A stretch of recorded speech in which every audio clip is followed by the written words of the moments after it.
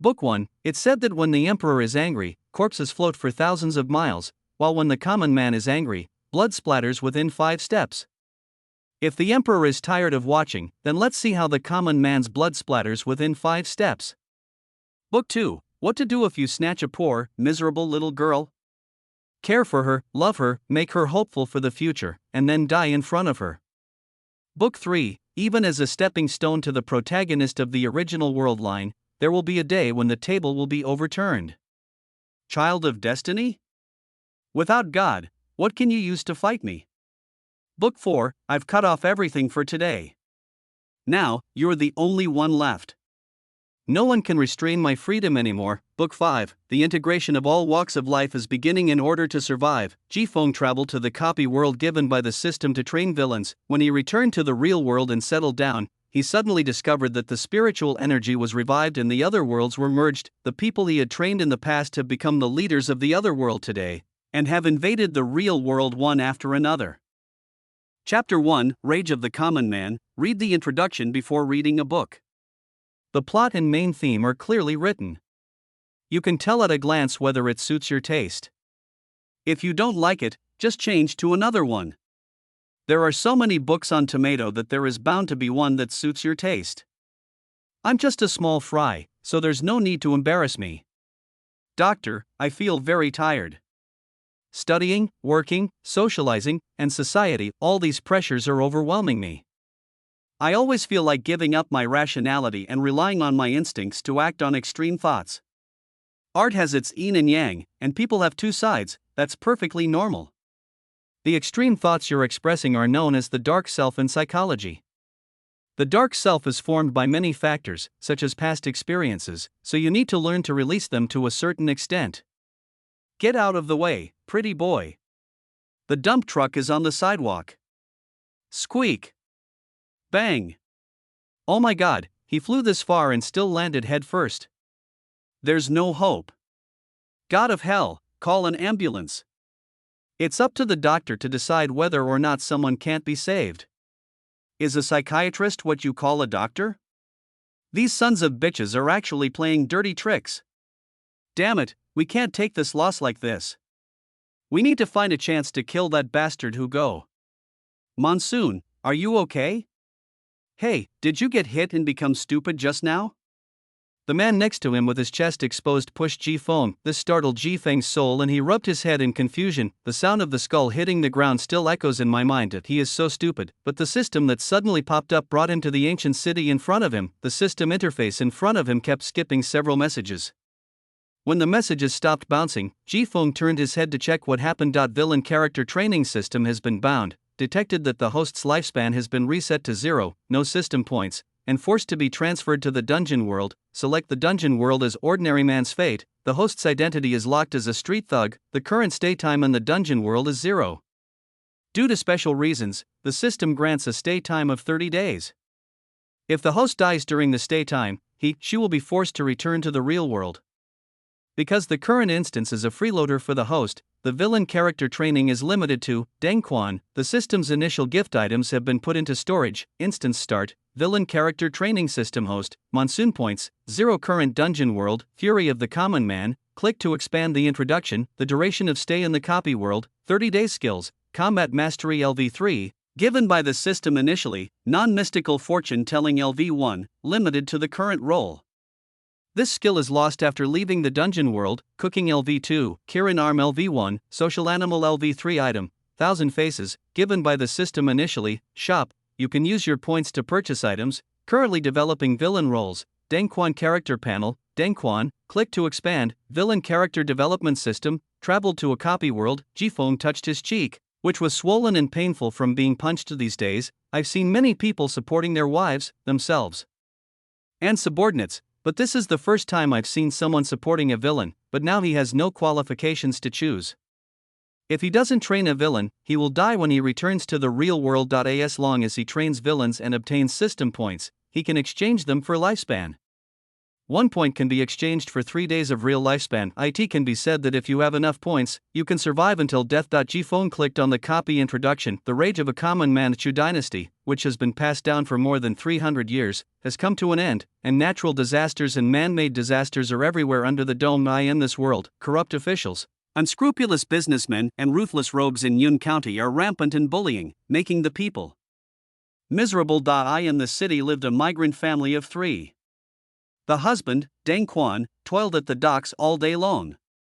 His wife, who stayed at home with the children, was targeted by hooligans because of her plump figure and good looks. Deng Quan kept retreating in order to ensure his family's survival in Yun County, which eventually led to the death of his wife and children at the hands of gossip and hooligans. The world is unfair and people's hearts are no longer as they used to be. In despair, Deng Quan committed suicide in front of the government office and let out a final angry roar with his remaining life. Now that you are here, I wonder if the ending here can be changed.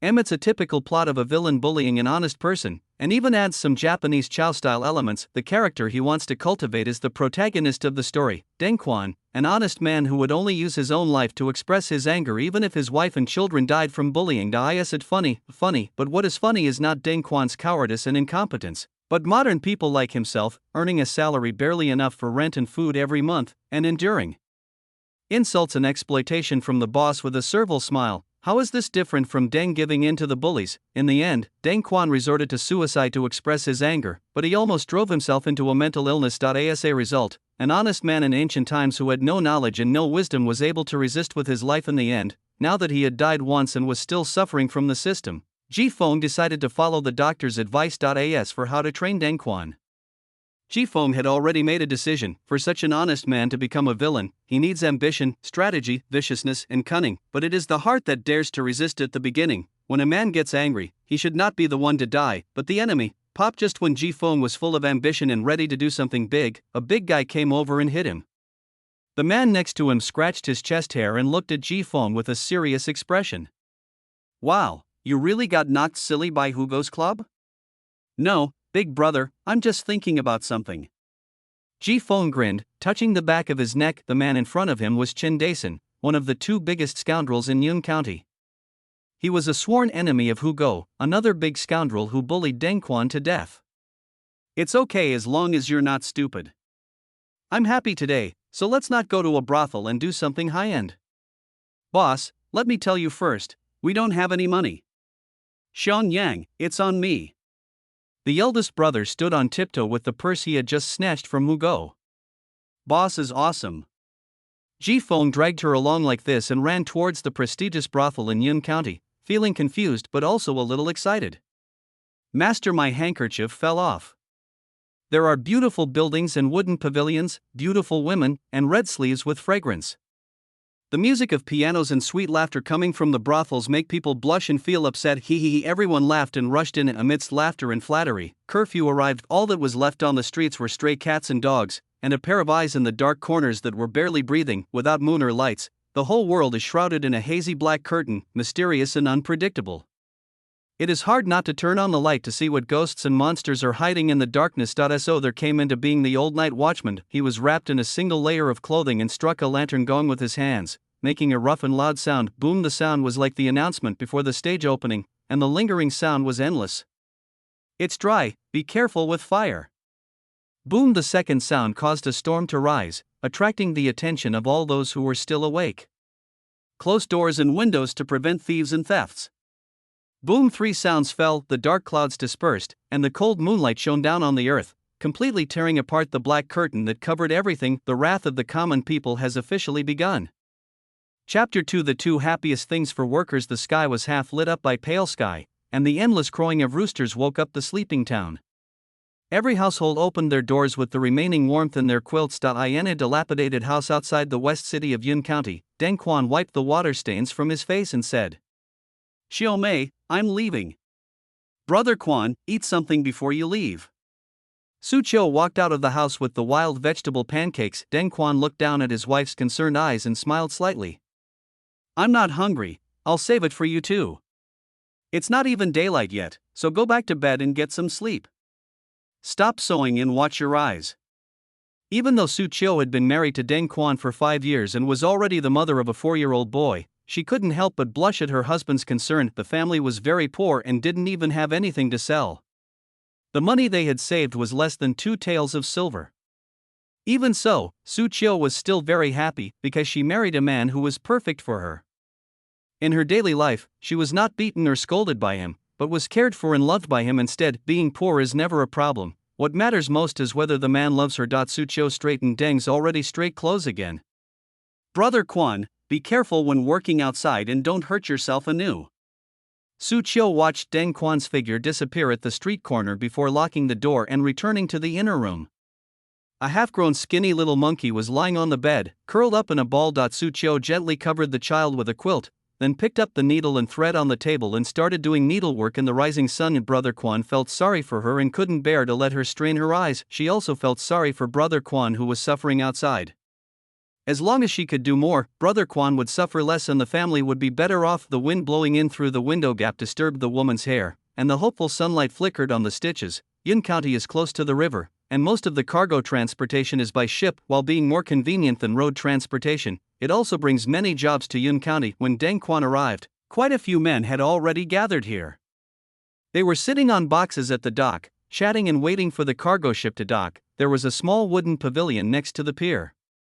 3 street thugs put their whips on the table and ate soup noodles. They were supervisors hired by the shopkeepers to prevent street ruffians from coming to extort money and to supervise the laborers to prevent them from being lazy. The shopkeepers have mastered the trick of being hung on the street lights. Further out there are many ragged men who squat in the corners and keep their eyes on the dock. Once someone falls down and cannot work, they will immediately rush out to take over the job. Nowadays, it is difficult to find jobs other than farming. The boat is coming. A shout came from the dock. The men rushed forward, like worker ants waiting to carry food back to the ant nest, and they would do anything to survive, even their own lives. Deng Quan was also among them. He was nearly 1.7 meters tall and had dark skin, so he was not conspicuous in the crowd. This grain ship needs 10 people. A group of men rushed forward. Everyone likes to rush to do the work on the grain ship. During the transportation process, some bags are accidentally torn, and the spilled grain is secretly put into pockets when being carried, and 2 days' worth of food for the family is gone. Deng Quanzheng raised his hand and squeezed forward. Seeing that the people from the grain shop were about to call his name, the person next to him secretly kicked him and squeezed into the last spot. When Deng Quan looked at him, he raised his eyebrows provocatively. After working at the docks for a few months, everyone saw each other all the time, and naturally there were a set of rules to follow. That is, when there was a good job, it was all based on luck. Whoever was called got it, otherwise, they are just a bunch of hot-tempered coolies. You rob me and I rob you, and in the end they have to fight. But this rule does not apply to Deng Quan, because he has a bad temper and will not fight back if he is bullied by others. He will just wait silently for the next good job to appear. Because of Deng Quan's despicable personality, he didn't make any friends after working at the dock for almost a year. Only an older man named Lao Pai could talk to Deng Quan. When Lao Pai saw Deng Quan pinching the small cut on his clothes in pain, he knew what had just happened. The grain store job was taken away again? You are just too honest. If you beat up those bastards, they won't dare to bother you anymore. There's plenty of work, and if it gets damaged it'll cost a lot of money. It's better to use that money to buy more food so that my wife and children can have enough to eat. Deng Quan sat on a wooden box, looking at the river and waiting for the next cargo ship. With a faint smile on his face, Lao Pai shook his head and got up to go to work. This is reasonable, but if you don't pay a price to save face for some things, you will be the only one who suffers in the ENDI. In the early morning of that day, Jin the shopkeeper finally arrived in a carriage. He loosened the jade belt around his waist with a big belly, and then he felt more comfortable. Which shipload of food is this? Speaking to shopkeeper Chen, this is the 3rd ship. Yes. Shopkeeper Chen nodded with satisfaction. Grain prices should be raised slowly first, and then they can be raised slowly. At least it should be acceptable for the sake of face. The subordinate beside him hesitated for a moment and asked cautiously, many families can't afford to buy food now. If the price goes up again, shopkeeper Chen looked at the busy laborers and sneered, you still have a lot to learn. These lowly people can't even afford food, so what's the point of living? As long as they want to survive, they will always find a way to make money. Why do you care how they get the money? As long as they have money, it's fine. Inadvertently, a copper coin rolled in front of shopkeeper Chen. Shopkeeper Chen ignored the boy who had just lost his copper coin and was anxious but did not dare to come forward. He picked up the copper coin, blew off the dust on it and put it in his pocket. Has the food for the county magistrate been delivered? It's been delivered, according to the half-year supply for his family of 100 people. Make it a whole and give it to me for another half a year. Don't forget to give some to those people in the government office too. As the saying goes, the king of hell is easy to deal with, but the little devils are hard to deal with. Don't let them be so foolish as to disturb my earning power. The subordinates listened to the boy crying loudly and looked at the shopkeeper Chen, who had difficulty getting on the carriage and needed someone to step on him. They were speechless for a moment. The two happiest things for workers are getting off work and getting paid. The men who have worked hard all day are experiencing these two things at the same time, and they all line up to get paid with a smile on their faces. Deng Quan was also standing in the queue, looking expectantly at the copper coins falling from the foreman's hands. Deng Quan, do you want to go for a drink? I won't go. My wife is waiting for me at home. I think she's not waiting for you, but the little money in your pocket. Yeah, she knows how to spend money better than I do. You put it so nicely, but a henpecked person is a henpecked person. A grown man has become like this. Do you want to send your wife to me so I can teach her a lesson for you? The man who spoke and the men around him burst into laughter. Deng Quan pretended not to hear. These people's daily pastime in their spare time was to make dirty jokes. If he ignored them, they would change the subject after a while. After receiving his wages, Deng Quan put the money in his arms and walked quickly home. There are a lot of thieves on the street. If the money in your arms is stolen, you will definitely go hungry unexpectedly. When I turned a corner, I bumped into someone without noticing. My friend, are you okay? After seeing the appearance of the person he knocked down, Deng Quan's face froze and he took 2 steps back. Ji Feng rubbed his hungover head and looked at Deng Quan in a daze. We agreed last night to go to a brothel together and have some fun. As a result, the cost of living there was too high, so only Chendason went there to save face, while the younger brothers could only watch helplessly while drinking to satisfy their cravings. The alcohol content of ancient wine was not high, but it was still soft and tender like my little sister's hands, so she fell down. I had just woken up for an hour and went out to look for food, but unexpectedly I met Deng Quan. Is this what they call the gears of fate starting to turn? Asked why Ji Feng could recognize Deng Quan at first sight even though he had never met him before. Look, the system interface pops up. Chapter 3: How to Annoy an Honest Person. Cultivation Role. Deng Quan Potential 3, 1 to 10. Strategy 1 Luck, 1 Willpower, 4 Force, 1 Ambition, 1 Current Trust Level 0, 1 to 5. Special Talent. Honest Man, Ambition and Strategy are limited to 1, and Potential is limited to 3. When this talent is changed, Ambition, Strategy, and Potential each increase by 3 points. Overall evaluation: everyone thinks he's a coward, except for his wife and children. If nothing changes, this ordinary person will still end up with his family destroyed. Such rubbish. This was the only thought that came to Monsoon's mind after he finished watching the panel. With these attributes, let alone developing into a villain, how can you play the game if you encounter hillovers and can be killed infinitely? Of course, it's not completely impossible to operate. The talent effect of the honest man is consistent with the direction set by Ji Feng at the beginning. As long as Deng Quan gets rid of the honest man label, everything can be saved. The first step to forcing an honest person into a corner: let honest people realize that resistance can not only bring troubles, but also solve them. Only in this way can honest people know that there is more than one solution to problems when they encounter them, namely tolerance. But where can we find trouble now to make Deng Quan realize the effectiveness of resistance? Wait, am I not a problem myself? Ji Feng suddenly remembered his identity as a scoundrel, brushed off the dust on his butt, and grabbed his hand to steal a glance at Deng Quan, who was about to escape. Just stand there. Kid, didn't your parents teach you to say sorry if you bump into someone? Deng Quan's face froze when Ji Feng grabbed his clothes. Ji Feng didn't know him, but he knew Ji Feng, or more accurately, knew Ji Feng's previous identity. Another gang of ruffians in Yun County besides Hugo. Ruffians are all the same.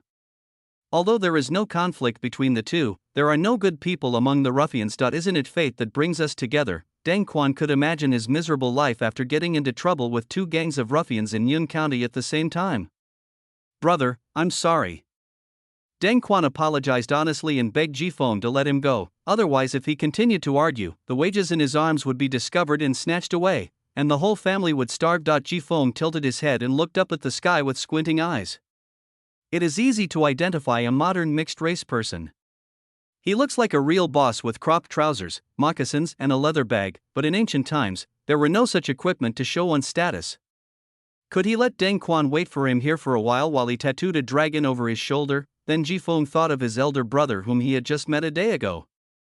He also had no equipment, but he didn't look like a good guy wherever he stood. So Jifeng imitated his elder brother, opened his chest to expose his breasts, stepped forward with his left foot, stepped back with his right foot, twisted his waist and raised his hips, raised his head and pointed his nose at Deng Quan. Oh, if apologies were effective, there wouldn't be so many deaths in this world. Deng Quan was sure that Jifeng was going to cause trouble for him, so he lowered his head, hugged the money string tightly in his arms and said nothing more. The more he talked about this kind of thing, the more mistakes he would make. If he kept quiet, he would get scolded or beaten a few times, and the matter would be over. If he didn't continue with this part, Jifeng wouldn't be able to act at all. He could only act like a rogue and push Deng Quan's shoulder with his fingers. Speak, boy, speak. Are you looking down on me by not saying a word? Many people were watching the scene. One of them, an elderly man leaning on a cane, tried to persuade the man, young man, he's already apologized to you. There's no need to be so aggressive. Unexpectedly, with the help of the onlookers and their persuasion, Jifeng became even more involved, as if he were possessed by a real scoundrel. He turned around and glared at the old man, then spat and said, "Old Deng, I advise you to stay out of other people's business, or I'll kick your crutches and break them, and you'll go back crying with empty hands." It has that flavor. The crowd of onlookers dispersed immediately. In the middle of the avenue, Jifeng was worried that Deng Quan couldn't bear the psychological pressure of being pointed at and criticized, so he raised his foot and kicked his butt, kicking him with every step, until he kicked him into the corner. Tell me, how do we solve this problem? Deng Quan squatted down with his head in his hands and whispered, "If you're still not satisfied, you can beat me up." Normally, a normal scoundrel would just hit and kick Deng Quan a couple of times to show off his power and that would be the end of it, but Jifeng is different. His purpose is not to show off his power. So Jifeng pretended to be drunk, stroking his forehead with one hand and leaning against the wall with the other, staggering. "Why is this wine so strong? Don't show up in front of me, kid. You're challenging my bottom line." If she hadn't taken the initiative to show that she was weak and easily pushed down, how could she have made Deng Quan so angry? However, Deng Quan still squatted there motionless. Jifeng could only continue to act, hitting and cursing at the air next to Deng Quan. "Well, if you have the guts, don't hide. Let's see if I can knock you down with one punch." Deng Quan secretly took the lead and took a look at Jifeng. Seeing that he seemed to be really drunk, he moved forward stealthily along the wall and tried to slip away. There was no way Jifeng would let him run away, so he grabbed Deng Quan's collar and pressed him against the wall. "Boy, you're really good at dodging. I'm not unreasonable. I just punched you, and now I'll let you punch me back. Don't let anyone else laugh at me for bullying you." Jifeng turned his head and put his face close to him, looking like he was asking for a beating. "Hit him. Are you still a man? You don't even dare to take action?" Deng Quan looked at Jifeng timidly. If there was no crack in the wall that could accommodate a person, he would have hidden in the crack and looked at Jifeng. Jifeng was furious. He couldn't just ask him to lie on the ground and pretend to be knocked unconscious by Deng Quan. "Just do it." Deng Quan didn't move. "Damn it. You're such a complete idiot. I gave you a chance but you couldn't do anything about it." Jifeng couldn't go on acting any longer, and slapped Deng Quan on the head with gritted teeth, feeling very disappointed with him. One of the slaps was so powerful that Deng Quan staggered and the 2 strings of copper coins in his arms fell out. The crisp sound instantly attracted the attention of both people. Before Jifeng could take any action, Deng Quan panicked and picked up the copper coin, hiding it in his arms and holding it tightly. Jifeng was so angry that he laughed. He thought his acting was not good enough, but he didn't expect that Deng Quan was afraid that the wages in his arms would be discovered by him, so he didn't say a word. If you can't act, then you have to be serious. He doesn't believe that Deng Quan can tolerate the wages he worked hard for a month being snatched away. "Take it out. Brother, please let me go. Without this month's wages, our whole family will starve. I don't care if you're hungry or not. Now that I've taken a fancy to you, you're mine. Take it out." Jifeng stretched out his hand arrogantly in front of Deng Quan, like a teacher asking for prohibited items from a student. Deng Quan refused to hand it over, so Jifeng started to snatch it away. The men at the dock lack everything else but strength. Jifeng couldn't snatch the item from Deng Quan by force, and the situation was at a stalemate. A fellow with a shifty face and wearing a Yamen official's robe came over. A look of joy appeared on Deng Quan's face. Most ruffians would behave themselves when they saw the Yamen runners. As long as they were allowed to take the money home and hide it, it would be fine even if they were beaten afterwards. Just as Deng Quan had expected, the Yamen runner came up and stopped Jifeng. "Well, you dared to break the law in broad daylight." Jifeng turned his head to look at the person who came. Before he could see the person's identity from the system, the Yamen runner recognized him first. "Brother Ji? I'm Xiao Wu. Last time, when my brother invited Brother Hu to drink with you, I went along. How dare this kid rob you of your money? I'll take him back and lock him up right now." Ji Feng's mouth twitched.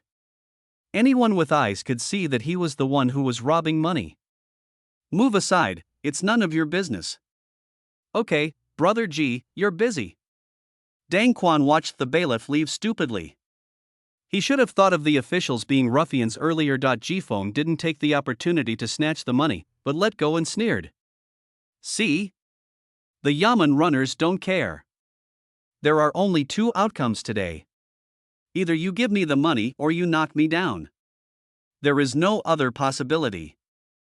Chapter 4. The plot unfolds. Using the emperor to control other people's wives. Don't want to hand over the money. This is what Deng Quan was thinking at the moment. With this money, the family can eat better, and Xiaomei no longer has to wear patched clothes and do needlework for others. When Deng Quan clenched his fists, Jifeng was happy. It wasn't easy.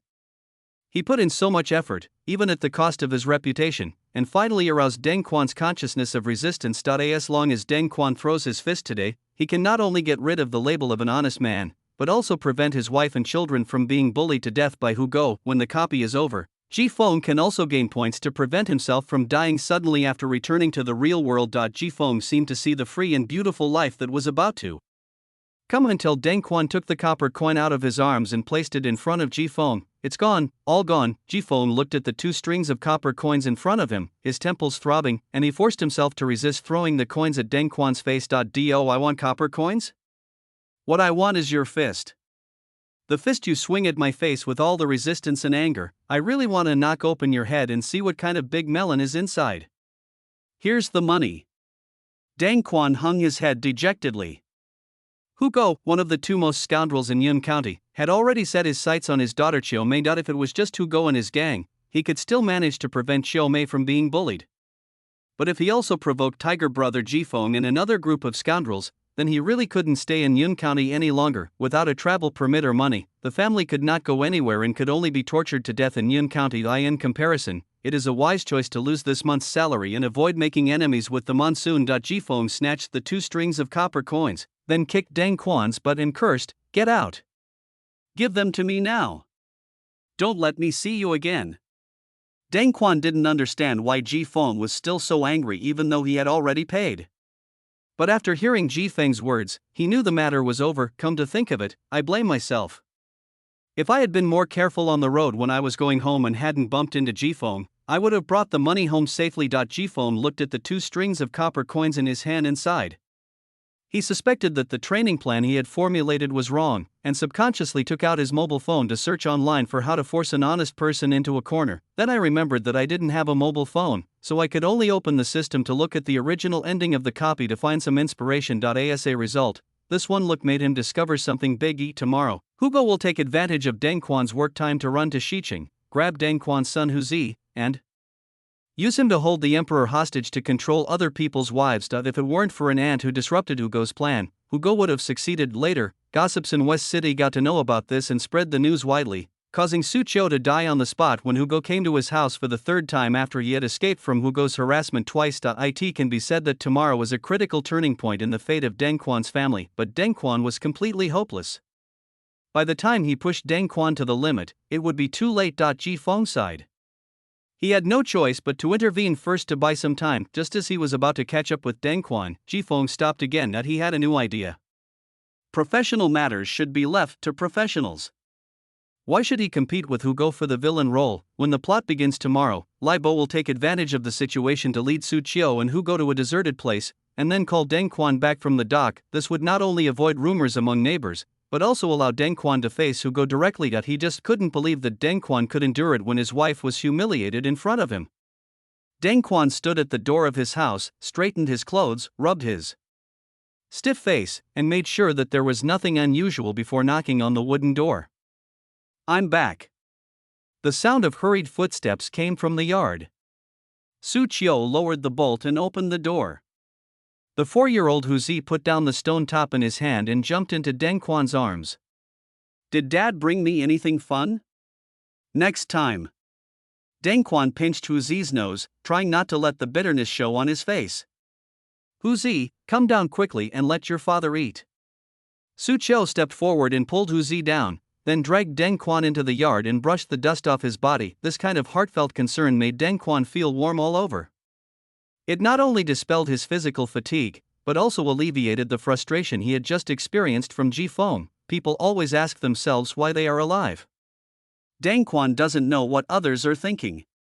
He only knows that he is alive for Chiu Mei and the child. No matter how tired or hard it was, he would be satisfied as long as he could see Chiu Mei's smile and hear the children's noise. As soon as Deng Quan washed his hands and sat down, Su Chiu brought him wild vegetable soup and pancakes. Su Chiu hurriedly put down the hot bowl, sat down next to Deng Quan, blew on his fingers and pinched his earlobe.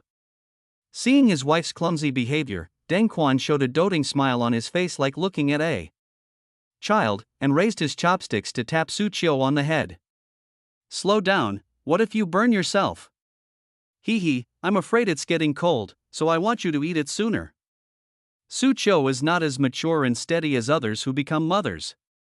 Instead, she seems like an innocent girl. Deng Quan blew on the soup bowl and took a sip under Su Chiu's gaze. The soup does not have a rich taste, just a little salty and bitter taste of wild vegetables, but it is warm, making people's pores open and feel lazy.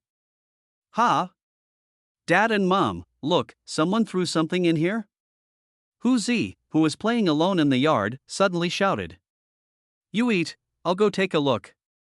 Su Chiu pushed Deng Quan onto the stool, stood up and walked into the yard. A cloth bag lay quietly in the yard, and Hu Zi was poking it tentatively with a small wooden stick. Su Chiu was holding the cloth bag when he felt the touch on his hand, and his face suddenly changed.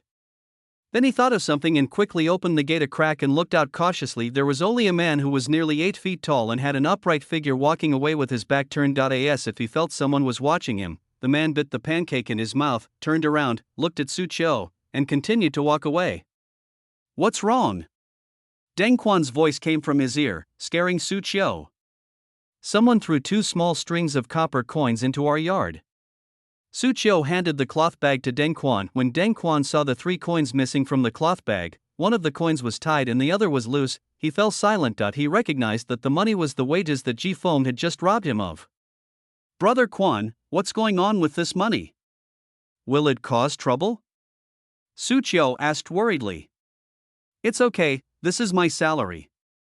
Seeing that Deng Quan had no intention of explaining in detail, Su Chiu stopped asking and took the copper coins and went back to the house to hide them in the box under the bed. The originally delicious meal is now overshadowed by the questions in my mind. Was it someone who acted out of chivalry, or did Ji Feng throw the money back on his own initiative? Most people in Yun County know the reputation of ruffians like Brother Tiger and Ji Feng, and no one would take the initiative to provoke them. Just for the sake of their own insignificance. So Deng Quan was more inclined to believe that Ji Feng had thrown the money back on his own initiative. But why did Ji Feng do that? Was it just to humiliate him? He also said that Ji Feng's behavior meant that he, like Hu Go, was targeting his family?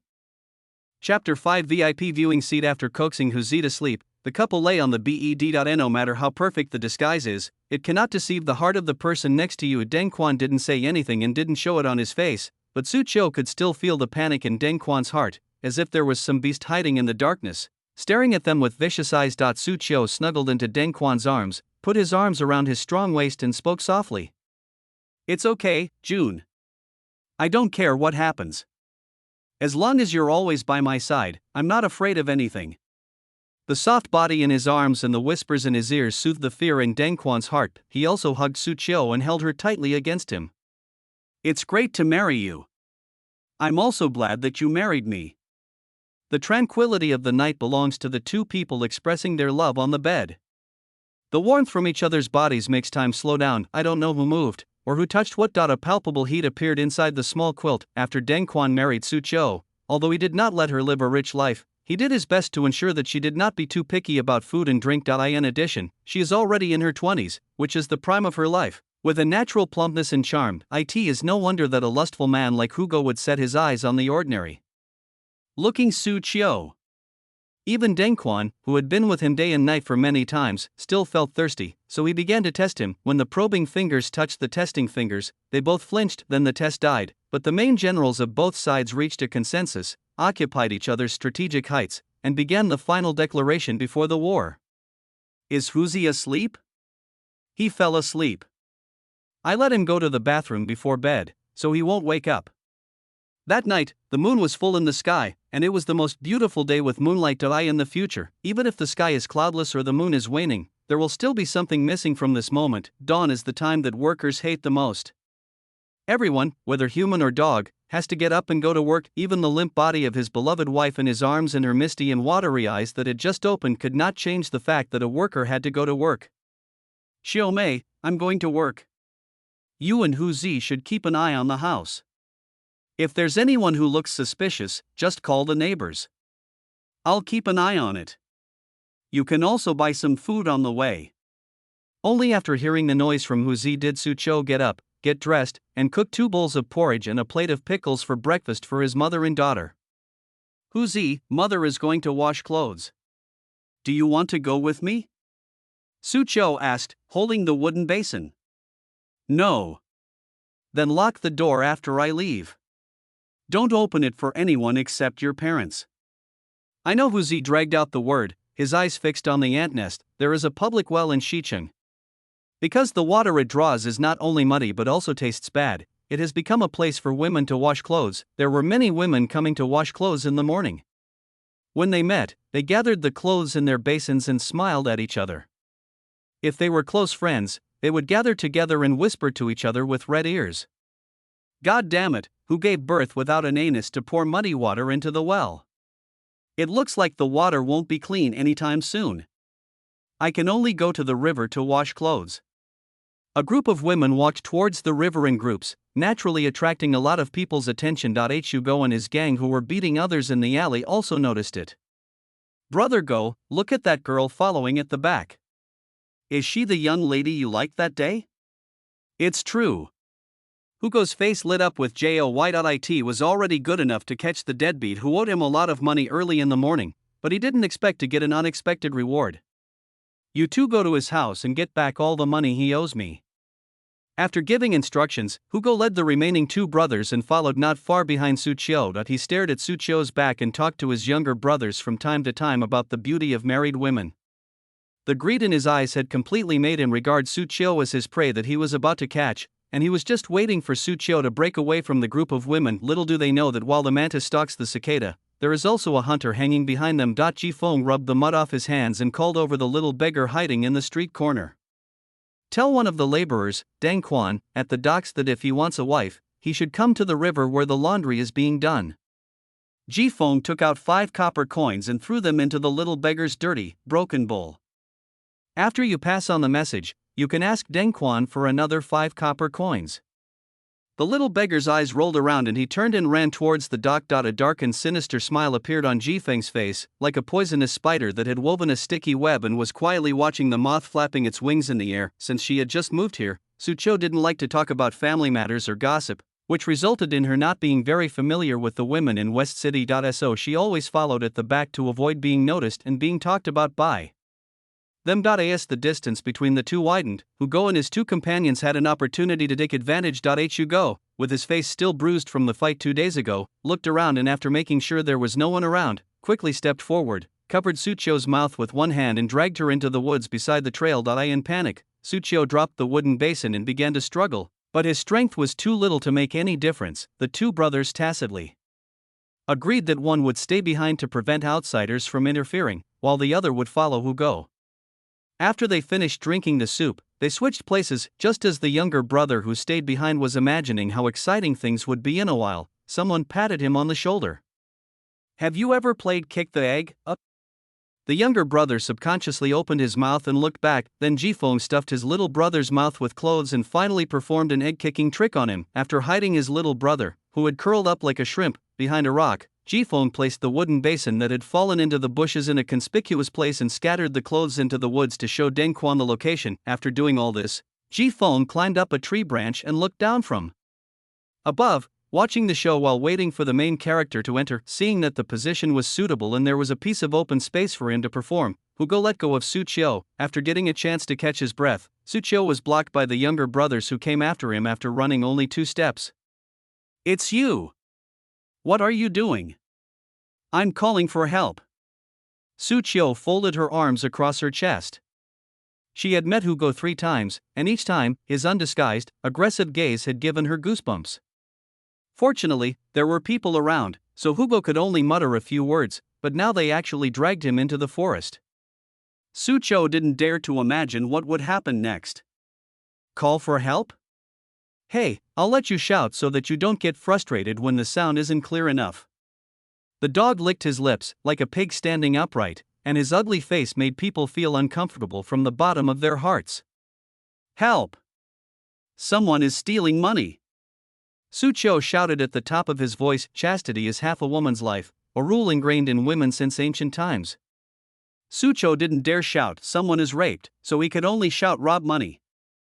After a few calls, only a few birds were startled and flew away. Su Qiu gathered her strength and slowly backed away, leaning against a tree. Only in this way could she feel a little safe. She suppressed the fear in her heart and stared at Hugo. Chapter 6, The Half-Baked Chow Wei. Why are you resisting so much, young lady? Brother Go, am not trying to kill people for money.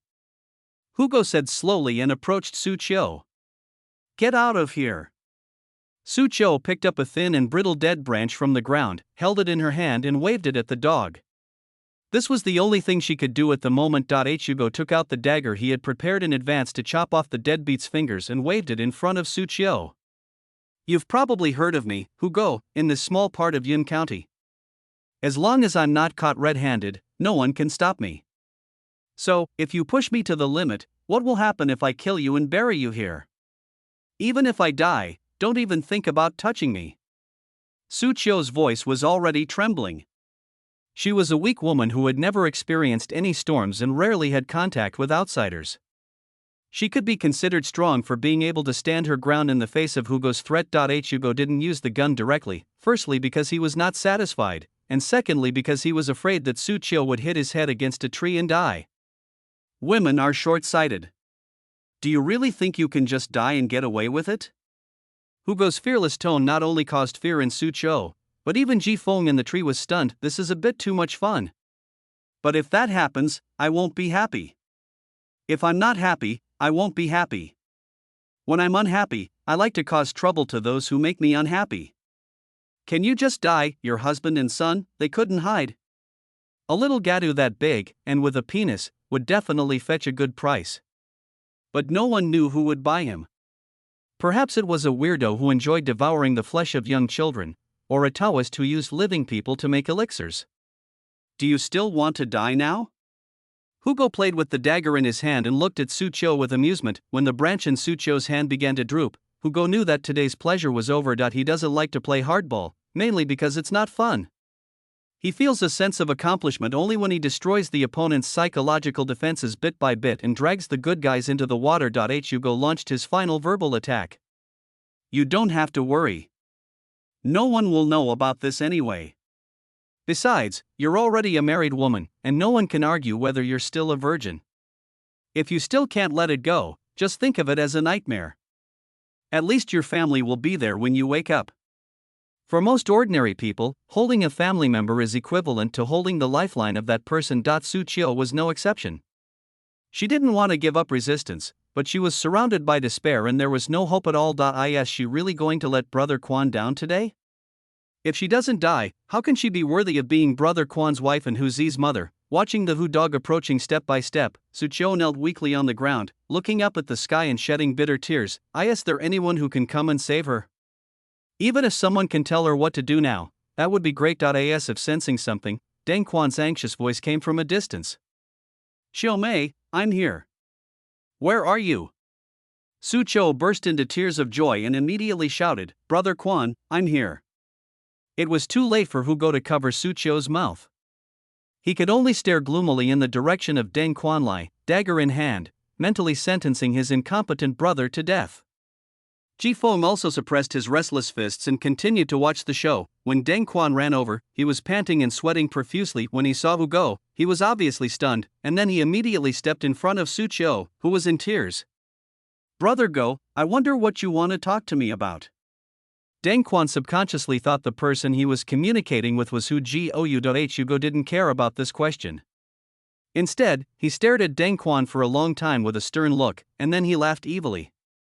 Originally, I had my eye on your wife and wanted to bring her here to play with her, but you're just right. I haven't experienced what it's like to be in the presence of a victim. After Hugo finished speaking, the younger brother beside him reacted and stepped forward to pin Deng Quan to the ground, feeling his wife's hands tightly clutching her clothes behind him and listening to her sobs of grievance and fear. Deng Quan could already imagine what tragedy would have happened if he had arrived a few minutes later, and now that they were here, Hugo still didn't want to let them go. Deng Quan clenched his fists and roared, Don't come over here! Ji Feng breathed a sigh of relief on the tree, which finally aroused Deng Quan's bloodiness. This operation consumed a lot of his brain cells. Hey, you dare to show your teeth? Hugo said jokingly, Today I'm really going to force myself on you right in front of you. I want to see what you do next. Hugo put the dagger against Deng Quan's neck.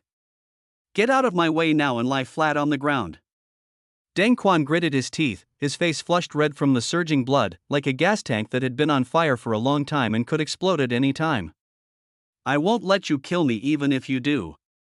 Hugo was amused and slapped Deng Quan's cheek with his dagger. Do you really think I wouldn't dare to kill you? You're overestimating yourself and underestimating me, Hugo. Even if I kill you too, the government can't do anything to me. Do you know why? The courtyard where the county magistrate lives was bought by my family's medical clinic, and the money used by half of the constables under his command to visit brothels was given by my family's medical clinic. Don't say I only killed you too. Even if I killed 5 or 10 more, our county magistrate would have to help me invent a reason for your death. He is so arrogant and presumptuous. This is Hugo, one of the 2 scoundrels in Yun County, and also the Hu family, one of the 2 major families in Yun County. Hugo continued with the arrogance that only comes with power. Besides, there are only 2 of you. No one is willing to report you to the police and provoke me. As a person, you should know yourself and know who to provoke and who not to provoke. I'm attracted to your wife, it's just bad luck for you. Apart from letting me play with you, your family has no other way out, you know. The more Hugo spoke, the faster Deng Quan's Adam's apple moved, and the sweat from his forehead flowing into his eyes made his eyes red. He couldn't retreat any further, as Chiu Mei was right behind him, but there is no other way if we don't retreat. Ji Feng in the tree sighed softly, and he could smell the frustration and powerlessness oozing from the pores of Deng Quan's body. I also understood from the very beginning that Deng Quan was not cowardly and tolerant by nature, but that this was the way of the times. Chastity is a rule engraved in the bones of most women in this era, while fear of power is a rule engraved in the bones of all ordinary people. The power they feared was not the power that Ji Feng believed in, but the real power that could decide life and death with just a single word. Faced with such powerful oppression, how many ordinary people who don't even have martial arts skills would dare to resist? No wonder he forced Deng Quan so hard yesterday, but Deng Quan endured. His identity as a scoundrel is to follow another scoundrel who can be on par with Hugo's identity. As long as Deng Quan dared to hit someone like him, revenge would follow the next moment. Since his idea was wrong from the very beginning, he should end this farce. Just as Ji Feng was about to jump down from the tree, the situation below changed. Hugo actually stuffed the dagger into Deng Quan's hand. I thought you still had a chance to survive, so I'm giving you the knife. If you don't want to see your wife enjoying herself under me, then kill me now. Do you dare? Even though the dagger was in front of his chest, Hugo still put on that greasy and hateful face and slapped Deng Quan's cheek wantonly. Deng Quan looked at the dagger in his hand and a hint of cruelty flashed in his eyes. Deng Quan actually put the dagger back to his neck. Hugo was amused by Deng Quan's actions. What? You still don't realize your own lowliness, and you plan to risk your life to challenge the county magistrate's impartiality? I borrowed a lot of money from Mr. Chen at the grain store today. This is the contract I just signed. Deng Quan pulled out a sweat-soaked contract from his pocket. Note 1, what do you mean? Deng Quan took 2 deep breaths, mentally preparing himself before speaking in a steady voice. Manager Chen only cares about money. If I were murdered, he would definitely ask the killer to compensate me. Monsoon, Hugo really didn't expect Deng Quan to use this trick. It has to be said that it really made Hugo feel difficult. Although shopkeeper Chen might not ask him for money, if his nephew Chen Dason knew about it, he would definitely lead his men to fight him again on the pretext of asking for money. Hugo touched the bruises on his face that had not completely disappeared. He didn't want to fight with Chen Dason again in the short term. If you have some brains, I'll let you go for now. Hugo didn't care whether anyone gave him a way out. He snatched the dagger from Deng Quan's hand and turned away, but this does not mean that he let Deng Quan go. It's just that they can't play face to face today. There will be plenty of time in the future, unless Deng Quan doesn't even go to work and stays at home all day. Is that possible? That's impossible. Sooner or later, Hugo will be able to get whoever he likes. Seeing that Hugo had really left, Deng Quan swayed for a moment before he stood firm, turned around and hugged Su Qiu in his arms. Sorry, Sister Qiu, I'm late. Brother Quan. Seeing Deng Quan exhausted, Su Qiu's tears fell again. Because of her, Deng Quan not only had to face Hugo, but also had to borrow money from Manager Chen. How could this money be easy to borrow? They were just ordinary people, so why did they have to face such a thing? Where would their future be? Deng Quan looked at the falling leaves behind Su Qiu and was also deeply confused. He just took out the loan agreement as a quick spur-of-the-moment idea. His goal in borrowing the money was not to use Boss Chen's power to protect himself, but to use the money to secretly run away with Qiu Mei, and Hu Zi. Hugo's targeting of Qiu Mei has already put him under considerable pressure, and coupled with Ji Feng's unclear motives yesterday, he was even more frightened, so he had no choice but to resort to this desperate measure and become a fugitive. Unexpectedly, he accidentally saved Qiu Mei today. They have already left their hometown, and now they are leaving Yun County to escape. Where can they go? Chapter 7 has no title, a transitional chapter. Ji Feng left quietly without disturbing the two of them. Today, Deng Quan had completely changed his opinion. Bea man, when faced with Hugo's threat to his life, he did not abandon his wife and run away.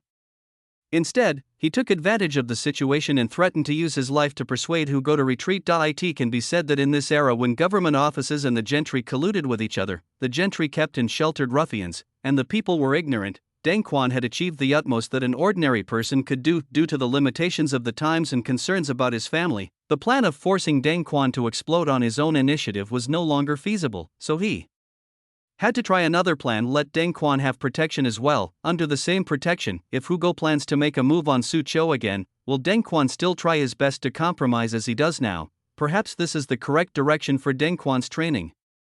Why are you here? I've been looking for you all morning. As soon as Ji Feng returned to the city, he met two of Chen Dason's younger brothers, whom he had found from somewhere, drinking mutton soup. He is obviously a big, strong man with a beard, but he likes to imitate Maitreya Buddha by always opening his chest and touching his belly with his hand. Going out for a stroll? What's up, big brother?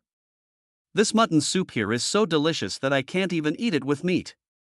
Wait until I overturn their stall and move to another place. Chen Dason glanced at the trembling old man waiting on the side and said dissatisfiedly. Well, why bother him? He's an old idiot who can't even squeeze 2 ounces of oil out of his body. Ji Feng made a sarcastic remark to dissuade the man who ate without paying from thinking of causing trouble, but he still overturned the table when he stood up. The old man looked at the broken bowl on the ground, not daring to get angry or say anything. He kept bending down and apologizing to Chen Dason with a smile. The common evils in the world all have the same virtue. Ji Feng also overturned a stool and colluded with Chen Dason. Arm in arm, what else could he do? Should he speak up for Chen Dason and tell him that what he was doing was immoral? Deng Quan's development as a villain was delayed, but the crematorium in the real world doesn't talk about morality with Ji Feng. When they arrived at the Chen family's restaurant, Chen Dason left his 2 younger brothers outside because they were not qualified to dine with Chen Dason in the restaurant. As soon as they entered the restaurant, Chen Dason started yelling at the top of his voice, "Waiter, where's the waiter? Come over here and serve us." The shopkeeper came over with a helpless look on his face and said, "Mr. Sen, the master said you can eat and drink in the restaurant, but you can't be so reckless. You're disturbing the diners and destroying our own signboard." "I know, stop whining. Which house is empty? My brother and I are still hungry." The shopkeeper looked at Ji Feng with resentment. After all, Chindason was a family member, so it didn't matter to him, but Ji Feng was a shameless scoundrel who just followed him and ate and drank for free without any expression. Hurry up! Chendason's feet were shaking. If the shopkeeper continued to procrastinate, he would definitely get kicked in the buttocks. After entering the room, Chendason ordered a variety of fish and meat as usual. While waiting for the dishes and drinking tea, he spoke to Ji Feng. "Monsoon, you helped me with something. What's the matter?" Ji Feng took the initiative to speak. If he wanted to survive in Yun County for a month, he had to rely on Chendason's power, otherwise he would not be able to succeed even if he was a good fighter. "The day after tomorrow, the old man from the Hu family wants to marry someone. He's over 50 years old, with dirt buried up his nostrils, and he's still thinking about teasing a 14 or 15-year-old girl. It's infuriating just to watch. So you want me to be that old man and carry the little girl from the bridal chamber to you?" Chendason looked at Ji Feng with strange eyes. "No wonder I was the only one who enjoyed myself last time while you were all drinking downstairs. I never thought you would think a naive young girl like this could be more sexy than those big-butted girls in the brothels." Ji Feng silently clenched the teacup. "I get angry when I mention this. Did I want to drink downstairs? It was because you didn't have enough dog coins that they didn't let me in." After taking a few deep breaths, Ji Feng calmed down the urge to spit in Chendason's face. "Since you didn't like the young wife, why would you be upset if she married you?" Chendason spat out a mouthful of tea foam and explained, "That old deng probably knew that he didn't have much time left, so he wanted to accept the gift as a coffin fund. Since he brought this up, we had to give him some face, but giving him too much would be embarrassing, so my family pushed the gift-giving issue onto me. That rotten ass Hugo knows he'll pull some dirty tricks if I go and talk to him, so I'll leave the gift-giving to you." Ji Feng was speechless. "You, Chendason, are afraid of underhanded tactics, but am I, Ji Feng, such a tough guy? What if someone hides a swordsman and uses a cup-throwing signal? A level 3 combat mastery doesn't mean he's invincible. He'll still be attacked if there's more of him." Chendason knew that what he was doing was not right, so he said with a smile, "Your brain is better than mine, right? I'm sure you can handle it if you go. And if you reveal this, you will represent the Chen family instead of just me, Chendason. He is still a member of the Chen family. If anything happens to him, he will be the first one to be abandoned by the Chen family." Only Chendason could draw such an old cake, but Deng Quan's change still requires Chendason's momentum, so Ji Feng can only pretend to be stupid and eat this big pie. "No problem, big brother. Good brother, I knew you could do it." Chendason patted Ji Feng's shoulder. "It's later in the evening. Don't worry, go there. I'll take care of anything that happens." As soon as the food was served, Chendason ate heartily while telling Ji Feng the secret gossips about the Hu family's backyard. What about the son sleeping with his father's concubine, and the old man in his 70s forcing a young girl to give birth to a barbarian dog? In short, Ji Feng was stunned by what he heard. Chapter 8. My dear, we meet again in the tea stall. Ji Feng drank half a bowl of tea, glanced at the intersection and continued to eat melon seeds. This was his second day of waiting in Shicheng. Hugo would definitely come to harass Su Qiu again while Deng Quan was at work, but Ji Feng didn't know the exact time, so he could only use this stupid method to ambush him. Once he has caught Hugo, he will rescue Su Qiu. This will not only dispel the unpleasantness between him and Deng Quan, but also provide sufficient reason to bring Deng Quan under his protection. Ji Feng spat out the rotten bitter melon seeds in his mouth. The only problem was that time was too unbearable. He had no mobile phone or computer, not even newspapers or magazines. He could only sit here and eat melon seeds and wait for time to pass. It was extremely painful. Chuabing, freshly made stuffed chuabing. Listening to the man's words, Ji Feng became interested. "Give me one." "Okay, enjoy your meal, sir." The surface of the pancake is baked to a crispy consistency, with a smoky but not overpowering aroma. Inside the pancake are some wild vegetables similar to pickled mustard greens, which taste sour, crisp, and refreshing. Now I have to say that the man is quite skilled. After eating one pancake, I was actually very hungry. Unfortunately, the man had already left, and I couldn't buy a second one. Ji Feng poked his head out of the tea stall to look at the sun. It was already noon, lunchtime, and there was no one on the street. Go out and have a meal, then come back and squat again. However, not long after Ji Feng left, Hugo and his gang appeared at the street corner. Hugo still had the same attitude, walking with his feet outwards, looking up and squinting at people, like a devil. The two little brothers behind him followed suit, looking like complete lackeys. When the tea stall owner saw Hugo and his gang, he quickly hid himself in the shade of the tea shed. For small vendors like them, local thugs and cruel officials in the government office were extremely troublesome.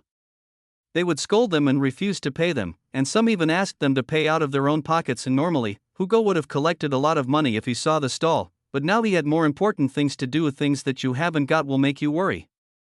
Originally, seeing Sucho was just to satisfy his desire to see the prey, but now that he hasn't been able to get it again and again, it makes him even more anxious. Last time, Deng Quan was lucky enough to find a way to avoid it, but this time, even if the Jade Emperor comes, it won't work. Sucho, who was sitting at home sewing, suddenly felt panicky. The needle pricked her finger and stained the white cloth red. Sucking his fingers, Sucho secretly blamed himself for dirtying a good piece of cloth. At this time, Uzi ran over and hugged Sucho's thighs and said coquettishly, "Mom, I want to go out and play." "No, you have to stay home and wait for your dad to come back." "Mom, just let me go out and play. I used to be able to go out and play." Sucho didn't know how to explain to Uzi what happened the day before yesterday for a moment, so he could only touch Uzi's head and fool him. "Be good, Uzi. There are bad guys outside targeting our house. We can only wait for your father to come back home." "Okay." Uzi is not yet at the age where people dislike him, so his mother's words are still quite powerful. Boom boom boom. The knocks on the courtyard door, accompanied by the creaking groans of old wood fearing death, made Sucho's already uneasy heart even more uneasy. It was impossible for Brother Quan to get home from work at this time. Could it be the neighbors around here? But if they were neighbors, they would say who they were when they knocked on the door. Unlike this person who didn't say a word after knocking on the door. Boom boom boom. Huzi looked up at Sucho. Being so young, he didn't understand how fear was expressed. He only knew that his mother's face looked very ugly when she heard the knock on the door. "Mom, there's someone knocking on the door." Uzi's gentle voice actually calmed Sucho's heart, which was trembling along with the wooden door. She pushed Uzi's little bit and said, "Mom will play hide and seek with you, okay? Be good and hide in the kitchen. Mom will look for you in the house. If Mom thinks she can't find you, she will call you out. As a reward for hiding well, Mom will buy you some candy. I will definitely hide it." The innocent child was attracted by the candy before he realized anything was wrong, and ran to the kitchen happily. And knock, knock, knock.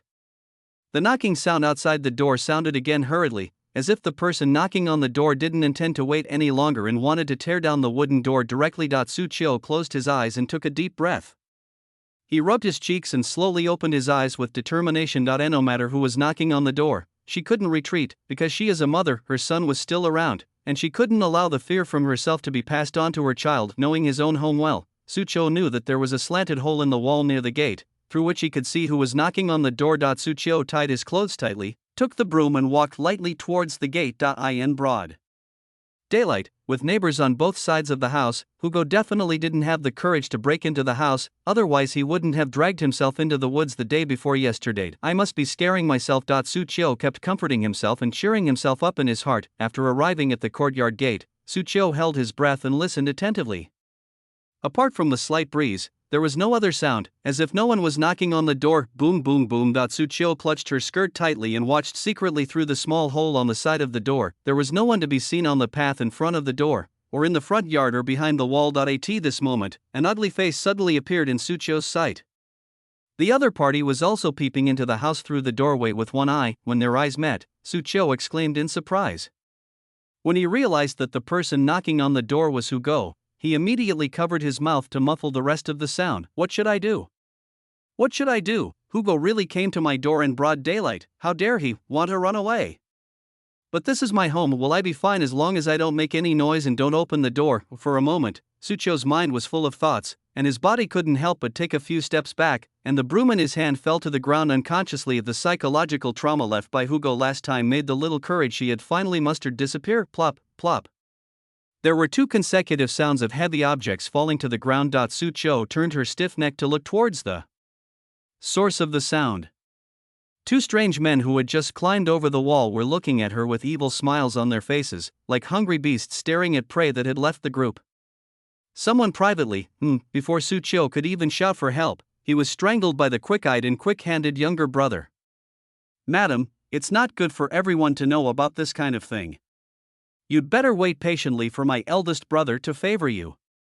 No matter how hard the fish out of water struggles, it can only watch the butcher approaching step by step. Su Chiu felt suffocated, not knowing whether it was because the force of the throat was too strong or because another younger brother opened the gate. Hugo pushed his younger brother away and grabbed Su Chiu's arm.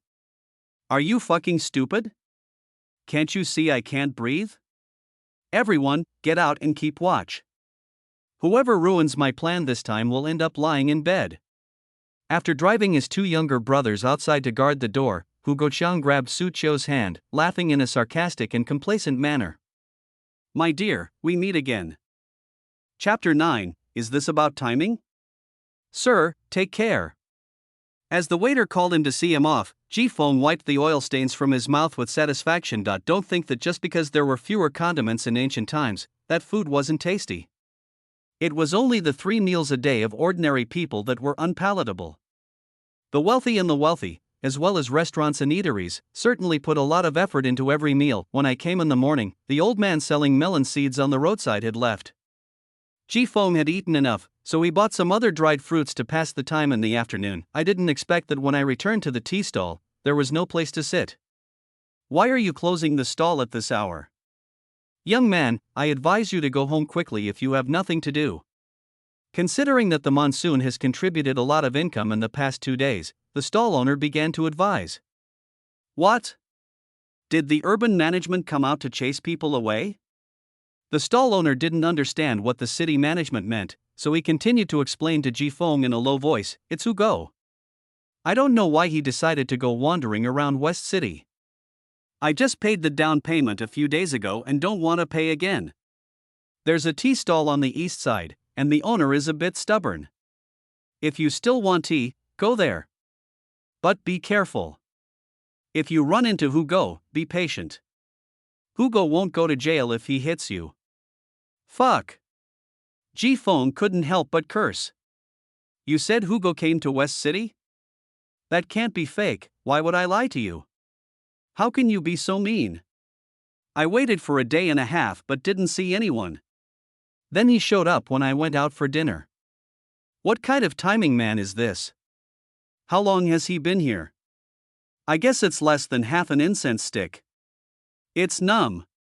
Monsoon's scalp is tingling now. In less than 30 minutes, those who were quick might have finished their shower and were ready to go out with their pants pulled up. Not only would his 1.5 days be meaningless, but Deng Quan's family would also repeat the same mistake. This capturing the timing, this is Ji Feng's life, and if he returns to the real world, he will end up in the crematorium. The stall owner wanted to ask Ji Feng if he was waiting for Hugo on purpose, but seeing the gloomy look on Ji Feng's face that threatened to explode if he looked at him any longer, he packed up his stall with a clear mind. This bag of dried fruits is for you. Ji Feng threw the dried fruits to the stall owner. I feel so embarrassed. The stall owner rubbed his hands and waited for Ji Feng to give him something again. However, Ji Feng had no time to care about the stall owner. He just wanted to rush to Deng Quan's house.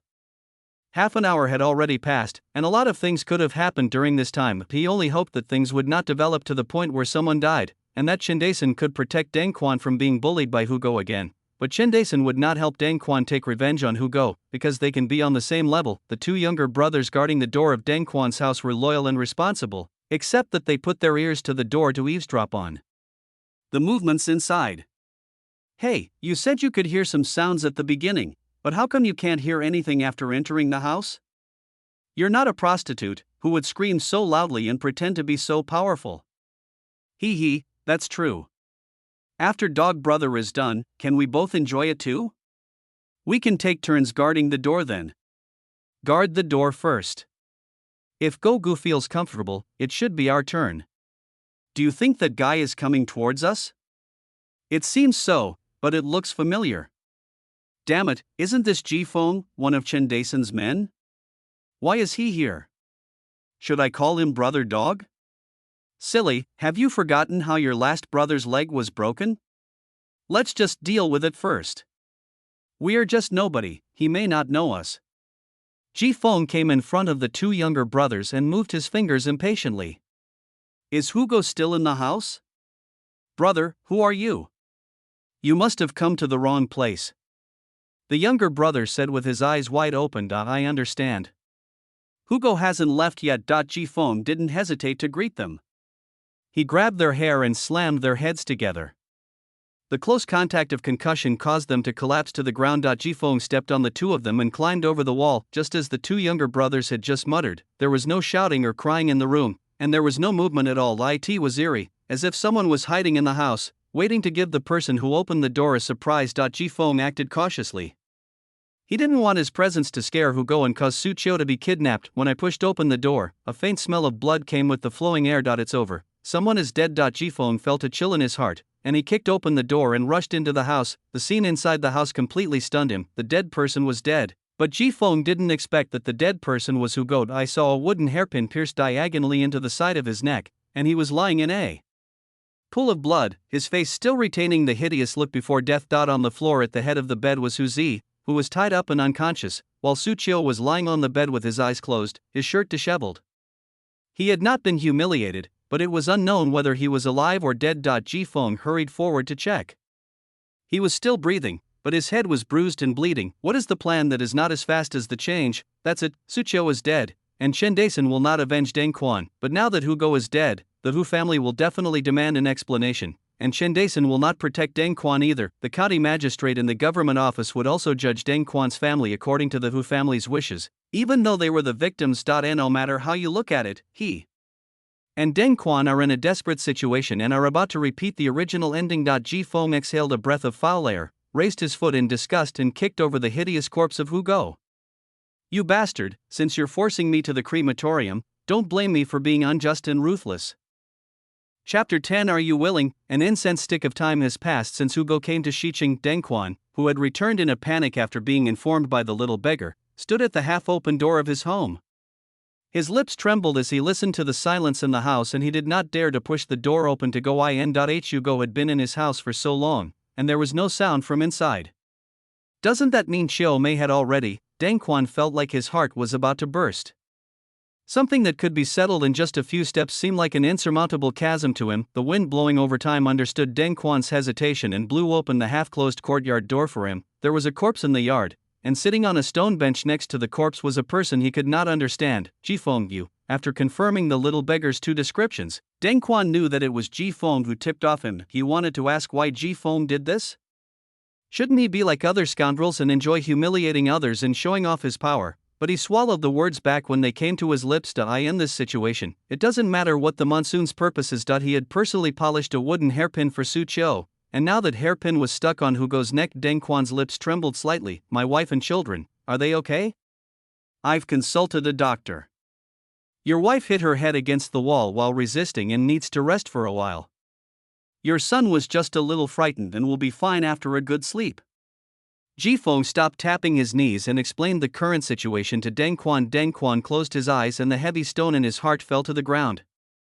He walked quietly to the window and looked through the window at the mother and son lying on the bed. Su Qiu's face was pale and his brows were tightly furrowed. Hu Zi was hugging his mother's arm with the lingering fear on his face still not gone. These were like sharp knives stabbing into Deng Quan's heart, accusing him of incompetence. He closed the window and turned to walk out the door. Ji Feng called out to Deng Quan, "Where are you going?"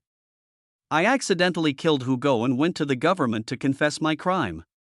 Deng Quan said in a deep voice. It was his dereliction of duty not to protect Su Qiu, so he couldn't let Su Qiu face imprisonment. This was the only thing he could do, and it was what he should have done. Thank you for helping me twice. I, Deng Quan, can only repay your kindness by working like a slave in my next life. After saying that, Deng Quan knelt down and kowtowed to Ji Feng. Ji Feng shook his head while accepting the greeting and said, "Have you ever thought about what kind of life your wife and children will live after you confess your guilt?" Deng Quan was stunned for a moment, lowered his head and did not answer. Ji Feng continued, "For the sake of the family's dignity, the Hu family will not let you live. Once you confess your crime, your wife and children will become the wives and children of the criminals. Even if you take the charge of murder, the neighbors around you will still wonder why the dog appeared in your house, and they will also wonder why you killed the dog. They wouldn't dare suspect the actions of a powerful family, but they would simply think your Su Qiu was immoral, seducing Hugo and being caught in bed by you. and would kill him in a rage. Then, verbal abuse, contempt, ridicule, and ostracism would sweep through your shabby little home like a torrential storm. Do you think your wife and children would be able to withstand it then? Jifeng stood up, his tall body blocking the sun behind him, shrouding Deng Quan in darkness. The calm whisper seemed to come from the abyss, carrying a breath of despair that made Deng Quan's hands and feet cold as if he had fallen into a cold cave. It also shattered the last bit of luck in his heart, forcing him to face this bloody future. Deng Quan had witnessed this scene before and knew that what Jifeng said was true, but this made him even more unacceptable. He gritted his teeth and said with difficulty, "As long as Chiu Mei leaves Jun County, no one will know them and they will be able to survive." Indeed, this way your wife still has a chance to survive.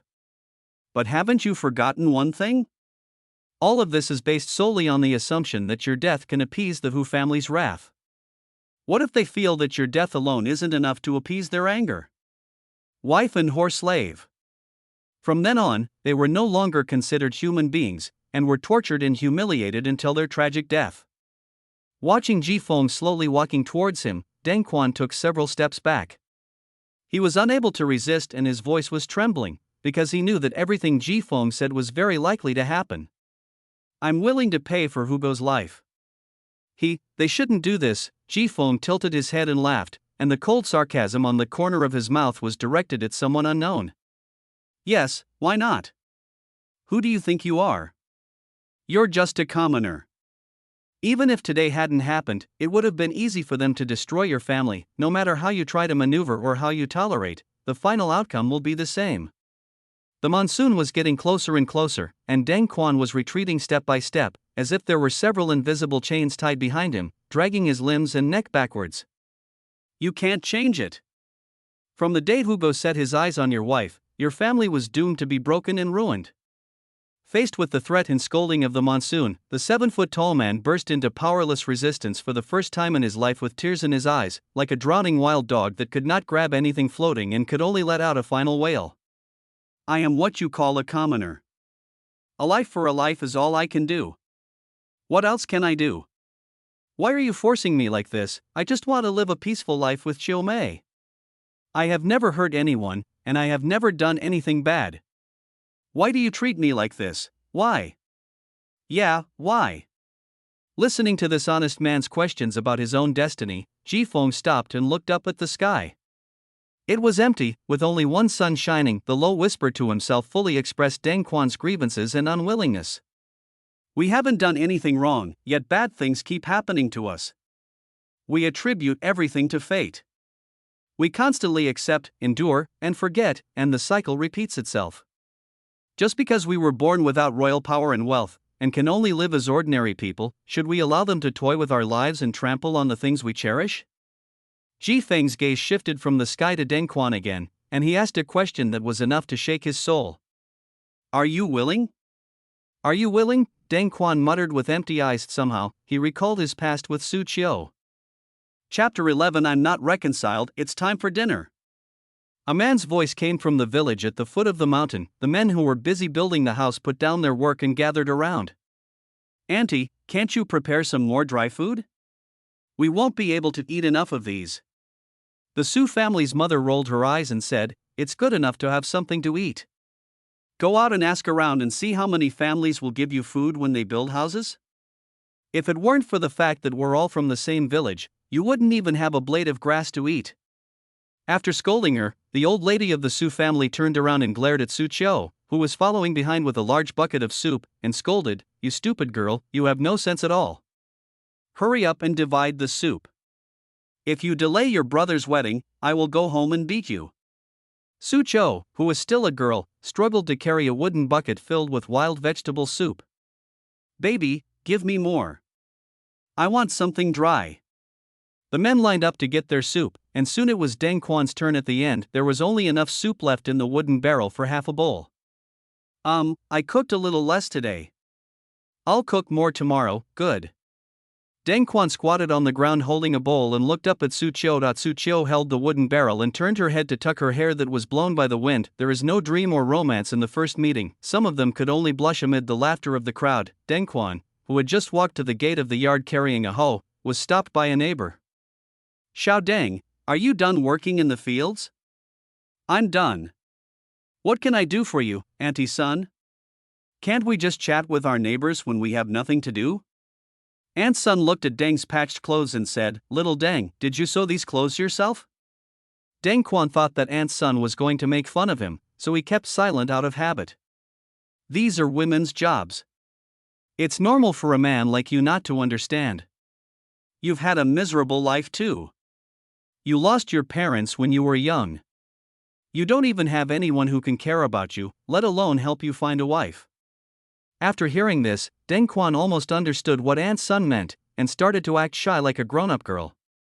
If Aunt Sun is alright, I'll go back and rest. You're such a grown man, but you're still so shameless.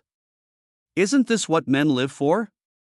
Sleeping with your wife and beating your children are all normal. I have watched you grow up like my own child. Do you have a crush on any girl? I will help you propose marriage. Deng Quan remembered the girl who always left a bowl of wild vegetables at the bottom of the bucket for him when he helped build a house in the next village last time. Whenever she stood in the sun and smiled secretly, Deng Quan always felt like someone had stuffed a piece of burnt charcoal into his chest, not hot, just warm. There's actually a girl you like. Tell me who it is and I'll help you propose. No, Auntie, I don't want to get married yet. Deng Quan refused Aunt Sun and carried his hoe back to his leaky mud house. There was nothing in the whole house except the wooden tables and chairs he had made himself. How could he use the house for a wedding when he couldn't even live in it and was afraid it would be washed down by heavy rain any day? Father and mother-in-law, please accept my greetings. Even on a happy day, old lady Sue still had a sour and mean look on her face. If it weren't for the fact that no one wanted this money-losing item, you wouldn't have been able to buy it with such a small amount of money. Old lady Sue became more and more angry as she thought about it. Seeing Deng Quan standing in front of Su Chou, she rubbed her hands a few times but didn't hit him. A daughter who is married off is like spilled water. She has nothing to do with my family anymore. Even if you beat her to death, I won't return the money. Why aren't you leaving yet? I didn't cook anything for you, so hurry up and leave. The wedding was extremely simple, with no matchmaker, no guests, no fancy horses, and no elaborate wedding arrangements. Deng Quan was still wearing the patched and crooked clothes, but Su Chou had changed into new clothes and was lying on Deng Quan's back with a red cloth covering his head. Brother Quan, please put me down. We still have several miles to go. Su Chou struggled several times to get off Deng Quan's back, but he held her tightly, feeling the man's intentions. Su Chou lay quietly on Deng Quan's back and let him carry her. Xiao Mei, are you really willing to marry me? I don't even have a home to shelter you from the wind and rain.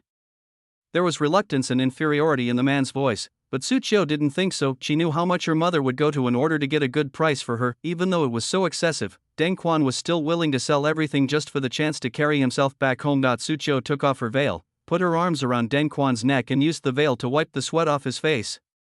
As long as you are by my side, whether it is in this mountain or in this field, wherever you stop, that is my home.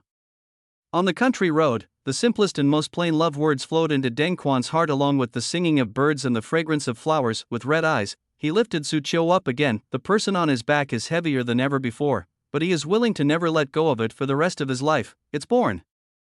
The eldest sister gave birth to a boy, real? Deng Quan's face lit up with joy and he was about to rush into the bedroom, but when he thought of the midwife's reminder, he stopped abruptly. Xiao Mei, are you okay? I'm fine. Hearing Xiao Mei's weak voice, Deng Quan stood at the door and walked around in circles. You can come in now. Deng Quan pushed the door open slowly to prevent the wind he brought from chilling Su Chou, but he finally saw his child, a small, ugly little fellow with red body, crying loudly with his mouth open without even opening his eyes. Deng Quan held the baby clumsily under the guidance of the midwife, and he didn't know what to say, so he just imitated the baby's grunting sounds. Xiao Mei, look, this is our son. From now on, we will be a family of 3. Yes. Su Chou reached out and touched the child's cheek, with relief on his pale and tired face. Brother Quan, please give the child a name. This. I'd better give it a nickname. I'll ask a learned person to give it a full name later. Let's call him Huzi, so he can grow up healthy and strong like a tiger. Deng Quan placed Huzi next to Su Chou and pointed at Su Chou with his little hand. Huzi, look, this is your mother. When you grow up, you must protect her well. Brother Quan, how tall do you think Hu Zi will grow in the future? He will definitely be taller and more powerful than me. When Hu Zi grows up, he will definitely have to get married. I don't know if there will be any girls in the neighborhood in the future. Brother Quan, do you think I can be a good mother to Hu Zi? What if I can't handle the relationship between mother-in-law and daughter-in-law well? Those are far away. Brother Quan, the gentle voice gradually drifted away. His Chiao Mei is such a good person, and his Chiao Mei is so eager for the future. Asa result, everything was ruined because of Hugo's Manglan Gianni. Why should they bear all the blame for Hugo's mistakes? Why should I just watch my family being slaughtered? Why? Deng Quan's eyes were bloodshot, his neck was covered with blue veins, and he forced each word out from between his lips and teeth, his voice full of tears. I'm not willing. Chapter 12. The dagger changes position and the beast is out of the cage. So you want to save your wife? Think. My method comes at a price. As long as it has nothing to do with my wife and children, I'm willing to pay any price. Even if it means death? Even if it means death. Jifeng laughed and looked into Deng Quan's burning eyes. He approached step by step, his voice really yet ethereal, like a demon lurking in the abyss, constantly speaking to seduce the lost lamb, dragging it into the abyss of no return. There is an insurmountable gap between you and the Hu family, but there is also a shortcut that is only one step away. Do you know why ordinary people in this world are feared? Because no matter whether you are a general, a prince, or a scoundrel, as long as you are within 5 steps of an ordinary person, you will die. Deng Quan's eyes widened little by little, and beneath a hint of confusion lay a raging sea of emotions. All that was left was someone lighting a fire to completely trigger this raging wave, and the monsoon is this raging fire. The Hu family is no exception. Since they don't abide by the laws of the dynasty and put your life and everything you hold dear on the table to gamble with their power, why should we still abide by the rules? As long as you overturn the table and kill them all, you will be a man that everyone fears. No one will touch your wife and children, and no one dares to touch your wife and children. Do you dare? Do you dare? These 3 words echoed in Deng Quan's ears like the sound of the great way, making his ears ring. Yes, as long as the Hu family members are killed, no one will bother Chiao Mei anymore. Even if it costs their lives, no one will dare to say anything to Chiao Mei. But could an ordinary person like him really kill all the people in the Hu family? If there were still a few people left, wouldn't they vent all their anger on Chiao Mei? Thinking of this, Deng Quan fell silent. On one side, the soul was constantly roaring, and on the other side, the iron chains that bound it were rattling. As Jifeng turned around, a white bone-like dagger appeared in his hand. This dagger is called the wolf-tooth dagger. It's made from the sharpest teeth in a giant wolf's mouth. It can easily penetrate armor and chests. Holding it is enough to scare those bloated guys to death. Jifeng handed the wolf-tooth dagger to Deng Quan. The wolf-tooth dagger, with its rough, blood-red surface, revealed a wildness and madness that pierced Deng Quan's eyes, cut off all the chains that bound him, and ignited his restless heart. Dagger translocation. The beast is out of the cage. At this moment, there was one less honest man in the world, and one more ferocious beast that Jifeng had released by cutting the chains with his own hands. Jifeng clapped his hands and laughed, tears flickering in his eyes. You are better than me. Come on, let those ignorant people who think they are in control of everything see what the consequences of lawlessness are. To help you achieve your wish, I will give you another gift. Monsoon once again took out a tear gas-like thrower and a capsule. Open it, and anyone within a 10-meter diameter will experience numbness and weakness in their hands and feet within 1 minute. This is the antidote. Deng Quan calmly took the 2 things, stuffed them into his arms and was about to go out. Jifeng stopped Deng Quan again. No rush. The Hu family will hold a concubine banquet tonight. You will go and deliver the gifts on my behalf. We can't let their kindness go to waste. We'll meet again then. Deng Quan was the only one left in the courtyard. He didn't go into the house, but sat beside the dead dog in the yard, his back to the bedroom, stroking his wolf-tooth dagger without looking back. Seeing his wife and children again would only increase his worries and make him hesitate. A man who had already reached his deathbed should not hesitate any longer. After leaving Deng's family, Jifeng went directly to the clothing store. When he came out, he had transformed from a street thug into a modest gentleman, and his feather fan and long scarf attracted attention. Next, as the person who trained people behind the scenes, he had to solve the last problem. West City, a tavern outside Yuanbao Casino. Chen Dason was drinking and bragging with 3 gambling house guys. Fangs. Status in this copy world is not as glorious as Chen Dason's, but he is still very famous among street thugs. Feng waved his hand outside, and the 3 younger brothers looked at each other and stood up and left. Hey, what are you guys doing? Keep drinking. Don't drink anymore, bro. I have something to talk to you about. Chen Dason looked at Feng with empty eyes for a long time. Where did you come from, you show off? Get out of here right now, or you'll get beaten up if you keep hanging around in front of me. I'm Monsoon. Monsoon? Damn. Are you possessed by a monster? How did you become like this? Chen Dason is also a capable man. Although he looks dizzy now, he will immediately sober up after asking the waiter to drink 2 bowls of clear soup. Wait a minute, didn't I tell you to go to the Wu family tonight?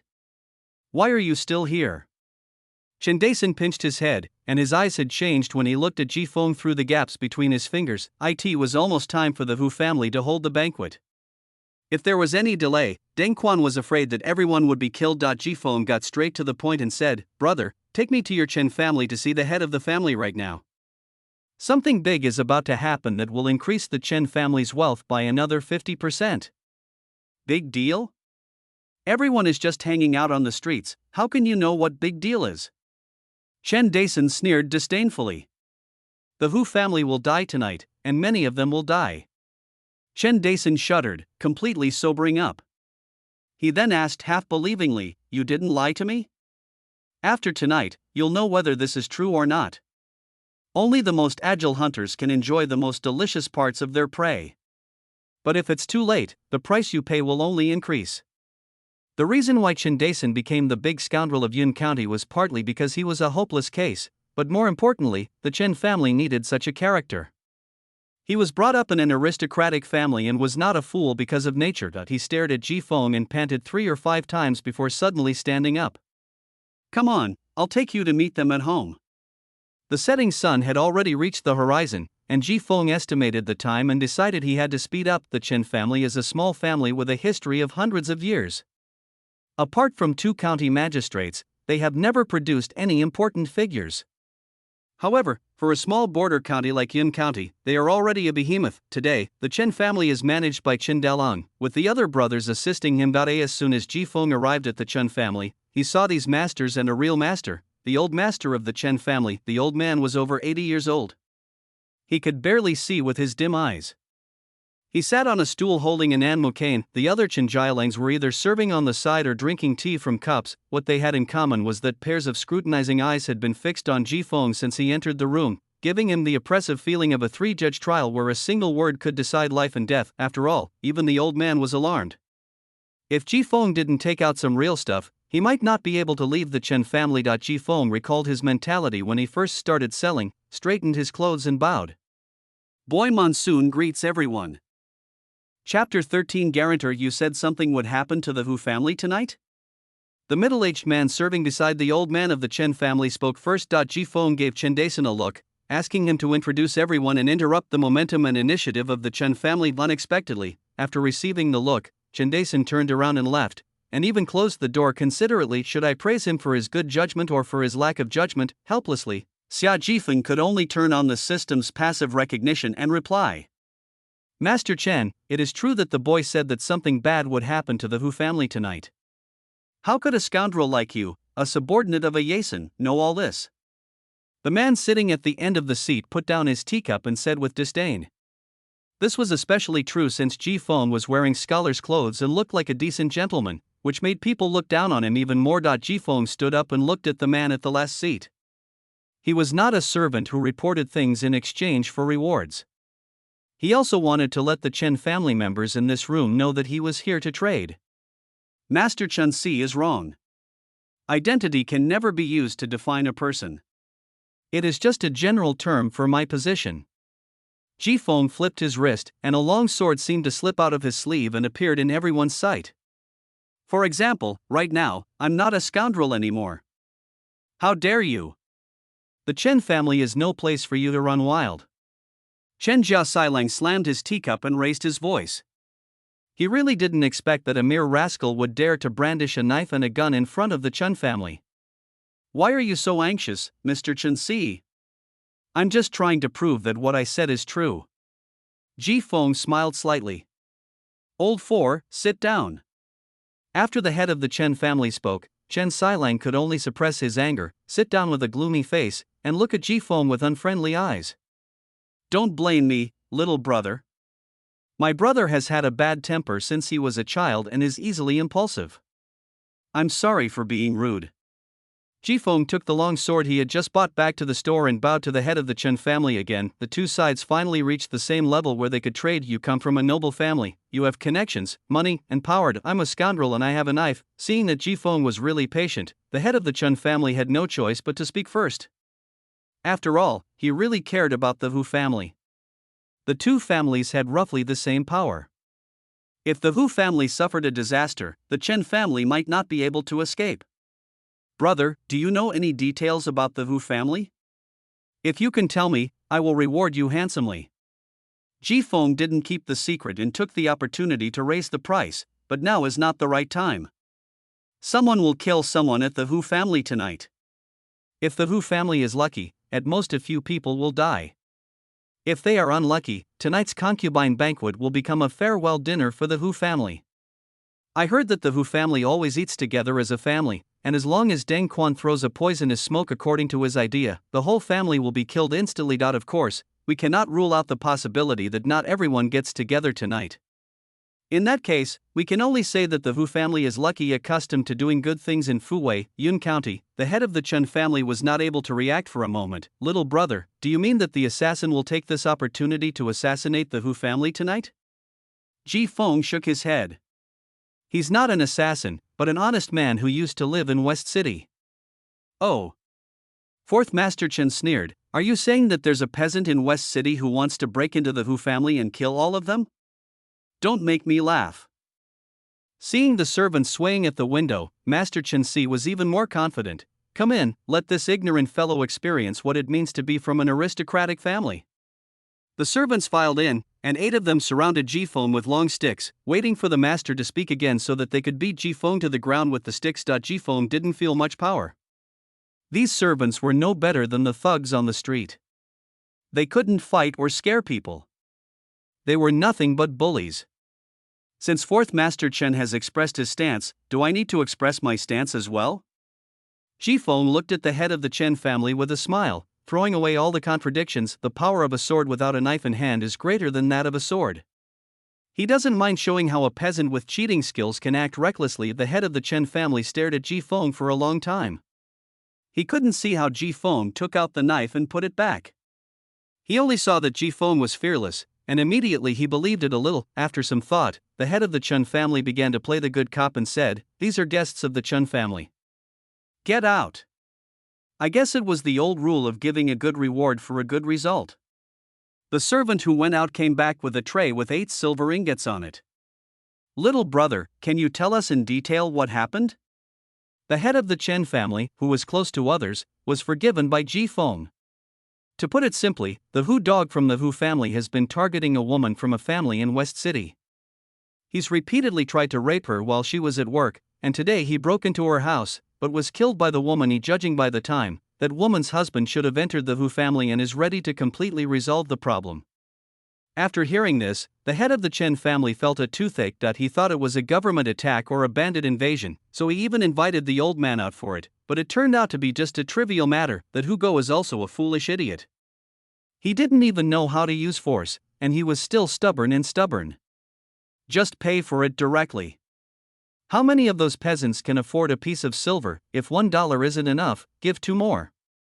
Maybe she'll wash her wife and send her to your bed. How could you end up being killed?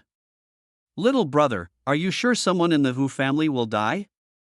If they were still eating together at the same table tonight, the whole family might die. An ordinary peasant actually dared to attack such a big family and even had the ability to destroy their family. This led to the forced breaking of the once solidified class system.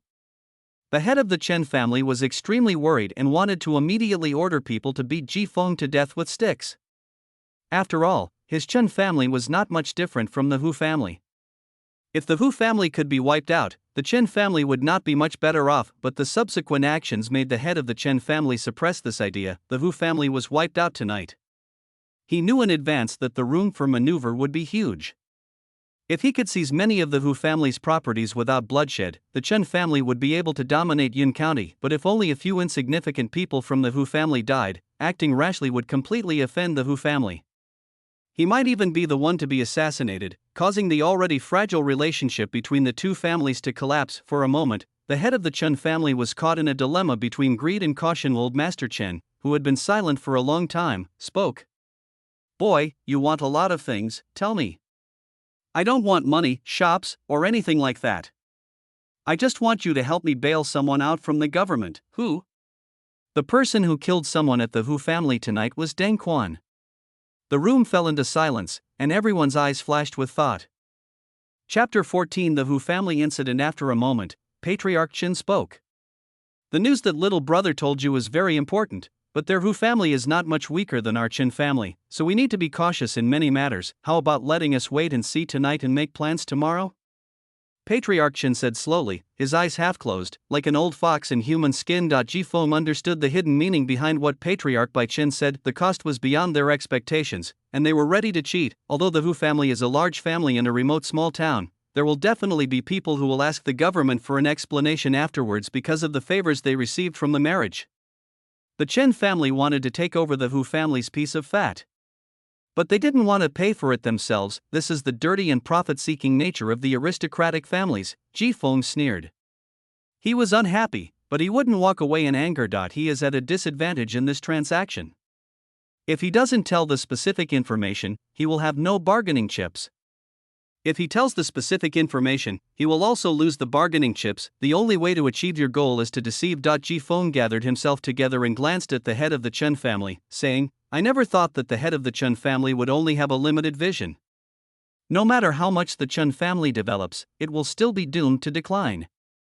The grain shopkeeper, Chen, smiled with a dagger hidden in his heart, saying, "Boy, don't think that just because my brother has a good temper you can speak freely in the Chen family. You will pay the price for your youthful recklessness. Stop yelling like that, you're not that strong." Ji Feng retorted directly, and what he meant was that he would beat you with a bunch of fists so hard that you couldn't defend yourself. "Let me ask you how the world is doing now." Everyone in the Chen family looked at each other. They didn't understand why Ji Feng suddenly asked this question, but they already knew the answer in their hearts about the world's situation. Exorbitant taxes, corrupt officials, and powerful gentry were everywhere. It was also because of families like the Chen family that they were able to develop so quickly and become a major family in Yun County. Seeing that no one spoke, Ji Feng said directly, "I'll answer for you. It's not good. It's not only bad for ordinary people, it's also bad for families like yours." "What do you, a country bumpkin, know?" Shopkeeper Chen retorted. Ji Feng rolled his eyes, "So you're not that good. You only see the little bait in front of you and don't even realize you're stepping into a dead end." "What do you mean?" the head of the Chen family asked patiently. If Ji Feng couldn't explain it clearly, he would call his fourth brother in to bite him. Looking at the current state of affairs, if you've read history books, you'll readily discover that the dynasty is in its final stages. Perhaps today, perhaps tomorrow, an ambitious individual will rise up in rebellion, channeling the wrath of all the oppressed into a blaze of anger throughout the dynasty, bringing about a change of fortune. Then, you will be the target of reckoning. Or if the emperor stops at the brink of death and works hard to change the situation, you will also be the target of liquidation. Apart from these two possibilities, there are no other possibilities. Isn't it difficult to escape the fate of decline? Because Ji Feng pointed out the future that was obscured by the desire for money, every member of the Chen family present felt a chill in their hands and feet. Now they are a prominent family in Yun County, enjoying great prosperity. If there is any change in the world, they will be a treasure trove in the eyes of those with ulterior motives. The less than 100 evil servants in the courtyard can only bully ordinary people, and they are not even qualified to stand in the way of the world's trend. A Patriarch Chen remained calm and asked, "What does this have to do with the Deng Quan you mentioned? What is Deng Quan's identity?" "The common people." The head of the Chen family replied cooperatively. "Why did he go to the Wu family to kill people?" "The barbarian dog bullied his wife and children." Ji Feng nodded and continued, if you expose Deng Quan and the Hu family's evil deeds to the people and speak up for justice to save Deng Quan, what will you represent? Patriarch Chen lowered his head and thought for a moment before probing, justice? With this justice, if we can restrain our clansmen and show mercy to the common people, the Chen family will win the hearts of the people. By publicizing this justice, we can gain a certain degree of recognition from all walks of life in the surrounding area. On this basis, if we provide certain assistance to those students and knights who are short of money, the Chen family will gain favor. With such a reputation and connections, the Chen family will be able to deal with any attack from the emperor or the rebels, and will no longer be a drifter. When all the gentry around Yun County are liquidated, the only family left will take over everything. As for whether this family will be the Chen family, it all depends on the choice of the head of the Chen family today. The head of the Chen family clicked his tongue and said nothing. What Ji Feng said was very tempting, but those were interests full of uncertainty in the future, and it was unclear whether they could be achieved or whether they would even happen. But if nothing happens, and the Chen family offends the Hu family again, it will be a complete loss-making business with too high a risk. I in the fog, no one knows whether the next step will lead to an oasis or an abyss. At this moment, the sound of old Master Chen knocking his cane attracted everyone's attention. The Chen family agreed to be the guarantor. Master, old Master Chen interrupted Patriarch Chen and said to Ji Feng, young brother, take a rest first. We'll head to the Hu family after we've made some preparations. Ji Feng bowed and left the house. His goal had been achieved. It was no longer his business how old Master Chen persuaded the Chen family. Master, have you agreed to this? What if the Hu family, you guys have lost too much courage in your daily fights with other people? That kid is right. Whether it's the emperor or the rebels, the world will be in chaos soon. If we don't fight, the Chen family may not be able to leave Yun County in 2 generations. The final outcome can only be someone else's money pocket. Old Master Chen's eyes were fixed. Without the turbidity just now, even if we fail, dying on the way up will mean we've struggled. But what if we succeed? The old voice calmed the hearts of the Chen family members, and the powerful words also ignited their ambitions. Yes, what if you succeed? The Chen family was originally built by old Master Chen and became a prominent family in Yun County. If they try this time, they might get some rewards. The border cities will be the largest for their Chen family. Master, I understand. Please go back to your room and rest. I will take care of the rest. Old Master Chen patted the hand of the head of the Chen family that was supporting his arm. Don't worry too much about money. Those worldly possessions will return one day after they are gone. But pay more attention to that kid and the Deng Quan he mentioned. Someone with such insight and courage won't stay in Yun County for long. The old man who refuses to die is a thief. This saying is most suitable for old Master Chen. Got it. I'll send someone to the Hu family right away and will definitely bring Deng Quan back. Less than half an hour later, a servant came to report that something unusual had happened in the Hu family. The head of the Chen family got dressed and brought his servants with him, carrying 2 wooden boxes and going to the Hu family with Ji Feng. Listening to the occasional sounds of panic and inquiries coming from the street, Ji Feng was looking forward to seeing Deng Quan again. Now that he no longer has to worry about being thrown into jail, nor is he the honest man who allows himself to be bullied in West City, how far can Deng Quan, who is completely transformed and whose attributes have increased significantly, achieve? Chapter 15 Banquet. The sun sets in the west, filling the sky with red. Deng Quan was still wearing the worn-out linen clothes he wore when he was working. The slowly closing courtyard door gradually deprived him of the ability to look into the inner room. This is the first time since I married Xiao Mei that she didn't come to see me off at the door when I left home. Deng Quan lightly touched the wooden door with his palm and let out a breath, bidding farewell to this courtyard that carried his happiest memories. A few birds chirped in the sky, and Deng Quan resolutely picked up the gift at his feet and walked towards the Hu family. Hey Deng Quan, you came back early today. What are you doing? A neighbor who was passing by greeted him. To give gifts. Deng Quan responded with a smile as usual, but the wolf-toothed dagger hidden in his arms could no longer be restrained as he moved with his steps. This is an honest man. You never know what kind of waves are hidden under his gentle face, and you can only get a glimpse of its turbulence when it erupts completely. As they got closer to the Hu family, there were obviously more pedestrians and carriages. The shopkeepers and officials who could only watch from afar in the past now appeared near Deng Quan. Everyone was wearing colorful clothes, except Deng Quan, who was wearing gray clothes with a little bit of salty white. They walked with their sleeves and trousers lifted, showing a graceful and elegant manner.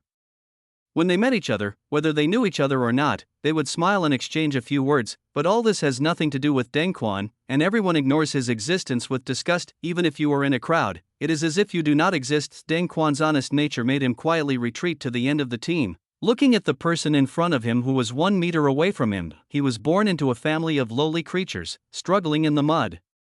Could he really kill these high and mighty people? Even with a sharp weapon in his chest, Deng Quan still couldn't stop thinking. Every time the guard at the front door of the Hu mansion received a gift, he would call out the name of the guest, to show his respect and the prestige of the Hu family. When it was Deng Quan's turn, the disciples' momentum suddenly vanished and they glared at him angrily. "Where did you come from, you peasant? Don't you know this is the Hu mansion? If you want to beg, just go squat in the corner. Our old lady is willing to do good deeds for her descendants, and the leftovers after the banquet will be given to you as a reward. Do good deeds and accumulate virtue." Thinking of Chiao Mei and Hu Zi lying unconscious on the bed, Deng Quan suddenly laughed for some reason, and his laughter made the disciples shudder. "I presented it as a gift." "A gift?" The disciple became even more angry because he suddenly felt scared, and decided to make this ragged guy lose face in front of everyone. "Whose family are you from? If you are one of those unrelated relatives who intend to gain some benefits from the Hu family, get out of here. I'm here on behalf of the Chen family to present a golden Buddha statue to the Hu family's master." The disciple curled his lips and opened the gift box directly. "Chen family? Why would the Chen family send someone as shabby as you?" The golden little Buddha statue in the gift box almost made the disciple bite his tongue. This is real gold. The disciples could tell it without any test. What's going on with the Chen family?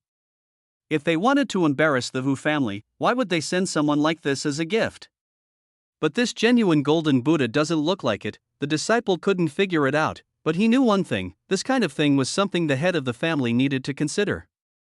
As for him, a slave servant, insulting the Chen family's gift givers in front of everyone would definitely bring disaster upon himself. Fortunately, there was no one else behind Deng Quanchen, so the disciple slapped himself directly. "Sir, please don't bother with me. I'm so blind that I didn't recognize you.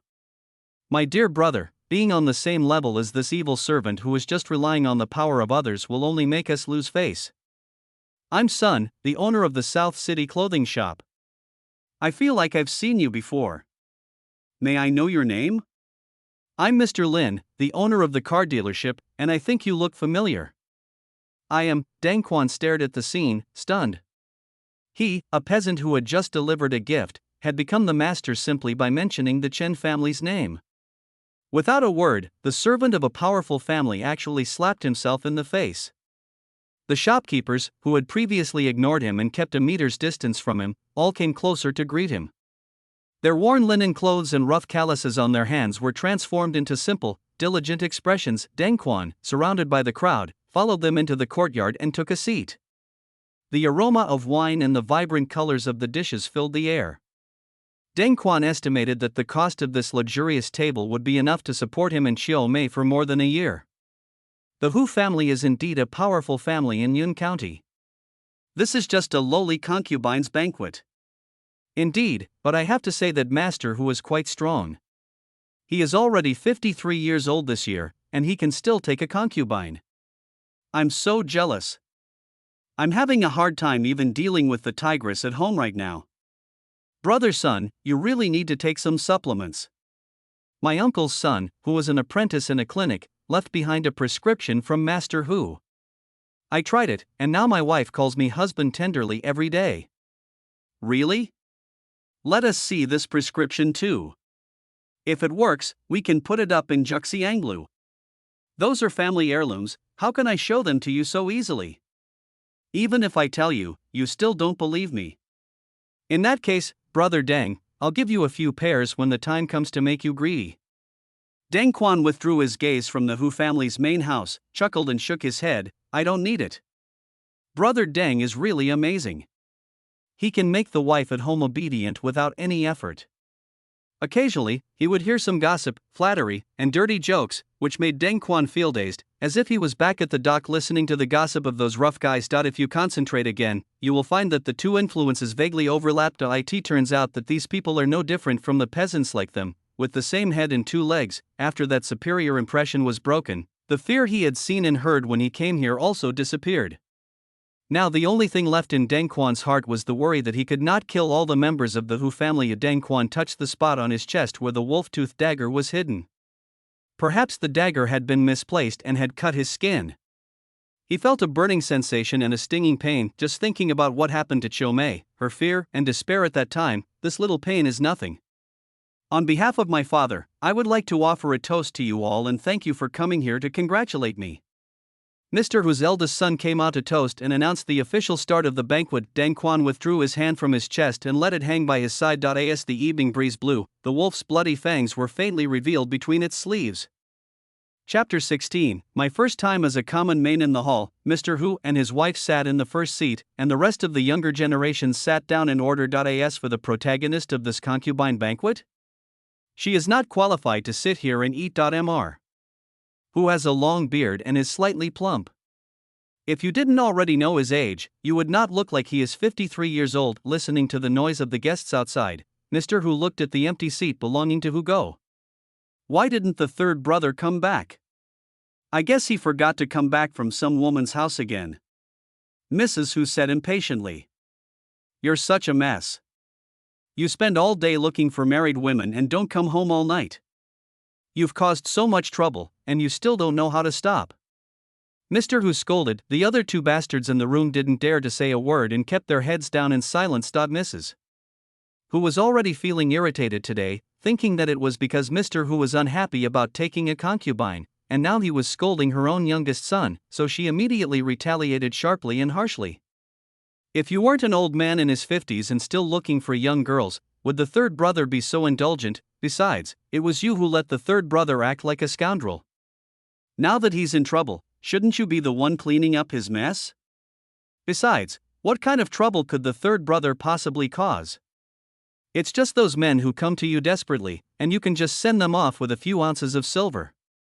So what kind of trouble is that? Mr. Hu decided not to argue with Mrs. Hu on this occasion, as it would be embarrassing. Just then the eldest son came back from toasting. Boss, what is the attitude of the people here towards our family's plan to organize a chamber of commerce? Basically everyone who came agreed, but I don't understand why the people from the Chun family came. Why did the Chun family come? Before Master Hu could finish his words, the maidservant outside knocked on the door and said, Master, a guest from the Chen family wants to see you. Come in.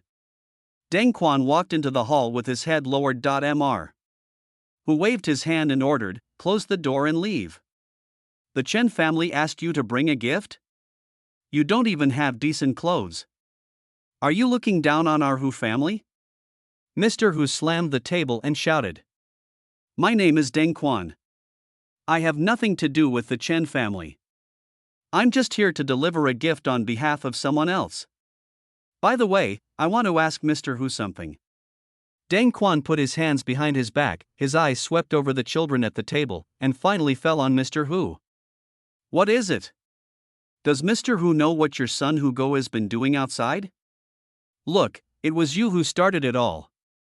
Here comes another debt collector. When Mrs. Hu heard Deng Quan's question, she immediately started to criticize Mr. Hu. Mr. Hu looked gloomy and glared at Deng Quan unhappily. This man really didn't know what was good for him. It would have been fine in the past, but this time he actually came to his house to ask for an explanation on a day like this. Forget about giving an explanation. Whether Deng Quan will have a good life in the future depends on his mood. So what if he knows? Did he kill your wife or beat up your family? How much money do you want by riding on the Chen family's influence? Seeing that Deng Quan didn't say anything, Mr. Hu picked up the golden horse ornament on the cabinet behind him and threw it in front of Deng Quan. I don't want to see blood today, take it and get out of here. Deng Quan remained unmoved. Mrs. Hu put down her chopsticks and frowned at Deng Quan. I've given you all the money, why aren't you leaving? I want an explanation. You want an explanation? Mrs. Hu sneered. Even if my son raped your wife and killed a few people in your family, so what? You're coming to the Hu family to ask for an explanation for something the government doesn't care about? Don't say my Hu family is unkind.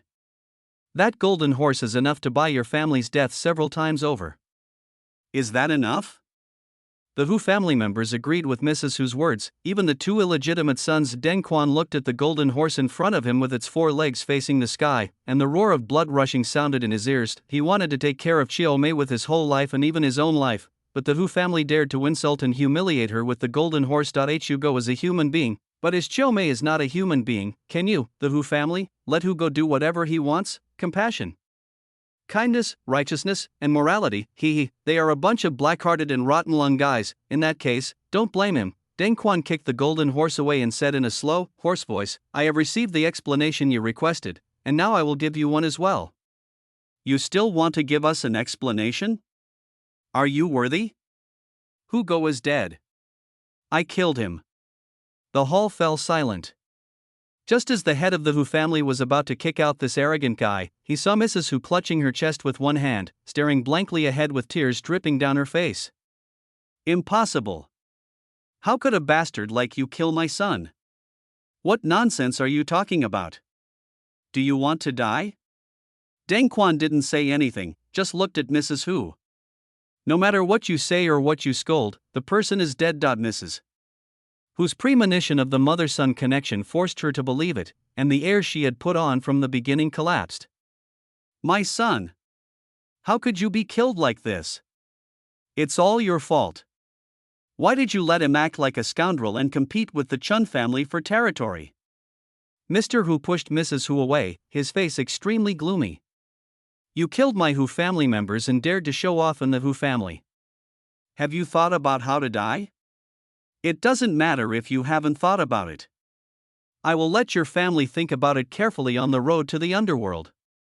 Your Hu family bullies others and it doesn't matter, but if a member of your Hu family dies, do you want everyone else to be buried with them?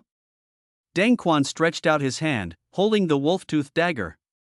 I was born with nothing, no father, no mother, no relatives, no friends. It was only after I grew up and married Chiao Mei that I finally had a family. Hugo died, so it's only right that you let my whole family be buried with him. I want Chiao Mei to live, so I come here and kill all of your Hu family, which is also only right. Arrogant. Mr. Hu slammed the table in anger, but just as he stood up, his legs and feet went numb and he fell to the ground. He had lost all feeling in his lower body, and this feeling of loss of control was still eating him up bit by bit. Gradually, he couldn't even lift his arms, and couldn't even shout for help. Seeing Deng Quan walking towards him with a wolf-toothed dagger and a cold and ruthless face, Master Hu was terrified at the change of his identity from the high and mighty Master Hu to a lamb to be slaughtered without resistance. What are you going to do? Kill your whole family. There was no ferocity or hatred on Deng Quan's face, it was as calm as a pool of stagnant water, but the more this happened, the more Mr. Hu was afraid, because Deng Quan was not doing this to gain some benefits, but really wanted to kill his entire family. He could kill several peasants with just a spit, but now he is stepping on his head and holding the life and death of his family in his hands. My son, my son. You damn bastard, I will not let you go even if I become a ghost. I curse your whole family to die a miserable death. Mrs. Hu lay weakly on the table, still cursing. Deng Quan walked behind Mrs. Hu, looked at the wolf-toothed dagger in his hand, and then looked at Mrs. Hu's back. Then a knife pierces the chest. Mrs. Hu, who was so popular in Yun County and was greeted with smiles and tried to please everyone, died just like that, like an animal in the hands of a butcher, dying simply and casually. Deng Quan pulled out the dagger and touched the still warm blood on it, then he understood. It is not just ordinary people and livestock that will die if they are killed. It turns out that even these officials and gentry will die. Why didn't you know this before? Oh yeah, I almost forgot that today is the first time I'm a common man. Chapter 17, Festive. The dull sound of the still warm body falling to the ground left the Hu family stunned for a long time. Their mistress had died just like that. Mr. Hu looked at his wife's eyes that were unable to close and didn't dare to utter a word. Everyone could see the change in Deng Quan at this moment. He had gone from being a pariah who allowed them to beat, scold and dominate him to a beast who had lost his mind after tasting flesh and blood for the first time. In this situation, there are only two kinds of people, friends and the dead, and the Hu family is among the dead. Although Mr. Hu was filled with fear and anger, he knew that if he angered Deng Quan again like he had done to his wife, it would only speed up his killing spree. If you want to survive, you must admit defeat. They are giving in to a small and insignificant person who they all look down upon and is as lowly as dust. Deng Quan, let us go. You can take all the things of the Hu family. Mr. Hu said haltingly with all his strength. Hearing the voice, Deng Quan shifted his gaze from the wolf-toothed dagger to Mr. Hu. I don't know if it was just an illusion for Mr. Hu, but he actually saw a strong blood color in Deng Quan's eyes. Are you afraid? Mr. Hu didn't dare to look Deng Quan in the eye. He lay on the ground like a dead fish. His dark blue brocade robe was covered in dust and was wrinkled and messy. Trampling on a once glorious figure would give people a morbid pleasure, regardless of whether there was any enmity between them. Deng Quan had such a smile on his face. He squatted down and poked Mr. Hu's face with the wolf-toothed dagger stained with Mrs. Hu's blood. I'm asking you a question, are you scared? Yes, yes. Mr. Hu had no arrogance at all and his voice was weaker originally. Deng Quan wanted to ask Mr. Hu why he dared to allow Mr. Hu to do whatever he wanted since he was afraid of him, but when he saw Mr. Hu's expression, Deng Quan knew the answer. That was because no one had dared to kill them before. What to do now? Abuse, ridicule, vent anger. He is not that kind of person. Even if he breaks free from the shackles, he is still not that kind of person. Then let the Hu family die with understanding. If there is a next life, he doesn't want to meet such people again. So Deng Quan sat on the ground and spoke slowly and quietly. As for me, I was very cowardly because of my childhood experiences. I always wanted to avoid getting involved in everything, even after I married Xiu Mei. If I got into a fight and was sent to the government, the money I spent would be enough to feed Xiu Mei and the children several meals. It is something I never dared to imagine before that a high and mighty master like you would crawl at my feet. I am not interested in such things. I just want to live a quiet life with Xiu Mei and Hu Zi. No matter if you bully or deduct money, even if it means I die, I can endure it. To be honest, it was Xiu Mei who killed your son. If you could have a little bit of righteousness, even if it was your son who had bad intentions towards Xiu Mei first, I would have paid for your son's life, really. Instead of taking your entire family's life with me like this. After hearing the whole story, Mr. Hu moved his lips and his face was numb. Do you regret it? Even if time could go back again, the result would still be the same. One life could be exchanged for the life of Mr. Hu's third son. Then what face would Mr. Hu and his Hu family have left? Mr. Hu looked with great effort at his grandchildren who were crying without a sound. He had heard about his third son's behavior. He liked married women, especially those with children. Then Deng Quan probably has children. People are always soft-hearted towards children, so maybe he still has a chance to survive today. Money, the Hu family's money, all given to you, release them. The children, Deng Quan also looked over. The children's faces were full of fear and tears. They couldn't move even with snot running into their mouths. It was very heartbreaking. Mr. Hu's bargaining was very successful. The child who looked not much different from Hu Zi aroused Deng Quan's fatherly heart. Don't believe it? In the cabinet in the bedroom, there are 700 taels of silver notes in an unnamed form. Take it and leave it to your wife and children, so that they will have no worries about food and clothing for the rest of their lives. Master Hu struck while the iron was hot and told them about his largest treasury. As long as Deng Chuanqin left the hall to verify the authenticity, the maids in the mansion would definitely come to ask and check, and then they would be saved. Once the guards arrive, Deng Quan will be dead. By then, he would tear Deng Quan into pieces and let everyone in Yun County see the consequences of those who dared to resist. He could use this opportunity to attack the government, recruit private troops for the Hu family, and find a wife he liked. Misfortunes often bring blessings, as long as he can get through today's deadlock, his Hu family will be able to move to a higher level. I don't want money. Deng Quan shook his head. Mr. Hu was a little anxious. Money was the key. Only if Deng Quan went to withdraw the money could he survive. If Deng Quan didn't withdraw the money, he would die and there would be no point in those little guys living. I know I was wrong. I will compensate you with money. Otherwise, I will not be at peace. Mr. Hu was so excited that he even moved his arm to Deng Quan's leg. Deng Quan shook his head again and moved Mr. Hu's hand away. Don't worry, they have to die too. All of them have to die. If they don't die, what if they grow up and come back to take revenge on Hu Zi and Xiu Mei after I die? I can't crawl out of the ground and kill their entire family then, so I have to establish my authority. You. Mr. Hu glared at Deng Quan, with a breath of anger stuck in his throat and unable to utter a word. Deng Quan stood up and brushed the dust off his butt. In order to make them less scared, I can only send them away first. Deng Quan Uf asterisk King Yuan % Yuan at Yuan. Ah, child, close your eyes. Life is long but death is quick. In the hall, one life after another was taken away by the sharp wolf fangs. Some people are crying, some are cursing, some are afraid, and some are laughing. Those who were attending the wedding banquet were laughing. After the meal, the party did not disperse. Everyone sat at the table, drinking and chatting, waiting for the Hu family to come out again so that they could get closer. However, after waiting for a long time and no one came out, some curious people began to recite poems and compose couplets, trying to lure the Hu family out and gain some favor for themselves. Since you all need to polish your poems, I will be the first to present my works.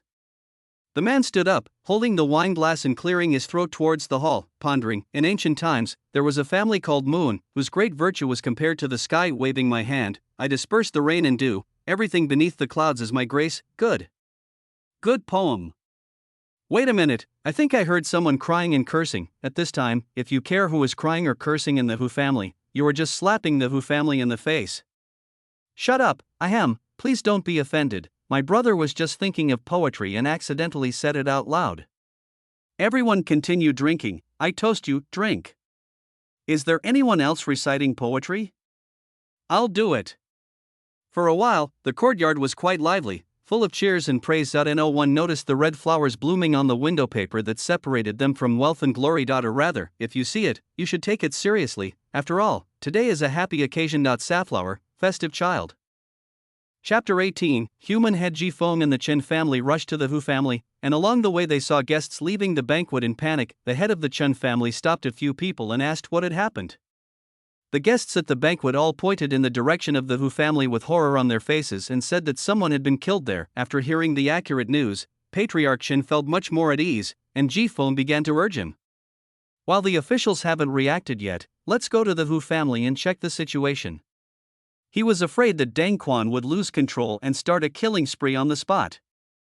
Otherwise, with so many people at the banquet, there would definitely be someone brave enough to subdue him instead of running away in panic. There were also many curious guys following the team. When a murder happened in an ordinary citizen's house, a lot of people would gather. What's more, this was the Hu family. Anyone with a little courage would want to see them so that they could brag about it when drinking with others in the future. A large group of people came to the Hu family. The courtyard gate was wide open, and even the servants had all run away. The originally bustling courtyard was now in a mess, and there was a sense of absurdity and depression everywhere. No one could imagine that the dignified Hu family would be in such a state. The head of the Chen family stood at the door, hesitating to enter. Little brother, are you sure it was Deng Quan who killed someone and not some evil spirit taking your life? Death is very common in this world, but it's not so scary that there's no one left in the entire yard. Everyone looking at the empty and quiet Hu family felt an inexplicable chill spreading from the soles of their feet to their torsos. He's inside. Ji Feng felt a little relieved. As long as Deng Quan didn't implicate other people and cause public outrage, the Chen family could still protect him. Ancient courtyards were quite complex, and Ji Feng was not familiar with the rules. Just as he was about to ask the head of the Chen family if he knew where the main hall of the Hu family was, he found that the head of the Chen family had stopped and stared straight ahead. His pupils shrunk to the size of a pinhole, his lips were pale and his body was trembling slightly, as if he was trying hard to suppress some impulse. Not only the head of the Chen family, but everyone was the same, looking in the same direction. Ji Feng followed his gaze and saw Deng Quan, only half a candle was left flickering in the hall. A man in a bloody linen shirt was sitting on a pile of heads, looking down at the still bleeding head of Mr. Hu. The blood on his face looked like a devil grinning, and his slightly furrowed brows seemed to be unhappy because he was missing Hugo's head. Will, the head of the young grandson of the Hu family, could not bear the weight and rolled out from under Deng's body. As luck would have it, the twisted and pale little face that had been frozen in time stopped facing everyone. His dark eyes, open until his death, spread the despair and fear that he had not taken away before his death to everyone. Ji Feng was also shocked. He had already had a psychological expectation of the Hu family's ending, but Deng Quan's ruthlessness shattered this psychological expectation. Is this the angry counterattack of an honest man? Once it breaks out, only this world and the enemy will be left. as if he noticed someone was watching him. Deng Quan raised his head and their eyes met. Cultivation roll, Deng Quan potential, 6 strategy, for luck. 1 willpower, 1, 5 1, force, 2 ambition, 0, 5 0, current trust level, 3, 1 to 5, special talent, born this way, can be calm about killing and death at any time. Willpower, force, and ambition each increase by 1 point. Overall evaluation, he shed his cowardice, regained his dignity, and protected his wife and children. He is no longer the honest man he once was, nor is he the Deng Quan he once was. No one knows where he will go next. Note, Deng Quan's will and ambition have dropped significantly. No more system points will be awarded until they return to their original values. I'm coming. Deng Quan's voice was a little hoarse and weak. He wanted to rest, but there was one last thing he hadn't done. Jifeng nodded with a complicated expression. He almost guessed why Deng Quan's 2 attributes had dropped so drastically. Plop, vomit. Finally, someone lost his mind and fell to the ground, vomiting violently, but then it stopped abruptly because Deng Quan walked out of the hall holding Mr. Whose head. The noble and knowledgeable head of the Chun family took a few steps back and subconsciously put his hands on his neck. He didn't want to save Deng Quan anymore. Even if Deng Quan didn't target him, he was afraid that one day the heads of Chen family members would be cut off and used as benches to sit on. Patriarch Chen looked back at his servants, hoping they would become fierce to give him courage, but in the end, they all acted like cowards. How many of the servants and guards of a powerful family hadn't abused their power to bully the common people? Faced with Deng Quan's revenge, how many of them wouldn't be afraid of their own heads? Just then, the government officials finally arrived. The skinny middle-aged county magistrate came to the crowd accompanied by 4 constables. Seeing the miserable plight of the Hu family, he hurriedly supported himself with the help of the captain of the police beside him and managed to stand steady. You bold lunatic, how dare you commit such a murder? Why don't you surrender immediately? The county magistrate shouted in a timid tone. Deng Quan raised his hand and threw Mr. Hu's head in front of everyone. A month ago, the Hu dog from the Hu family accidentally saw my wife and developed evil thoughts. He came to harass her repeatedly, even trying to attack her when I was away. I caught him and stopped him, but he kept harassing me and threatened me. Today, he broke into my house again and I killed him inside. I knew I was guilty and could not escape punishment, so I came to the Hu family to plead guilty and pay for my life with my own, but the Hu family wanted my whole family to be buried with Hu Go, so I killed the whole family. And now, please, the county magistrate, enforce the law impartially and execute only this one criminal. Deng Quan clasped his fists towards the county magistrate and said this, still holding in his hand the wolf-tooth dagger that was soaked in blood and had a strange red color. The county magistrate pointed at Deng Quan, his beard shaking. This is a threat, right? This is a fucking deterrent. If I don't enforce the law impartially, will you use this dagger that killed the Hu family to kill everyone in my family as well, including your wife and children? The county magistrate understood the hidden meaning, so how could Jifeng not understand it? The strategy was not gained in vain. I knew to plan for my future, but I used the wrong method. Killing the Hu family was considered insubordination in the eyes of the higher-ups, and no one in power would like such a person. Now they were going to use this kind of backlash against the county magistrate in public. How could the county magistrate put his face down? In the end, the county magistrate had no choice but to bite the bullet and implicate Deng Quan's wife and children to save his dignity. It's time for the Chen family to take action. Jifeng turned his head to look at the head of the Chen family. The head of the Chen family was still thinking about reviving the dignity of the noble family. He was frightened by the pile of heads under Deng Quan's, but Jifeng nudged Patriarch Chen with his elbow and whispered, Master Chen, now is not the time to hesitate. You should take action. I know what you are worried about, but I want to tell you that if a flame is generated once in dry wood, it will be generated again. Instead of worrying all day about how you will burn to death, it is better to plan a safe place for yourself before the fire starts. Seeing that the county magistrate was getting anxious and was about to order the constable to kill Deng Quan on the spot, Jifeng gave the head of the Chun family a push from behind. After he finished speaking, the county magistrate suppressed his displeasure and asked, What does Master Chen mean? That. The head of the Chen family gritted his teeth. Since his grandfather had already given the order when he came, he had no choice but to bite the bullet and struggle. My lord, I don't think this guy deserves the death penalty. Following the signal of the head of the Chun family, the county magistrate saw the Chen family servants carrying 2 large boxes in the distance. Oh, I wonder what Master Chen has to say. Tell me. The county magistrate's face immediately brightened. It was a game between people of the same level. As long as they weren't lawless traitors who were rebelling against their superiors, everything would be fine. After all, he didn't want to worry about being beheaded all day. Most importantly, it wasn't a problem for him, and he still got paid. My lord, according to the laws of this dynasty, those who rape women will be killed mid-strike. Those who kill women are not subject to the death penalty and will be sentenced appropriately based on the circumstances. After killing Hugo, Deng Quan actively sought forgiveness from the Hu family and was even willing to pay with his own life, which is enough to show that he had remorse. The Hu family was angry and committed the crime, so Deng Quan should be innocent of the crime. Moreover, the county magistrate had just arrived in Yun County and was unaware that the people of Yun County had long been oppressed by the Hu family and suffered terribly.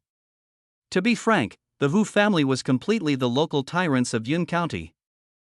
It is a great joy for the world that such a person who brings disaster to the country and the people has been eliminated. The county magistrate, who had been in office for 6 years, raised an eyebrow and asked in confusion, "Is the Hu family really like this?" In order to prevent the county magistrate from being embarrassed, my Qin family is willing to present the evidence of the Hu family's crimes regardless of all risks. We also ask the county magistrate to uphold justice for Yun County. The head of the Chen family bowed again. Upon seeing this, Ji Feng bowed and shouted, "Please, sir, the county magistrate, bring justice to Yun County."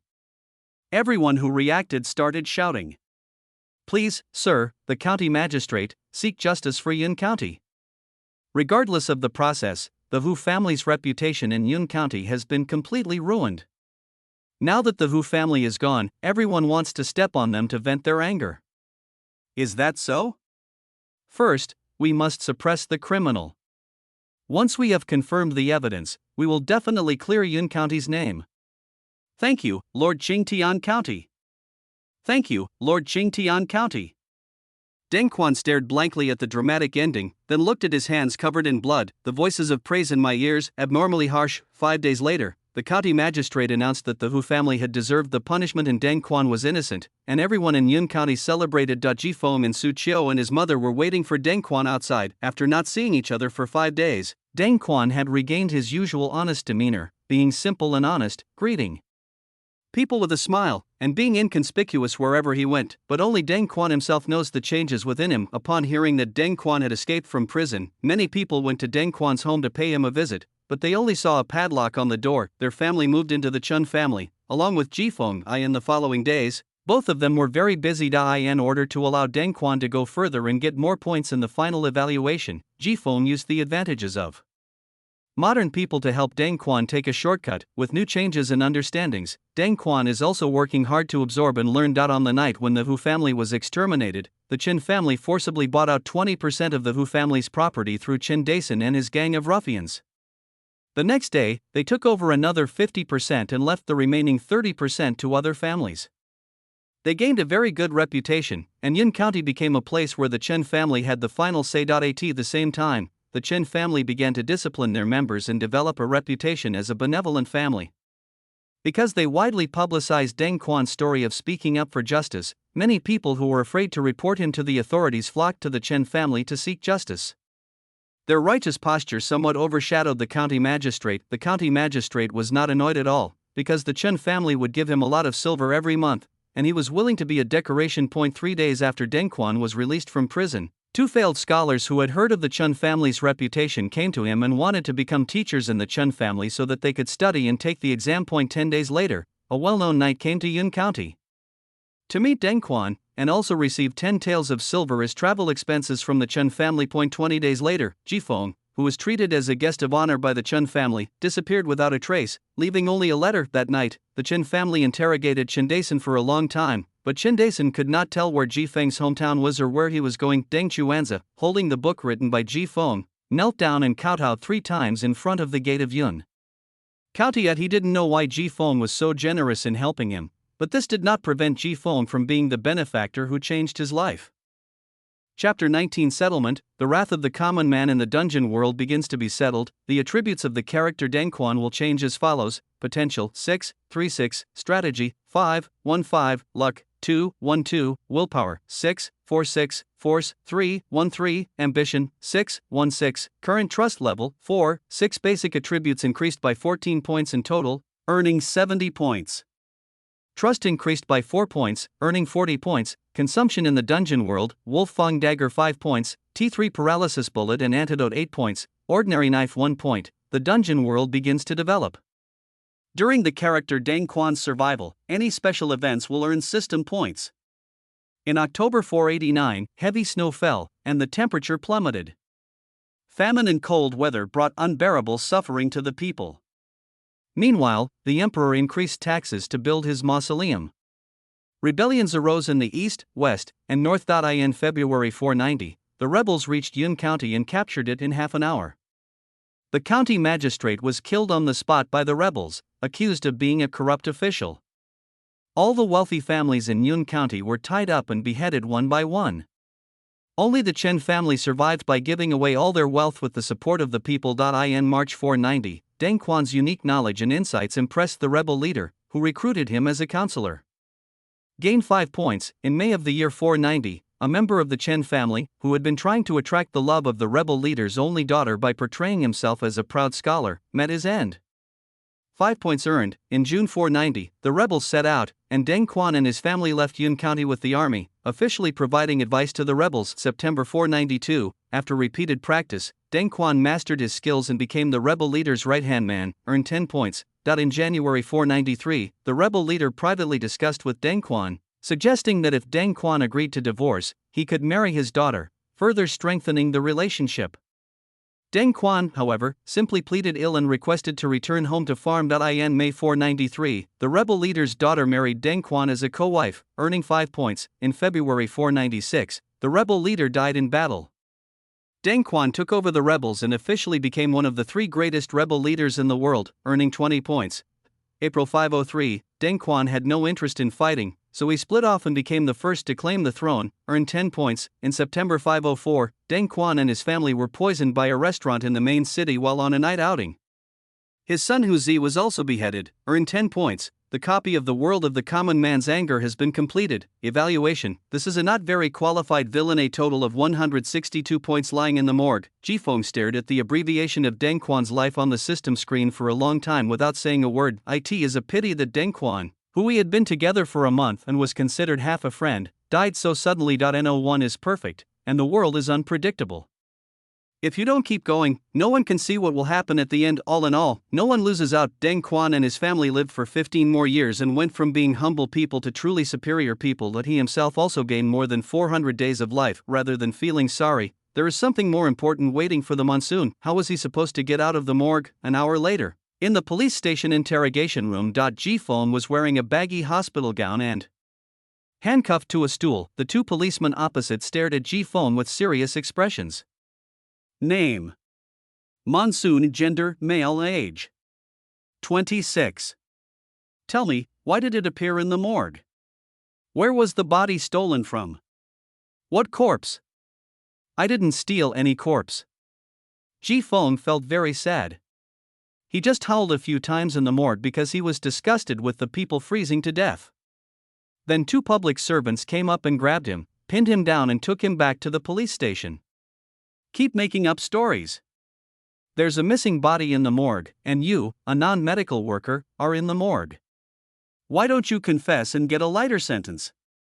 Jifeng picked at his nails, hunched his neck, and raised his eyes tentatively. Do you think there's a possibility that the corpse felt the morgue was too cold and stood up and howled a few times? Outside the house, Director Song glanced at Monsoon, who was looking around inside, and turned his attention back to the file in his hand. Jifeng, from Heian City, Hejiang Province, was a family of 4. When he was 8, his 13-year-old sister died of organ failure due to anorexia. That same year, his parents were returning home from the hospital when they were involved in a serious car accident with their partner, who was driving under the influence. They died instantly, and no relatives were willing to adopt them. He grew up in an orphanage. Commissioner, how do we settle this matter?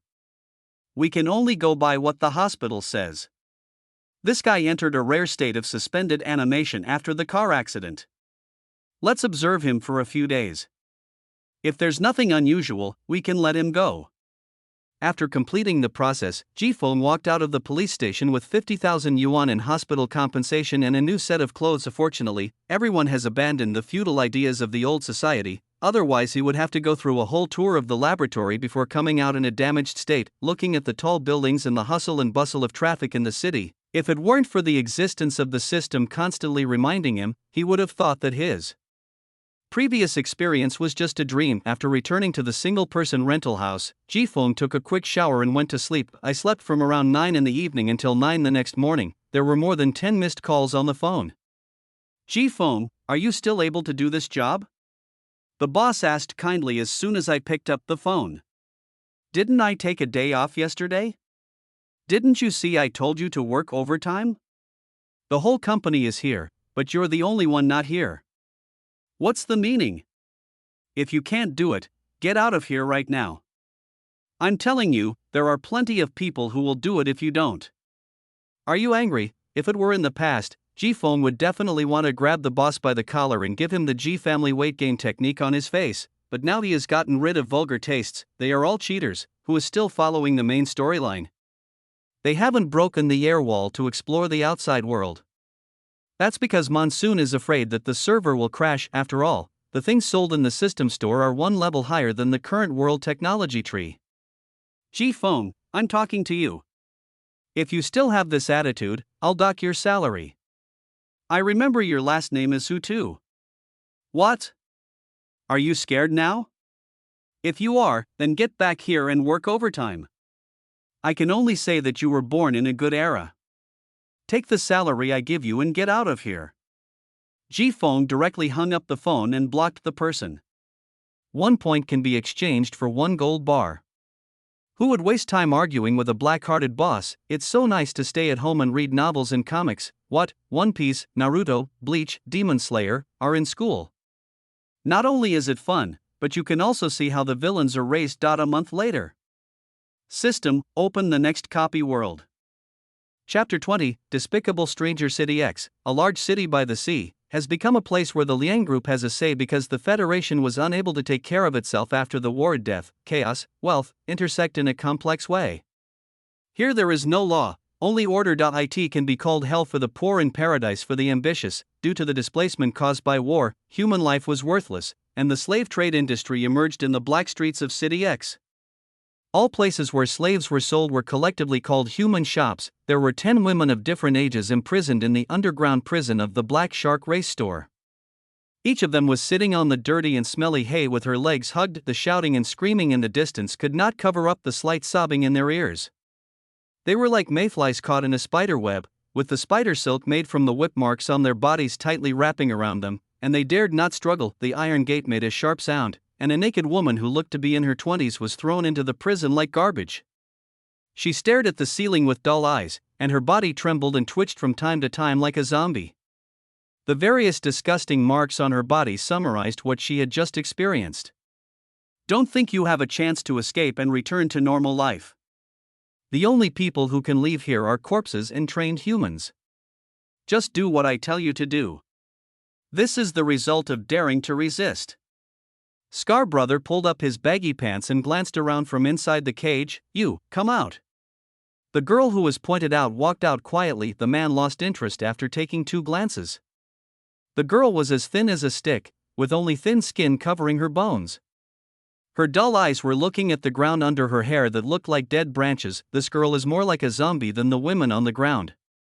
She doesn't say a word when beaten, doesn't talk back when scolded, and is afraid that she will die in training because she is too weak. Scar Brother immediately lost interest, kicked the girl back, and picked another woman. You, come out. No, let me go, I will be obedient.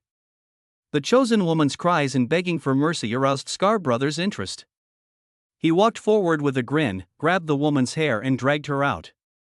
The miserable screams were heard again outside the prison. The girl who had just been kicked down climbed up and returned to the corner of the cell, gently stroking the fresh scratches with her fingers.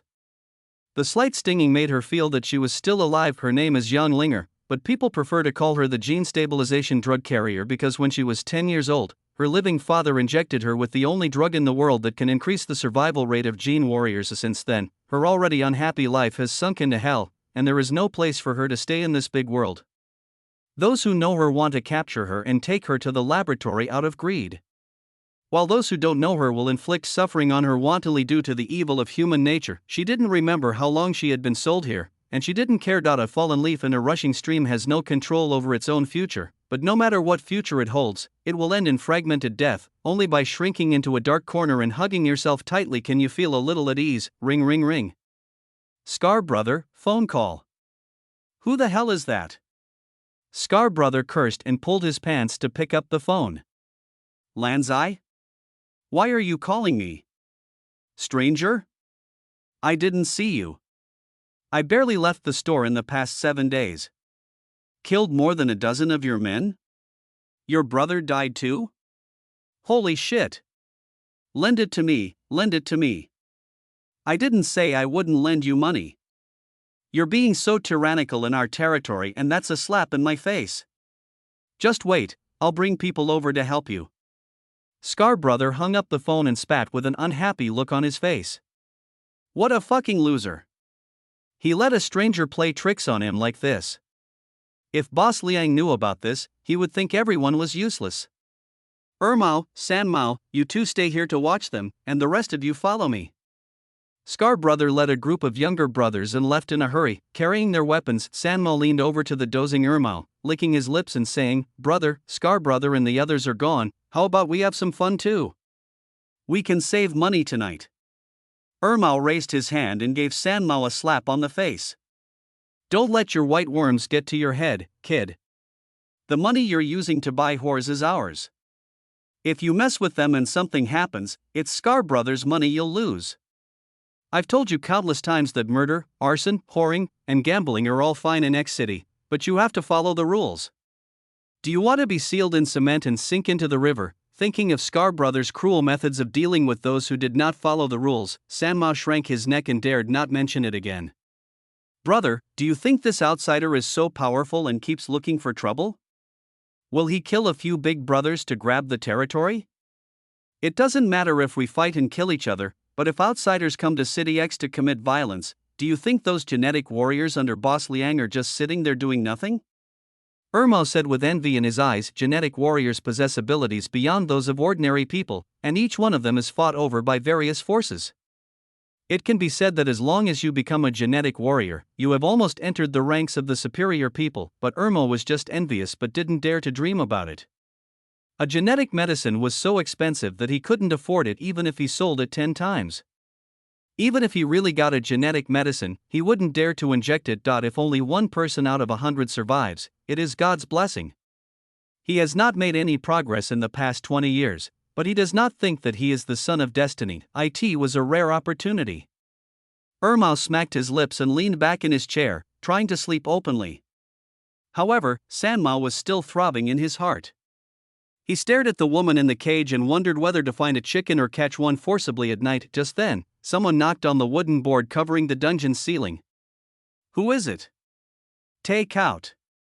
A hoarse response came from above. Take out? San Mao scratched his head. Could the guy watching over the shop be so kind? Scar brother had already left, and he actually ordered takeout for them. Even if you really order takeout, it will be delivered by the person who is watching over the store. How can you let the delivery person come directly to the dungeon? Before he could react, San Mao took action and pushed away the floor blocking the entrance. What is the gift? Before San Mao could finish her words, her pupils, which had just adapted to the change in light, suddenly shrank to the size of a pinhole. A blood-red axe flashing with cold light chopped down on the head. Fuck! San Mao was so scared that he took a step back and missed a step, and rolled down the wooden ladder, while also avoiding the axe on his head. What's wrong? Mao woke up in shock and asked San Mao, who was still rubbing his head in a daze. He then stopped asking questions and drew the knife from his waist, ready for battle. The wooden ladder creaked under the heavy load, and a dirty sneaker first appeared in Mao's sight, followed by a slender and straight body and a fire axe that kept spinning in his hand. Maybe it was because of the dim light in the dungeon, but Mao felt that the red paint on the fire axe blade was unusually bright. Who are you? Mao asked sternly. Ji Feng walked down the wooden stairs and touched the thousand-faced mask that had turned into a common face. If I'm not mistaken, I should be what you call a foreigner. Chapter 21 The Ceiling of Military Strength to be Cultivated. Yang Lingersanmao shook his head and stood up from the ground, showing the ruthlessness he had used when he was hanging around in City X. I don't give a damn who you are. Do you know whose territory this is? Scar brother. Scar brother. Do you want to die by coming here to cause trouble?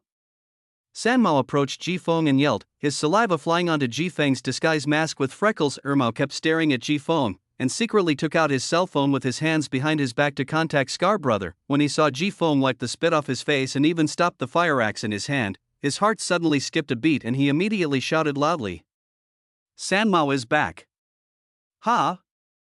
Sanmao tilted his head to look at Mao's frightened face. What was wrong with his brother? Was he afraid of this stranger? In his entire life, he had never seen anyone dare to act so recklessly in Scar brother's territory. Why was his brother so scared? Sanmao became even more aggressive. She first slapped away Ji Feng's hand that was wiping his face, and then slapped Ji Feng's face herself. Boy, no matter what you mean, you will pay the price for coming to Scar brother's territory and being so presumptuous. Tell me, which part of your body do you plan to keep as a gift? Then I'll have to see if you have the person I'm looking for. Who are you looking for? Ji Feng ignored Sanmao and turned to look at the cages holding the human race, finally stopping at young Linger in the corner. Ji Feng grinned, finally found you, it was not easy. Ji Feng's smile made Mao even more uneasy, and he shouted again. Sanmao is back. Brother, you've made me lose face in front of others. Sanmao couldn't finish his words because the fire axe in Ji Feng's hand had already embedded most of his neck. Brother, in your next life, remember to only show off online. You'll get ripped off in person. Cough cough cough. Sanmao spat out blood foam from his mouth. Sanmao. Mao screamed loudly, dropped his phone with the message still unedited, and rushed forward. Ji Feng kicked Sanmao's body off the fire axe, then turned around and swung it with his arms. The sharp axe blade cut through the air, making a whistling sound. Mao raised his knife to block, but the difference between the weapons was too great and the block was too hasty. The knife and Mao's body flew out together. Mao bumped into the wall, clutching his wrist and still staring at Ji Feng with a vicious look. Ji Feng held the axe in his hand, kicked the knife at his feet away, walked to Mao, put the fire axe on his head and looked down at him. Any last words? Scar brother won't, I suddenly don't want to listen anymore, you. Ji Feng raised his axe and brought it down, smashing Mao's head with the back of the axe. Ji Feng exhaled lightly, pulled out the fire axe and swung it. The 7 days since opening the dungeon have been quite magical. The character to be trained as the villain this time was carefully chosen by Ji Feng as Yang Linger. Through detailed introduction, Ji Feng knew that Yang Linger was now in a human shop, so he came to the Black Street with money and wanted to buy Yang Linger in advance. I didn't expect it to turn out like this. He underestimated the level of chaos here. There are no laws here, only rules. Ji Feng, who had just arrived and knew nothing about anything, got into trouble with Lan Zai's men because he didn't know the rules and didn't pay his respects in advance. A disagreement, a big fight. Can this monsoon tolerate it? During the fight, one unlucky guy hit a rock and was killed. The conflict then turned into a mortal feud. Ji Feng also tried to change his appearance, but he either encountered scammers or honey traps, or they targeted his kidneys. It would be better to just rush in. I don't know if it's because he was born that way or because he has strong adaptability, but Ji Feng quickly adapted to this kind of life and became more and more carefree. This fire axe that likes to hit people on the head is proof that it is convenient and handy, and can always evoke the most primitive and pure violent genes in people's hearts. Ji Feng walked to the front of the cage with a fire axe. All the women were frightened by the bloody scene and huddled together, looking at Ji Feng in fear. A monsoon broke the lock and opened the prison door. The people above are dead too. If you want to run, run now. The women looked at each other, only 2 of them had their eyes flashing a few times, bowed to Ji Feng, and ran out. The rest of the people stayed in the jail without moving. It was not because they were brainwashed by Scar brother, but because they knew that without protection, women like them who were powerless would only have a more miserable life in the underworld. It's better to stay here honestly. Although I am neither human nor ghost and have no dignity, at least I can still be alive. Ji Feng did not try to persuade these people. He was not Ksitigarbha Bodhisattva, and he could not say things like, if I don't go to hell, who will, or I will not become a Buddha until hell is empty. Letting them go was just stating a fact, using an axe to push away the women who were secretly looking at him and blocking his way. Ji Feng walked in front of Yang Linger. Yang Linger never looked up, leaving Ji-Fong with a messy head that looked like a chicken coop. Even the commotion outside couldn't make her come out of her closed world. The yellow light in the dungeon flickered, and Ji-Fong picked up Yang Linger and looked her up and down.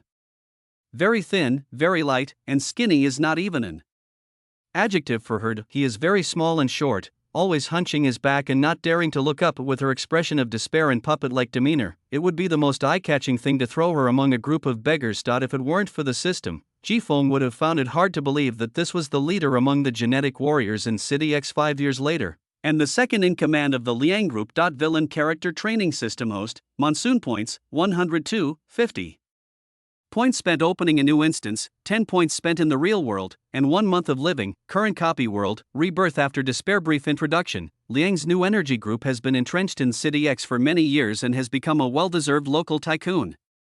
Even the X-City Federal Bureau needs to look up to the Liang Group to operate normally. Due to the high mortality rate of genetic drugs, the Liang Group has been unable to create genetic warriors on a large scale, which has limited its ambitions. It was not until the Liang Group found the world's only gene stabilization drug vaccine recipient that, through continuous research, the Liang Group achieved a technological breakthrough and was able to mass-produce genetic warriors. Just as the Liang Group was accumulating capital, the National Federal Bureau sent a special operations team to persuade the strongest genetic warrior to commit suicide through word of mouth, thus thwarting the Liang Group's ambitions. The duration of stay in the dungeon world, 358 days. Copy roll. Liang Group hacker skills, Fighting Mastery LV3, System Initial Gift, Hacking Mastery LV3, current role only. Lose this skill after leaving the dungeon world. Cooking LV2, Kirin Arm LV1, Social Animal LV3. Props, 1000. Face a shop. After each world you have experienced, including the real world, you can unlock some goods, and the highest variety of goods is 2 points higher than the output world's technology tree. Currently developing villain roles. Yang Linger character development panel. Yang Linger potential, 5 strategy, 0 luck, 0 willpower, 1 force, 0 ambition, 0 current trust, 0 special talent. Gene stability. As long as the willpower does not return to 0, injecting gene potions will not cause gene collapse. The upper limit of gene potion injection is determined by the upper limit of willpower. Suffering body, willpower never drops below 1. Overall evaluation. This is a poor little girl whose family has been torn apart, who has suffered hardships and is in deep despair. If she is not properly cared for, she will soon die. Controlling her may not necessarily control the world, but you can choose to destroy it, provided no one tries to talk her into submission. Ji-Fong subconsciously licked his cracked lips. Although Yang Linger's attributes are even worse than Deng Quan's, she has strong talent. As long as she continues to inject genetic drugs, she will become stronger. No wonder one person could almost wipe out the Liang Group's special operations team in the later period, leaving them with no way out. The decision to intercept Yang Linger from the Liang Group was absolutely correct. With a little training, the Liang Group would be no longer a problem. This is the real villain boss. Ji-Fong put away the fire axe, touched the blood on his face, and tried to look gentler. Will you come with me? Chapter 22. Little girl, come with me, okay?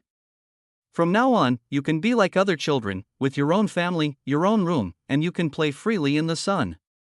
6 years ago, Yang Linger had just been wandering for half a year after her father's death and had just celebrated her 11th birthday.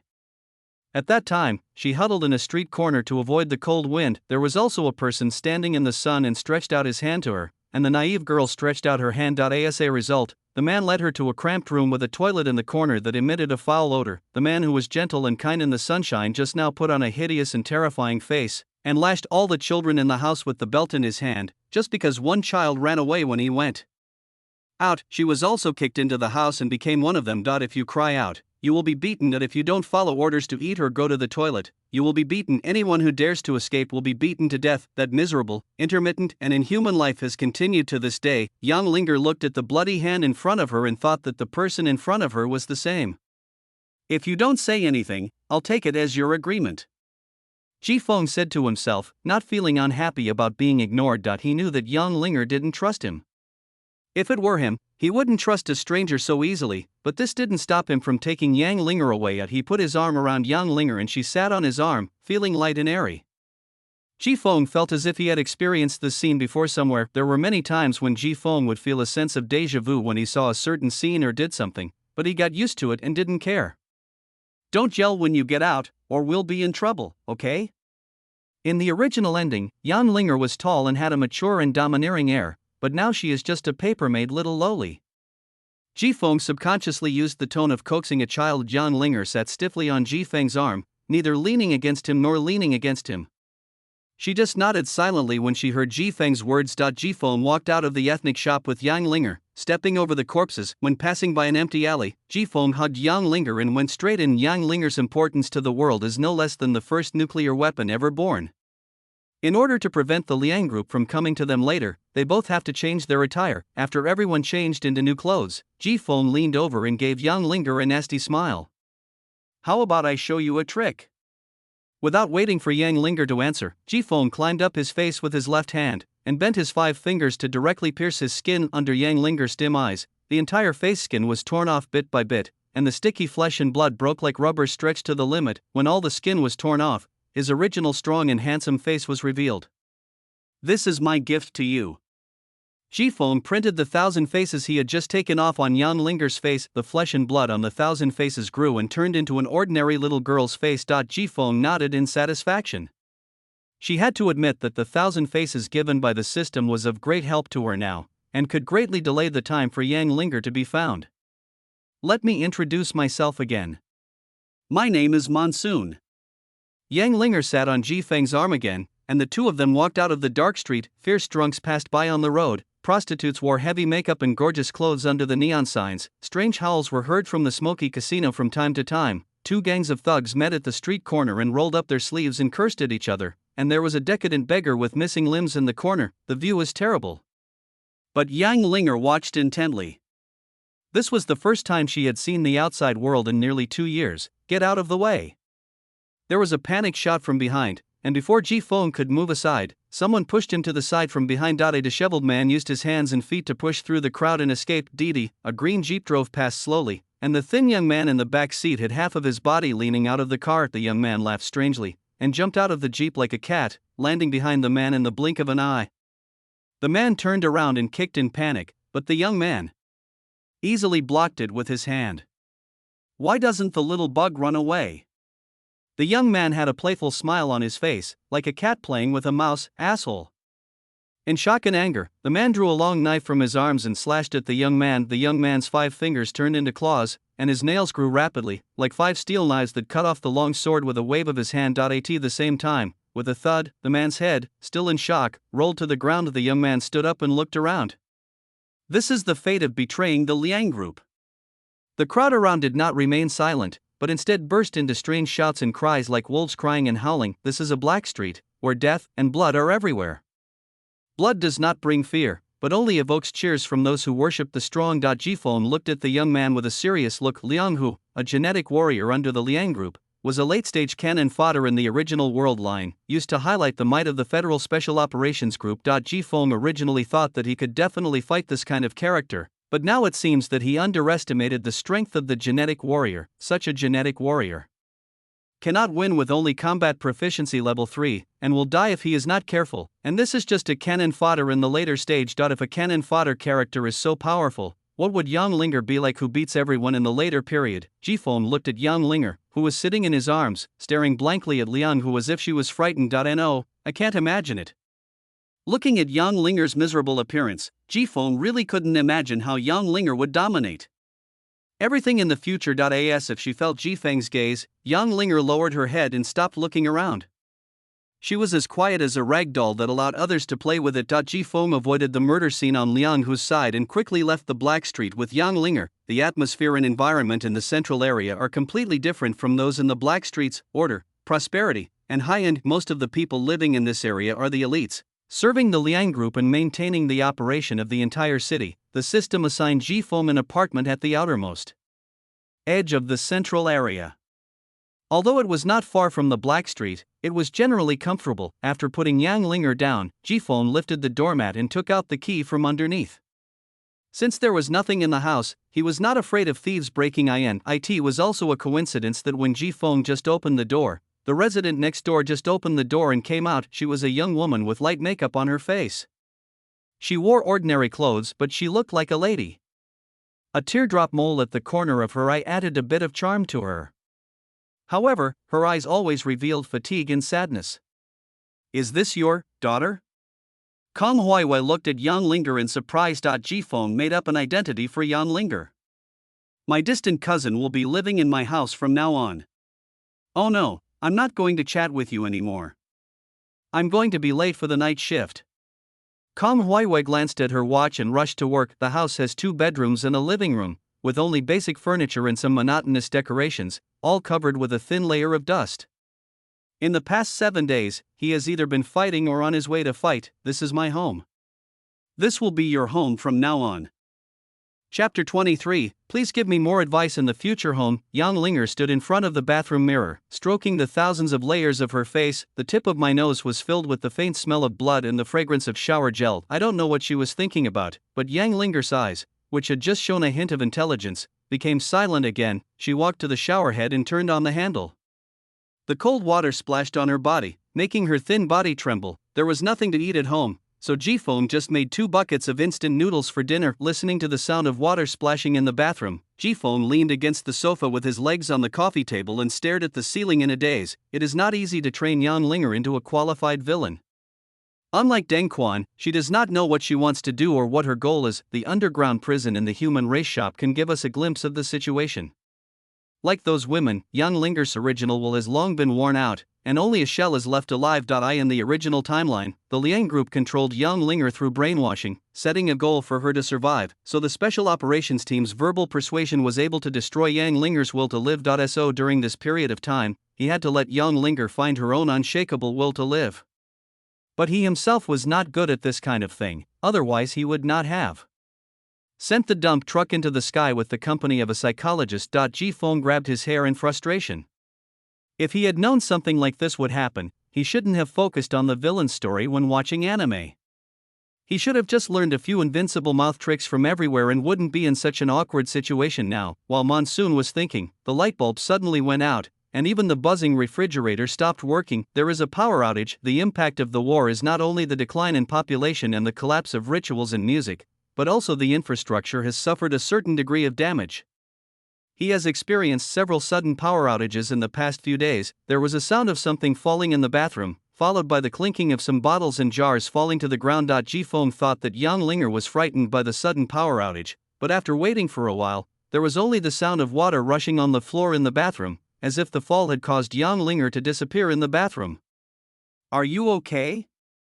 Jifeng knocked on the door and asked. There was no response from the bathroom. Jifeng was afraid that Yang Linger would fall to her death in the bathroom due to her small body, so he opened the door directly. He saw Yang Linger trying to stand up with one leg against the wall, but she couldn't stand up. Seeing Jifeng open the door, Yang Linger instinctively wanted to hide the last bit of her dignity in front of this stranger, but thinking about how Scar Brother would beat up the women who tried to cover themselves up in the seed shop, Yang Linger let herself be exposed naked in the misty air, feeling humble and lowly. Have you seen Monsoon? He looked at it, but didn't watch those of the girl's skinny body. With no intact skin covered with scars, and the blood oozing from the unhealed wounds that stained the water stains on the ground red, all of these drew all his attention. The scars left on a soldier's body on the battlefield are the highest honor. The scars left on children by life are the sadness of the world. The bath towel became the last fig leaf in this world. Jifeng picked up Yang Linger and left the bathroom. Her battered body was like a handful of loess, making people worry that it would be blown away at any time. There was a first aid kit at home. Jifeng skillfully opened the kit and wiped the wound on Yang Linger's body with a cotton swab dipped in medicine. Every time the cotton swab passed over her, her body trembled slightly while bandaging the wound. Jifeng tried to find a topic to talk about. Why didn't you answer when I asked you just now? Yang Linger withdrew her gaze from Jifeng, opened her pale lips and let out a ha-ha sound. When Jifeng looked over, she closed her mouth again and lowered her head timidly, pretending to be the leader. Jifeng frowned and reached out to pinch Yang Linger's cheek to make her open her mouth again. There were healed wounds everywhere, on the tongue, cheeks, palate, and throat. Did someone want to cut out her tongue with a knife? Or make her swallow shards of glass and china? Yang Linger disappeared after her father, Dr. Yang, died, and was not confirmed alive until the Liang group found her. In other words, what she suffered had nothing to do with her identity. It was simply the result of someone abusing her to satisfy their own selfish desires, suffering and falling into despair. This was the description given by the system when Jifeng first met Yang Linger, but these 8 light words summarize Yang Linger's suffering in the past 6 years and the scars all over her body. Humans are truly the source of all evil in the world. Jifeng threw the crushed cotton swab into the Trash can. A girl who had never been illuminated by justice finally died at the hands of Justice. Jifeng, who was already familiar with the treacherous world, felt a sense of dissatisfaction for no reason at this ironic ending. Suppressing the strange feeling in his heart, Jifeng gently rubbed Yang Linger's wet hair. Eat the noodles quickly, or they won't taste good if you soak them any longer. Yang Linger's eyes fell on the instant noodles and ripples appeared on her face. Seeing that Yang Linger was staring at the instant noodles but was reluctant to sit down, Jifeng emphasized his tone again. Sit down and eat. Only then did Yang Linger sit down with half of her but raised. The delay was a bit long, and the instant noodles became swollen and soft, but it did not prevent me from filling my stomach. An adult and a child were silently eating instant noodles in this empty house. As night fell, colorful neon lights lit up outside the window, mixing with the dim light inside the house. I will call you Linger from now on. Jifeng buried his head in the bowl of instant noodles and took the time to say this. Yang Linger's body stiffened and she ate the instant noodles faster, as if she wanted to fill her stomach with the noodles before Jifeng could say the next word. It doesn't matter even if she throws it up afterwards, at least she has eaten it and eaten a lot. Jifeng reached out and pressed down Yang Linger's bowl of noodles. Your spleen and stomach are weak now, it's not suitable for you to eat so much. Yang Linger put down the most delicious food she had eaten in recent years, stood up, rolled up her sleeves, and stretched out her scarred arm in front of Jifeng. Jifeng was stunned. What? Yang Linger had a puzzled look on her face. Aren't they going to draw her blood or inject something into her body? Jifeng had only known Yang Linger for a short time, so he didn't understand what this meant. He could only reach out and hold Yang Linger's hand based on his own understanding. Please give me more advice in the future. It's so thin that it hurts my hands. Jifeng muttered. As Yang Linger rubbed her palms, she felt a generosity and warmth that she had never experienced before. The seeds of life are often sown inadvertently. As long as there is sunshine, the most beautiful flowers will always bloom, whether it is in the Gobi Desert or in the desert. Chapter 24. Sit up and compare yourself. Scar Brother led a group of younger brothers back to his territory. After squatting with Lanzai and his gang for half the night, he not only failed to do anything but was also bitten by mosquitoes all over his body. If it weren't for their friendship, Lanzai would have had to pay tens of thousands of yuan in labor fees today. Seeing their boss touching the centipede-shaped scar on his face, the younger brothers became unusually obedient. No one wanted to be the target of criticism. When he returned to the shop, he found no one in it. Knowing something was wrong, he quickly yelled, "Where's the fat worm? Scar is back." There was no response for a long time, and Scar Brother stood at the door with an even more ferocious smile. As soon as he walked into the store, Scar Brother smelled a pungent smell of blood. He turned his head to look behind the counter and saw that the fat worm who was guarding the store had his head smashed in and was lying on the ground dead. The group of younger brothers were silent as a cicada, all feeling that something bad was going to happen. After opening the cellar and walking down, they saw the tragically dead bodies of Ermao and Sanmao. 1, 2, 3, Brother Scar, there are 3 people missing from the cage. He. The centipede scar on Scar Brother's face seemed to come alive and bite people ferociously. Who opened the cell door? Scar Brother walked into the cell and stared at the women who were huddled together on the ground and shivering. Seeing that no one spoke, Scar Brother stepped forward, pulled out a woman, threw her to the ground, and pressed her neck tightly. It seems like you want to die together? Ahem. I say. A male outsider. He killed the 2 people on the ground, opened the cage and took away the thinnest girl. The woman took advantage of Scar Brother's slight relaxation of strength and spoke quickly while suppressing her fear. Scar Brother became even angrier after hearing this. Lanzai had come to him just to block outsiders, but when he brought people there, his house was robbed instead. What does that stranger look like? Nothing special, nothing special. Scar Brother raised his foot and broke the woman's arm and said, I am very dissatisfied with your answer. Anyone who can tell the characteristics of this stranger will be rewarded with a chicken drumstick. He's nearly 1.8 meters tall. Size 42 shoes. I remember his appearance, and I can draw it. He has a wart on his left wrist. The women rushed to say that who Jifeng was and why he came here had nothing to do with them. They only cared about the chicken legs that they were about to eat. A moment later, Scar Brother was holding the portraits of Jifeng and Yang Linger in his hands. Go, send a copy to Lanzai, and search the whole city tomorrow. The subordinate took the portrait and asked tentatively. Brother Scar, this kid is so arrogant, What if he's a genetic warrior? Gene warriors? Ha, so what? Even if he can beat 10 or 100 of them, I don't believe he can beat 1,000. Even if we pile up human lives, we'll kill him. He shuddered and felt the portrait in his hand was extremely hot. Don't even think about escaping. We can't escape. President Liang doesn't like to keep useless people working for him. Once we are defined as useless, do you think there is still a need for us to exist? Scarbrother said in a cold voice. The subordinate gritted his teeth and left with the portrait. Scarbrother sat under the yellow light bulb, sharpening the machete that had been with him for many years. Now it is no longer a battle to save face, but a battle to save life. The sun shines on my face, bringing the tenderness of the early morning. The wind that had been wandering outside all night finally found its home. It tried its best to squeeze into the window gap and blew a strand of light brown hair. Yang Linger huddled up in the warm quilt. She used to be able to survive the winter with just tattered clothes, but for some reason she felt cold when she heard the slightest sound of the wind. His dark eyes remained outside, looking at everything in the room with confusion and greed. A single bed, a wardrobe, a desk, a bench and a dressing mirror are all the furnishings in the room. She left the cage and actually had a room of her own. Even after a night, Yang Linger still hadn't gotten used to this unreal feeling. Why was Jifeng so kind to her? Did she deserve to be treated like this? Yang Linger had never thought about such questions, and even if she had, she didn't care much. After a night of enjoyment, she just wanted to wake up in the same warm bed tomorrow. But if you want to avoid being beaten, you must be obedient. If you want to avoid being abandoned, you must make yourself valuable. This is what the world taught her. Yang Linger sniffed, resolutely lifted the quilt, and put on a pair of wide slippers on her thin little feet, which made a clicking sound as she walked, looking at the shoes on her feet and then at Jifeng's closed door. Yang Linger took off her slippers and walked barefoot on the cold floor. She wants to give herself the value of not being abandoned. The morning breeze in the other room was not so gentle. It blew violently against the windows and the walls, and the noise it produced directly disturbed Jifeng's sweet dream. Monsoon got up half asleep to deal with the water storage problem. His habit of living alone for many years made him walk into the bathroom on his own, support himself with one hand on the wall, and open the valve to drain the water with his eyes closed. Suddenly, I frowned and felt something was wrong.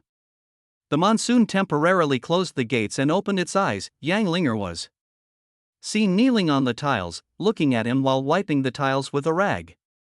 She was obviously also stunned by Jifeng's sudden release of water. What should I do now? Go back to your room and sleep to avoid embarrassment. But it always feels weird to fill the water halfway. How about pretending to be sleepwalking and not seeing it and continuing to open the gate? A watermelon with eyes and a mouth appeared in Jifeng's mind and was scolding him. Suddenly, his confused and rebellious mind skipped over all the correct and fairly correct answers and went straight to the root of the problem. It's so scary this morning. Why didn't you say anything when I came in? It's okay. Jifeng returned to the room with a wooden face, lay on the bed and covered himself with the quilt. After 5 minutes, Jifeng suddenly sat up and slapped himself in the face with guilt. Everyone knew yesterday that Yang Linger couldn't speak, so how could she say this today? Listening to the rustling sounds outside, like little mice moving, and thinking of Yang Linger cleaning the house, her body looking even thinner in his clothes, he really couldn't fall asleep. Jifeng opened the door. Yang Linger looked back, and the two looked into each other's eyes. For some reason, Jifeng gradually lost the courage to look her in the eye. Why aren't you wearing shoes? Jifeng asked, looking away. Yang Linger gestured twice, but Jifeng didn't seem to understand what she meant. Yang Linger herself knew that she didn't express herself clearly, so she lowered her head and waited to be scolded. Jifeng could only helplessly put his palm on Yang Linger's head and rub it. I don't mean to blame you. Chapter 25. The egg in the palm. After getting over the awkwardness, Jifeng took Yang Linger out. Nothing was prepared at home, so he went out for breakfast and took Yang Linger to the mall to buy some daily necessities and clothes. In the elevator, Yang Linger stood stiffly in a corner, stealing glances at Jifeng from time to time. Jifeng was daydreaming until the elevator door opened for 2 seconds before he came to his senses. As if sensing Yang Linger's uneasiness, Jifeng spoke softly. If you don't like me touching you, you can hold on to my clothes. Otherwise, I won't know when you get lost. Yang Linger tried twice, pinched the corner of her clothes, and followed Jifeng closely, like a chick following a hen to avoid an eagle. The residents around here are basically middle-class workers in City X, so it is bustling both morning and evening. People were coming and going, and from time to time a few people gave the two of them strange looks because Yang Linger was wearing men's clothes. especially when they looked at Ji Feng. If they were not afraid of being beaten for speaking, they would all say you are playing like an animal. Ji Feng didn't care about them at all. The gangster spirit he had been exposed to from hanging out in the underworld made them afraid to go too far. When he arrived at the breakfast shop, Ji Feng ordered 4 fried dough sticks, 2 bowls of soy milk, 2 eggs, and a side dish. Ji Feng put both eggs into Yang Linger's bowl, but he didn't like to eat them. "What are you standing behind me for? Sit down." Yang Linger sat down obediently. After Ji Feng finished eating, he found that Yang Linger just sat down and didn't touch the food on the table without his orders. Ji Feng didn't give any orders, turned around, took out a cigarette and acted like a god. After being a god, Yang Linger still hadn't eaten a single bite. Ji Feng brushed off the cigarette ash and said, "Let's go."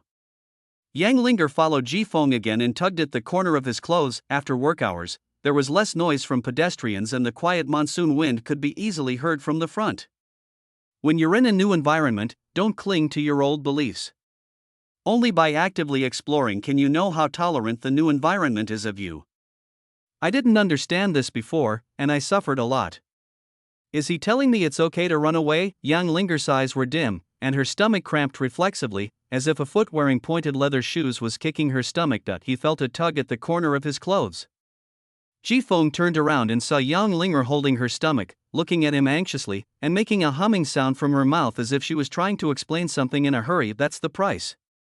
Seeing Ji Feng pull his hand out of his trouser pocket, Yang Linger subconsciously closed her eyes and stood still, with a numb look on her pale face. However, after waiting for a long time, she still didn't feel the expected pain, so Yang Linger carefully opened her eyes. The hand that she hadn't grasped yesterday was once again stretched out in front of her. This time, his palm was clean, and on it lay a boiled egg with a cracked shell. "Are you so scared of eggs? It's not like a hen will pop out and peck you.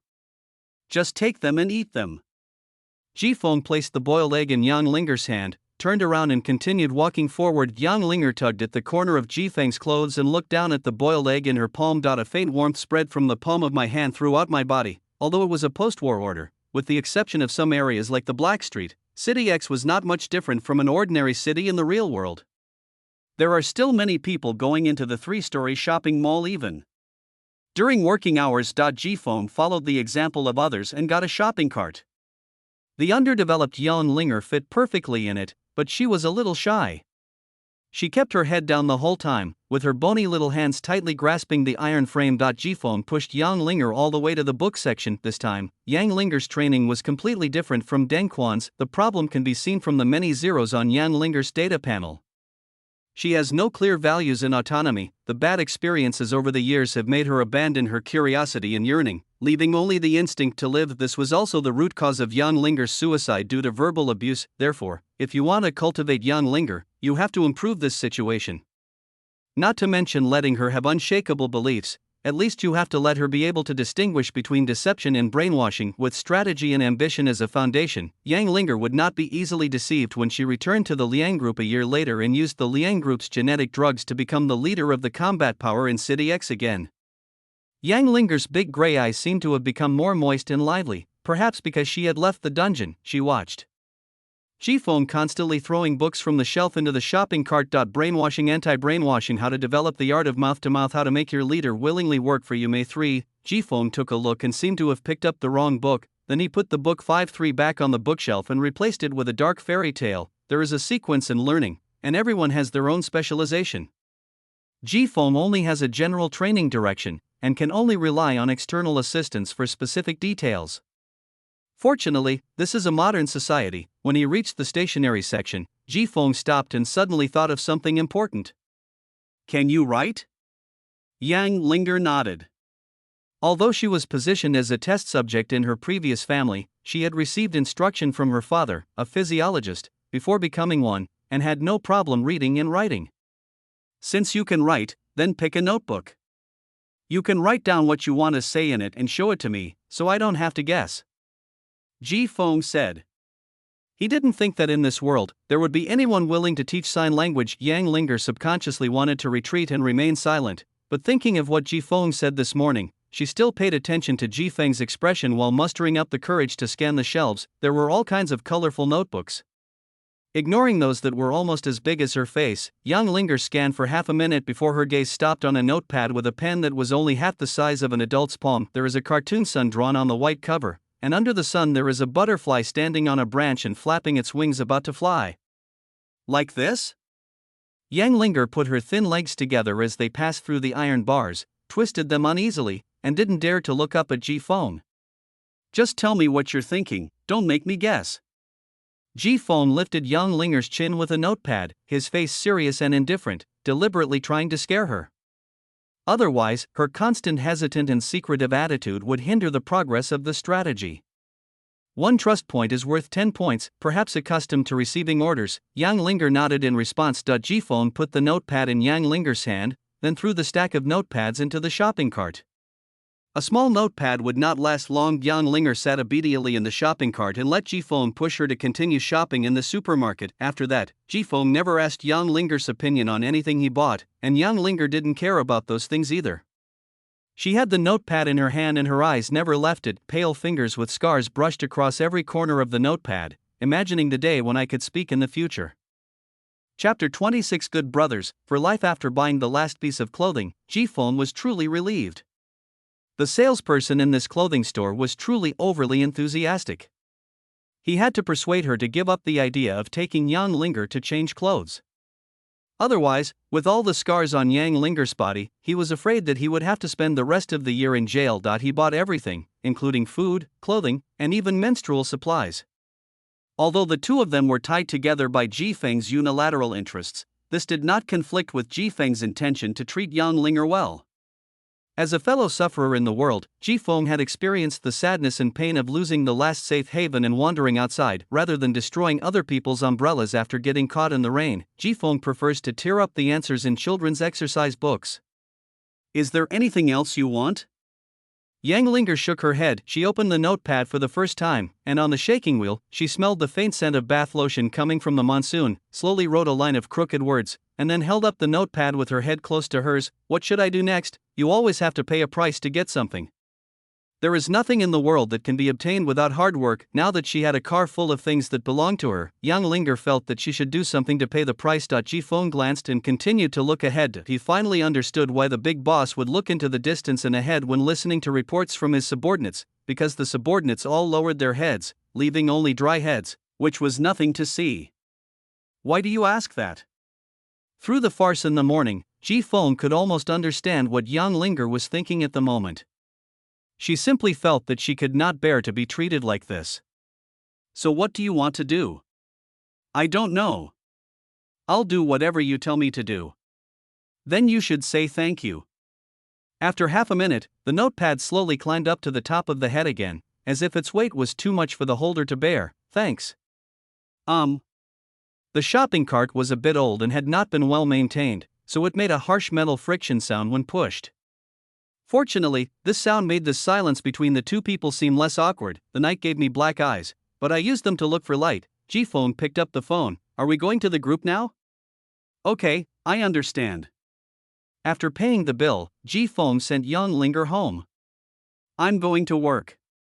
Don't open the door to anyone at home, and don't go out and run around.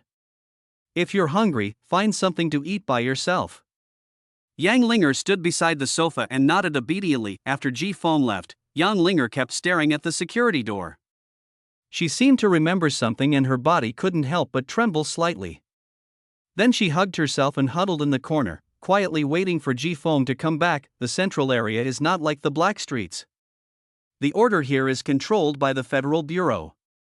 It is no different from the modern city center except that there are fewer people. 3 skyscrapers are erected in the heart of the city, with a triangle sitting on top to protect one of them. Ji-Fong walked into the building in the middle, passed the security check, and took the elevator with his work badge until it stopped on the 33rd floor. Each floor of the skyscraper represents a business in City X, with nearly 100 people busy working on it. The 33rd floor is different. There is only one office here. Including Ji-Fong, there are only 5 people in the office.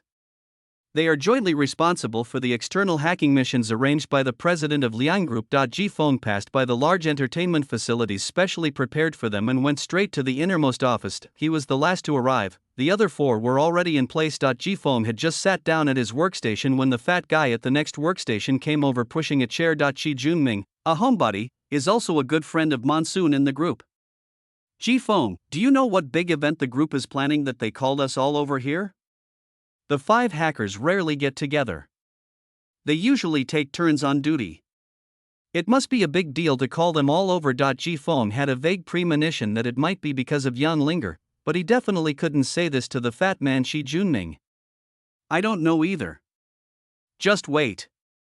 Shi Junming touched his lower body with a look of speculation in his eyes. Do you think we can directly attack the Federal Bureau to obtain information?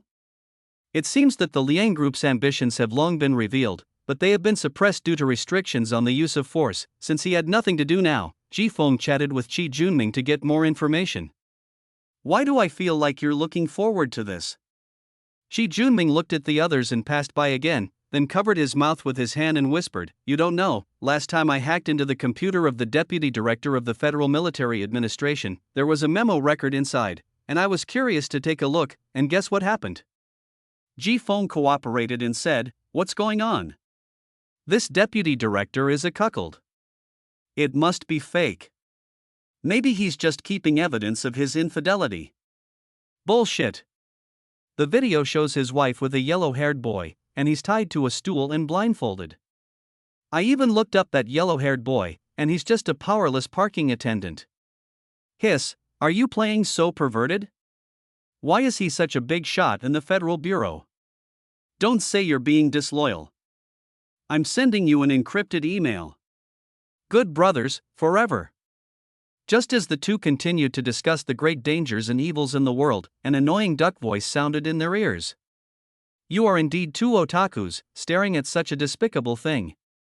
The other 3 people in the office were standing beside their desks. The leader, with slicked back hair and wide-open eyes, was the one with the duck voice. Did the otaku dig up your ancestral grave or fuck your mother? Why are you so dissatisfied with otaku? Oh, by the way, who is this?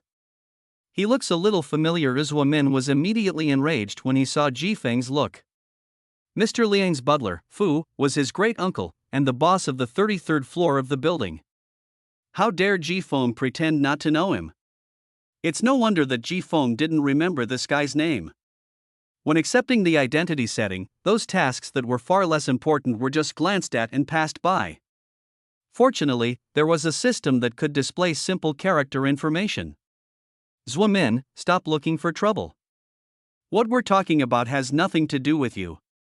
The fat Shi Junming leaned back in his chair, causing it to creak. Those who could work in offices on this floor had basically sold their lives to the Liang Group. Even the rich housekeeper could not easily command them without the order of President Liang. What's more, he is just a little piece of trash who relies on connections. I'm telling you, I'm the team leader on the 33rd floor, and you have to listen to me. Shi Junming's words made Zuomin so angry that he jumped to his feet.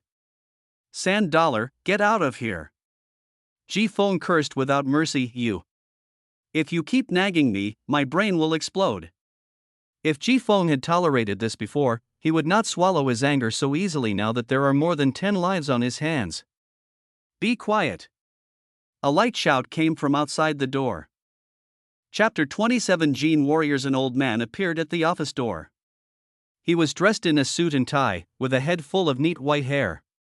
He stood straight, with shiny leather shoes on his feet. His eyes were stern and his brows were raised, which made him look quite intimidating. Fu Zhengping, Mr. Liang's butler, is the one who was entrusted by Mr. Liang with all matters, big and small, and he is also Mr. Liang's spokesperson who rarely appears in public. Second uncle, shut up. If you do that again, I'll break your legs and throw you out of the group. Fu Zhengping didn't give Zuomin any face at all and started scolding him directly. Now return to your respective positions. Mr. Liang has a task for you. Zuomin looked at Ji-Feng and Shi Junming with hatred, then returned to his workstation obediently. Fu Zhengping glanced at the 5 people and said in a deep voice, remember this number. It's 1:28 p.m. now. Get ready. Mr. Liang will call this number at 1:35 p.m. What you need to do is find the caller's location, then determine their situation by hacking into the electronic devices in the caller's area. During this time, you must also prepare countermeasures to prevent other parties from interfering. You will begin assigning tasks among yourselves. Fu Zhengping left the office after giving his instructions. Although the relationship between the few of them was unpleasant, when it came to Mr. Liang's people, Zhou Min didn't dare to lose his temper and assign tasks honestly. Monsoon was assigned the task of finding the location of the person who had called, which was easily accomplished with the system's hacker proficiency level 3. By the way, I also set up a wiretap without attracting other people's attention. This is also the reason why Ji Feng quit his job before the beginning of the story.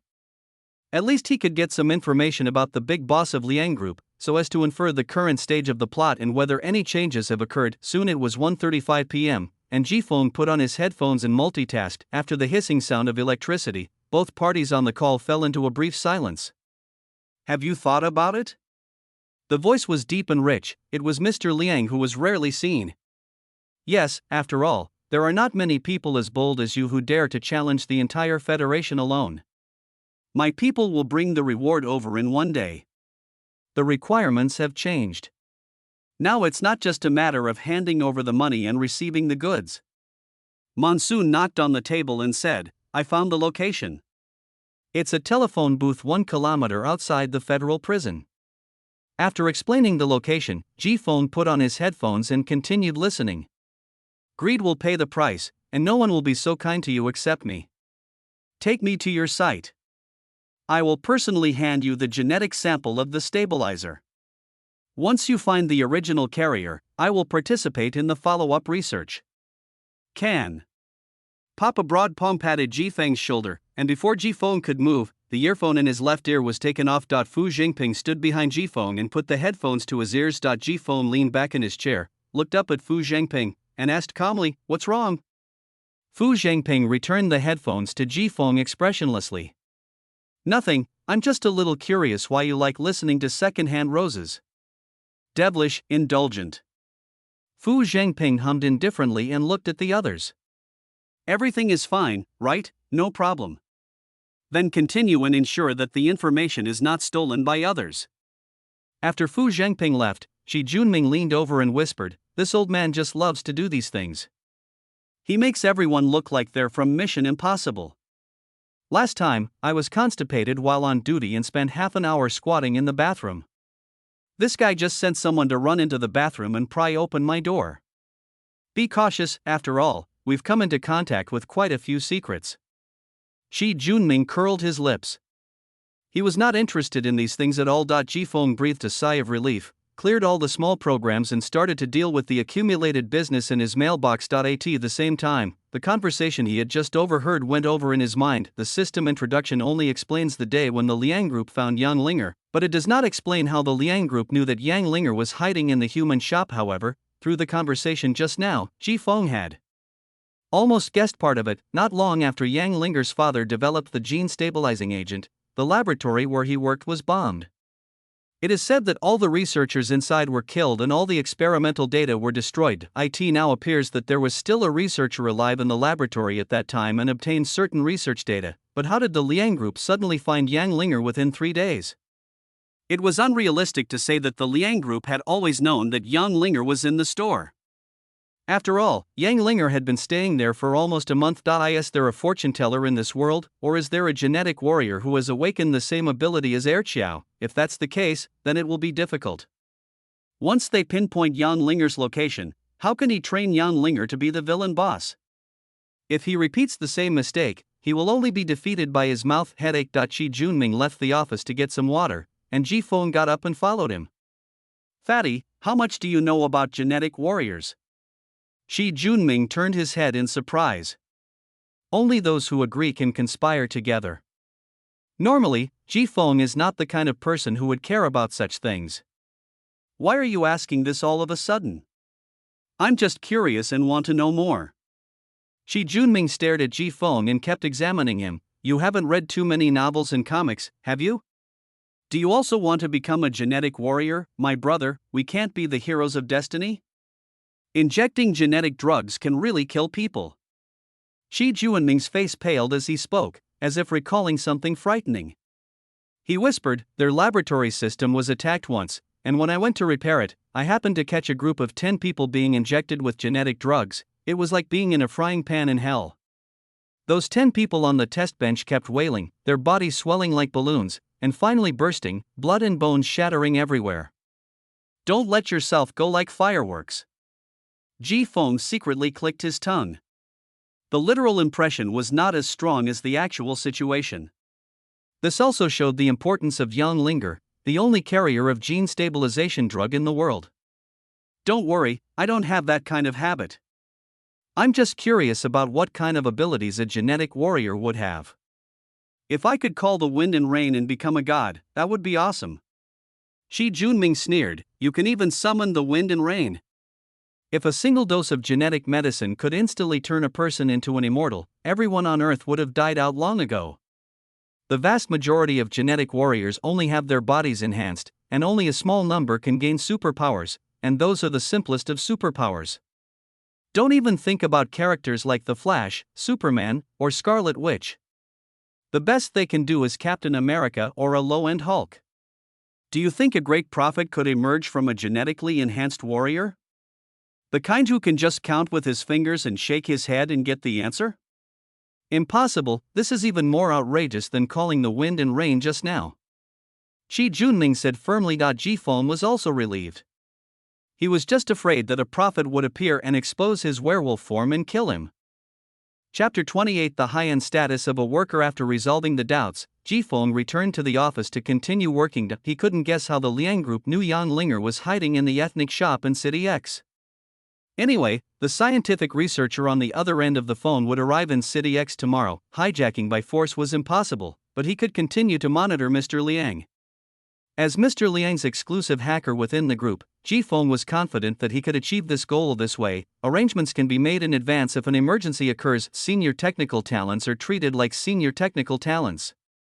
They don't even need to prepare dinner by themselves.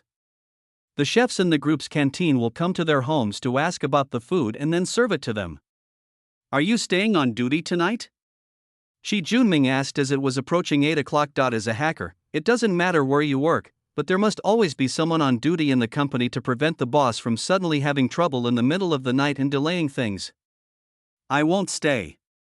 Ji Feng began to pack up. There was a young Linger who had just been abducted back home. He had to go back and check on the situation. If she ran away, he could still find her earlier. "Then I won't stay. Come to my house to play games tonight?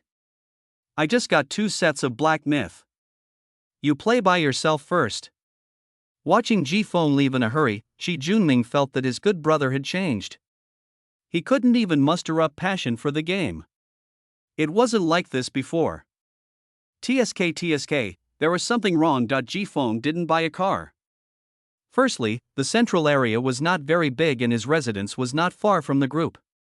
Secondly, the gas price was high and there were many thieves. Tonight is much more lively than usual. When he was 3 blocks away from home, Ji Feng discovered the source of the excitement. The street thugs who abide by the rules and rarely act recklessly in the central area now appeared in the central area, blocking people on the street with portraits in their hands. Seeing this scene, even though Ji Feng didn't see the portraits in their hands, he knew they were looking for him. After all, what he did in the Black Street was not very decent, so it was understandable that they would ignore the rules and rush to the central area to look for people when they got angry. Seeing the thugs checking their wrists, Ji Feng rolled up his left sleeve and saw a small wart on his wrist. Although the faces don't match, there are still hidden dangers. After walking around 2 streets to find an alley, Ji Feng prepared to take a detour. Unexpectedly, when I was halfway across the garbage, 2 gloomy-looking thugs appeared at the alley opposite me.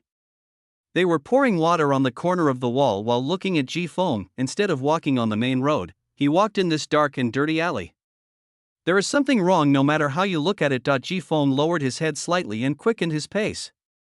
As a result, the gangsters who had just finished releasing the water blocked the middle of the alley, leaving a gap at the edge that was difficult to pass through. "Stop, kid." The gangster was holding up his pants, not caring at all about his big red flowered shorts being seen, while the gangster behind him took out the portrait and started comparing. The portrait shows Ji Feng's face after he wears 1,000 disguises, which is completely different from Ji Feng's original appearance. Stretch out your left hand. Jifeng stretched out his left hand and placed his right hand behind his back, loosely clasping it just in case. The gangster rolled up his sleeves and saw the wart. The two looked at each other with undisguised surprise in their eyes. Come with us, boy. Jifeng loosened his clenched hands temporarily. Without Qianmian, he couldn't change his appearance.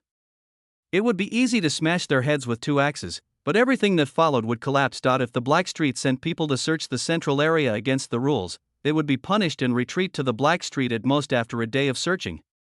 As long as he did not reveal his identity in the future, the people in the Blackstreet would think that the outsider had left City X. When the group goes to the human race store to look for Yang Linger, they will find out that Yang Linger has been kidnapped in advance by unknown outsiders and left City X. This way, we can spend a peaceful year without anyone having to worry. In order to ensure a stable future, Jifeng decided to struggle by talking.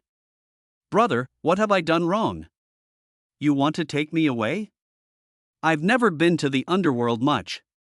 Kid, stop talking nonsense. I don't know what you did wrong, but I know you have a wart on your hand. Our eldest brother is looking for people like this. Come with us quickly. Jifeng raised his eyebrows, seemingly not out of doubt, but simply because he met the requirements. So Jifeng took out everything in his pocket.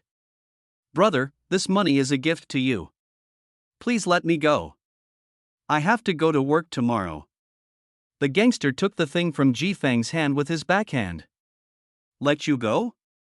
Damn it, after I let you go, who the hell will let me go? Come with me now.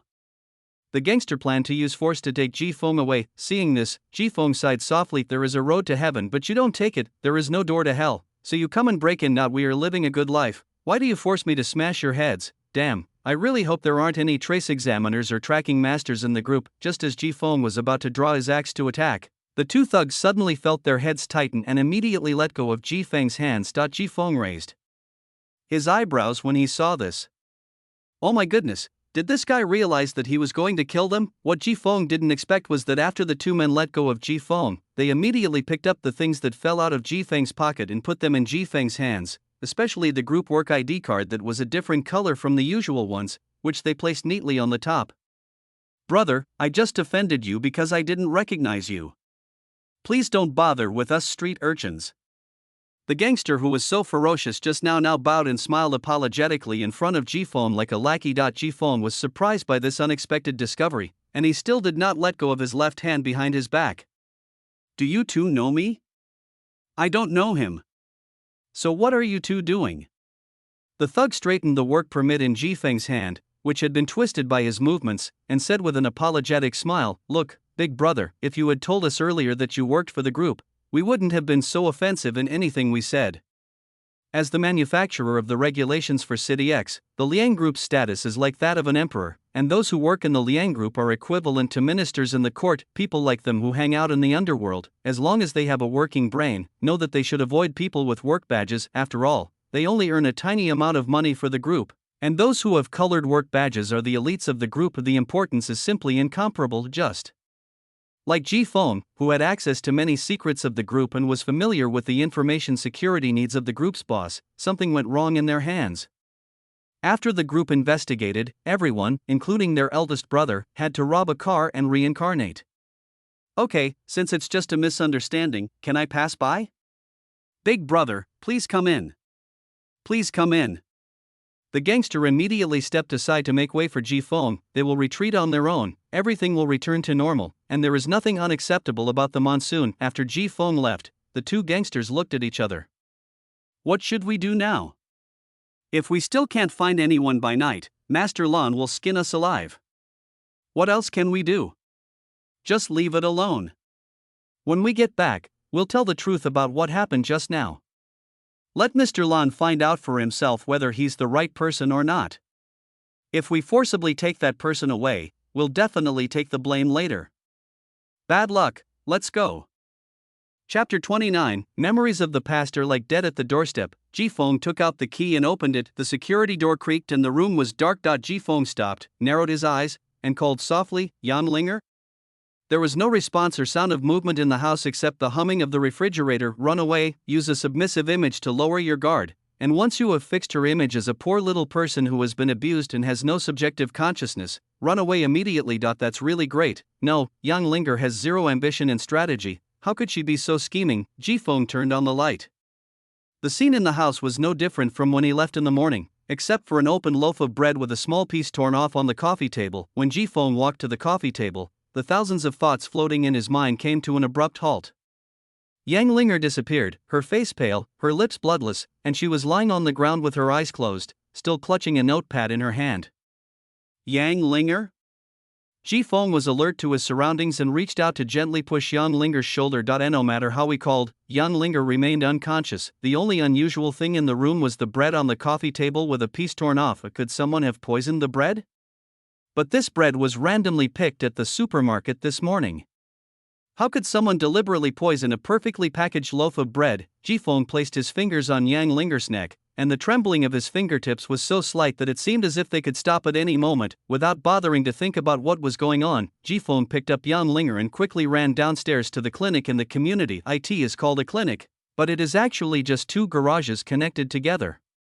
It cannot treat serious illnesses and can only handle emergencies. When the monsoon arrived, there was no one in the clinic. The dim light shone through the old glass onto the ground. The owner of the clinic was taking a nap at his desk. "Doctor, please see what's wrong with her." Jifeng rushed in holding Yang Linger and said anxiously. Not only was Yang Linger's breathing weak, but her body temperature was also rising. Although Jifeng didn't understand medicine, he could feel that Yang Linger's condition was not good. The balding old doctor climbed up from the table and, seeing that the patient had forgotten to maintain her last bit of dignity, he ordered directly, "Hurry and put her on the bed." The old doctor began to give Yang Linger first aid. Jifeng, who was unable to help, leaned against the wall with a dark look in his eyes. He folded his arms across his chest and tapped his arms with his fingers. Yang Linger's life and death is also related to his lifespan. If Yang Linger dies like this, 50 points will be wasted and he will lose 1/3 of his lifespan. After working for nearly half an hour, the old doctor finally straightened up and wiped the sweat from his forehead. Luckily, they brought him in on time. If he had been a little later, I'm afraid he wouldn't have been able to be saved. Is it poisoning? Jifeng's voice was suppressed. If someone poisoned someone, things would not be so simple. The old doctor turned around and looked Yang Linger up and down with his cloudy eyes. What's your relationship with her? Brother and sister. Did you buy this child? Jifeng dropped his arms and tensed his body, like a wild beast about to pounce. The old doctor seemed not to notice and walked past Jifeng calmly. He picked up the thermos cup on the table, took a sip of tea and continued. Don't be so nervous, I've seen this happen a lot. Whether you bought her to vent your anger or abuse her, I have no control over it. But since you sent her to me for emergency treatment, I must warn you. If she comes to me in this condition again next time, I will not treat her. This is a place where we heal the sick and save lives, not a place for you to clean up after yourself and continue to torture others. The monsoon was silent. How is she? Severe malnutrition has weakened her immune system, exacerbating the underlying inflammation that her body can no longer handle. Coupled with not eating, she's exhausted and ultimately went into shock. Her organs are already showing signs of failure. If she's not properly cared for, even a god won't be able to save her next time. If you want me to help regulate it, I need to draw some blood for testing. The old doctor prepared the blood drawing tools and tapped Yang Linger's arm. The blood vessels were clearly visible, as if there was only a thin layer of skin separating them from the outside world. TSK, what a sin. The old doctor muttered, and this low whisper brought back memories that Jifeng had buried deep inside and didn't want to recall. He explained why he felt familiar when he first saw Yang Linger in the underground cage of the human race store. Because my sister, who has long been blurred in my memory, is like this, skinny as a stick, with dull eyes. Now Yang Linger is lying in bed unconscious, and the doctor's dissatisfied mutterings to her are the same as those when her sister was in the ward. The only difference was that the doctor's remarks were directed at the parents. The doctor took the blood for testing, and Jifeng sat down on the stool beside the bed. The slender eyelashes on Yang Linger's thin cheeks kept trembling, like a wildflower that was ravaged and bent in a rainstorm, so fragile that if the light were a little dimmer, it would overlap with the other face lying on the hospital bed in my memory. The same scene reappeared, and the scar that had stopped bleeding was torn open again. The past scenes kept echoing in my mind. He couldn't remember what his sister looked like, and he didn't know when the sweet smile disappeared from her little round face. All images of my sister were replaced by her huddled in a corner, dazed and lifeless. The closest contact was only her staring at me in front of the bed. Even though there was only the faint breathing of the two people in his ears, Ji-Fong could faintly hear the constant quarrel between his parents who had lost their kindness and tenderness. He didn't remember what the argument was about. He only remembered his father's disappointed look and his mother's scolding as she grabbed his shoulders.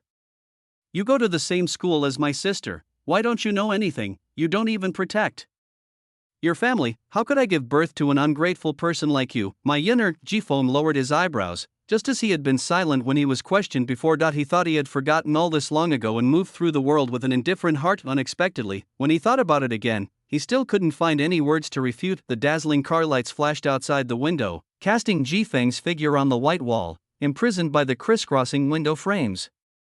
When Yang Linger woke up, she saw Ji-Feng sitting beside the bed. She could clearly see Ji-Feng's face while lying on the bed in indifference without a trace of relaxed smile. Even after Ji-Feng killed someone yesterday, he still smiled. This made Yang Linger very scared. She knew she had done something wrong. The instinctive fear left in her body made her shrink into the quilt. "Woke up?" There was a hint of hoarseness in Ji-Feng's voice, and his raised eyes were cold and unfamiliar. Yang Linger didn't dare to look into Ji-Feng's eyes and could only look at the folds of clothes piled up on his abdomen. "You've already bought the food. Why aren't you eating it? Even if your life is at stake, you still want to play with others' guilt by pretending to be pitiful? Does this make you feel happy? Or do you feel like I owe you something? Everything you've suffered was caused by me, and you want to take revenge on me." Monsoon's cold and calm words contained a silent roar. "Come on, answer me." Chapter 30: The Escaped Selfish Kid. The silent confrontation is also the collision of two broken worlds. Yang Linger felt the biting cold coming from the outside world, and even though she had avoided Ji-Feng's gaze, she could not withstand his questioning and scrutiny. She didn't know what answer would satisfy Ji-Feng.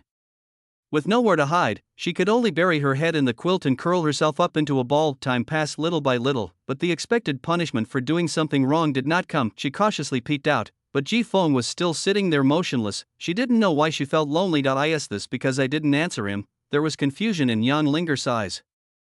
She thought of the person who appeared in front of her yesterday, who smiled gently even with blood on his face. She thought of the person who held her in his arms and carefully applied medicine to every unhealed wound on her body. She thought of the boiled egg held in the palm of his hand for her under his broad back. The stranger, whom she had only known for one day, was also a unique stranger. The fear in my heart slowly dissipated, and the existence of the notepad in my hand became extremely clear. Yang Linger slowly took out a pen, held the notepad in front of her nose and wrote slowly. This was the first time she revealed her inner thoughts. "That's the best bread I've ever had, and I want to leave it to you." Yang Linger put her arms in front of her and raised her notepad. The tiny words, with their newborn tenderness, caught Ji-Feng's eyes and made his nose sore. "Brother, come quickly."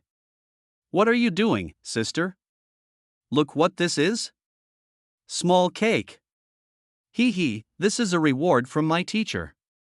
Do you want to eat it? Think. If you promise to be best friends with me from now on, I'll take you to eat. My sister and I are best friends."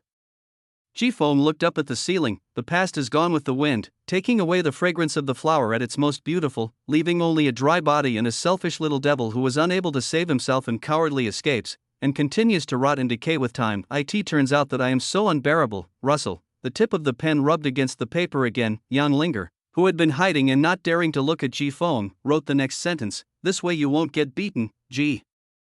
Feng chuckled, resolving the complicated emotions in his heart. He reached out and rubbed Yang Linger's rough hair. "I'm so sorry that I and this world have left a bad impression on you. But next time you come across something delicious, you don't have to save it for me, just eat it. If I want to eat it, I will take the initiative to grab it from you." The car lights outside the house flashed again, and this time there was a pair of thin arms and a notepad next to the shadow in the cage. The old doctor who appeared at the door looked at the scene in confusion. It seemed that the relationship between the two people was not as bad as he had imagined. The old doctor coughed lightly, attracting the attention of the two men. Yang Linger noticed the old doctor and quietly shrank back into the quilt. She didn't like other strangers very much. The old doctor waved to Ji-Feng, who nodded and said to Yang Linger, "Don't be bored. Once the 4 is finished, we'll go home." When Ji-Feng walked to the outer room, Yang Linger quietly stuck her head out again, and her dark eyes quietly looked at Ji-Feng's back. Let me tell you something, the old doctor said in a low voice.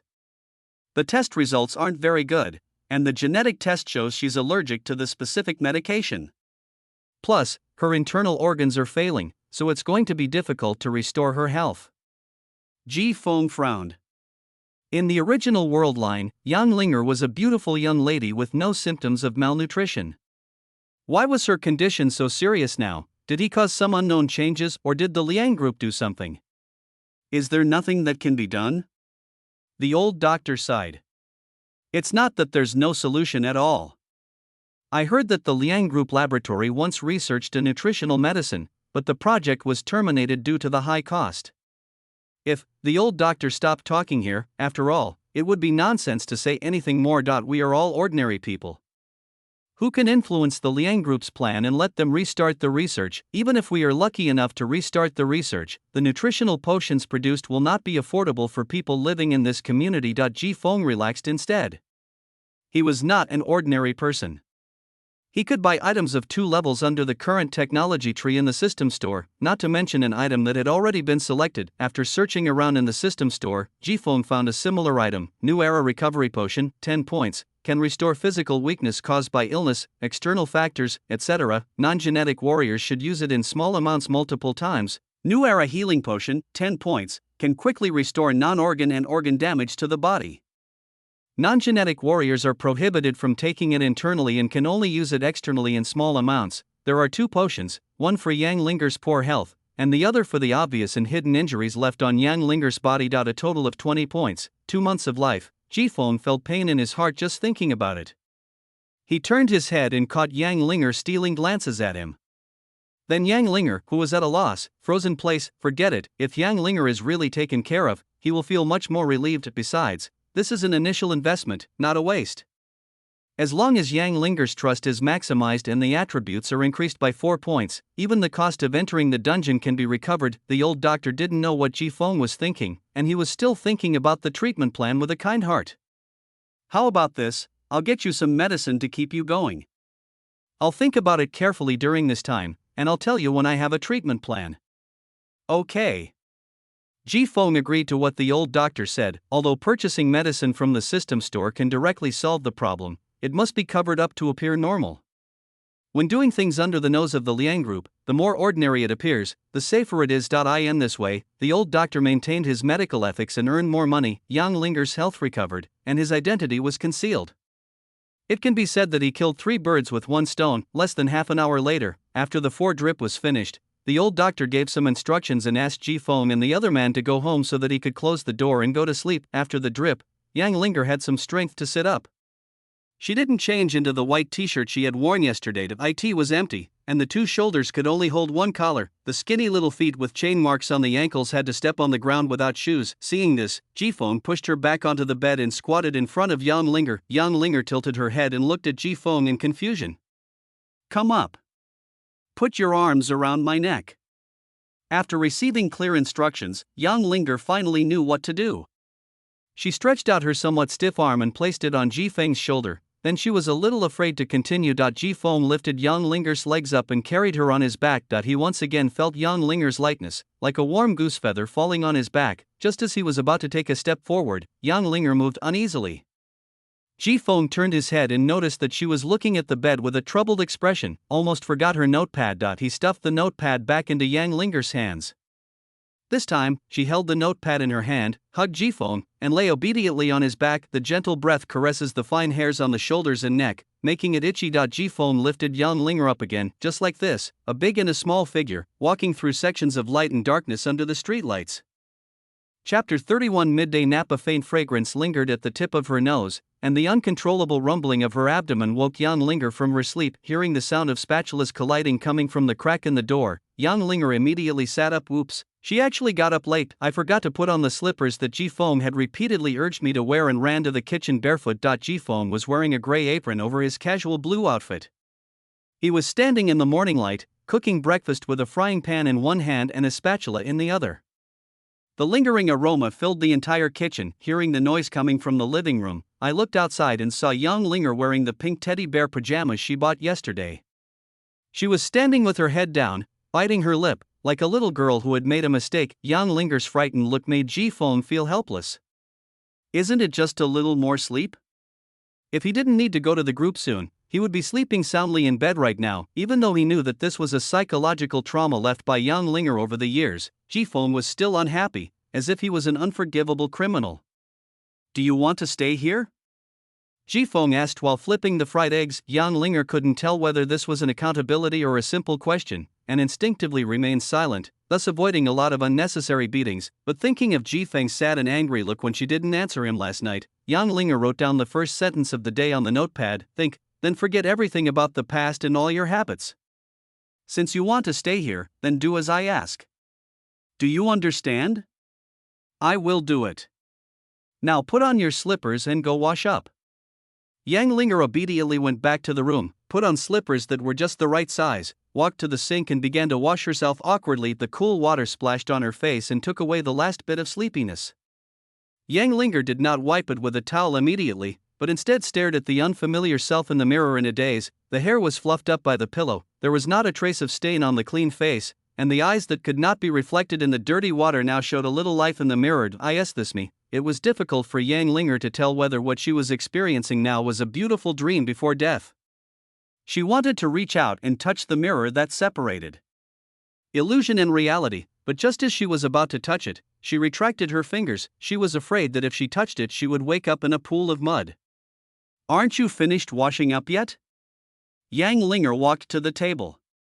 The sandwich on the plate, made of buttered bread, fried eggs, bacon and lettuce, exuded an enticing aroma that made people drool. Ji Feng placed the cup of milk with a drop of recovery potion in front of Yang Linger. Yang Linger sat on the chair while tiptoeing. The smiling bare face on her pajamas trembled. She didn't know if the manufacturer was having some serious illness that he had to stick two smiling bare faces on both sides of her chest that looked like they were mocking her. Ji Feng felt that he should change her into a new set of pajamas when he had time. A plain one without any patterns would be just right. Ji Feng didn't give the order to eat and just started eating on his own. Yang Linger looked at the delicious food in front of her and a rare hesitation appeared on her face. The two rules and teachings clashed with each other in her mind. Monsoon did not urge him. Those who act according to orders are slaves and puppets, not normal people. He had said everything he needed to say. Whether to be a human being or continue to be a slave was entirely up to Yang Linger's own choice. After Ji Feng had eaten half of the sandwich, Yang Linger finally picked up the sandwich tentatively, secretly glancing at Ji Feng from time to time. As soon as Ji Feng made any big movements, she would immediately put the sandwich back in its place and sit down obediently. After making sure that Ji Feng really wouldn't do anything, Yang Linger held the sandwich in both hands and lowered her head to take small bites of it. The sweetness of butter, the richness of egg yolk, and the salty aroma of bacon filled her mouth. It was so delicious that Yang Linger squinted her eyes unconsciously. Like a silkworm, she kept eating away at the bread, leaving half a circle of small teeth marks. Not talking while eating or sleeping is a habit that Ji Feng has developed since he was a child, and Yang Linger is the same. So in the quiet morning, the two of them sat opposite each other and ate breakfast quietly. Yang Linger's trust increased by 1 point. Current trust, 1, gained 10 points. No wonder so many people like to play development games. The feedback after cultivating the character through hard work and effort is really pleasing. After the meal, Yang Linger finally finished a glass of milk. A thin layer of milk foam hung on her pale pink lips. It was a pity that she was too thin. If she could gain some weight, she would look very cute. Ji Feng changed his clothes and put on his shoes while saying to Yang Linger, who was standing in front of him to see him off, "If nothing unexpected happens today, I should be back tonight. Also, remember to eat all the food you bought. Don't you want to know what the consequences will be if you starve yourself to death?" Ji Feng was a little worried and started to threaten. Yang Linger nodded and watched Ji Feng close the door and leave. She looked at the empty house where she was alone and decided to find something to do so that this dreamlike life could last a little longer. Yang Linger is very skilled at sweeping and mopping the floor, and all of this is earned at the cost of scars on her body. The house was not very big, but despite Yang Linger's frail body she was still busy for the whole morning. When she felt hungry at noon, she still did not take the unopened food. Instead, she found half a bag of bread left over from the morning, took a glass of water, and chose a chair from the plush sofa and dining table, and sat on it to have her lunch. The bright sunshine shining through the window onto people's bodies was warm and made people feel lazy, especially for people like Yang Linger who had not had proper sun exposure for many years. I couldn't help dozing off while holding the last piece of bread, before I even put it into my mouth, because he was short. could only support his small head on the counter-shaped dining table and slowly lean to one side in the light beams formed by the dust. Occasionally, a loud noise coming from outside the window would make her quickly adjust her head, open her eyes with difficulty and put the bread into her mouth. However, before he finished eating the bread, his head slowly tilted to the other side like a white lotus blooming in the mud, quiet and beautiful. Chapter 32. Something is wrong with you. Good morning. Shi Junming picked up a double chicken burger and said to Ji Feng, "Would you like one? Eating these early in the morning, what an appetite this is. I'm done eating. Please be careful. If you keep eating like this, I'm afraid you'll only be in the ICU." Shi Junming bit the burrito, his little eyes fixed on Ji Feng. "Is there something on my face?" Ji Feng felt uncomfortable being stared at and reached out to wipe his face. "Something's wrong." Shi Junming circled around Ji Feng twice and repeated his affirmation. "Something is very wrong. You are definitely hiding something bad from me." Ji Feng's body stiffened. Could it be that this guy had noticed Yang Linger's presence, or did he realize that this monsoon was not the same monsoon as before? If this guy really has such keen insight, why is he so unknown in the original world line and doesn't even have a chance to appear? The computer was turned on, but Ji Feng was not in the mood to operate it for a moment, so he just dragged the mouse and tapped around randomly. What could be wrong with me? Shi Junming slapped Ji Feng's shoulder with his greasy hands, and put his gloomy face close to his ear and began to whisper devilishly. Are you in love? Get out of here, go play with your gal. Ji Feng wanted to give him a powerful kick and kick him out from the 33rd floor. You can say that I am a big shot, you can say that I am an emperor, but isn't it insulting to say that I am in a relationship? Who would fall in love if they were serious? You really didn't betray the organization? Shi Junming asked half-believingly. Oh. Shi Junming curled his lips and returned to his workstation. After a while, he came over again in a mean manner. Actually, betrayal is nothing. If you have a spare, you can introduce me to one. Wait until you lose the fat on your body. Aren't you afraid of crushing someone to death? Ji Feng patted Shi Junming's belly, causing a wave of flesh. Shi Junming rubbed his belly and muttered, forget it. I can't sacrifice my stomach for love, hee. It's not possible to pick up girls without losing weight. The two of them kept chatting with each other until Zhuo Min and the other two walked into the office with a snort. Then they began to focus on the work at hand. Fu Zhengping had already assigned today's task to ensure the security of information when Mr. Liang met with the researcher. Ji Feng was curious about how the Liang group found Yang Linger, so there was no reason for him not to eavesdrop. To prevent Fu Zhengping, the old scoundrel, from making another surprise attack, Ji Feng prepared a shiny thermos cup and placed it next to his computer as a mirror. If anyone came, he would be able to spot them immediately with his back to the door. For a moment, the only sound in the room was the clacking of keyboards, as everyone was busy with their own tasks. Shi Junming was sipping his Coke when his eyes suddenly fixed. Someone tried to bypass the program to control the electronic equipment near the scene, and suddenly Ruru's 10 fingers tapped on the keyboard rapidly. But the more he tracked, the tighter Shi Junming's brows furrowed, until he tracked him down to Ji Feng in their office on the 33rd floor. Shi Junming secretly looked up and glanced at Ji Feng, who seemed to be working seriously. He said that there was something wrong with his gay friend today, and he didn't expect that he actually had the intention of finding out about Mr. Liang. That's Mr. Liang, the ruler of City X, who has the final say. Doesn't your friend know that if he has any rash thoughts, it will only hurt himself? Oil drums sank into the river, meat grinders minced stuffing, the various inhumane ways of death just passing through his mind made Shi Junming shudder. Then he thought of the reward for successfully reporting the case. It wouldn't be a problem for his dozens of paper wives to buy dozens or even hundreds of sets of clothes for each. He could even use himself as a template to match each of his paper wives with husbands, until Zhuo Min over there uttered a light exclamation. Shi Junming finally made up his mind to snap his fingers to help Ji Feng cover up a wave. Never mind, damn it, if you don't call me Godfather, I will never let this matter go. In the abandoned dock of City X, a black car was parked quietly by the sea. There were two men guarding the car. They were Liang Hu and Liang Shi, two genetic warriors from the Liang group. The fishy smell brought by the sea breeze made the landlubber Liang Hu very uncomfortable. He bent over and rubbed his nose lazily. Why does the ocean exist? Can't it be all land? Liang Shi, who was wearing a hoodie and was 2 heads taller than Liang Hu, put his hands in his pockets and ignored Liang Hu's complaints. He kept scanning the surrounding buildings with a diligent look. Whenever a shadow flashes behind the window, my eyes follow it.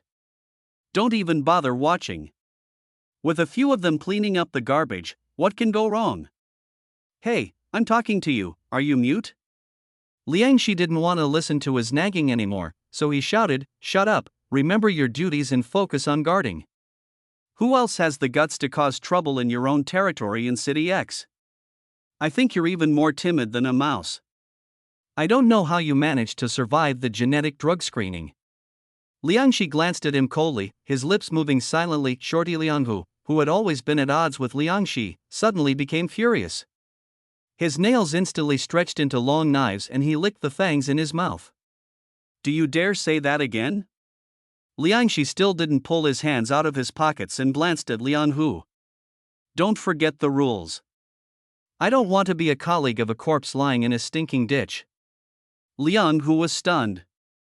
He vaguely felt that someone was watching him through the opaque car window, so he had to suppress his anger.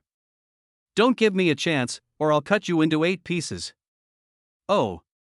There are not many genetic warriors under the Liang group, and each of them has his own strategic significance. President Liang strictly forbids them from fighting each other privately. After more than 10 pioneers successively demonstrated the consequences of violating the rules, Liang Hu had no choice but to swallow his anger and wait for the opportunity to use a dirty trick to kill the other party. The abandoned dock was still being cleaned up, and the already mixed smell of the sea breeze was filled with a disgusting smell of blood. Just when Liang Hu was picking his ears out of boredom, a black spot appeared on the sea and approached rapidly back. Liang Hu and Liang Shi were on full alert. Fu Zhangping also got out of the passenger seat and stood beside the car, staring at the speedboat on the sea. The one driving the boat was Liang Niu, who was wearing only a small vest over his muscular body. Before the speedboat reached the shore, Liang Niu picked up the person and jumped directly ashore like Superman. Boss Liang, bring the person back. Fu Zhangping looked at the man who was thrown to the ground and was still holding the safe. Ho Shuezhen? You're the second in command of Sun Shan's underground genetic laboratory? It's me. Fu Zhangping turned around and opened the car door. He stepped out first with a pair of black leather shoes with fish patterns, and the black gold dragon scepter made a rattling sound when it hit the ground. Liang Yuanlong, who was 40 years old, slowly walked down from the car. His body was like a towering tree supporting the earth, straight and tall, looking down at everything. The black and white slick-back hair and the faint wrinkles at the corners of his eyes seemed to indicate that he is an ordinary person. When Fu Zhangping put the black mink fur coat on him, he looked awe-inspiring without even being angry. No one could remain calm and look at the majesty of this superior. Mr. Liang. Asterisk 3. Chapter 33. The beginning of the dispute. Liang Hu, Xin Yao, and the other two consciously stepped back 10 meters to guard. Although they were Mr. Liang's confidants, if they knew too many secrets, even confidants would become dead. Ho Shuezhen stood there holding the silver safe, feeling a little nervous. He still had a choice on the phone, but now meeting him in person would mean risking his life and property. Mr. Liang. Can we have a good chat now? Mr. Liang, ask. Liang Yuanlong tapped his black gold scepter, pondered for a moment, and then spoke softly. All your bargaining chips are based on the assumption that the potion carrier is still alive. How do you know for sure that the carrier is still alive? When talking about issues related to his own field, Ho Shuezhen's strong self-confidence eased the panic in his heart, and he began to tidy up his messy clothes. When the lab was destroyed, I hastily took out only a small portion of the data. Over the years, my continuous research has restored half of it. Even if I don't find a carrier for the remaining crucial information, I can restore 90% of it in just 10 years.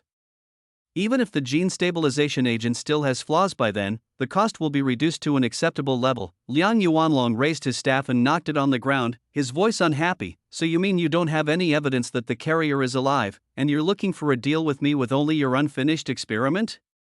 In City X, everyone knows the consequences of rashly trading without sufficient chips. Ho Shuezhen's right eyelid began to twitch. Although he was not a combatant, he could also feel the strong murderous intent coming from the 3 people outside. If Liang Yuanlong had not given the signal to take action, he would have been floating on the sea. Don't worry, Mr. Liang. What I just said was only the worst-case scenario. The carrier is indeed still alive. To elaborate, I have no shortage of time. Ho Shuezhen took a deep breath. After the laboratory was destroyed, I stayed in Y City to restore the gene stabilization agent. Because I'm not good at fighting and funds are tight, I could only choose the boy from my neighbor's family as the experimental subject. Due to the continuous secret injection of the agent, the boy began to show slow genetic collapse last year. I originally thought that the boy would not live for more than a month, but when I saw him again a month later, he was still alive and well. After another test, I found that his symptoms of chronic gene collapse had disappeared. Not only that, his genes were stable enough to withstand 3 injections of gene drugs, comparable to a castrated version of the gene-stabilizing drug. Ho Shuezhen's words piqued Liang Yuanlong's interest, and he interrupted, "Where is that boy now?" "I'm sorry, Mr. Liang. The Federation has already taken the boy away." "Can the Federation develop a genetic stabilization drug from that boy?" Ho Shuezhen pondered for a moment. If they don't have the basic data, it might take them more than a decade to develop a substandard product. Seeing Liang Yuanlong lost in thought, Ho Shuezhen continued. "Mr. Liang, there's no need to rush into conclusions. The boy isn't important. What's important is that he changed after coming into contact with the carrier's blood last year. 2 gangs in Y City were fighting over a brothel, and the boy accidentally saved an injured carrier. Because of their similar genes, the boy underwent such a transformation simply by contact with blood. This hypothesis was also confirmed by the bloodstains on the boy's clothes that day. That is to say, the world's only genetically stable drug carrier is still alive."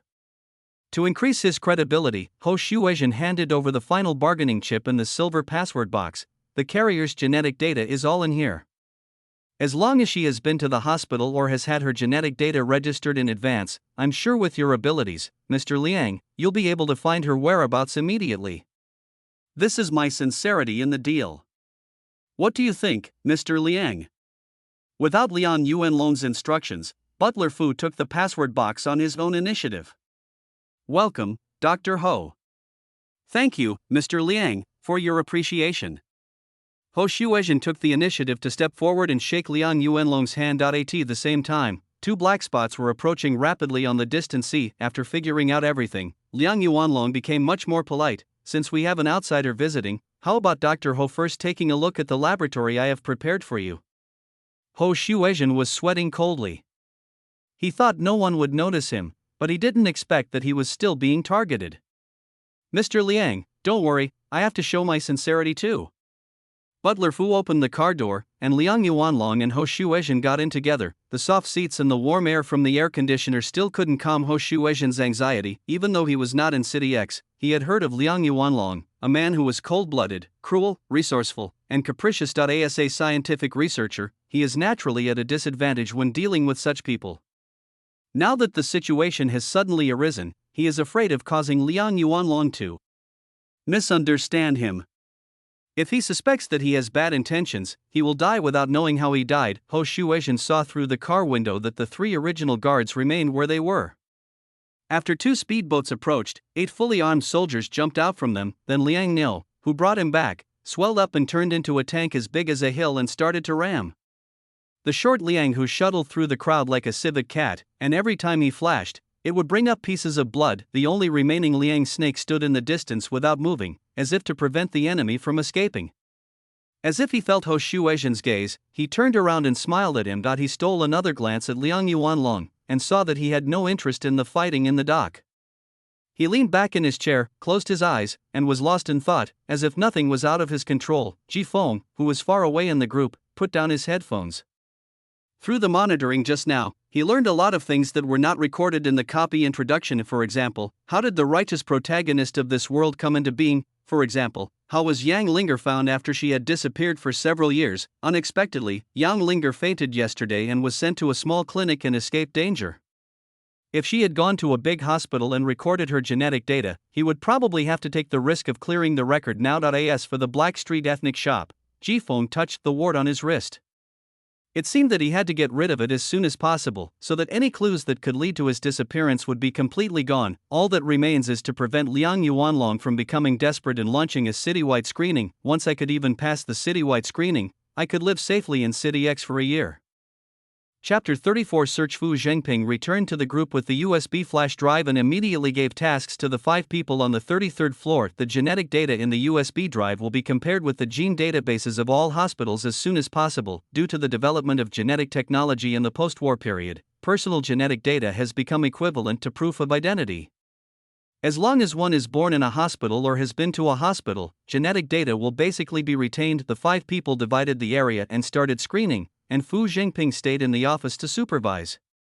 The importance of the gene-stabilizing drug carrier was self-evident, and he had to be extremely alert. Zuomin was the first to gain something. N-City First Hospital has the same genetic data, which is his birth record, Fu Zhengping added, not too long ago, just records from 7 years ago to the present. The second discovery was the monsoon. Y City Central Hospital had the same genetic data recorded a year and a half ago. Tell me more about it. The patient was already unconscious when he was brought in.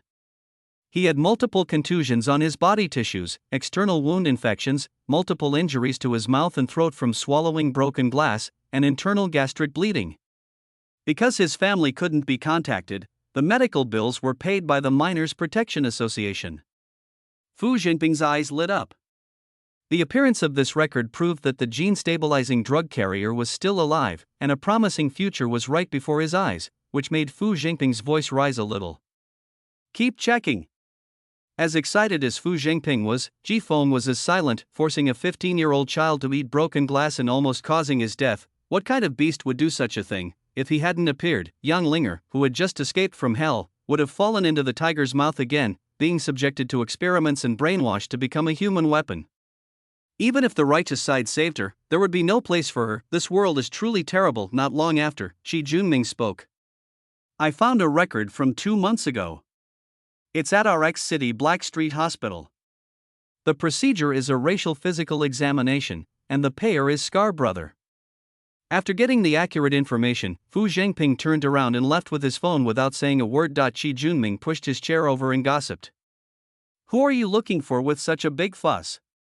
Who knows? It has nothing to do with us anyway. Ji Feng said perfunctorily without any intention of talking. Shi Junming knew that if he wanted to live a stable life, he had to control his curiosity and change the subject. Let the water go. Are you going? You go ahead. Shi Junming just went out and came back again. 5 serious men in suits were blocking the door. What are you going to do? Shi Junming's fat body trembled slightly, and he held the keyboard in his hands like a daughter-in-law who was about to be humiliated. You cannot leave our site until Butler Fu gives new orders. Damn, just tell me the truth. I was so scared that I thought you were going to kill me to silence me. Shi Junming muttered and returned to his seat. He could endure it as long as there was a mineral water bottle. Ji Feng wasn't sure how long Fu Zhengping's ban on them would last, so in order to prevent the worst-case scenario, he had to plan ahead. Fortunately, these 5 men are not genetic warriors, so there is room for maneuver in everything. Butler Fu's order is that we can't leave the office or the 33rd floor? You are not allowed to leave the group and are forbidden to contact anyone. Then it's fine for us to move around on the 33rd floor after we hand in our phones. The big man hesitated for a moment and then nodded in agreement. Ji Feng took the initiative to hand over his cell phone, and a big man followed him and wandered around the 33rd floor under the pretext of relaxing, but in fact he was familiar with the terrain and thinking about how to escape. On the other side, after Fu Zhengping reported the matter to Liang Yuanlong, he led Liang Shi and Liang Niu straight to the Black Street. Scar Brother, who was about to face a disaster, was drinking with his younger brother in a depressed mood. The news that he and Lanzai had mobilized a large group of people to look for someone had spread throughout the underworld. Everyone knew that they had been fooled by a stranger, and they even had to bow their heads and kowtow to the group to apologize. What does it mean to be a big brother in this gang? It's nothing more than face and money. Now my face has been swollen by the outsiders, and I have to spend a lot of money to avoid being punished for breaking the rules. It can be said that they have brought shame to their homes and can only stay in their own territory and wait for the outside world to lick their wounds. Damn it, jump properly. Do you want to be put in a water dungeon? The trembling women could only dance harder. Brother Scar, the rich butler, is here with his men. Get lost, I don't want to see anyone. Wait, who are you talking about? Rich housekeeper. Scar brother suddenly sat up with a start. Everyone, get back into your cages and stay still. Where are Butler Fu and the others? Before the younger brother could reply, he heard a loud bang. The barrier at the dungeon entrance was smashed by someone and someone broke in.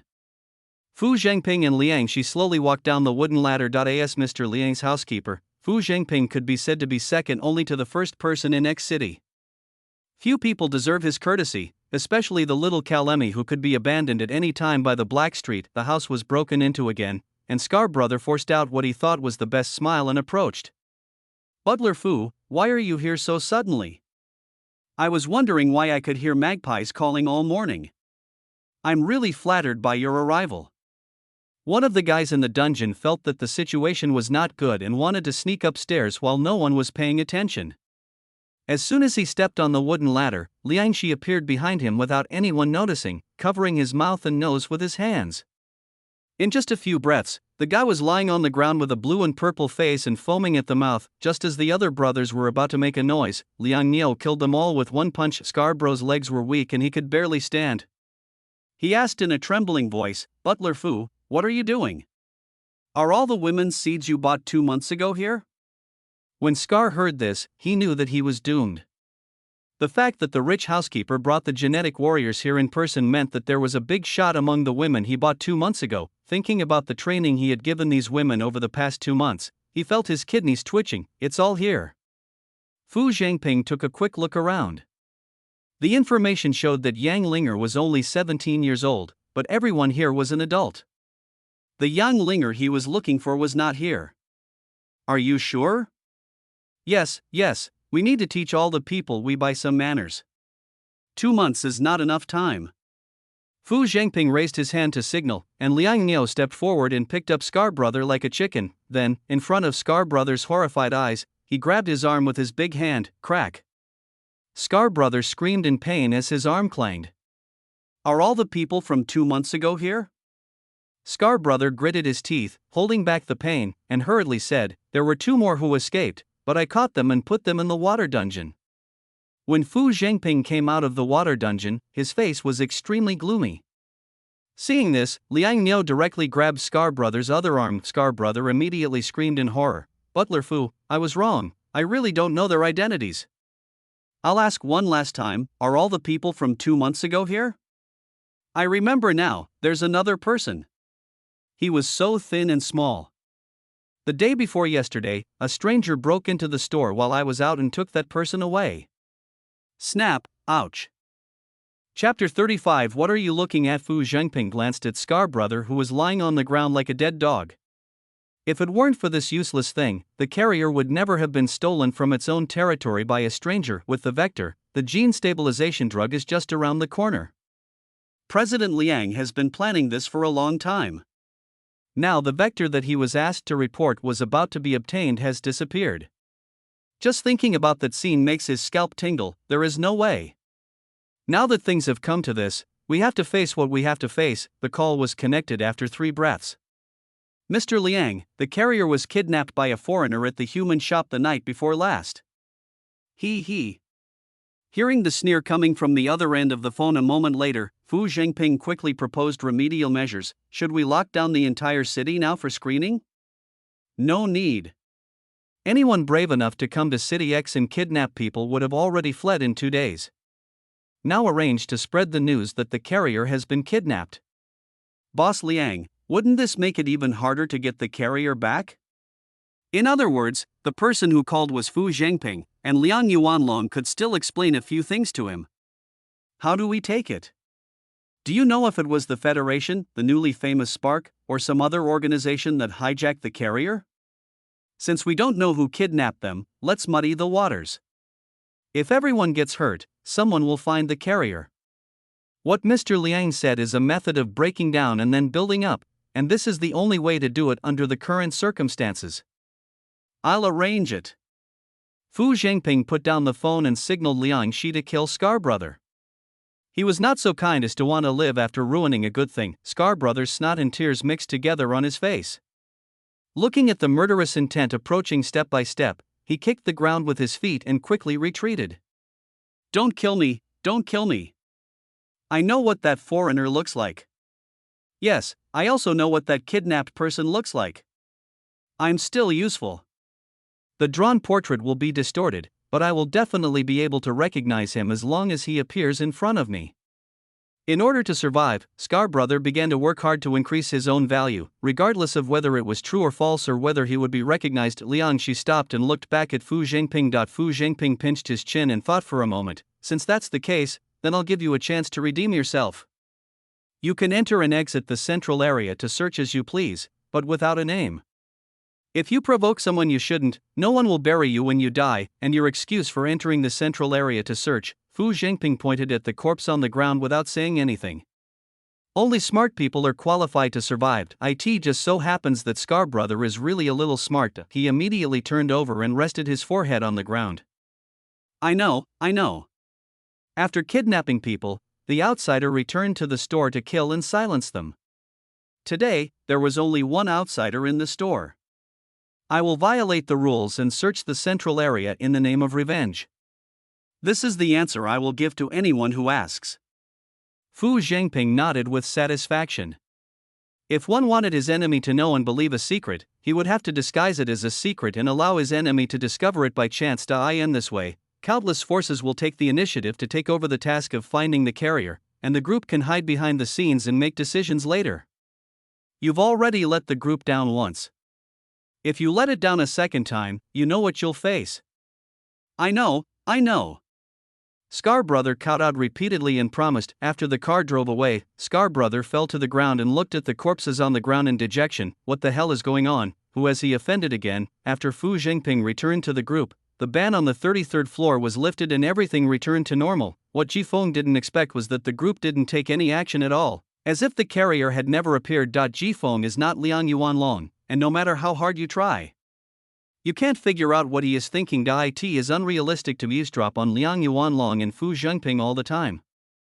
The other 4 people in the office are not weak, and they will only be discovered if they eavesdrop openly. Finally, after much thought, we can only solve all the hidden dangers and deal with all changes with the same attitude. After finishing all the work, Shi Junming came over. Will you come tomorrow? As rare technical talents, the group has few restrictions on them. They can handle unimportant tasks at home.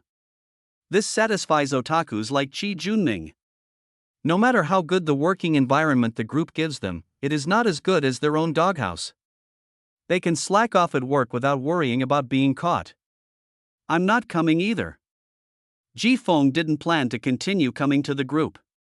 He couldn't get any key information here anyway, so he might as well go home and train a little one. Then come to my house. I just had a big Hunger game. Let's play together. I want to go home. Monsoon, you've changed. You weren't like this before. Tell me. Is there someone else at home? You're crazy. What are you doing playing the role of a resentful woman here?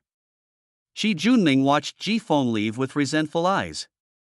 It was so hopeless to play this game alone. It seemed that he had to find a new game. Before going home, Jifeng went for a stroll in the black streets. With his work permit, few people would bother him. He also didn't find a suitable target to replace the genetic test. The door lock made a click, and Yang Linger poked her head out of the bathroom to look at Jifeng, who had just returned home. There was a little white foam on the tip of her nose, facing Yang Linger's pair of dark eyes. Jifeng was a little at a loss. Should I say something? In TV dramas, people always say I'm back in situations like this. Should he say it too? If you're going home, why do you have to say I'm back? It's not like you need to announce it in advance when entering someone else's territory. Jifeng has always lived alone and has never had the experience of being stared at by others after returning home. Now he feels inexplicably awkward being stared at by Yang Linger like this. He doesn't know what adjective to use to describe this feeling. Due to all the reasons mentioned above, Jifeng said, "What are you looking at?" Yang Linger was not a northeastern man who would get angry at the slightest provocation, so she naturally could not reply with something like, "Let's see what you can do." Instead, she was frightened by Jifeng's harsh tone and retracted her head. Listening to the sound of water in the bathroom, Jifeng walked over. He found a piece of shirt in the foamy sink. It was the men's shirt he had found for Yang Linger to wear on the first day. Yang Linger, who didn't have time to shake off the foam on her hands, could only put her hands behind her back and look down at her curled up toes. looking like she had been caught doing something bad and was obediently accepting the punishment. Isn't it just adding more laundry detergent to play with bubbles? Who hasn't played this as a kid? It's far less bad than frying cow dung. There's no need to make a big deal out of such a small waste. Don't play for too long, or your hands will burn. After saying that, he left the space to Jan Linger and went to change his clothes. Jan Linger took a sneak peek and made sure that Ji-Fong had no intention of teaching her a lesson. She opened her thin palm for the last time, and colorful bubbles formed in her palm. Blow gently, a flash in the pan. Chapter 36. Give your child a complete childhood. After changing into loose clothes, Ji-Fong began to prepare dinner. Seeing that the bag full of food he bought yesterday had not been touched, Ji-Fong frowned and looked at Jan Linger, who was following behind him like a follower. Didn't I tell you to eat? Yang Linger took the empty bag of breakfast bread and handed it to Ji-Fong. She had lunch, and this is what she had for lunch. Ji-Fong didn't use a strong tone after all. The cowardice that he had developed over the years was not so easy to change. Anyway, he would stay at home as long as he had nothing to do. He just keeps an eye on the 3 meals a day. Are you allergic to anything? Yang Linger shook her head. It was too extravagant to be allergic to food. She could eat anything as long as it was edible. Then Ji-Fong stopped paying attention to Jan Linger and started picking ingredients to prepare dinner. People who live alone rarely know how to cook. Ji-Fong was forced to cook because he had to order 2 meals a day, which cost at least 300 yuan a week. If you cook for yourself, 50 or 60 ingredients can last you a week. It was getting late, and Ji-Fong didn't want to make too much trouble, so he planned to make 2 bowls of fried rice. It is not necessary to have leftover rice in the refrigerator. If you want to eat it, you can just steam a pot or stir-fry it yourself. And then Ji-Fong picked up a scallion, 3 eggs, a sausage, a carrot, 2 leaves of lettuce, a chili pepper, and 2 packs of spicy strips. You can add anything to Ji's egg fried rice. You can also add some leftovers and stir-fry them, then sprinkle some barbecue seasoning on it to make it fragrant. Ji-Fong was processing ingredients in the kitchen, and Yang Linger was standing at the door watching, her eyes wide open, watching all of Ji-Feng's movements intently. Such an intense gaze, Ji-Fong couldn't ignore it. Want to learn? Yang Linger blinked twice. She had the potential to grow into a great beauty, but unfortunately she was too thin to hide her beauty. After waiting for a long time without giving him a clear response, Ji-Fong leaned against the doorframe with a bit of disappointment. She couldn't ask for something that others didn't give her. This scene was strangely familiar. Yang Linger remembered that it was just like that when she went to have breakfast yesterday. You have to take the initiative to try it out to see how tolerant a new environment is to you. Yang Linger pursed her lips, took out a notepad and started writing. Can I learn to cook from you? Yang Linger walked to Ji-Feng's side and raised the notepad. When he looked over, Ji-Fong wiped the water stains from his hands and patted Yang Linger's head with satisfaction. Not bad, there has been progress. Yang Linger's courage to express her own ideas shows that she has gradually gotten rid of the shadow of the past, which is also a big step towards becoming a normal person. She wanted to learn how to cook, so Ji-Fong taught her. No one said that people who can cook cannot become villains. On the contrary, cooking for herself every meal can greatly reduce the risk of being drugged by others. Wash the rice twice and put it in the pot, adding enough water to barely cover the back of your hand. Most vegetables need to be washed and cut into pieces. When cutting vegetables, be careful to curl your fingers together before pressing on the ingredients. It doesn't matter if you cut neatly or not, but cut slowly. Ji-Fong was talking as he was doing it, and Yang Linger stood beside him, watching and listening quietly.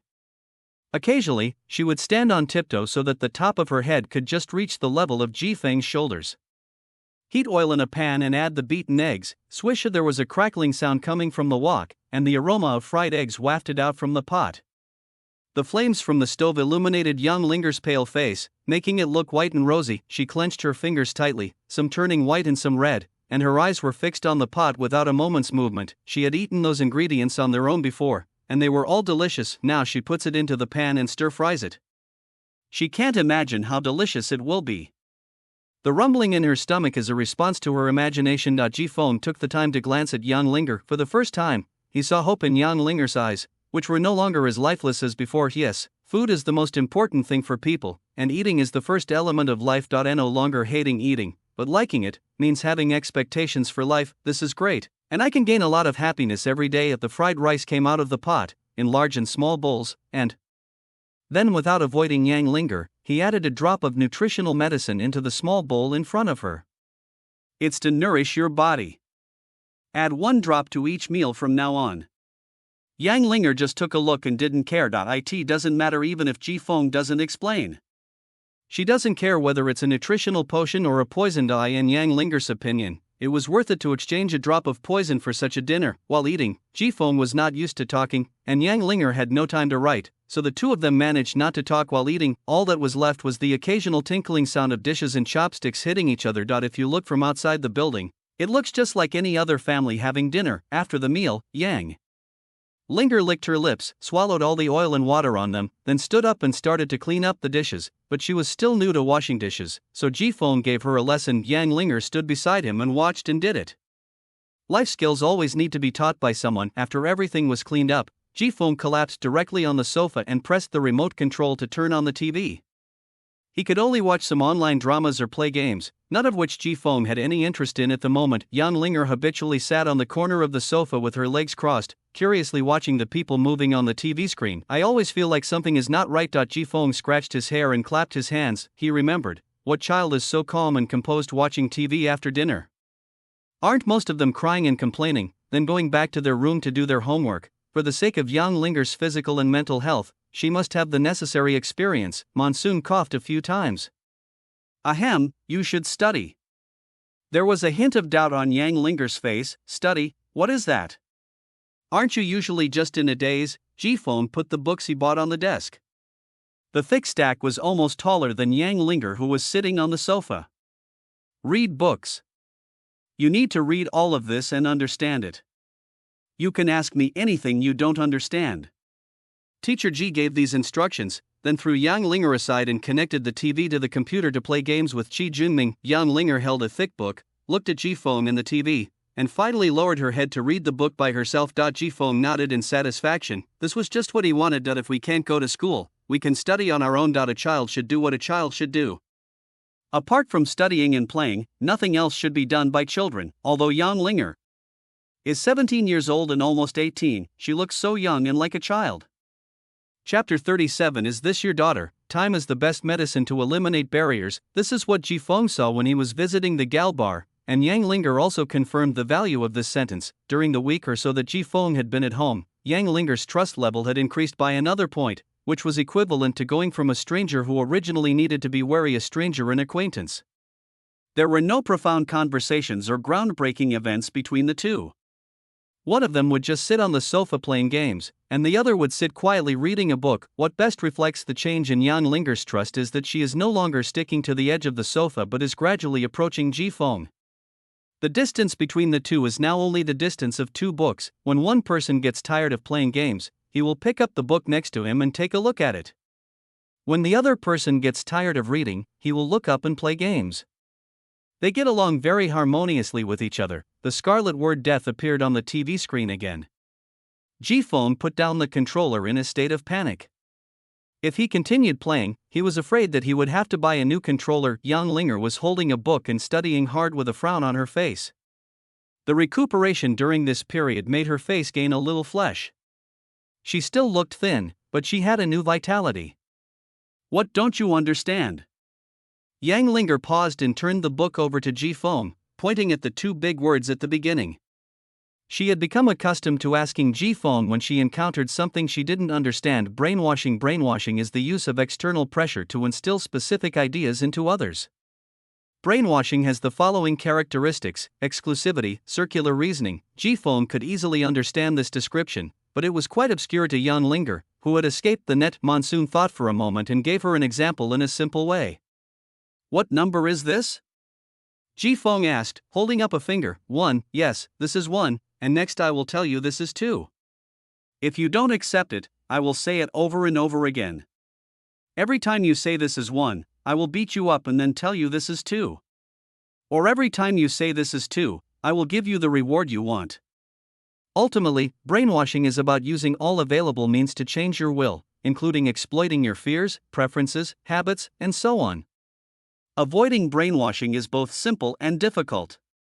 You need a strong will, a heart that constantly explores, and a critical eye when receiving information from the outside world. For example, this conversation we're having right now can be considered another level of brainwashing. Yang Linger looked at Ji Feng's fingers, not quite understanding what he was doing, as if she was lost in thought. Yang Linger's willpower increased by 1 point, current willpower, 2, gaining 5 points, not bad, not bad. Ji Feng patted Yang Linger on the head with satisfaction. If she continues like this, she can easily make back her investment in a year. When she returns to Liang Group, she will definitely give a big surprise to all those who have been eyeing her power. Yang Linger half closed her eyes and gently shook her head, following Ji Feng's hand. She liked this kind of compliment. After Ji Feng put down his hand, Yang Linger picked up the 36 strategies and turned to the page of the 21st strategy, which repeatedly printed fishing in troubled waters.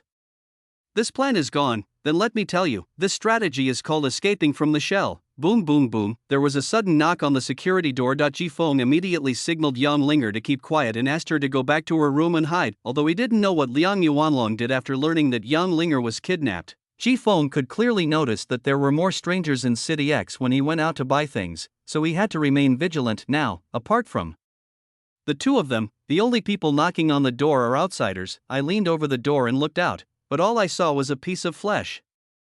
Who is it?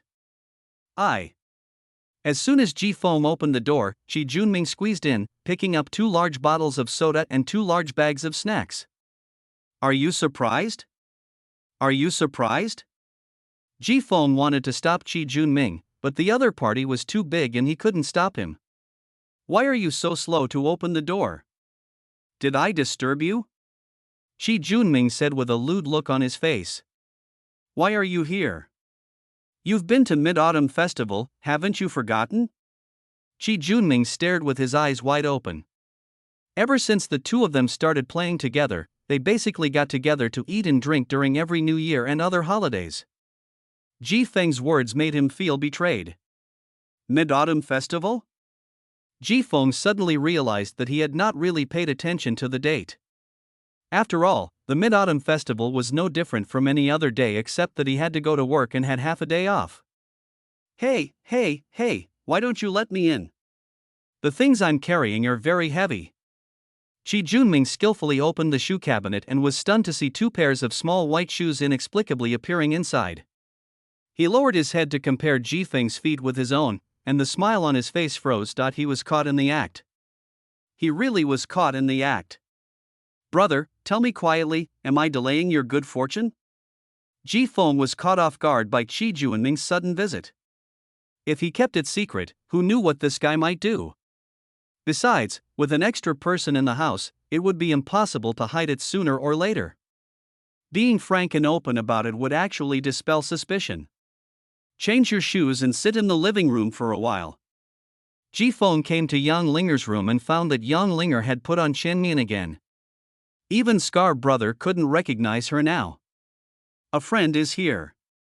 If you don't like him, you can ignore him and do your own thing. Yang Linger nodded, grabbed the corner of Ji Feng's clothes when he turned around, and followed him out of the room. Except for Monsoon, she is wary and fearful of outsiders. Qi Junming was stunned when he saw Ji Feng leading a girl out of the room. This is your daughter? It's no wonder that Qi Junming was so surprised. The 1,000 faces disguise can be changed according to the wearer's will. Now Yang Linger looks 50% similar to Ji Feng. My sister. Qi Junming seemed to have touched some strange switch and stared at Ji Feng with bright green eyes. Aren't you the only one in your family? Where did your sister come from? He used to be my neighbor, but now he lives here with me. Say hello to him. Ji Feng gently pushed Yang Linger, who was hiding behind him. Turning the page of the notepad, Yang Linger wrote a greeting. Hello, hey, hello. Qi Junming quickly agreed, with a smile on his face like a chrysanthemum grown on fertilizer. It was the first time in his life that a living sister greeted him, and it was exciting enough even though she was not his own. Take them and eat them. These are gifts for you. If they are not enough, I will buy a few more bags. Qi Junming stuffed all the snacks into Yang Linger's hands attentively. Yang Linger couldn't carry the snacks, so she could only put them on the sofa, and then looked at Ji Feng with a confused and pleading look. What to do? Don't worry, eat it. I'll ask him to buy more after we finish eating. Yes, I'll buy more after I finish eating. Qi Junming didn't care that Ji Feng was taking advantage of him. After all, he had already bought hundreds of dollars worth of clothes for the paperman, so buying a few bags of snacks for a real person was nothing. Chapter 38. A neighbor with a married woman in financial struggle. Yang Linger finally returned to her room and hid. Point 1 is that he is shy towards strangers, and the other is that Qi Junming's big body takes up most of the space on the sofa. Qi Junming glanced at the closed door of Yang Linger's room, lowered the handle, and whispered, "What's going on?" "What?" "I see your sister has been writing instead of talking." Although Qi Junming is fat, his emotional intelligence is quite high. He didn't show any surprise at all just now. "My voice was destroyed. I can't speak. We were just neighbors before. How can I trust you to raise a child here? Isn't there something wrong with him? Her father is a beast." Ji Feng said truthfully. If he wasn't a beast, he wouldn't have used his own daughter as an experiment. Qi Junming imagined several ethical dramas in his mind. Could it be that her father also ruined her voice? Ji Feng nodded. The source of Yang Linger's misery was her father. Her father was half responsible for all the suffering she had experienced. "You beast." Qi Junming squeezed the controller. "Who's her father? What's his name? I'm going to expose him online. If he's dead, he should be cremated. There is nothing wrong with calling the bombing a cremation." "Oh, poor child. If this were my daughter, I would definitely treat her as a treasure." Although Qi Junming is fat, he also has a heart that wants to raise a girl. After playing the game for a while, Qi Junming suddenly asked again, "Will she stay at your place forever?" Ji Feng shook his head and controlled the protagonist who had just liberated the village to cross to the next town amid the cheers of the NPCs. "What a pity. I was hoping to find a godfather. My goodness, I'm just a brother, but you want to be her godfather. Are you just taking advantage of her? Or am I the one who gets the advantage?" Faced with Ji Feng's death contempt, Qi Junming defended himself with a dry laugh. "Yes, brother. I got it wrong just now. How can I be your godfather? Even though I don't care. Be careful when walking up the stairs next time." Qi Junming could tell that Ji Feng was implying something about him, but he didn't know where the implication came from. Anyway, it wasn't a good thing. The game is paused for a moment. I'm here to live. Qi Junming read the news, took out his laptop and started working overtime. Wow, they're actually arresting people in City X and selling them out. Who is it? Ji Feng went over to watch the fun. Human trafficking was something that continued despite repeated bans after the collapse of order. Even though the Federation was weak, many people still pretended to obey the ban. Just like the ethnic shops on the Black Street, they sell things openly, but the group has set a rule in City X that people can be sold to other cities, but people from City X cannot be captured and sold outside. A Black Street middleman. What a coincidence.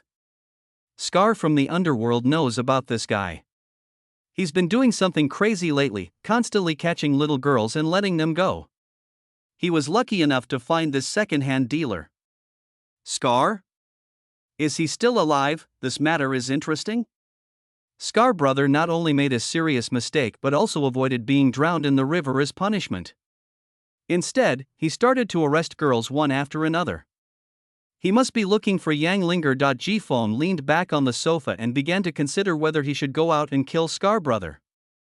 Yang Linger had been locked up with him for 2 months, so he must be familiar with her to some extent. Then Ji Feng gave up this idea. He suspected that Scar brother's current actions were just a bait-and-switch by the group to see if they would be forced into a corner by his actions. Qi Junming packaged all the information of the middleman, including the bank card password, and sent it out. He put down the computer and touched his stomach. "I'm hungry. Do you want to order takeout or eat out?" "Cook and eat." "Hiss, you can cook? You hit it well enough. Would you like to eat it?" "As long as it's not poisonous enough to kill me, I'll eat it." When Yang Linger heard that Ji Feng was going to cook, she walked out of the room wearing a light pink long-sleeved and long-pants pajamas. Although the various scars on her body have faded a lot thanks to the healing potion, she still doesn't want to wear shorts. She held a new notepad in her hand, on which were written down many cooking notes and recipes. Ever since she became interested in cooking, Ji Feng would stand at the kitchen door and learn every time she cooked. "Today I'm making noodles with gravy. Jifeng put on an apron and gave the explanation while Yang Linger watched and took notes. Seeing this harmonious scene, Shi Junming said that he always felt that something was different about Jifeng. It turns out that the previous feeling of loneliness is gone. He and Jifeng are of the same kind. Even if they were together, they wouldn't have a complete family. It was precisely because of this, and because Jifeng didn't mind his size, that the two of them got along well, and now this guy has found someone to live with at home. Shi Junming is very envious of this ordinary life, but he also wants to find a family so that he won't have to look for someone to live with during the holidays just because he doesn't fit in. Although he thought so, Shi Junming felt depressed again when he touched the fat on his belly. Who would want to be his family if he is like this? Loneliness is not being different, but being different is definitely lonely. You are the boss, lying there motionless. Hurry up and pick up the table to eat. Good. Shi Junming put on his greasy smile again and placed a bowl of boiled noodles and a bowl of tomato and egg sauce on the table. Add a plate of steamed meat and a bowl of garlic, and that's tonight's dinner. The food cooked at home is different from the food outside. Even if it is simple, it will whet your appetite. Just as we were about to have dinner, the security door was knocked again. Did you call for help? Shi Junming also shook his head in confusion. No, if I were to call someone, I would only call two people who need poverty alleviation, but your family is not suitable. It's me, Kong Huaiyue from next door. Jifeng opened the door only after hearing the familiar voice. Why did all of them come here today? Kong Huaiyue was wearing a coat with her nurse's uniform underneath, and only light makeup on her face made her look more mature and intellectual. Tomorrow is Mid-Autumn Festival, I'll send you some mooncakes. Kong Huaiyue smelled the tempting aroma of food in the room and subconsciously swallowed her saliva. Jifeng took the mooncake gift box and leaned sideways. You haven't eaten yet, let's eat something together. People come to give gifts on an empty stomach, so there is no reason not to let them come in and have a meal. Kong Huaiyue saw that there were other people in the room who wanted to say something but hesitated. Finally, she smiled at Jifeng and said, No, I'll come next time. Jifeng closed the door and returned to the table. This time, Shi Junming could no longer hold back. Tell me. What's going on? You're actually lucky in love. Eating melons is a common human nature, and even Yang Linger looked up at him. Didn't you hear her talking? It's a neighbor. She's married and has a 13-year-old daughter. Shi Junming still didn't believe it. If you don't have any connections, will they send you mooncakes during the holidays? Her daughter has heart problems and has been hospitalized to save her life. Her family is not well off, and as a neighbor, I have helped her twice. Where's her man? He was killed by bandits while on a business trip. Shi Junming is now completely envious and jealous. Not only does he have a younger sister, but he also has a financially struggling married woman as his neighbor. What a life this is. Chapter 39. A joke. Mid-Autumn Festival was no different from any other day for Shi Junming and Jifeng. At most, they would have a big meal and then continue to sit on the sofa and play games. Yang Linger leaned against the window, watching the people coming and going in the community. From the distant street came the sound of celebratory music with gongs and drums and the sound of red lion heads. When Shi Junming stood up to get a drink, he noticed Yang Linger. He followed her gaze and understood something, then turned to ask Jifeng. Want to go out for a walk? He could still be somewhat interested in eating melons and watching the fun, but Jifeng always kept his distance from this kind of bustling scene with people everywhere, because when walking among such a crowd, he always has an indescribable resistance. It can be said that he has social phobia, but he is not afraid of other people's attention. Just as Jifeng was about to refuse, he saw Shi Junming secretly nodding at Yang Linger. The feeling of being trapped in a cage and longing for freedom in the outside world is too clear. Then let's go out for a walk together. Linger, go change your clothes. This was what Jifeng had agreed with Yang Linger. When there were outsiders around, they would call her Linger, or Linger. Yang Linger turned around and looked at Jifeng with some surprise. Hurry and change your clothes. Yang Linger finally reacted and went back to her room to change clothes even faster than usual. When Yang Linger came out again, she had changed into slim-fit jeans and a blue long-sleeved shirt with a sunflower print on the chest. Her top was tucked into her jeans, and a floral skirt bulged out around her waist. She tied a single ponytail on her head, but the technique was rough, and a lot of her hair was frizzy, which added a bit of tomboyish handsomeness. Under the gaze of both men, Yang Linger didn't know where to put her hands, so she simply walked straight to Jifeng without daring to look up. Shi Junming held the drink in his hand and widened his eyes. When he realized that this was a change of clothes that was more in line with his wishes than those of his paper wives, he immediately suppressed the thoughts in his mind. "Brother, make an offer. I'll give you my computer, 5 hard drives, and all the peripherals. Will you let me support her?" The speaker may not mean it, but the listener may take it seriously. These words reopened the scar that the world had left on Yang Linger, making her face, which had just begun to turn a little red, turn pale again. Jifeng didn't notice any of this. In his ears, Shi Juanming's words were just jokes full of personal feelings and without any malice. The best way to respond to a joke is to tell another joke. Jifeng stopped Yang Linger behind him and made a gesture of drawing a sword with his palms. "Draw your sword. You've set your sights on her. Only one of us can survive. Life and death are determined by fate. Don't blame me if you lose." Shi Junming also pretended to draw his sword and stabbed it twice in the manner of a Western sword. Jifeng didn't respond.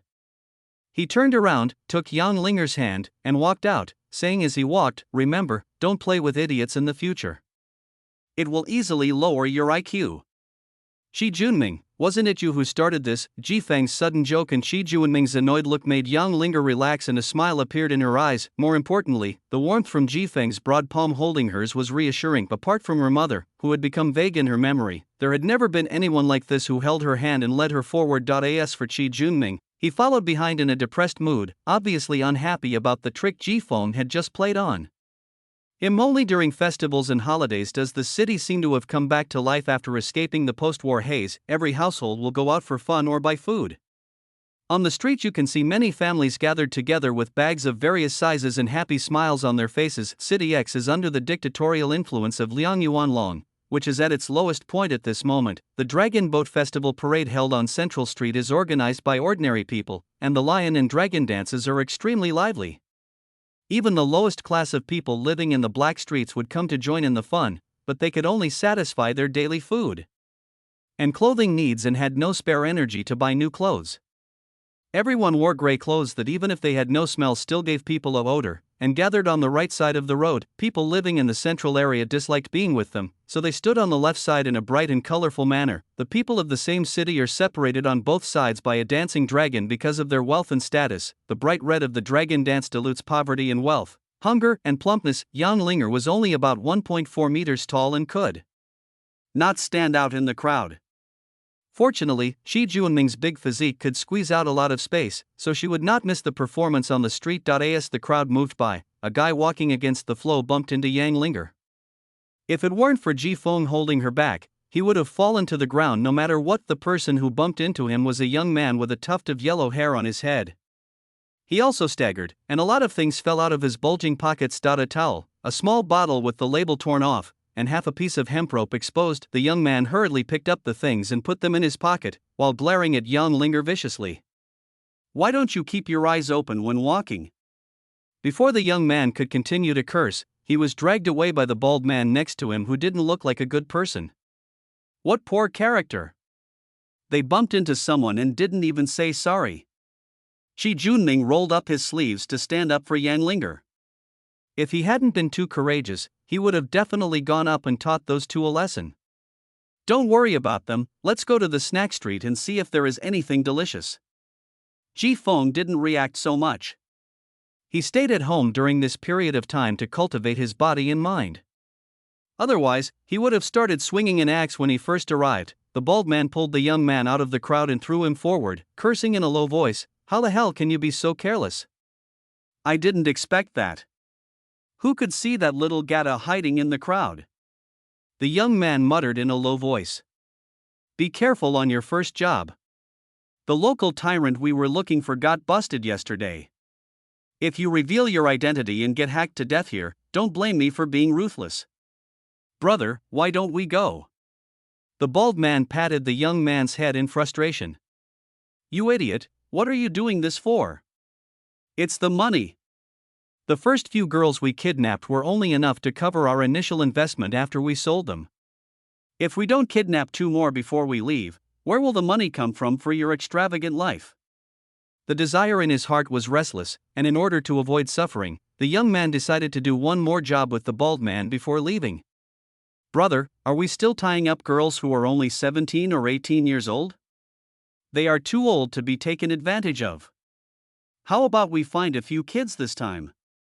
They can be tricked into coming with us, and they'll sell to people with special fetishes for the same price as those grown girls. Don't be fooled by the young man's appearance, he is extremely dirty at heart. To be able to be a guy for such a person, Baldy is not that great. I've been doing this for so many years, how could I not know? It's just that this time is a little special. We'll see how it goes. If the older girl is too hard to get, we can just get the two younger ones. Chapter 40. What do you want to do? The lively rhythm of otaku music instantly attracted Chi Junming's attention. He looked in the direction of the sound and saw 6 cos girls on a stage twisting their hot bodies in dancing otaku dance. Brother, do you want to go and take a look? Jifeng looked at Yang Linger, and seeing that she had no interest, he refused and said, Go and see for yourself. I won't enjoy it at all. Shi Junming squeezed forward, picked up the cheering lightstick, and waved his hands and head along with the crowd. If this activity were held every day, Shi Junming would have lost all the fat long ago. Jifeng took Yang Linger to the snack street. Stinky tofu, authentic stinky tofu. Fresh from the pan takoyaki, you won't be able to stop eating one. Big fresh lamb skewers, no charge if they don't taste good. The snack street is bustling with the cries of vendors. The most beautiful atmosphere of human life made even Jifeng, who didn't like noisy crowds, relax. The two of them walked along each snack stall, sniffing the fragrance. 2 servings of fried yogurt, boss. Standing under the eaves of the car, Jifeng let go of Yang Linger's hand and paid the bill. After paying, he habitually put his hands in his pockets. Her hands were empty, so Yang Linger looked into Jifeng's pocket with some greed. She wanted to continue being led by someone's hand, but she couldn't make this request. Although Jifeng was very good to her, he provided her with food and shelter, bought her beautiful clothes, taught her and cooked for her, but she always knew her identity. She was nothing. At best, she was a stray cat adopted by a kind-hearted person who ignored her identity. Daddy, Daddy, I want to eat ice cream. The little girl sat on her father's shoulders, grabbed her hair and said coquettishly. Okay, I'll buy it for you, my little ancestor. The little girl's father didn't come over because the eaves of the car were too low and would hit the child's head. Just spoil her. When she has a stomachache, you can comfort her yourself. The mother rolled her eyes helplessly. Yang Linger stood by and watched the little girl who was giggling. Envious. I envy her for being able to live so carefree with her family by her side, without having to be beaten or beg for mercy, or go hungry and be afraid of every stranger who appears in front of her. Just standing in front of the fried yogurt truck was a common occurrence for the little girl, but for her, it was the first time in her life in almost 18 years. Soon Yang Linger got rid of those bad thoughts and was attracted by the stall owner's dazzling skills, watching them intently. Take this, little one.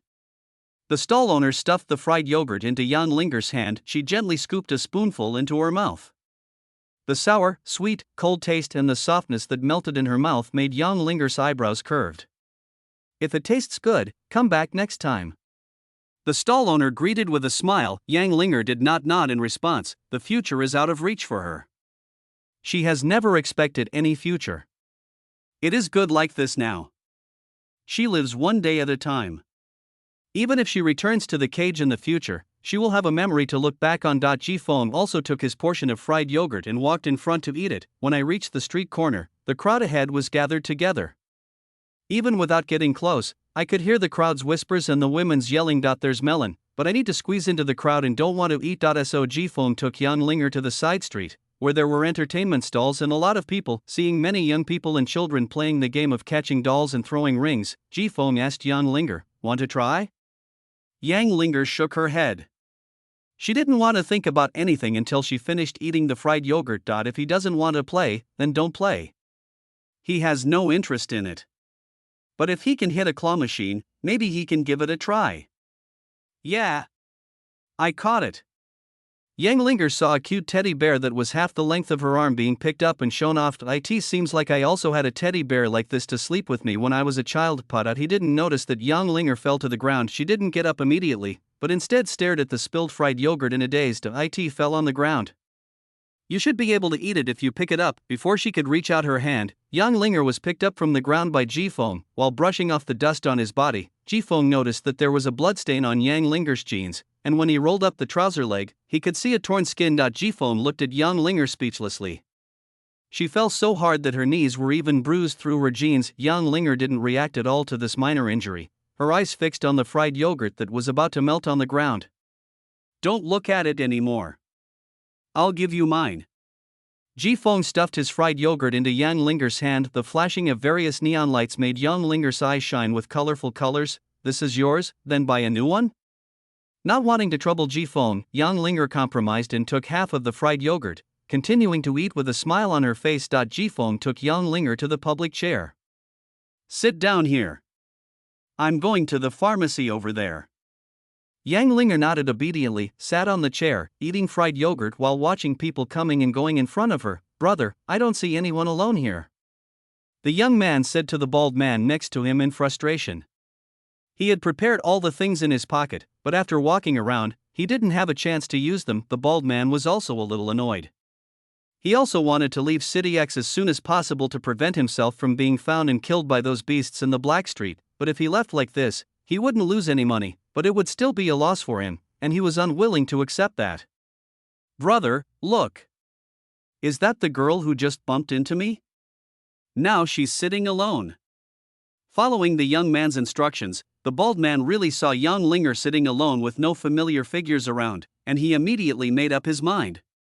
"She's not quite the right age, but she's pretty. That's her. Follow my instructions and we'll divide the work, clear?" The young man looked around and walked to the public chair and sat down. At the same time, the bald man in the distance saw that the young man was approaching Yang Linger, so he stood in the crowd and suddenly shouted, "I dropped my wallet on the ground. Has anyone seen it? I'll give $200 to anyone who can help me find my wallet." The wallet and money attracted the attention of most people, and they all began to look for them. This was the best time for the young man to take action. He took out the towel he had prepared long ago from his pocket. "Little girl, you dare to bump into me? Say goodbye to your parents forever." The young man covered Yang Linger's mouth and nose with a towel with the most evil smile on his face. The secret medicine on the towel could make an adult fall asleep for several hours in less than 10 seconds. If she is thrown into the car during this period, she will never be able to come back once she leaves City X. Yang Linger did not resist, but just held the fried yogurt tightly in her hand, her eyes calm but with a hint of reluctance. Just as the towel was about to cover Yang Linger's mouth and nose, a hand reached out from behind Yang Linger and firmly grasped the young man's arm. "What do you want to do?" Chapter 41. Being small has its advantages. The hair blown by the evening breeze swept across the cold eyes. Jifeng stood behind Yang Linger, tilting his head slightly and looking at the young man coldly. I. The young man hesitated because he was caught working for the first time. He felt that Jifeng not only grabbed his arm, but also put an axe on his shoulder. God knows why there is such a strange sense of deja vu. Jifeng exerted force with his palm, and the young man's face flushed red as he managed to utter a word of defense. "I just saw that her mouth was dirty, and I wanted to wipe it for her." Jifeng couldn't believe these words unless he was beaten with a stick dozens of times. When the things fell out of the young man's pocket, Jifeng recognized that they were kidnappers, but this was not the place to take action. The young man felt guilty and couldn't muster up the courage to look into Jifeng's eyes. All kinds of tortures he was about to suffer flashed through his mind. What he didn't expect was that Jifeng actually let go of his wrist while he was explaining himself. Pop! A stack of large bills was thrown over. The young man just stood there in a daze, letting the big bills slide down his face. "Get out of here right now, or I'll get someone to break your arms and legs if you do that again." Jifeng spat at the young man with disdain, picked up Yang Linger, turned around and left. Looking at the big bills on the ground, the young man bent down to pick them up. The fear and uneasiness on his face gradually turned into excitement as he picked up more and more big bills. Money. This is all fucking money. He had never seen so much money in his life. The bald man, who had escaped the attention of the crowd, came over quietly and slapped the young man on the head. "What's going on?" The young man panicked and took the money into his arms. The bald man slapped the young man on the head again. "Look at your little achievement. What can I do to you? Tell me what happened." The bald man was jealous when he saw the money. After all, the money he got from selling a girl might not be as much as the young man had in his hands at the moment. The young man quickly stuffed the money into his crotch and fastened his belt before carefully describing in detail what had just happened. "Brother, do you think we should continue tying up girls?" "What do you mean?" The young man touched his crotch, and the greed in his eyes made him ignore the threat that Ji Feng had just brought to him. The man just now is very rich and not very strong in fighting. Otherwise, he wouldn't have let me go so easily and would have hired someone to threaten me. Then can we kidnap him and get some money before we leave? The bald man rubbed his bald head, his eyes full of evil. Those who can do this job are all slaves to money. What can't they do for money? What's more, there is a big fat sheep with no ability to resist just walking past.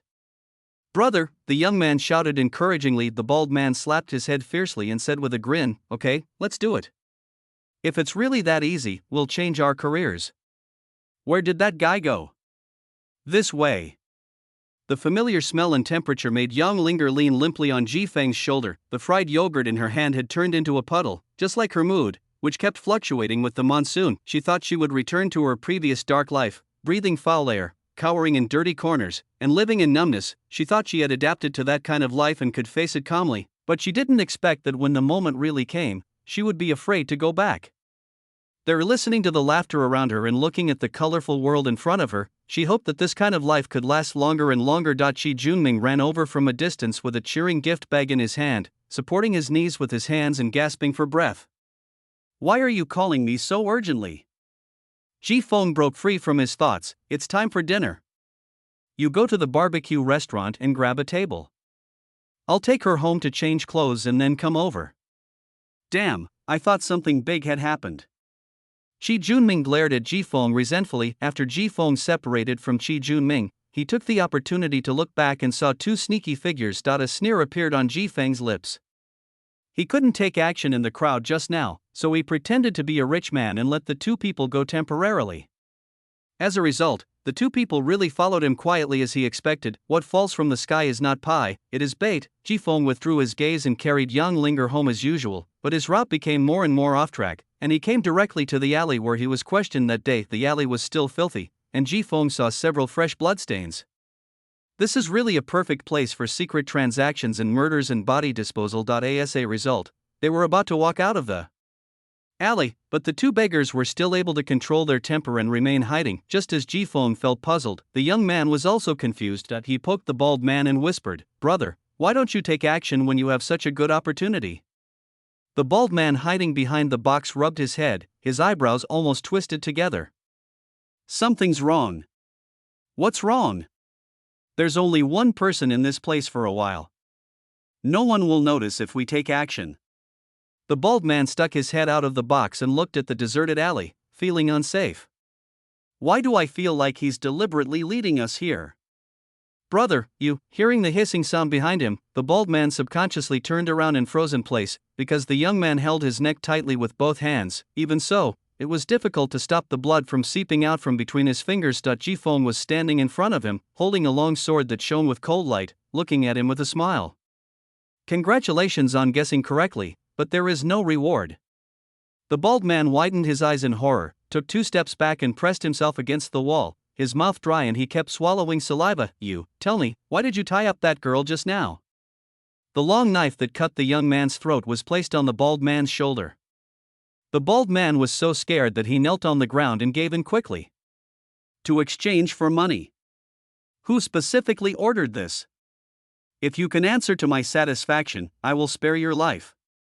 Ji Feng symbolically moved the knife away. If these two kidnappers targeted someone else, it would be simple trafficking and kidnapping, but since they targeted Yang Linger, he had to think more about whether someone had noticed Yang Linger's identity and specifically instructed them to do so. The bald man's face lit up with joy at the hope of survival, and he told everything he knew like pouring beans. Fat Bug from LT City got word that a 17 or 18-year-old girl with a high bounty on her head suddenly disappeared in X City, so he told us to go into X City and kidnap more girls to sell. Then what? And then, before we left, we wanted to do one more thing, so we just kidnapped someone, and that's what happened now. Seeing that the bald man couldn't say anything no matter how much he asked, Ji Feng simply drew his knife and slashed the bald man's neck. A cripple was captured and still wanted to survive. This must be a joke. What he didn't expect was that the group didn't hide the news of Yang Linger's kidnapping. Instead, it spread like wildfire, and even human traffickers targeted girls aged 17 or 18 in City X. Ji Feng took back the money used as bait and walked towards the community. Yang Linger had changed into a set of overalls and was standing downstairs. When she saw Ji Feng coming over, she stood on tiptoe and then came down again. Suddenly, the oppressive feeling of impending storm in Ji Feng's heart disappeared, because Yang Linger doesn't look like a girl of 17 or 18 at all.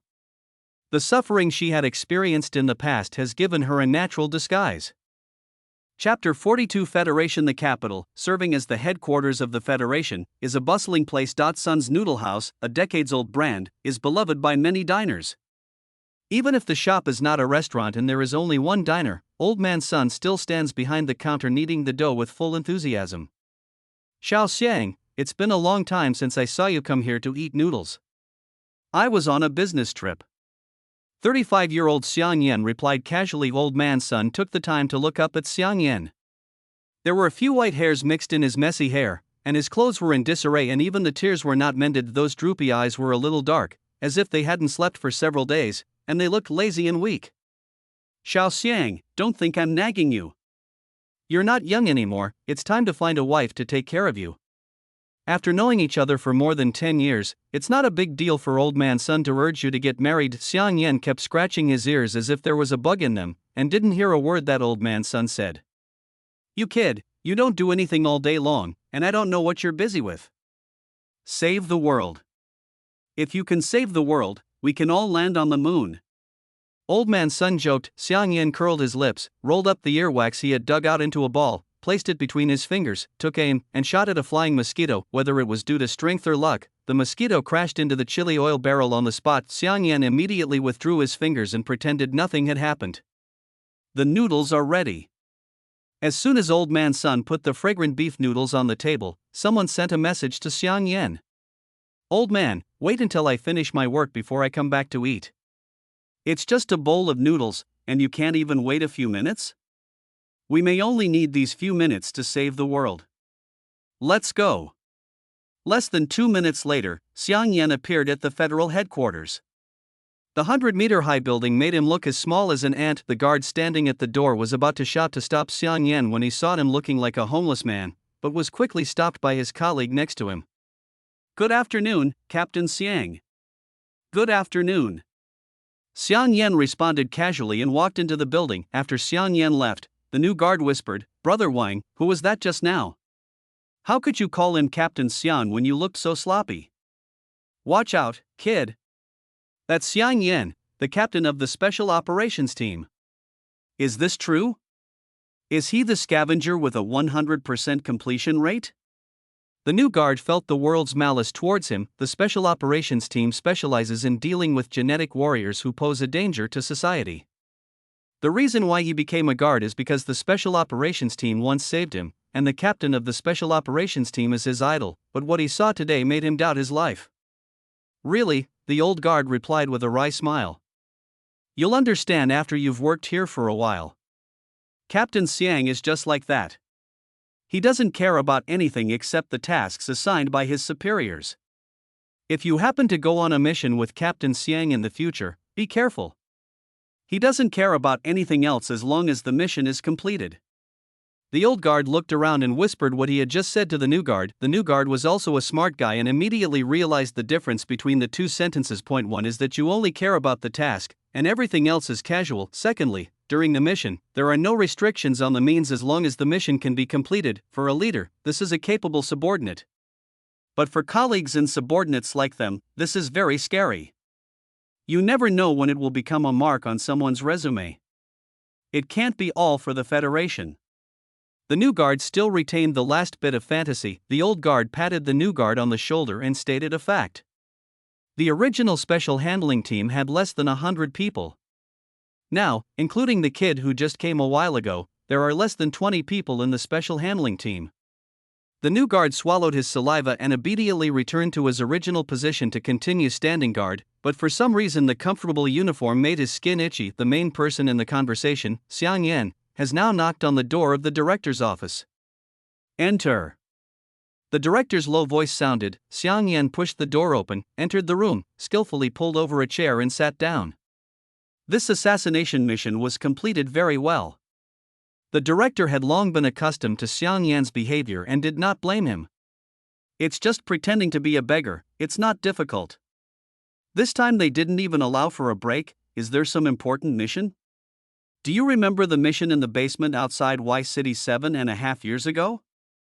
Remember. When talking about the mission, Xiang Yan finally became serious and showed the momentum to complete the mission 100%. I personally ordered the bombing of that laboratory. The director picked up the water cup, the rising steam obscured his gloomy face. He took a sip of hot water before speaking in a cold voice. The most critical vector in that laboratory is still alive. Impossible. Xiang Yan overturned the chair and stood up, shouting excitedly. No one escaped before the bombing, and I personally checked after the bombing, and there was not a single survivor. But that's the fact. Look at this document. The sealed file bag slid across the table and fell to the ground. Xiang Yan didn't care whether the director was dissatisfied with him or not, and tore open the file bag directly. X City, I'll go take care of the carrier right now. Before Xiang Yan rushed out, the director called him. Don't worry. The fact that the carrier survived only means that it wasn't in the lab at the time. It's not your fault. As my capable subordinate, I have great trust in you and your abilities.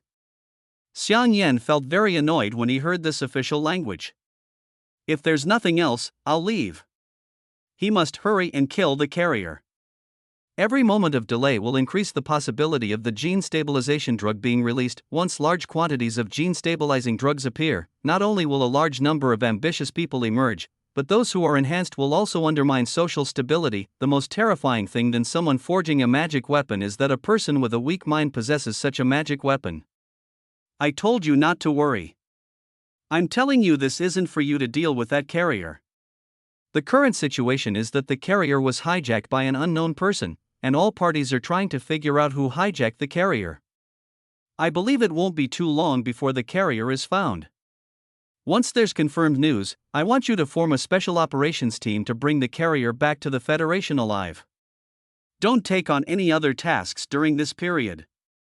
The director tapped his fingers on the table and announced his arrangements. That carrier shouldn't be alive. She is an unopened Pandora's box. No one can control the future. Xiang Yan strongly objected. What he likes is to save the world, not destroy it with his own hands. The director sighed lightly, stood up and walked to the floor-to-ceiling window. His desolate figure seemed to support the world outside the window. Xiang Yan, I know what you're worried about. Killing the vector is easy, but the hard part is who knows if anyone has developed a gene stabilization drug with the help of the vector in the past 7.5 years. If someone really develops it, once the vector dies, we'll have no chance of catching up. Xiang Yan was still struggling. The director, who knew Xiang Yan's weakness as well, made the final decision. If that day ever comes, you who bring the carrier back will truly be saving the world. Xiang Yan was persuaded and sat back in his chair, not knowing what he was thinking. Seeing this, the director shook his head slightly and retracted his gaze, looking down at everyone through the window. This tool with empty ideals is really useful. Chapter 43 Undercurrent. Due to the war, most of the land outside the cities has become desertified and many roads have been destroyed. Movement between cities is difficult, which has led to the presence of many illegal immigrants around each city. Those snakeheads who used to be so majestic now all have sad faces. Boss, the armed leader of the lawless land is here. Fuck. Here they come again. Which one is this? I counted, it seems to be the 14th group. The snakehead angrily threw his beer to the ground. If the tiger doesn't show its might, people will think I'm a sick cat. The younger brother pushed the window open with an expressionless face, allowing the snakehead to see the surrounded scene clearly. Notify the brothers, prepare the transaction information. The snakehead said decadently as if his bones had been pulled out. 14 times. 14 times. They just surrounded him straight away. At least give him some face. How can he be the snakehead? At the same time, Fu Jingping brought the news that all the human traffickers outside City X were being investigated by various forces to Liang Yuanlong's office. Boss Liang, since we broke the news, all the human traffickers around City X have been publicly investigated, but there's still no news from the carriers. Secretly, the spontaneous militias, including the Spark and the Federation, have passed on information through their spies. The mastermind behind this undercurrent was now calmly brewing tea, as if everything was within his expectations. How is Ho Shuezhen? He is currently on the verge of death and is receiving treatment. So he hasn't spoken a word yet? No. Fu Jinping's face was full of gloom, as if a toad had jumped onto the back of his foot. It was the first time he had seen someone with such a stubborn mouth. Even after using all kinds of torture, they still couldn't pry his mouth open. No matter what he was asked, he said he didn't know that if Ho Shuezhen hadn't revealed the details of the carrier to anyone else, how could it be such a coincidence that the carrier was kidnapped just a few days before they got the news? After all, he is still stubborn.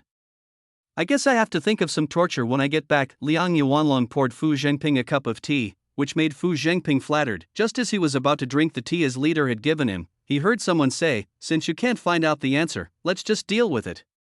Do you really want to deal with it? Any questions?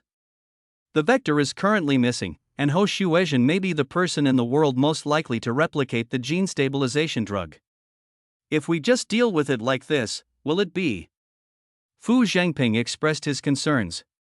As Liang Yuanlong's housekeeper and secretary, he has the qualifications. You also said it was only a possibility. And since we knew the carrier was alive, its importance has gone from indispensable to icing on the cake. Spending over a decade of resources and waiting for a qualification on par with others at the initial stage is better than waiting for others to develop the gene stabilization drug first. At that time, whether it was robbing or developing, it would be more cost-effective than using someone who harbored resentment towards you. Fu Zhengping sighed silently. It seemed that this was the only way. After leaving the office, Fu Zhengping gave instructions to Liang Shi, who was waiting at the door. You don't have to follow me anymore. The fewer people who know about what Ho Shuezhen did, the better. To prevent someone from rescuing Ho Shuezhen and going against the group, Liang Shi nodded coldly in response, and after leaving the group, he found a rooftop similar to the one in Infernal Affairs. With one foot on the brick, Liang Shi took his hand out of his pocket, which was rare. In his hand was a small 9-button phone. The keys are silent. The call was connected quickly, but no one on either side spoke first. It was not until 2 light coughs were heard from the other end of the phone that Liang Shi slowly spoke. Ho Shuezhen is about to be dealt with. Does he need help? After 2 breaths, a highly recognizable hoarse voice sounded. Need not. Next, Liang Shi said something similar to Fu Zhengping. He also believed that Ho Shuezhen was of great value and was the person most likely to develop a gene drug carrier in the absence of a carrier. The contact person's answer was not as detailed as Liang Yuanlong's, but from another perspective, he denied Ho Shuezhen's value with one sentence. Don't worry. This time, before the gene stabilizing agent reappears, even if everyone's brains are blown out, the carrier will still be alive.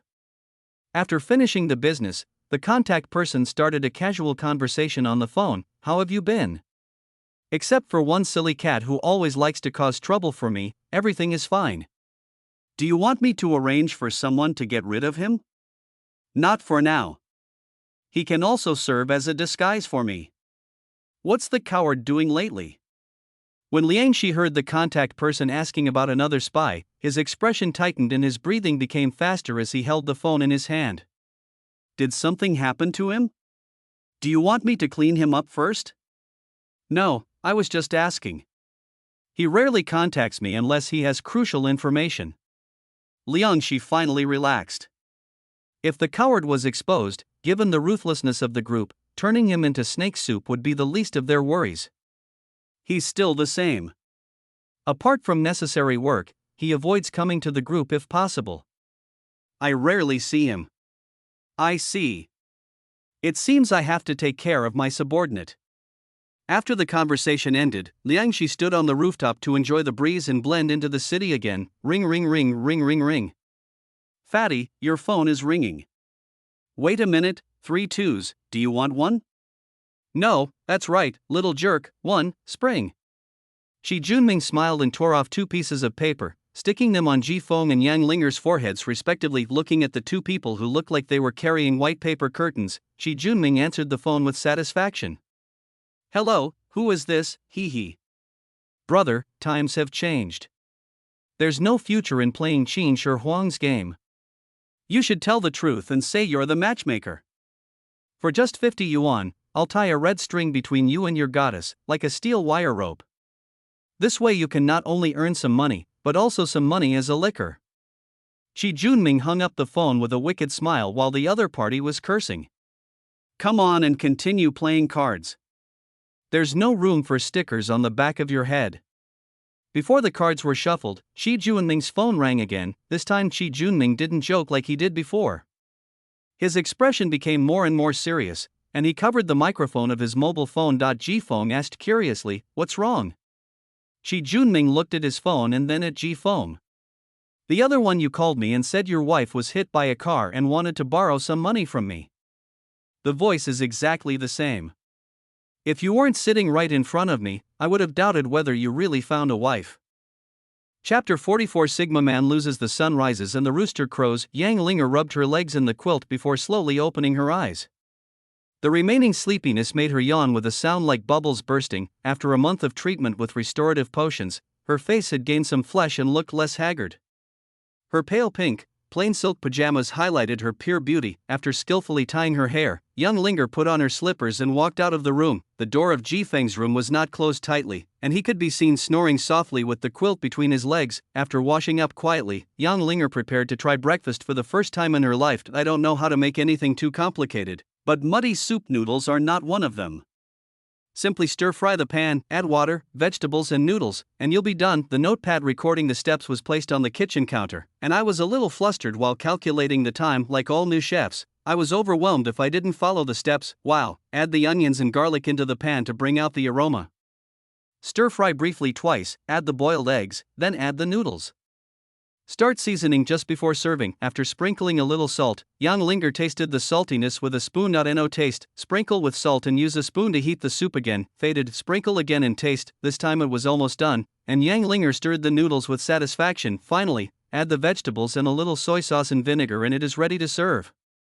Looking at the 2 full bowls of her masterpiece, Yang Linger's eyes lit up and she was a little impatient. Asa.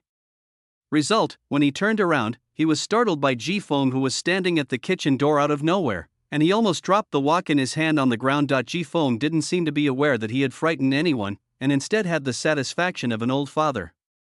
"Not bad, I can even cook noodles myself. You know, a month ago, this was a timid little girl, but now she can prepare breakfast for herself." This feeling of satisfaction is quite comforting. Originally, Yang Linger was able to handle it with ease, but she became flustered under Ji Feng's gaze. Either the soup in the pot splashed on the back of my hand when I was scooping noodles, or the chopsticks fell to the ground because I couldn't hold them firmly. I don't know if it was out of anxiety or shyness, but her pretty white face was stained with a light pink, and she never dared to look up at Ji Feng's teasing eyes. Yang Linger brought 2 bowls of muddy noodles to the table.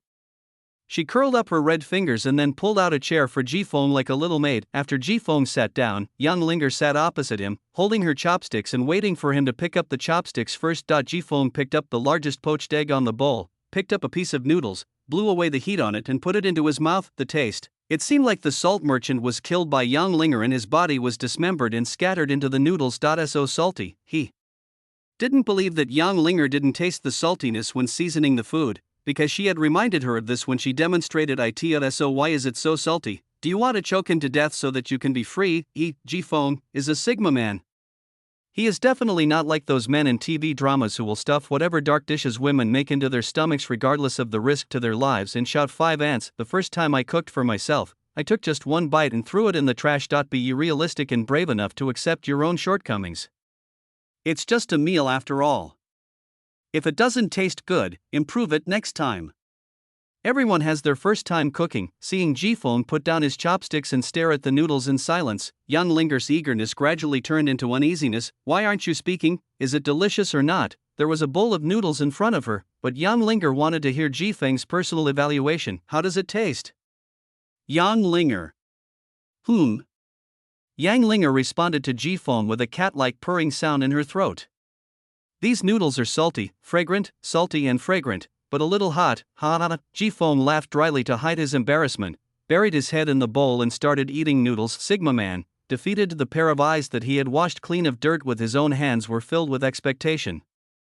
Not to mention the Sigma men, even the Scion men could not bear to let such eyes lose their luster. A faint smile played on the corners of Yang Linger's pink lips, like sprouting wheat seeds breaking through the frozen soil, adding a touch of color to this gray world. The feet floated off the ground and swayed slightly, And the slippers that could fall off at any time could only hang onto the round toes and sway along. It turns out that being praised feels so happy. Yang Linger picked up the chopsticks, picked up a strand of noodles, blew on it and put it into her mouth while Jifeng was eating like a glutton, as if he hadn't eaten for 205 years. Then, the happiness is gone. After the meal, Jifeng rarely picked up the warm water and drank it, while Yang Linger had been in a listless state since she tasted the noodles. The little girl's delicate mind is troublesome. If that kid were to blow up the kitchen, he would still be able to laugh foolishly.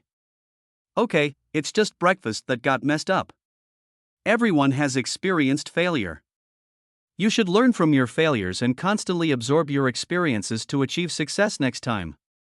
From now on, cooking at home is up to you. Jifeng would throw out a large bowl of chicken soup as soon as he disagreed with something. Being discouraged by such a small matter did not fit his definition of a future villain. Yang Linger nodded and sat on the sofa as if she was angry, flipping through the notepad where she recorded the recipes. He looked at Yang Linger's arms and legs, and then glanced at Yang Linger's attribute panel, cultivation character panel, Yang Linger potential, 5 strategy, 1 luck, 1 willpower, 3 force, 0 ambition, 0 current trust level, 3 special talent, gene stability, as long as the willpower does not return to 0, injecting gene potions will not cause gene collapse. The upper limit of gene potion injection is determined by the upper limit of willpower. Suffering body, willpower never drops below 1. Overall evaluation, this was once a poor little girl who temporarily found the only shelter in the world that belonged to her.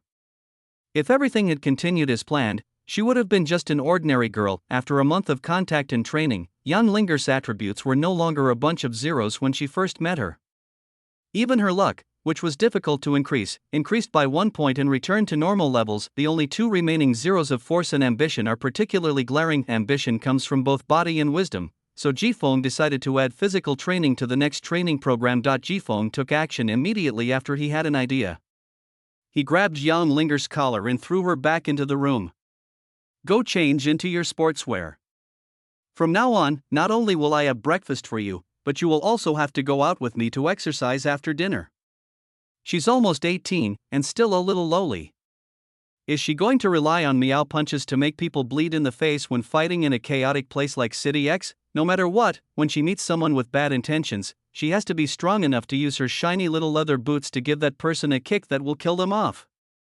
Chapter 45, even more outrageous than Dang, Will-o'-the-Wisp?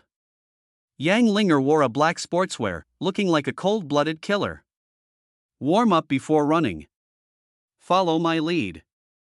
Jifeng taught Yang Linger how to stretch before running. Being short has its advantages, at least the body is more flexible. When running, keep your breathing even and maintain a rhythm. After explaining the precautions, Jifeng took the lead, with Yang Linger following slightly behind him half a step. Because Yang Linger was too weak, she was out of breath before she had run a kilometer, and her heart was beating so violently that it almost jumped out of her chest. This time, Jifeng slowed down his pace and walked slowly with Yang Linger, and then continued jogging after she recovered. In City X, not everyone is as free as Jifeng to go out for a run early in the morning.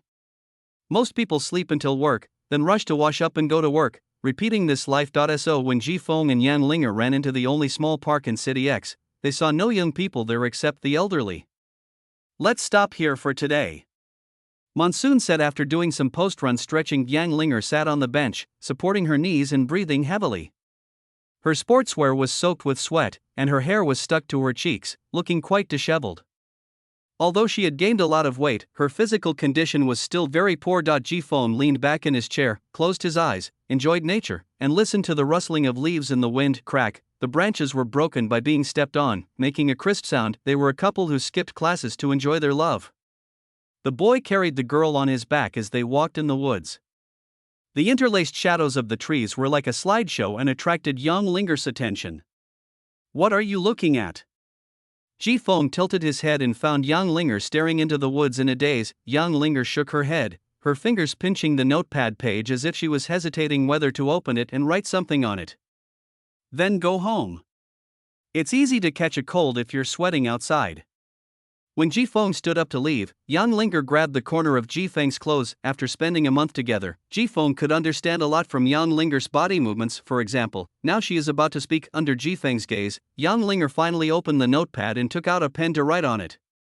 Although she wanted to show it to Jifeng, she still had to lift the notepad to block Jifeng's sight while writing. I can't understand what the girl is thinking. After finishing writing, Yang Linger lowered her head and stared at the dusty toes of her shoes, then carefully showed the notepad to Jifeng. I can't walk anymore, can you, cross out, carry me back?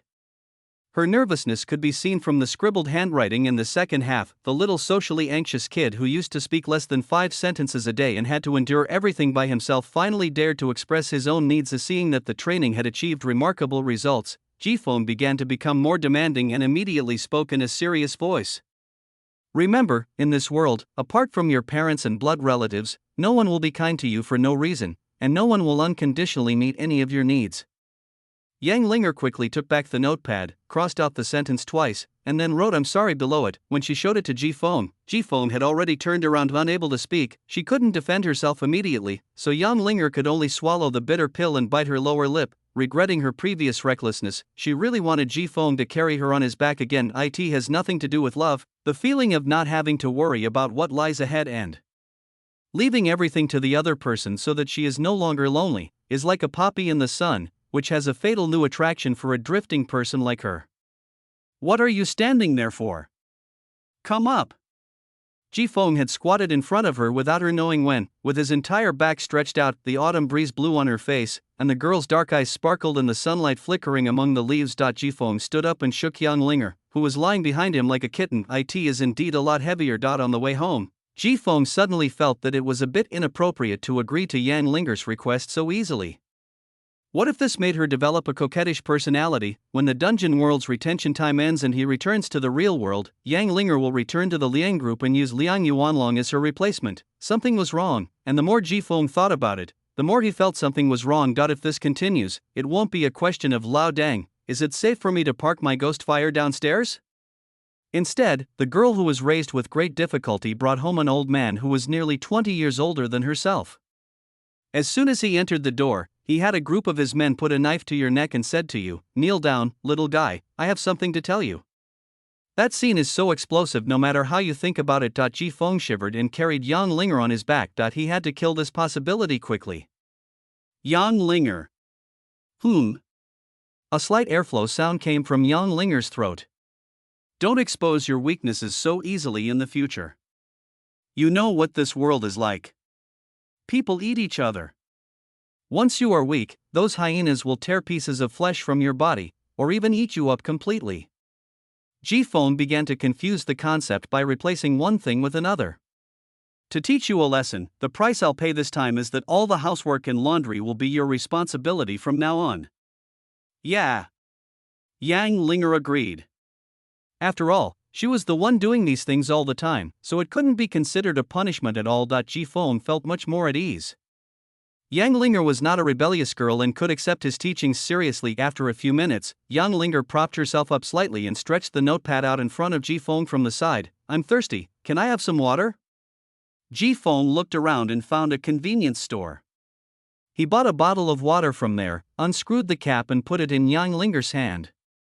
He acted as if it was nothing and continued walking home without saying anything. Looking at the water bottle in her hand, a sly smile flashed in Yang Linger's eyes. Then he lay on Monsoon's back again, feeling the warmth rising against his skin. This is indeed a world where people eat each other, but to me you don't seem like someone from this world. Weakness will attract hyenas, but in front of you, the weak will be pitted. I shouldn't have tested you like this just now, but you taught me that in a new environment, I should always test its tolerance for me, since you tolerate me, so I want to stay weak like this forever. Yang Linger's ambition increases by 1.01, gaining 5 points. Yang Linger's strategy increased by 1.12, gaining 5 points. Jifeng was taken aback by the sudden pop-up notification from the system. What was going on? Just a few words had caused Yang Linger's ambition, which hadn't increased in a month, to increase by 1 point, along with her strategy. Could it be that one of the sentences triggered a key point? Jifeng thought about it again but couldn't figure it out, so he just regarded it as the result of a month's accumulation. Loosen up, do you want to strangle me? Jifeng patted the arm around his neck that had suddenly tightened. Chapter 46, Let's talk in another place. When he returned downstairs, Jifeng saw an unmanned, broken van parked at the door of the unit. Judging from the various scratches and decals on the car, it doesn't look like it was driven by a good person. Many times, Jifeng would consider things in the worst-case scenario, like at this moment, this broken van was coming towards him. Although this might be a bit alarming, At least he can respond in time when something happens. After putting Yang Linger down, Ji Feng whispered a few words in her ear. When you go upstairs, follow me and keep a certain distance. If anything really happens, take the stairs. There is a small space under the stairs on the first floor where you can hide. When he knew that he needed to pull out teeth from a tiger's mouth in this dungeon world, Ji Feng had already figured out and memorized the terrain around his home. Just because he liked to chop people with an axe didn't mean he was a reckless man. Yan Linger pulled Ji Feng's clothes with a worried look on her face. If she could speak and had the courage to speak, she wanted Ji Feng to take her away from this troubled place, find a deserted forest and throw her there, and then just come to see her from time to time. Peace of mind. Ji Feng patted the back of Yang Linger's hand and asked her to let go, taking out the fire axe that had been dormant in the system space for a long time. Ji Feng opened the elevator door and pressed the button for his own floor, then stepped out and walked into the fire escape. As expected, if the vanmen in that car were really here to block him, then the empty elevator would surely attract their attention. When they relaxed as the elevator went down, he would rush out from the corridor. As long as there were no genetic warriors or martial arts masters, he would be able to kill all of them. As for what happens next, kill him first. Ji Feng lowered his footsteps and heard the man shouting and swearing when he was still 2 floors away. You stinky bitch, open the door and return the money. Or we'll tear down this door. Aren't you here to find me? In Yang Linger, Ji Feng thought of his neighbor Kong Huaiyue, who had owed a lot of foreign debts in order to treat her daughter's illness and prolong her life, and he even helped her twice. It is reasonable for debt collectors to block your doorstep now that you cannot pay back the money. Brothers, can you give me a few more days? I'll try my best to collect the money and pay you back. A faint female voice buzzed through the iron gate and entered Ji Feng's ears. However, the debt collectors continued to kick the security door relentlessly. Grace? I'm a loan shark, not a bodhisattva. If I give you grace, who will give me grace? But I clearly borrowed 4,500 yuan, so why do I have to pay back 25,000 yuan now? I really can't afford to pay that much. It's written in the contract, interest on interest. Are those 2 holes in your head for venting anger? I'm counting to 5 now, so open the door and pay me back. If you don't have money, I'll punch you in the back. After making sure that they were not looking for him, Ji Feng led Yang Linger out of the fire escape. Please make way. That is, in the central area, because of the rules, the debt collector had to suppress his temper and make way for this inconsiderate guy. Ji Feng ignored the pairs of eyes around him that were staring at him like cows, calmly opened the door, entered the house, and closed the door. Brother, isn't this guy a little crazy? He ignores us like this. If you want to get your revenge, you can only pray to run into him in the black streets. The central area is not a place where we can run wild. The rules of City X have been deeply engraved in the bones of every gangster by Liang Yuanlong with irresistible violence. The debt collector continued to curse at Kong Huaiyue. You won't open the door, right? Tear it down for me. I've already called the police, and the federal agents will be here soon. Kong Huaiyue brought up the Federation in an attempt to scare the group away. Unexpectedly, this caused the debt collectors to laugh at him. Federal agents? You're counting on them to back you up. Do you believe they'll respectfully offer us cigarettes when they get here? I'm telling you, if you don't pay me back today, no one can save you. Brother, here are the tools to remove the door. Tear down the door and kidnap the person. Ji Feng, who was in the house, heard the noise and the woman scream outside and sighed softly. Yang Linger was standing beside him, holding all the notepads in her arms, as if she was ready to escape with all her property at any time. Ji Feng really didn't want to get involved in this kind of thing. He was not a kind person. He had helped Kong Huaiyue twice before and had not asked her to pay her back. He had already done his best. After all, just because he could save Kong Huaiyue once didn't mean he could save her twice, but if things continue to develop like this, Ji Feng really has to take care of it, because Kong Huaiyue has called the federal agents over. It's true that Federation operators are mascots in City X, but even mascots have to act like one. Once Kong Huaiyue was taken away by the debt collectors, the federal agents would naturally interrogate him as a neighbor if they couldn't find the person who called the police. He is not afraid of interrogation, but there is a small black household in his family. Wouldn't the truth be exposed during the interrogation? Jifeng cursed in his heart and pushed open the door, just in time to interrupt the chaotic farce outside. The originally beautiful woman Kong Huaiwei was held down like a pig, with messy hair, looking like a madwoman. The debt collector in her house was also carrying a little girl wearing a hat who was about the same height as Yang Linger. Everyone looked at Jifeng, who suddenly opened the door. "Who's the leader of your group?" The man in the flowered shirt said. "It's me. Come, let's talk inside. I'll take care of her debt." The man in the flowered shirt looked at his younger brother beside him and then grabbed Kong Huaiwei and walked towards Jifeng's house. Kong Huaiwei's eyes were filled with tears. She had already expressed her gratitude before, and saying anything more would be perfunctory. She could only think in her heart about how to repay Jifeng's help. After the man in the flowered shirt and his younger brothers came in, Jifeng slammed the security door shut and blocked the rest of his younger brothers outside. The man in the flowered shirt and his younger brother swallowed their saliva together. The decoration inside the house was obviously normal and cozy, but why did they feel like sheep walking into a tiger's mouth? "Please release her, and then we can discuss her debt problem." Hua Shanshan hesitated for a moment and then let Kong Huaiwei go, because there was also a child in the room, and if something really happened, Yang Linger would be easier to control than Kong Huaiwei. "How much does she owe?" 25,000, including our labor fee, a total of 30,000. He is indeed a social bug. When he sees someone paying, he immediately raises the price. Season. Let go of yourself. Who is the wind? Just seeing a broken van downstairs gave him the idea of killing all of them, and he even put it into action. Now we can let this guy in the flowered shirt, who has no fighting power, to scam people. I didn't hear clearly just now. How much money do you owe? Oh, 32,000. How many? The man in the flowered shirt stopped raising the price because Jifeng took out 2 kitchen knives from somewhere and put them on his and his younger brother's necks. The man in the flowered shirt had also been around the underworld, so the 2 kitchen knives really couldn't scare him. Instead, he flicked the blades with his fingers with great interest, his eyes full of provocation and intimidation. The rules of the underworld are that once you draw your sword, it means life or death. Are you ready? Jifeng looked around at the layout of the house. I'm really not ready. How about changing places? Chapter 47. My treasure in the bathroom. The man in the flowered shirt took advantage of Jifeng's back being turned and tried to grab the knife. Jifeng raised his hand to dodge, then turned around and a big-eared lazy came at him. Seeing this, the younger brother inherited the will of the man in the flowered shirt and continued to reach out to grab the knife. Jifeng swung his hand again and hit the little brother with a big-ear thunder. The force was so great that the little brother's nose bled on the spot. Kong Huaiwei listened to the sound of the 2 men in flowered shirts begging for mercy and being beaten in the bathroom. She swallowed secretly and looked at Yang Linger, who was holding a notepad and staring at the bathroom in a daze. Did you know your brother is so grumpy? Men are really careless.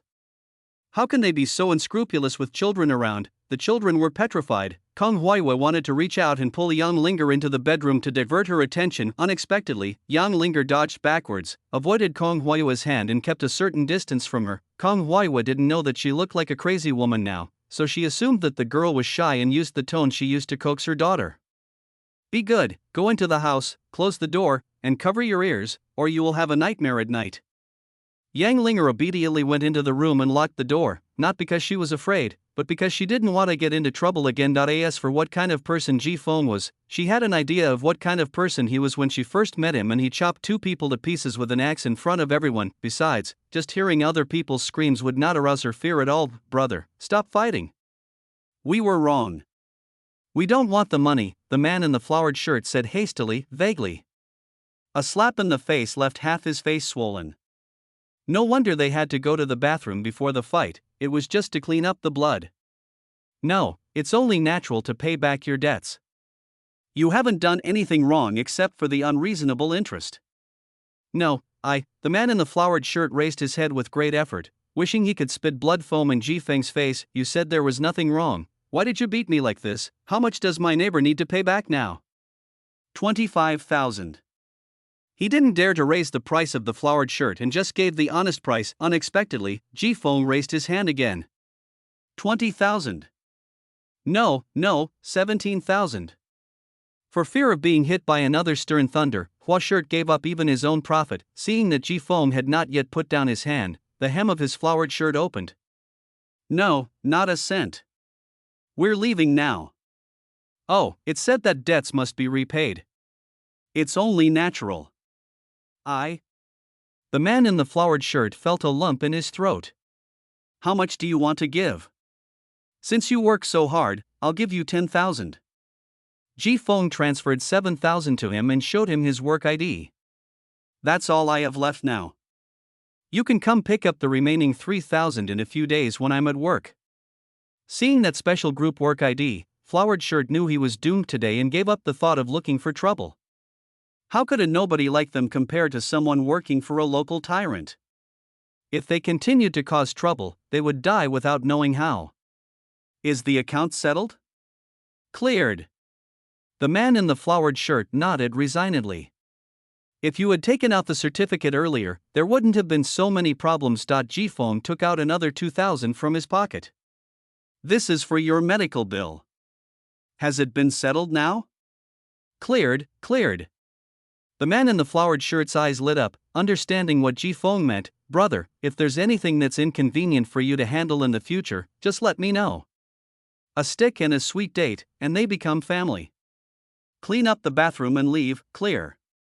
Kong Huiwei was the only one waiting in the living room, and she didn't see Yang Linger. Ji Feng asked, "Where is my sister?" I was afraid she would be frightened, so I let her into the house.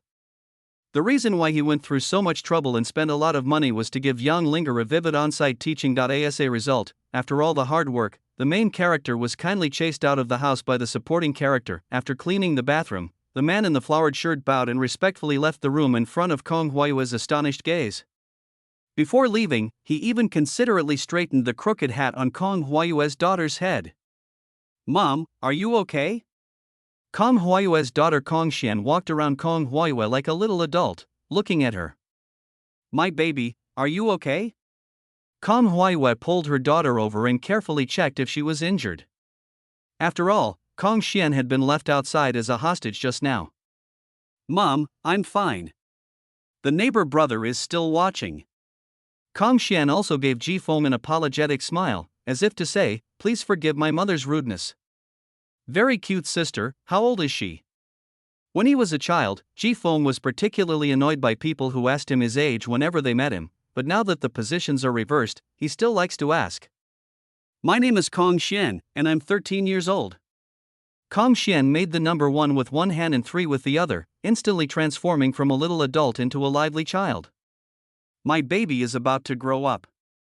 Kong Huiwei hugged Kong Xian in her arms, and her slightly red eyes were filled with sadness and pain that were difficult to conceal. Kong Xian got out of the embrace, took Kong Huiwei's hand and said, "Now is not the time to care about my age. We should thank our neighbor brother." "Thank you. What's your name, brother?" "Monsoon." "Thank you, brother Ji Feng, for helping my mother and me. I will always remember your kindness. Can I invite you to my house for lunch?" Kong Huiwei added, "And your sister too." Yang Linger, who was in the house, heard a girl's voice outside and quietly stuck half of her head out to take a peek. Unexpectedly, Kong Xian caught him red-handed. "Hello, my name is Kong Xian and I'm 13 years old."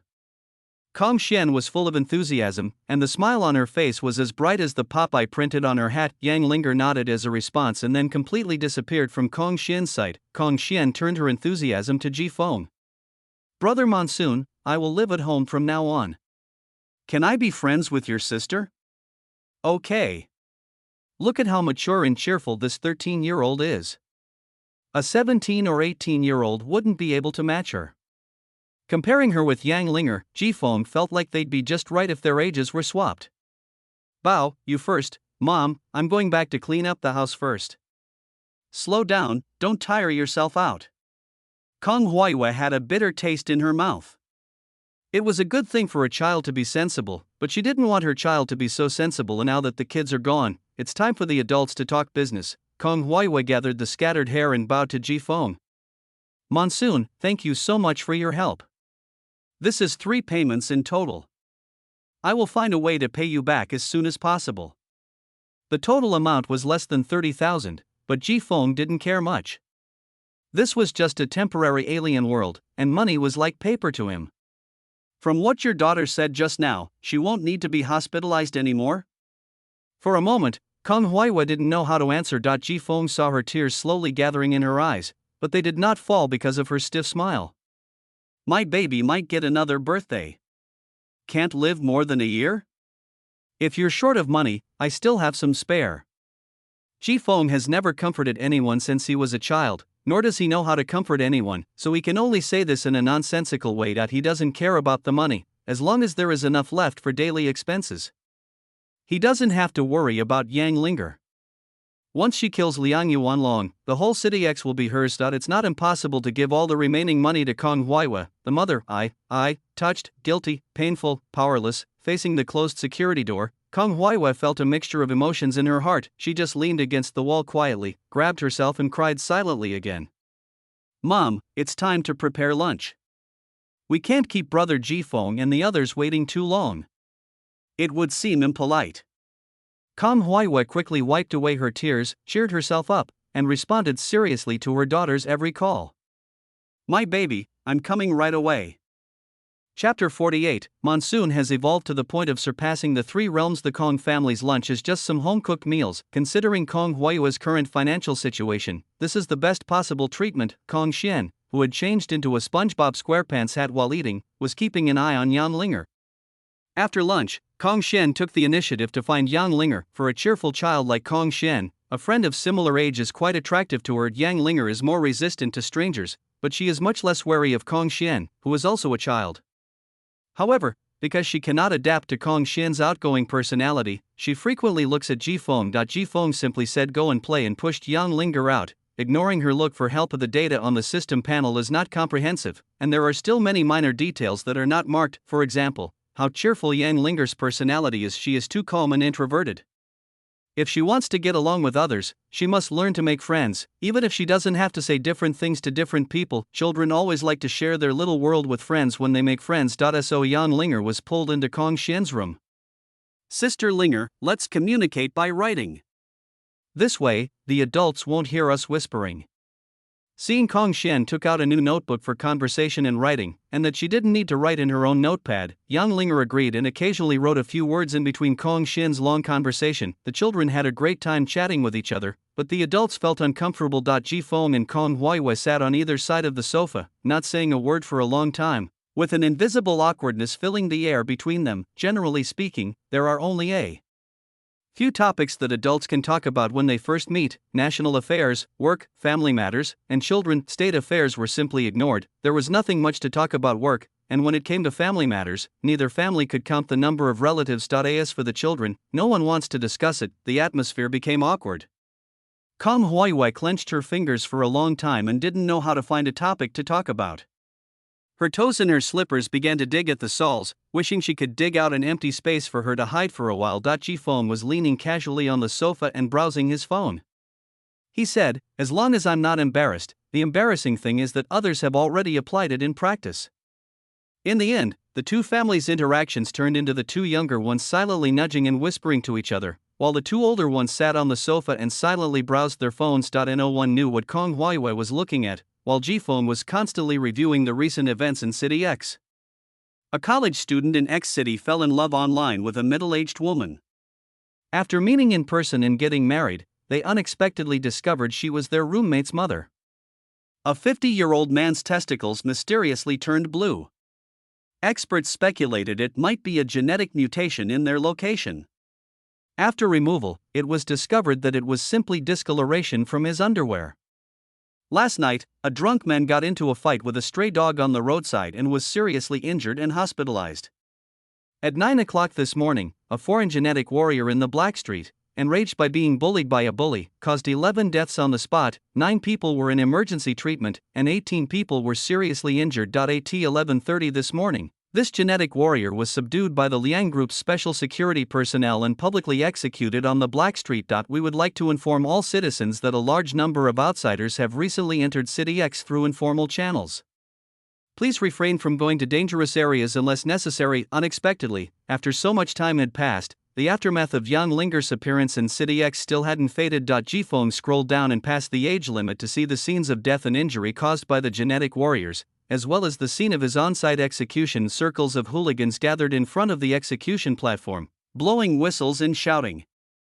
The executioner arranged by the group chopped off the genetic warrior's head in public with a big knife in the most primitive and pleasing way. G-Phone put down his phone and checked his system points. He used 20 of his original 102 points to buy medicine to regulate Yang Linger's body. Yang Linger's basic attributes were increased by 6 points in total, rewarding her with 30 points, plus 30 points for level 3 trust. The points have accumulated to 142. The current situation in City X is turbulent and difficult to grasp. If we encounter a gene warrior, this copy world will be forced to end. New gene drug, 100 points, by reducing the effect of the enhancement and adding stabilizers to achieve a 100% success rate. PS, please use in a safe place. The body may experience abnormalities after injection. He had seen this new gene potion in the system store when he first arrived in this world. Back then, he was worried that after buying the potion, he would not have enough points to use in an emergency. If he died suddenly and returned to the real world, he would not have enough points to open the next dungeon world and make a comeback, so he had been holding back. Now that he had enough points, G-Phone directly bought a bottle and stored it in the system space, waiting to use it at night to increase his strength. In this way, even if you encounter a genetic warrior, you can fight and won't be easily killed. Kong Huaiyue didn't know when she had put down her phone. She looked at the two girls in the bedroom writing and drawing on the table with a smile on her face. The maternal love that quietly emanated from her attracted people's attention, naturally attracted Ji-Feng's attention. It can be said that among all the wives he had seen, Kong Huaiyue is the most charming. The girl's childish innocence has been shed, and she is now covered with a fatigue that she wants to let go of but has nowhere to put it. She has the strength of being a mother, but also the weakness of being unable to do anything. This sense of separation hits the instinctive thinking of men, who tend to persuade prostitutes to become good women and seduce good women into prostitution. I wanted to see her delicate figure after taking off everything. I also wanted to see her become truly strong after losing all her worries with support. Feeling the overly strong presence of gazes beside her, Kong Huaiyue twisted her body slightly uncomfortably and gave Ji-Feng a stiff smile. Monsoon, who had evolved to the point of almost transcending the three realms, nodded calmly in response. Kong Huaiyue didn't have that kind of composure. She stood up in a somewhat embarrassed manner and hid in the bathroom. We are all adults, and the meaning of that look just now is self-evident. Angry, when her daughter was hospitalized and short of money, a neighbor who had only known her a few times was willing to lend her money. When the debt collectors came to her house today, it was Ji-Feng who came to her aid and even paid off the high-interest loan for her. In this situation, she has no right to be angry. Kong Huaiyue looked down at her figure. She had lost some weight recently, but her figure was still well-proportioned. At least you can still possess wealth, beauty, and power, so that the other person is not so worthless that he is not even worth helping. The other person gives you what you want when you need it most, and you should be prepared for this day when you accept it. Reality is so pale that I thought I understood it, but my hand on the door handle couldn't move down. Mom, are you okay? Baby, what's wrong? Even though nothing had happened yet, Kong Huaiyue was still a little nervous about being caught when facing her daughter's bright eyes. Sister Linger and brother Ji-Feng have already gone back. You stayed in the bathroom for a long time. Kong Huaiyue's tense body finally relaxed, but the smile on her face seemed a little stiff and forced. How rude. I'll be more careful next time. Chapter 49, Hand back at his home. Ji-Feng became even more casual, lying directly on the sofa like Guyu. Yang Linger was very proactive. She picked up the book, sat next to Ji-Feng and started reading. Ji-Feng was also used to having a figure beside him all the time. He tilted his head and looked at the girl who was reading quietly with her hair falling by her ears. How does it feel to make friends? Yang Linger lifted her hair, thought for a moment, and wrote on the notepad, no special feeling. When chatting with Kong Shen, she felt that she was more like a listener, following the other person's thoughts and occasionally responding a few words to show that she was listening. Apart from that, she really didn't feel anything. It's okay, take your time. Ji-Feng knew that Yang Linger's growing environment had prevented her from experiencing friendship, and loneliness seemed insignificant in that environment. Humans are social animals. You can't isolate yourself all the time. Yang Linger looked at Ji-Feng in confusion. Friends not only share your emotions and make you feel good, but true friends will lend you a hand when you are in trouble. Judging from Yang Linger's current personality, she will definitely encounter a lot of troubles when she returns to Liang Group. This is her fate as the world's only carrier of genetically stable drugs. A holy sword that can kill the devil and rule the world will be fought over by everyone. In this situation, if you want to live out yourself and become yourself, the road ahead will be full of thorns, And the game will officially turn from difficult to hell. So Ji-Fong hopes that Yang Linger will have a friend who can help her in the future. In this way, after leaving the copy world, Yang Linger can live longer and get more points. I will try hard to make friends, Yang Linger wrote in response. She still didn't think friends would help her. After all, she had lived alone until now, even without friends, but Monsoon said it. Forget it, make your own decision. This is not a mandatory requirement. Ji-Fong felt a surge of irritation in his heart for no apparent reason, as if someone was trying to force a circular puzzle piece into a triangle. The only sound in the room was the sound of flipping pages. The same silence was present, but there was no awkwardness at all in being in the same room with Kong Huiwa, because they were not strangers. At night, 9:30. Ji-Fong was tired of playing games, but Yang Linger was still reading. He admired how hard-working this girl was. If she went to school normally, she would be just like other people's children. Ji-Fong tapped Yang Linger's head with his fingers and pulled the book out of her hand. It's time to wash up and go to bed. Also, don't read too close next time, or you'll get nearsighted. Ji-Fong discovered that anyone who was involved in teaching, regardless of gender, would eventually become a nanny.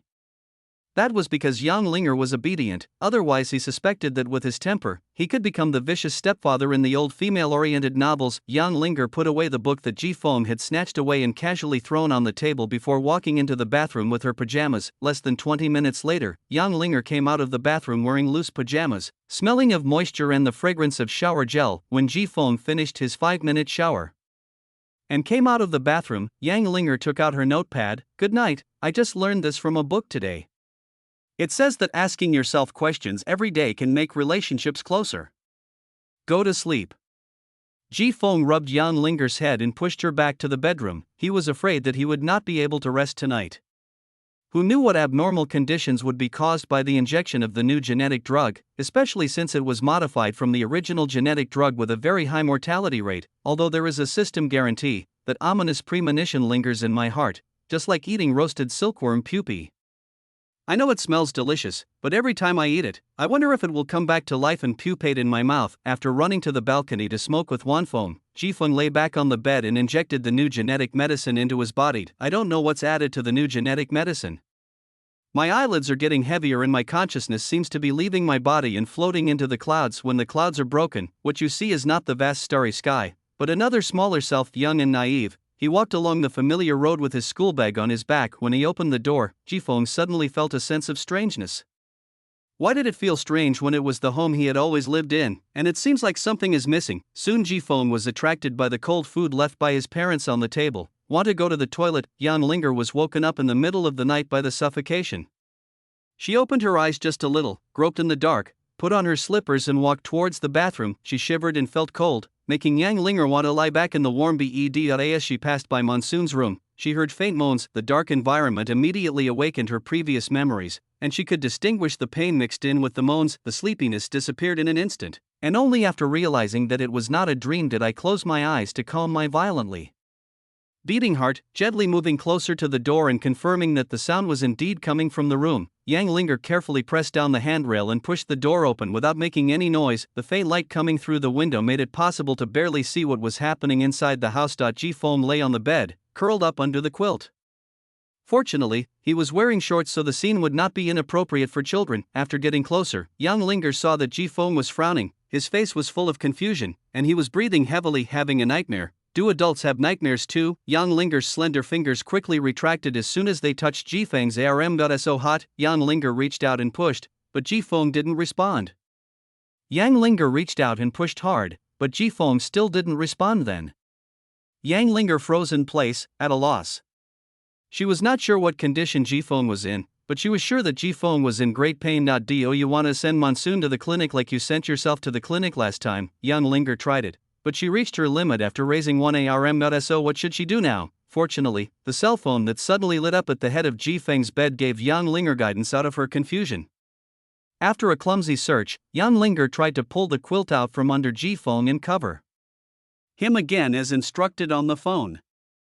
However, Ji-Fong was pressing too hard, so after trying in vain, she brought her own quilt over to cover Ji-Fong. Then he took a basin of cold water, soaked a towel in it, and carefully wiped Ji-Feng's body. She can't speak, but her actions always speak the most true words. Fire. Wherever Monsoon's eyes passed, there was a raging fire. Familiar and ferocious faces flashed in the raging flames. Jifeng couldn't hear what they were saying, nor did he want to hear it again. I don't remember where I am. Or what I haven't done. All he wanted now was to find an axe to smash those faces into pieces, and then turn into ashes in this sea of fire. Called I in the scorching heat, Jifeng actually felt a cool breeze. The blown sea of fire seemed to sense the provocation, and the fire became more fierce. Those hideous faces condensed their bodies in the flames and wanted to drag him into the abyss together. Suddenly, Jifeng realized that he seemed to be holding something, not an axe. Yes. Chapter 50. Passerby. The light of dawn cuts through the sky, bringing light to everyone in the darkness. Jifeng lay on the bed, slowly opened his eyes, and looked at the rising sun surrounded by a red glow outside the window. It was so uncomfortable. I felt like there was a mixer going on in my head. It was a mess. The unforgettable memories in the dream were reduced to fragments after he woke up. He only remembered that he was very hot and manic, and finally it seemed as if something had grabbed him. Jifeng reached over his forehead with his left hand and grabbed a still wet towel. He turned his head to look at his side. Yang Linger's hair was a little messy, and she looked like a little witch with frizzy hair. She was sleeping lightly on the edge of the bed, and her eyelashes were trembling slightly, as if she would wake up at any time. Her two cold, soft hands tightly grasped Jifeng's right hand. A familiar feeling, just like in a dream, although he didn't remember. Monsoon could tell what happened last night from the scene. A girl who had no blood relationship with him took the initiative to take care of him all night without any instructions. Looking at the similar faces transformed from the thousand faces, Jifeng felt a little ashamed. From the moment I knew that I could gain system points by training Yang Linger, I couldn't get rid of the word utilitarian. No matter what I did the same thing next, planning everything and constantly giving orders to Yang Linger. He never seriously understood what Yang Linger was thinking, and always made false deductions based on his own knowledge and experience. Did I do something wrong? Maybe the fundamental logic behind helping Yang Linger is to enable her to change her bad future fate, and making her live a better life is not a necessary condition. After all, I can only stay here for a little over 10 months at most before returning to the real world. Passersby are just passersby. After all, this is how Jifeng convinced himself that he could be hard on himself, but he could not be hard on the system points that were as valuable as his life. Jifeng gently pulled out his hand, and Yang Linger's hand, which was originally loosely clenched, suddenly clenched. Then Jifeng met a pair of clear eyes full of worry and concern, which made his heart tremble slightly. How long had it been since someone looked at him with such eyes? I'm fine, go and rest. Jifeng's voice was hoarse as if it had been burned by fire. He couldn't stand Yang Linger's gaze, so he took out his palm, pressed it on Yang Linger's head, rubbed it hard and blocked her gaze. After getting rid of the head patting, Yang Linger obediently took off the quilt covering Jifeng and carried him back to the house to sleep. Without the quilt, Jifeng felt the chill outside.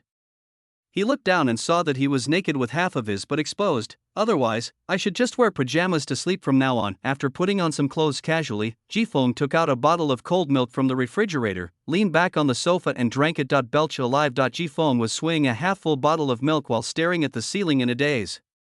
It was clearly also a two-bedroom, one living room apartment, with even the simple decoration being similar. Why was it so much more comfortable here than the rental house in the real world? Speaking of which, the system's description of the items is a bit unreliable. The 100% success rate of the new genetic medicine is fake. If Yang Linger hadn't been there last night, he felt that he might not be able to see the sun this morning. Fortunately, it did work. Jifeng didn't even use any force with his palm, but the thick plastic shell of the bottle began to deform. With this greatly increased sense of power made Jifeng feel invincible, and it was not even a dream for him to twist Liang Yuanlong's head off with his own hands.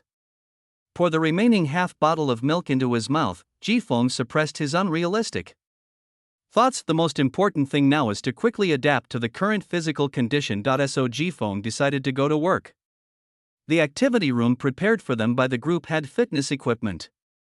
The other people didn't go there at all, so it was just right for them to use it to improve their physical fitness. After leaving a note for Yang Linger saying, "I'm going to the group, I'll be back for dinner in the evening," Jifeng grabbed a coat and went out. After the Mid-Autumn Festival, the weather starts to get colder, and you won't see many white and plump people among the office workers. In the office on the 33rd floor, Shi Junming did not come to work.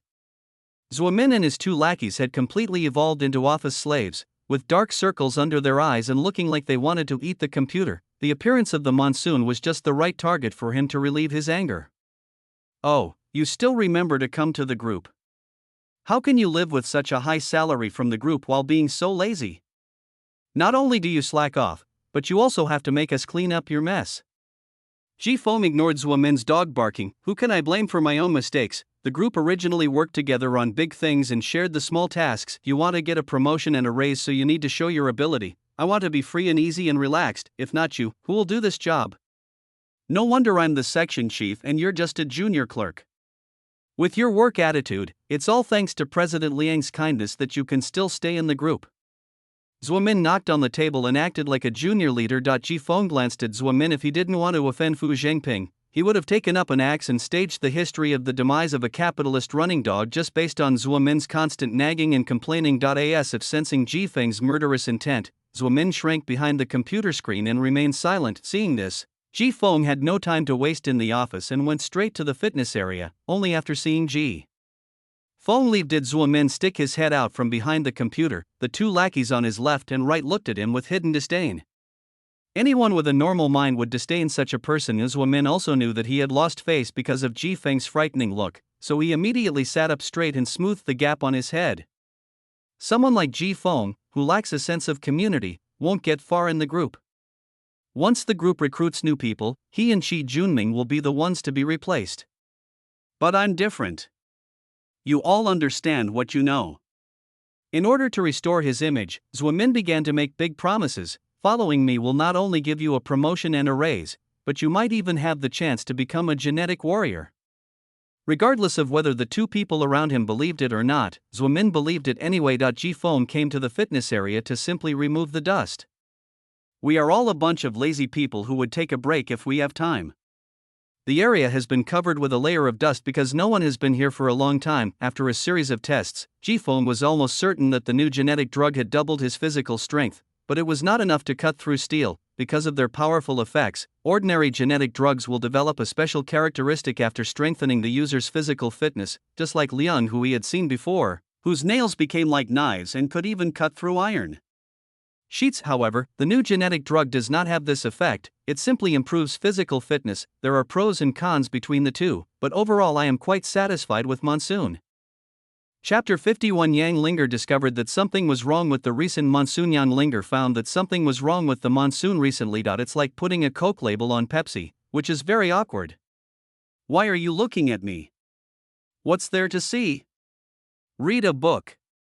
After being scolded, Yang Linger withdrew her gaze and pretended to read a book. See, that's it. It's not like she hadn't secretly watched Ji Feng before. Even if she stared at him for half an hour, Ji Feng could still play games calmly, and now, if her eyes stay on him for more than 5 seconds, she will be noticed, and then she will either be scolded or forced to look away and not continue looking. She thought she had done something wrong, but she noticed that Ji Feng had stared at her in a daze several times, and whenever their eyes were about to meet, Ji Feng would turn his head away and pretend not to care, and the awkwardness doesn't end there. A week ago, she had a stomach upset and was squatting on the toilet when Ji Feng came home. When she came out of the bathroom, she saw Ji Feng sitting on the sofa with his arms folded, staring at her seriously, and saying something that made her confused. Next time I come home, don't come up to me. I'm not a monkey.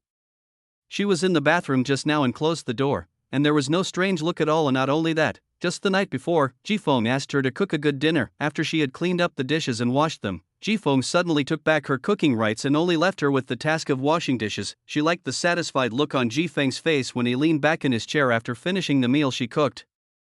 But the food tastes fine, so why is she suddenly not allowed to cook? After dinner yesterday, she washed and cut the fruits that Ji Feng had bought and brought them to Ji Feng. Then, when Ji Feng saw her while playing games, he patted her on the head. It's been a while since I've been touched on the head, it feels very comfortable. When she thought this strange change was about to end, Ji Feng's face suddenly turned dark and the sound of the controller buttons became increasingly violent. Until today, Yang Linger couldn't read the words in the book at all, and she kept turning the pages. When did this situation begin? It seemed to have started the day after Monsoon recovered from a high fever. Did she do anything wrong then? After thinking about it carefully many times, Yang Linger still couldn't figure out what she had done wrong. Ning was just like usual, waiting for Ji Feng to come back at home, then cooking, eating, washing dishes, reading, taking a bath, saying goodnight, and going to bed. Boom boom boom. Brother Ji Feng, Sister Linger, I'm here. Kong Xian's cheerful voice sounded outside the door. Yang Linger habitually got up to open the door. During the more than 1 month that Kong Xian had been living at home, Kong Huaihua had to go to work to earn a living. Kong Xian, who was alone at home, would basically come over from next door every day. Brother Jifeng, sister Linger, and I are going out to play. Yeah. Jifeng responded indifferently, waving his hand without even looking up. Kong Xin giggled and took the notebook she brought from home, pulling Yang Linger into the room. She didn't know where she got the words from, but she wrote to Yang Linger every day, and they never finished. Sister Linger, do you like camels? They're like horses, with 2 big lumps on their backs, and they sometimes wobble when they walk. Fine, it's a pity that we don't have any in X City. I really want to see a living camel. Yes, what do camels eat? Is there grass in the desert? Possibly. Kong Xin put down his pen, took off his hat and touched his bald head. She felt perfunctory, turned the notebook forward to check yesterday's records. Kong Xin, $% carat hashtag at Yang Linger, that's right, Kong Xian, asterisk and asterisk hashtag yuan. Yang Linger, probably, it's confirmed, it's just perfunctory. Looking at Yang Linger again, she was staring at the unopened notepad on the table with empty eyes. She had no idea what her mind was on, but it was definitely not with Kong Xian. Kong Xian waved her hands vigorously in front of Yang Linger, calling her soul back. Sister Linger, is there something wrong? Nothing, but I see you're always confused. If you have any questions, you can talk to me and we can solve them together.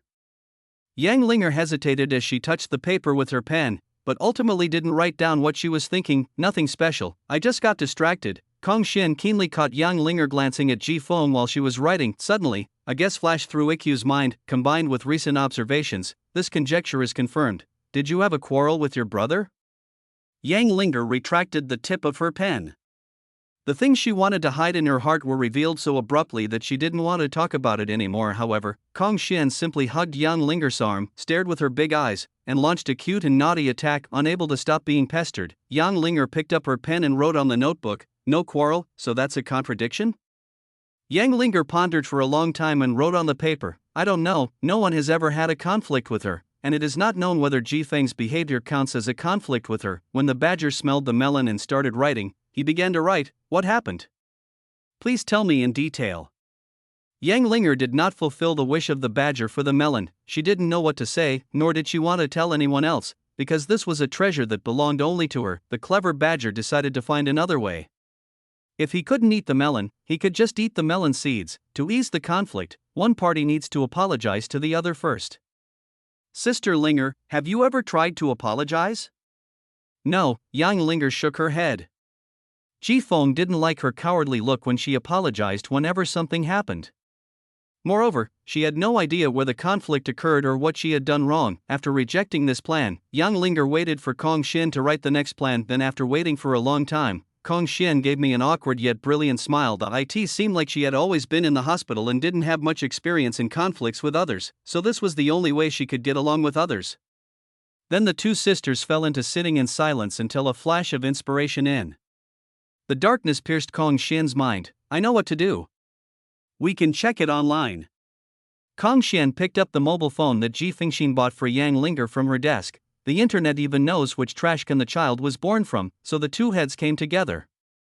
My brother is angry, how should I comfort him? A series of answers will appear in the browser.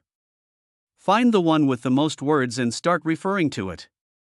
I apologize, 2 acting like a spoiled child, 3 praises, 4 cater to their preferences, 5 divert attention. I think the last one is great. If someone said that to me, I would definitely forget about being angry. Really? Yang Linger's eyes were filled with doubt. We should always try anything, as speculation here is fruitless. Oh well, Yang Linger wrote the above words on a notepad, took a deep breath and walked out of the bedroom. Chapter 52, Jifeng realized something was wrong with him. Jifeng realized that something was wrong with him. That day, after he finished cleaning up the fitness area and returned to the office, he felt uncomfortable sitting down, as if the chair was covered with hemp leaves. I forced myself to do 2 small jobs as a way of paying for my wages, then I just patted my butt and went home. On the way home, he suddenly felt relaxed and even looked forward to life back home. Since he didn't like sweets, he went into a bakery and bought several delicious-looking pastries. When he opened the door, Jifeng saw a flash of surprise in Yang Linger's eyes, as she thought he would not be back until the evening. At that moment, he felt inexplicably satisfied. Is there anything more satisfying than coming home from get off work and opening the door to see you everywhere at the door, watching you go home? At least this is the most satisfying thing Monsoon has ever Experienced, after changing into slippers and curling up on the sofa, Ji-fong called Shi Junming to invite him to play games together. However, Shi Junming refused the invitation. When he heard a sweet voice of Ani-chan from his computer, he hung up the phone in a daze. Then Ji-fong opened the Baowang app for some reason. This game will quickly become unplayable if you play it alone after going through the process once, because you are alone in this huge world from beginning to end. While playing games, Yang Linger sat next to him and read a book. Occasionally, he had to pause the game so that he could give her a short lesson. In fact, they found the game quite interesting to play intermittently until Yang Linger felt a little sleepy and quietly went back to her room to sleep. He glanced around again out of habit, but saw no one. Then he froze, his whole body falling into a trance with confused perception. Where is he? Maybe he's playing games at home. There was clearly nothing around him, so why was he looking to the side? When the character died in the game, Ji-fong did not control the character to revive, but instead put down the controller and rubbed his cheeks hard. The soreness on his face brought him out of his trance. Just now, the memory inertia brought about by a large number of repetitive actions suddenly broke through his perception and made him realize a problem. When did he get used to having someone always by his side? No matter who you are, even if you've made a vow of eternal love, the only person who won't leave is you, and you can only rely on yourself. This has been Ji-feng's life creed for half of his life. But the current situation is that he has become dependent on the girl next to him. It's like your wife is standing next to you and a girl in a swimsuit passes by. You clearly have no thoughts in your mind, but your second brother suddenly jumps out and says that he likes her. The two ideas began to collide, and awkwardness arose. He wanted to know why he felt this way. Do you like it? He has no breasts, no butt, and is short. Not to mention his heart-pounding body temperature rising by 0.2 degrees Celsius, he doesn't even have palpitations.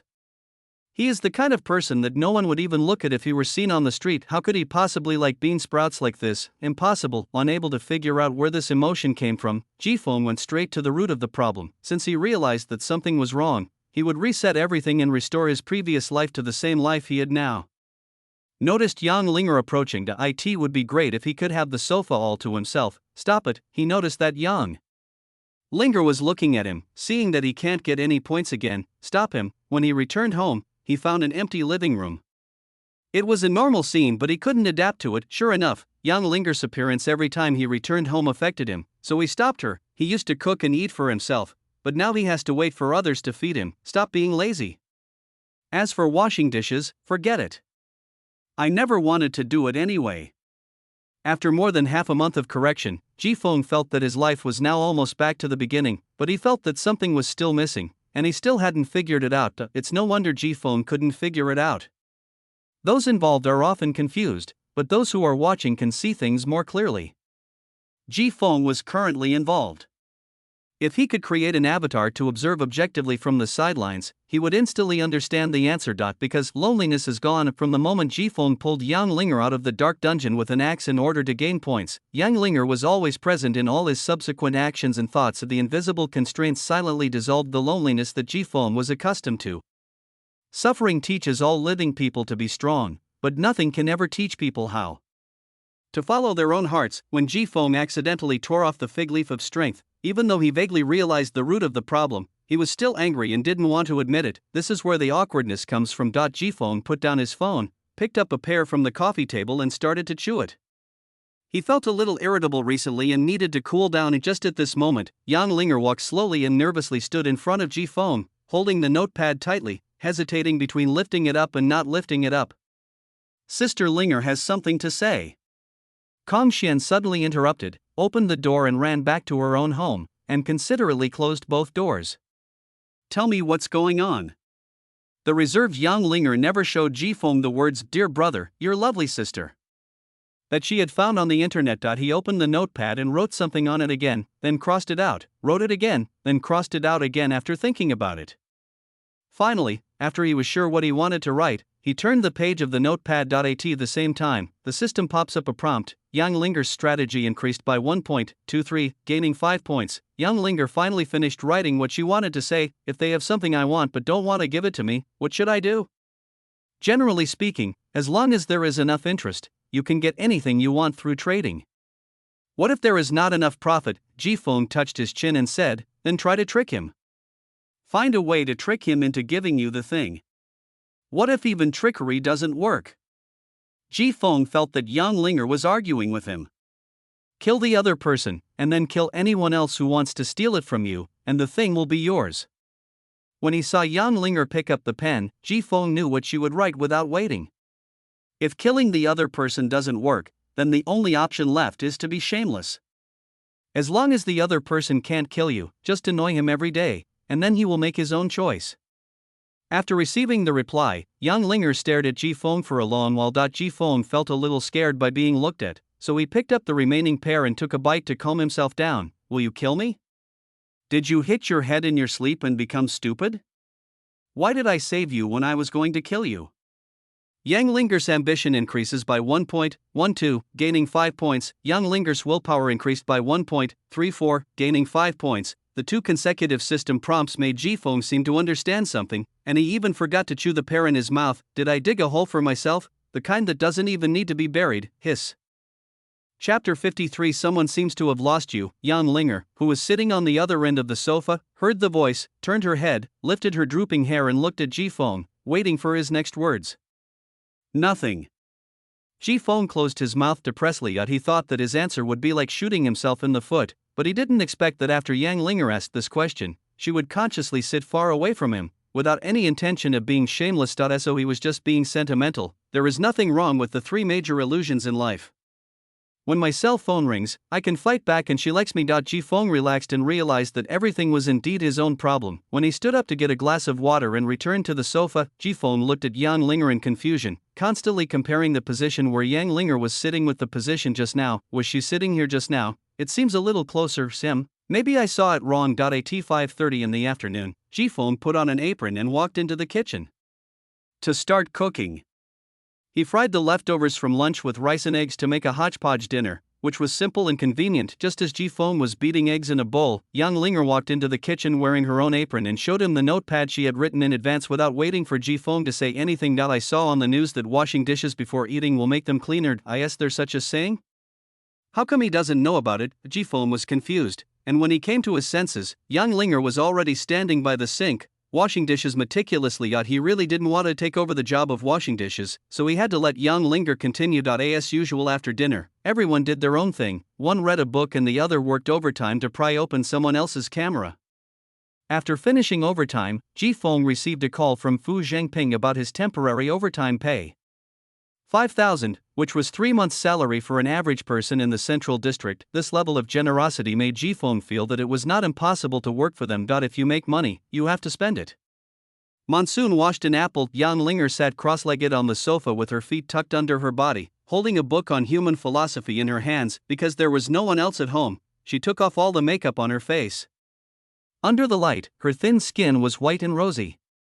Her pajamas were draped loosely on her body, and she looked as delicate as a naive porcelain doll. As Ji Feng walked, Yang Linger raised her eyes from the book and looked at the apple in Ji Feng's hand. Monsoon took a bite of the apple. If you want to eat, wash it yourself. In the past, he would definitely help Yang Linger wash one. If he didn't wash it, the fruits would get infested with insects, and she would be embarrassed to eat them in front of him. But now Ji Feng didn't understand the origin of his emotions and was feeling awkward. No matter what he was told, he had to correct himself and started living a weird life.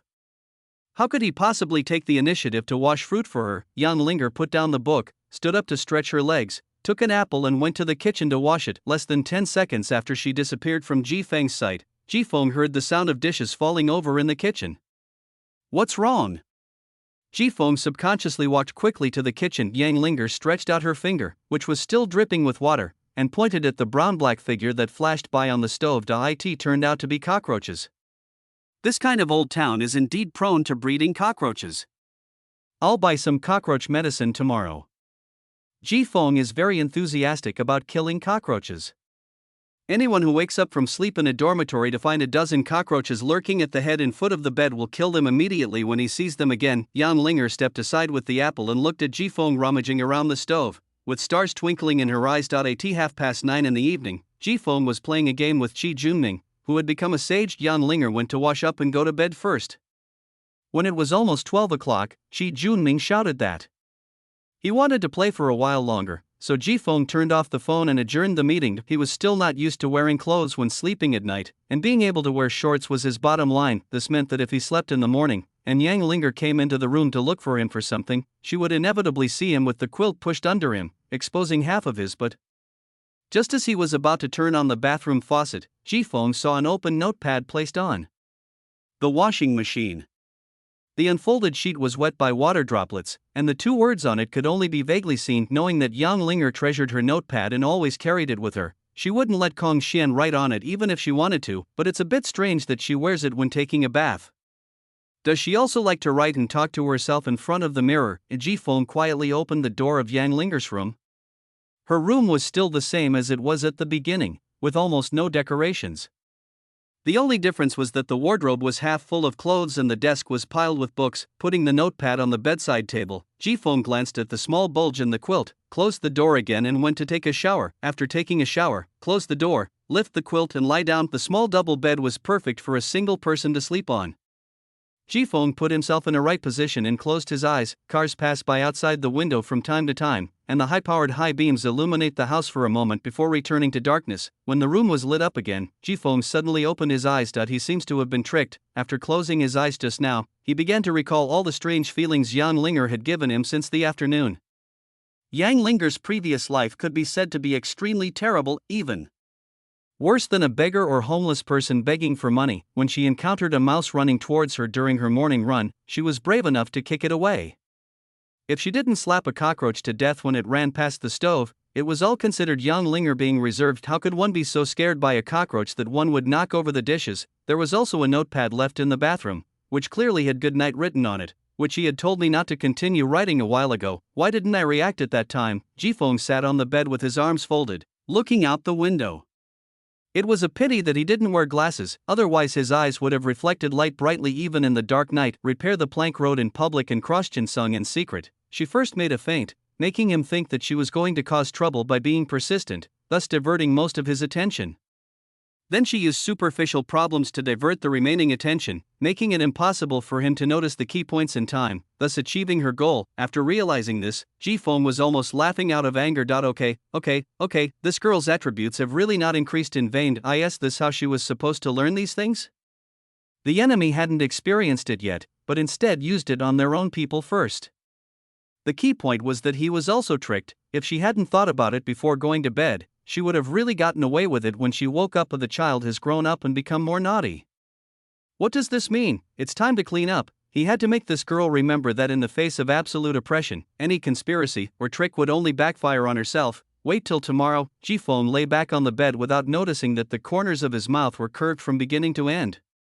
Perhaps he was looking forward to the few fun things that would come tomorrow that were only for adults. Or perhaps it was the handwriting on the page that was as obscure as the girl's feelings. Chapter 54 Intermittent Attacks. Are you done warming up? Then let's run. Jifeng stood on tiptoe and jumped, then started to lead the way. Yang Linger was wearing a black sportswear. She had thrown her ponytail, which had just grown to her shoulders, behind her and followed Jifeng. Two old men were playing chess by a flower bed without a single flower in it. One of them was missing a leg, and the other was missing an arm. Old Lu, let's play chess. What are you looking at? The old man with no legs knocked the chess piece onto the wooden chessboard and looked in the direction old Lu was looking. Two figures, one big and one small, ran past them. They could be seen almost every day for the past month. The unique vitality of youth dispelled the decadent atmosphere that permeated the place. It's great to be young. Old Lu moved his shoulders, but there was nothing there. Yeah, especially now that the war is over, it's really pleasing to the eyes. Stop craning your neck and start playing chess. I finally won a game against you, so don't cheat. You old bastard, you're the first to complain. It was obviously you who was distracted first. Amid the clattering sound of chess pieces, Jifeng and the other two ran farther and farther away. The two ran all the way into the small park. When they reached the bench that indicated the end of their morning run, Jifeng did not stop but continued to run forward. Yang Linger just paused slightly. When she woke up in the morning, she found that Jifeng was looking at her with scrutiny, and there was a hint of gloating in his eyes. She was now certain that she was gloating. It must have been yesterday's little action that made him feel embarrassed, so he deliberately increased the distance of his morning run today, like a child. This sudden idea made Yang Linger laugh, and she continued to follow Jifeng's footsteps and keep up with his speed. Jifeng, who was running in front, snorted, and didn't look back after knowing that Yang Linger could still catch up. If you do something secretly behind my back, I will secretly make things difficult for you. I'll run until you're completely exhausted, and then I'll see if you still have the heart to play any more tricks on me. On the other side of the park was a sandy area that had not yet been completed.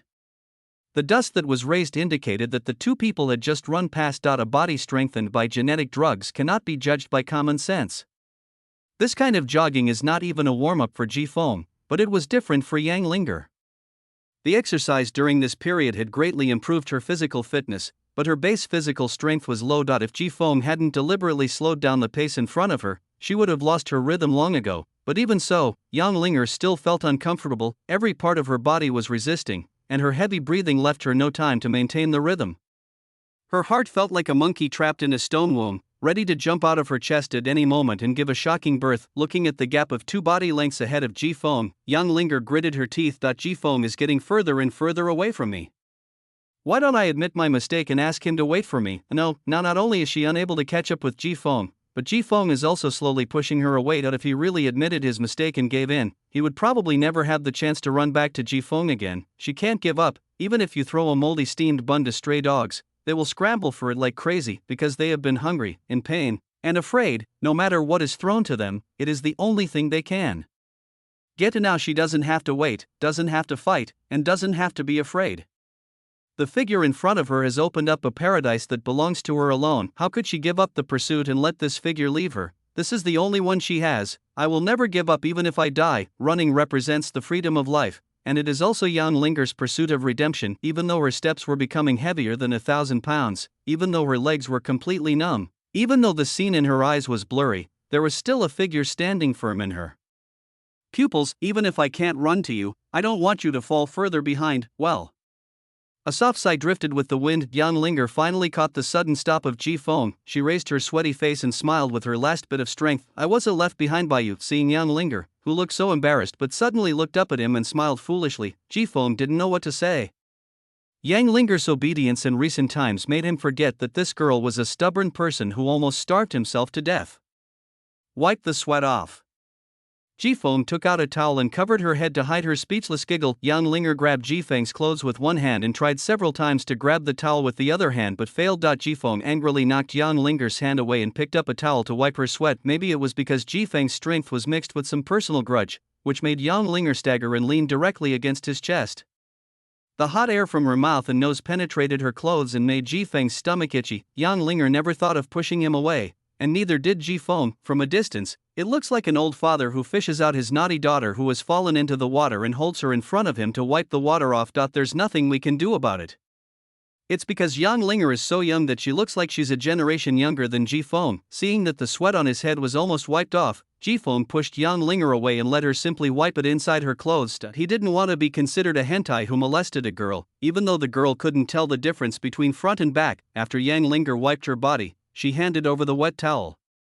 Ji-Fong didn't sweat at all, so he just crumpled the towel and stuffed it into the pocket of Yang Linger's sportswear. It was when he lowered his head that Ji-Fong discovered that there were bloodstains of varying degrees on both sides of Yang Linger's white sneakers. He then looked at her pants and confirmed that there were only bloodstains on the shoes. Take off your shoes. Yang Linger also noticed the blood on her shoes, but her feet and legs were still numb and she didn't feel any pain. As soon as she bent down to take off her shoes, her legs began to swing again, like an old lady in her 70s who had her walking stick kicked away. If Ji-Fong didn't take care of this situation, it wouldn't just be his feet that would be injured, but his head would also have hit the ground. After looking around and seeing no place to sit, he had no choice but to squat on one knee and let Yang Linger sit on his lap. When the shoes were taken off, a lot of small stones fell out. It was estimated that they were rolled into the shoes by Yang Linger's steps when passing through the construction sand area. These tiny stones had worn through the thin white socks. The injuries on the tender white feet, whose scars had been washed away by the healing potion, were not serious. The skin was simply broken, and at most 2 small stones, no bigger than needle butts, were stuck in the flesh. When he took off the second shoe, Ji-Fong saw Yang Linger sitting on his lap with her hands on her neck, blinking her eyes. Because they were so close, he could clearly see another self. And then the monsoon began to relapse intermittently. What are you looking at? If it happens again, just walk back like this with your shoes on and your head turned away. Yang Linger looked up at the distant blue sky. Bang! I was suddenly slapped on my calf. What are you shaking about? You kicked me. Be quiet. Chapter 55. Watching quietly on the way home, Jifeng didn't let Yang Linger walk back by herself. He was not a devil who had nothing better to do than abuse children for fun. So Yang Linger climbed on his back again, wearing a coat dry for the monsoon, with one arm around his neck and the other hand hooked around his sneakers and hanging in front of his chest. What does it mean that you will suffer the consequences if you do evil? Jifeng felt that he was now this his fault. Jifeng felt that he had done nothing wrong. If he hadn't noticed that Yang Linger was not in a good condition, who knows what would have happened to her feet in the end. And now it seems like he is so heartless, ungrateful, and unreasonable. But in the end it's all this girl's fault. The more Jifeng thought about it, the more he felt that this was the truth. Girl, did water get into your ears while you were taking a shower last night and let the seeds germinate and suck your brains dry? There's sand in your shoes, but you don't stop to pour it out. Instead, you keep running with sand in your shoes. What's wrong? There's a dog chasing you. If you stop for a moment, you'll be bitten to death by the dog. I ate so much food, but it didn't grow anywhere. I thought it all went into my brain, but now I see not only has my brain not grown, it's gone. Is this fun? How about you just chop off the pig's trotters and stew them in the pot next time, so it won't suffer the consequences of following you? Old Madame G kept muttering to herself. Yang Linger, who was being scolded, shrank her neck and slightly leaned her head against Jifeng's. She didn't refute anything the whole time and seemed a little happy instead. It's not like her brain really had seeds sucked dry, so how could she not understand that this seemingly angry humiliation was actually an expression of concern between the lines? The reason why we don't express it with clearer and gentler words is because some people say one thing and mean another, some people have seen the inadequacy of words, and some people have never experienced such a thing. Monsoon, on the other side, is still out putting damage. He has all three types, plus an old patchwork monster with unclear self-awareness in some aspects. Then the classic scene happened. Since Yang Linger had not responded, Monsoon, whose temper was about to end, became angry again. I'm talking to you, do you hear me? Yang Linger rubbed her head gently against Jifeng's ear, indicating that she heard it, but she was not sure whether she would change it or not. It being injured was really nothing to her. The pain she had felt before told her that she was still alive. The pain now told her that this was not a dream. She has no tendency to be masochistic, but as long as she hasn't caught up with Monsoon, she will never stop. The warm morning breeze blew across her face. Yang Linger was like a comfortable kitten, resting her head in the most comfortable place with her eyes half closed. Jifeng's mouth was dry after muttering to himself, and he returned to silence again, heading home step by step towards the rising sun. After returning home, Jifeng threw Yang Linger onto her bed and swore that this was the last time he would carry her on his back. After taking a clean wet towel and stuffing it into Yang Linger's hand, Jifeng went to look through the medicine box. There was sweat, blood, and stones all over her foot. If it was inflamed, her foot would rot immediately without having to be stewed. Apply the medicine yourself and resume your morning jog after a few days. Jifeng handed over the small first aid kit, and then Yang Linger held the kit and looked at Jifeng motionlessly. A pair of slightly red eyes clearly said, I don't know how to do it. Are you sure you want me to do it myself? Jifeng's right eyelid twitched violently, and he snatched the medicine box back from Yang Linger. He took out a disinfectant wipe and wiped his hands. Then he lifted one of Yang Linger's legs and placed it on his own leg, then wiped off the bloodstains with a wet wipe. After taking out tweezers and trying twice to remove the small stone embedded in the flesh, Jifeng failed. He simply gave up using tweezers and started working on it. He grabbed Yang Linger's feet with both hands and pressed lightly with his thumbs. The soft flesh on her feet sank in, raising the bulge that was embedded in the stone, then squeezed the bottom of the stone hard. It is simple and rough, painful but effective. The moment the stone was squeezed out, the 5 pink little toes that were originally slightly open instantly shrank into a ball. Monsoon, suddenly I have the urge to say something, but I don't know what to say. 1, 2, 3. There were 3 stones embedded in his right foot. After squeezing them all out, Jifeng felt inexplicably comfortable. Taking out a cotton swab moistened with iodine, Jifeng once again grabbed the foot that had been curled up since the beginning and directly stuck the cotton swab on it. Jifeng turned his head and looked at Yang Linger. Your hiss. Jifeng didn't believe it and dipped another cotton swab in the medicine. He made sure the entire swab was soaked in the medicine before applying it to another wound. Yang Linger tilted her head to look back at the same angle as Jifeng, her face expressionless and even with a hint of curiosity and confusion. That's not right. Are all the iodine tinctures we buy in the real world fake? After applying medicine to all the wounds, Jifeng wrapped a layer of gauze around Yang Linger's feet to prevent them from getting rubbed against other places. Seeing that Yang Linger had lifted her left foot and was about to put it on his leg, Jifeng pushed the medicine box into her arms and stood up to brush off the non-existent dust on his body. You handle the rest on your own. You have to bear the consequences of your own actions, and you still want me to help you. If I wasn't afraid that your sweaty clothes would go bad if they were left in the washing machine for a long time without being washed, I wouldn't even wash your clothes. Jifeng snorted and went into the kitchen to prepare something for breakfast. Jifeng, who was flipping an omelette, was suddenly scalded by the oil that burst out of the pan. That's not right, something was completely wrong this morning. His original intention was to keep a distance from young Linger, who had brought him unknown changes, so that he could resume his normal life without anyone interfering with him. Because Yang Linger played the 36 stratagems on him yesterday, he decided to give Yang Linger a good beating today to teach her a lesson. Then Yang Linger was really beaten up and even her feet were injured. The whole process seems logical, but when you think about it carefully, it's full of bugs. How did Yang Linger come back? I carried it back myself. Has Yang Linger learned her lesson on the way back? She kept chattering for a long time, but it seemed that she didn't mention anything about the trick she was playing on him. How did Yang Linger deal with her foot injury in the end? Worried that she wouldn't know how to treat the wound, he first treated one of her feet as an example. He completely forgot that Yang Linger had hurt herself once during the Mid-Autumn Festival. Jifeng slapped his thigh and became a little more sober. Isn't this a self-torture tactic? 6. It's like a little cow wearing a bra, one said after another. Jifeng, who was preparing breakfast in the kitchen, had fallen into a state of chaos. He was thinking about how to resume his normal life, how to deal with Yang Linger next, and how well the fried eggs should be cooked. Chapter 56. Oh, there is something strange. There was a knock on the door. Jifeng opened the door, and outside was Kong Xian, who had not been there for 2 days. Brother Jifeng, this is an orange for you. Kong Xian took out an orange from her hands behind her back and handed it to Jifeng as a bribe to the gate guard. No one knew how many hats she had. Today she changed into a hat with a cute unicorn pony printed on it. Jifeng weighed the orange, looked at the awkward yet flattering smile on Kong Xian's face, and then pushed the door open. Kong Xian crawled in directly from under Jifeng's armpit, changed into slippers, and went straight to the bedroom without seeing Yang Linger in the living room.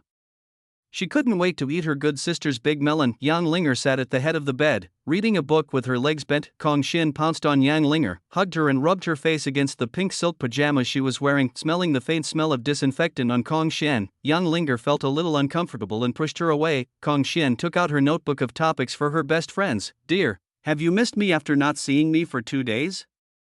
Kong Xian tilted her head back and looked at Yang Linger expectantly with her little face, which had previously lost some of its color. Yang Linger once again pushed away Kong Xian, who was about to get close to her, then shook her head coldly. So sad. Kong Xian began to twist darkly on the bed. Read the book, and you will know how to resolve sadness after reading it. Kong Xian looked at Yang Linger clapping in front of her, her expression dazed. Shouldn't you be rewarded with grace after being coquettish with your best friend? Why did I get a book? The script is wrong. One's limited life cannot be wasted on such a meaningless thing. Kong Xian not only threw the book in front of her aside, but also snatched the book from Yang Linger's hand and started eating melon. You haven't reconciled with your brother yet? Yang Linger looked at her feet in white socks and didn't know how to answer. The monsoon now is no longer awkward. It's crazy. Whenever something happens to me, I will be silent for 10 seconds before making a decision, as if I were the Sphinx in Egypt, and I would die if I gave a wrong answer. Yang Linger felt that what happened a few days ago had a counter effect, so she didn't go to the living room today but stayed in her room reading. When Kong Xian saw Yang Linger's expression, she knew that things were not going well, so she immediately played the role of military advisor, kneeling on the bed with her but sticking out, and writing hard. This isn't working for you. Didn't the strategy from the day before yesterday work? How about we try it again with a different approach? No, Yang Linger could already imagine that if she wrote those words that would give people goosebumps and showed them to Jifeng, he would definitely sneer and make a weird expression as if to say, the little chicken has revealed its black feet. Kong Xian poked his chin with the end of his pen and made another suggestion that seemed quite reasonable. How about you prepare a nice dinner for him? Maybe your brother will see your feelings and forgive you? Now he won't let me cook. It's okay, I have a solution. Yang Linger was interested and followed Kong Xian's example by squatting on the bed, my mom will get off work early tonight and bring some food to your house to cook a meal as a thank you for taking care of me during this time. I'll tell my mom then so you can cook openly. Yang Linger's eyes flashed. This was indeed a good idea. Kong Huaiwei came in the evening. Compared with the previous times, when Ji Feng saw her again this time, he found that she was much more refined. She had a cute yet charming bun on her head, with a little makeup on her face and lightly drawn lips and eyebrows. A flesh-colored long skirt with a small slit wrapped around her mature and charming body that was in her 30s, and a half-shoulder shawl just covered her overly exposed groin. She bowed slightly to Ji Feng, who opened the door. Sorry to bother you so much. Thank you and Linger for taking care of Kong Xian during this period of time, so I brought some food to express my gratitude tonight. Come in. Kong Xian had told him about this matter in advance. Ji Feng would be more than happy to have someone, besides Yang Linger, who would take the initiative to cook. Kong Xian pulled Yang Linger and looked at her mother, who had become more elegant. Her mother was wearing basic work clothes when she went out in the morning. How come she suddenly changed into this outfit? Kong Xian got a slap in the face for that little look. Kong Huaiwei blushed slightly and quickly diverted Kong Xian's attention. Are you being obedient here?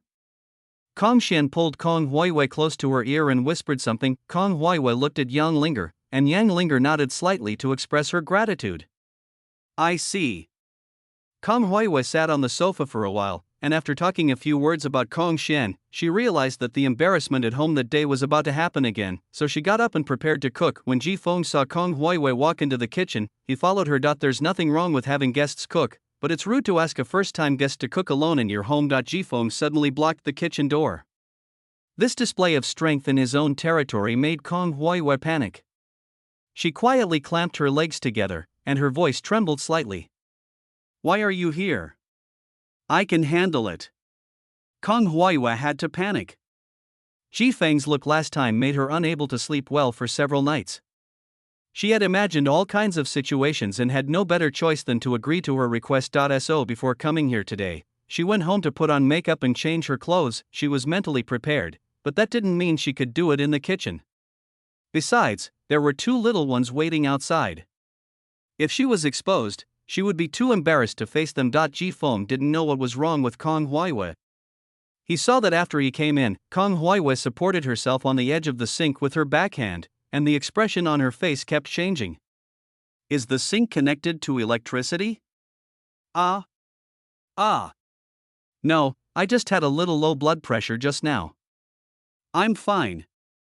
Kong Huaiwei realized that she was acting too much and quickly put away her ugly behavior.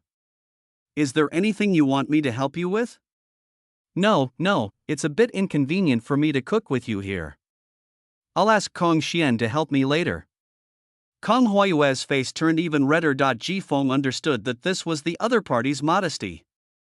It would not be a good influence for a single man and a single woman to be in the same room, especially in a small place like the kitchen. Then you get busy. After Ji Feng left the kitchen, Kong Huaiwei breathed a sigh of relief and reached out to pinch her leg in annoyance. You're already so grown up, how come you don't even have this much self-control? What a mess is going on in your head? Not long after coming out, Kong Xian ran out of the bedroom, said something to Ji Feng, and went into the kitchen. A few seconds later, Kong Xian ran back to the bedroom and pulled Yang Linger out. As he walked past Ji Feng, he whispered to Yang Linger to prove that it was true. Sister Linger, where is the egg beater? Help me find it. Yang Linger then slipped into the kitchen naturally. After a while, Kong Xian came out of the kitchen with her head lowered, looking wronged amid Kong Huaiwei's scolding. My mom said I wasn't as good as Sister Linger and that staying in the kitchen would only make things worse, so she kicked me out. Monsoon, something is strange.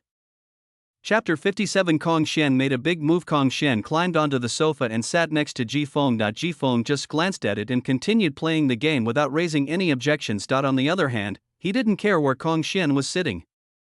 Even if Kong Xian was sitting on the top of the rocket and was about to be launched, he would only say awesome. Kong Xian watched Ji Feng using the controller to build a city and deploy troops on the hexagonal grid on the screen.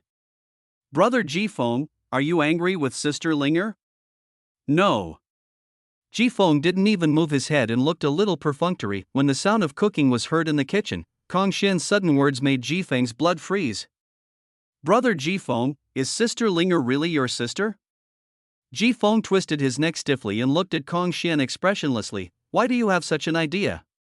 After saying that, Ji Feng's fingers began tapping the handle, as if he was doing some kind of countdown. Kong Xian supported her head with her hands on her knees, as if she didn't feel anything unusual at all, because they don't look like family.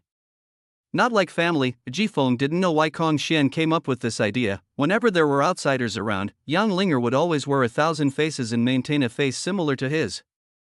Anyone who saw her would ask, "Is this your sister or your daughter?" After saying this, Kong Xian just watched Ji Feng play games obediently without making any explanation. Ji Feng couldn't help but wonder what Kong Xian's purpose was in saying this. Did he deliberately deceive him because he had obtained some indicative evidence? Or was he simply expressing his sixth sense? After contacting the mother and daughter of the Kong family, he hacked into the hospital computer to investigate.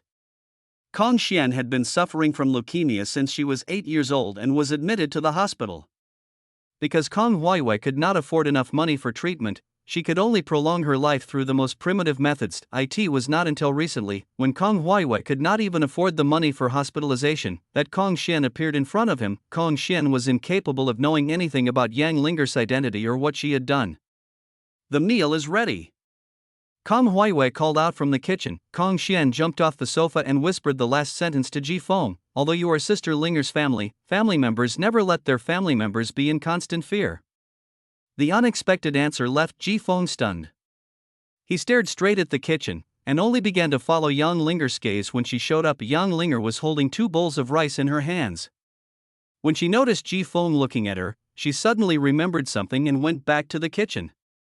When she came out again, she had taken off her apron. Seeing this, Ji Feng fell silent. The 4 of them sat down at the dining table and started eating. Kong Xian ate the happiest because she had no worries and did whatever she wanted. The remaining 3 people each had their own thoughts, which made the atmosphere at the table a bit dull. Kong Xian thought for a moment and decided to do something. "I think these are all delicious. Brother Ji Feng, which dish do you think is the best?" Immediately, the other 2 eyes turned to Ji Feng. Ji Feng picked up a piece of food with chopsticks without saying anything. Kong Huaiwei felt a headache. Her daughter was usually very smart, so why would she suddenly ask such a question like she had lost her mind? It would be fine if Ji Feng could tell that those dishes were made by Yang Linger. What if Ji Feng didn't recognize her and chose the dish she cooked? Wouldn't that make her unpopular? Kong Xian received another slap on the head. She wanted to resist and argue, but Kong Huaiwei suppressed her with her bloodline and glared back at her. "Everyone has their own taste. Just like you don't like fish, but I like to eat it. There is no way to judge this kind of thing." Kong Huaiwei began to find a way out for Ji Feng, trying to diffuse the storm. Yang Linger, who was standing by, was eating calmly and didn't care at all. She had great confidence in Ji Feng. 10 seconds later, Monsoon gives the conclusion, "They're all average." Kong Xian, Kong Huaiwei, Yang Linger, I have already predicted your answer. The dinner ended hastily, and Kong Huaiwei and Yang Linger took on the dishwashing business. Kong Xian sat on the sofa depressed. She opened her mouth several times and then closed it again. After all, she suffered from her lack of experience. She wanted to help her younger sister solve the problem, but in the end she couldn't help at all. After cleaning, Kong Huaiwei sat in the living room for a while, then stood up and said goodbye with Kong Xian. Before leaving, Kong Xian patted Yang Linger's shoulder at the door and gave her a look. "Sister, I tried my best. It's up to you now. Don't blame yourself. As a military advisor, you have already played the greatest role in the introduction."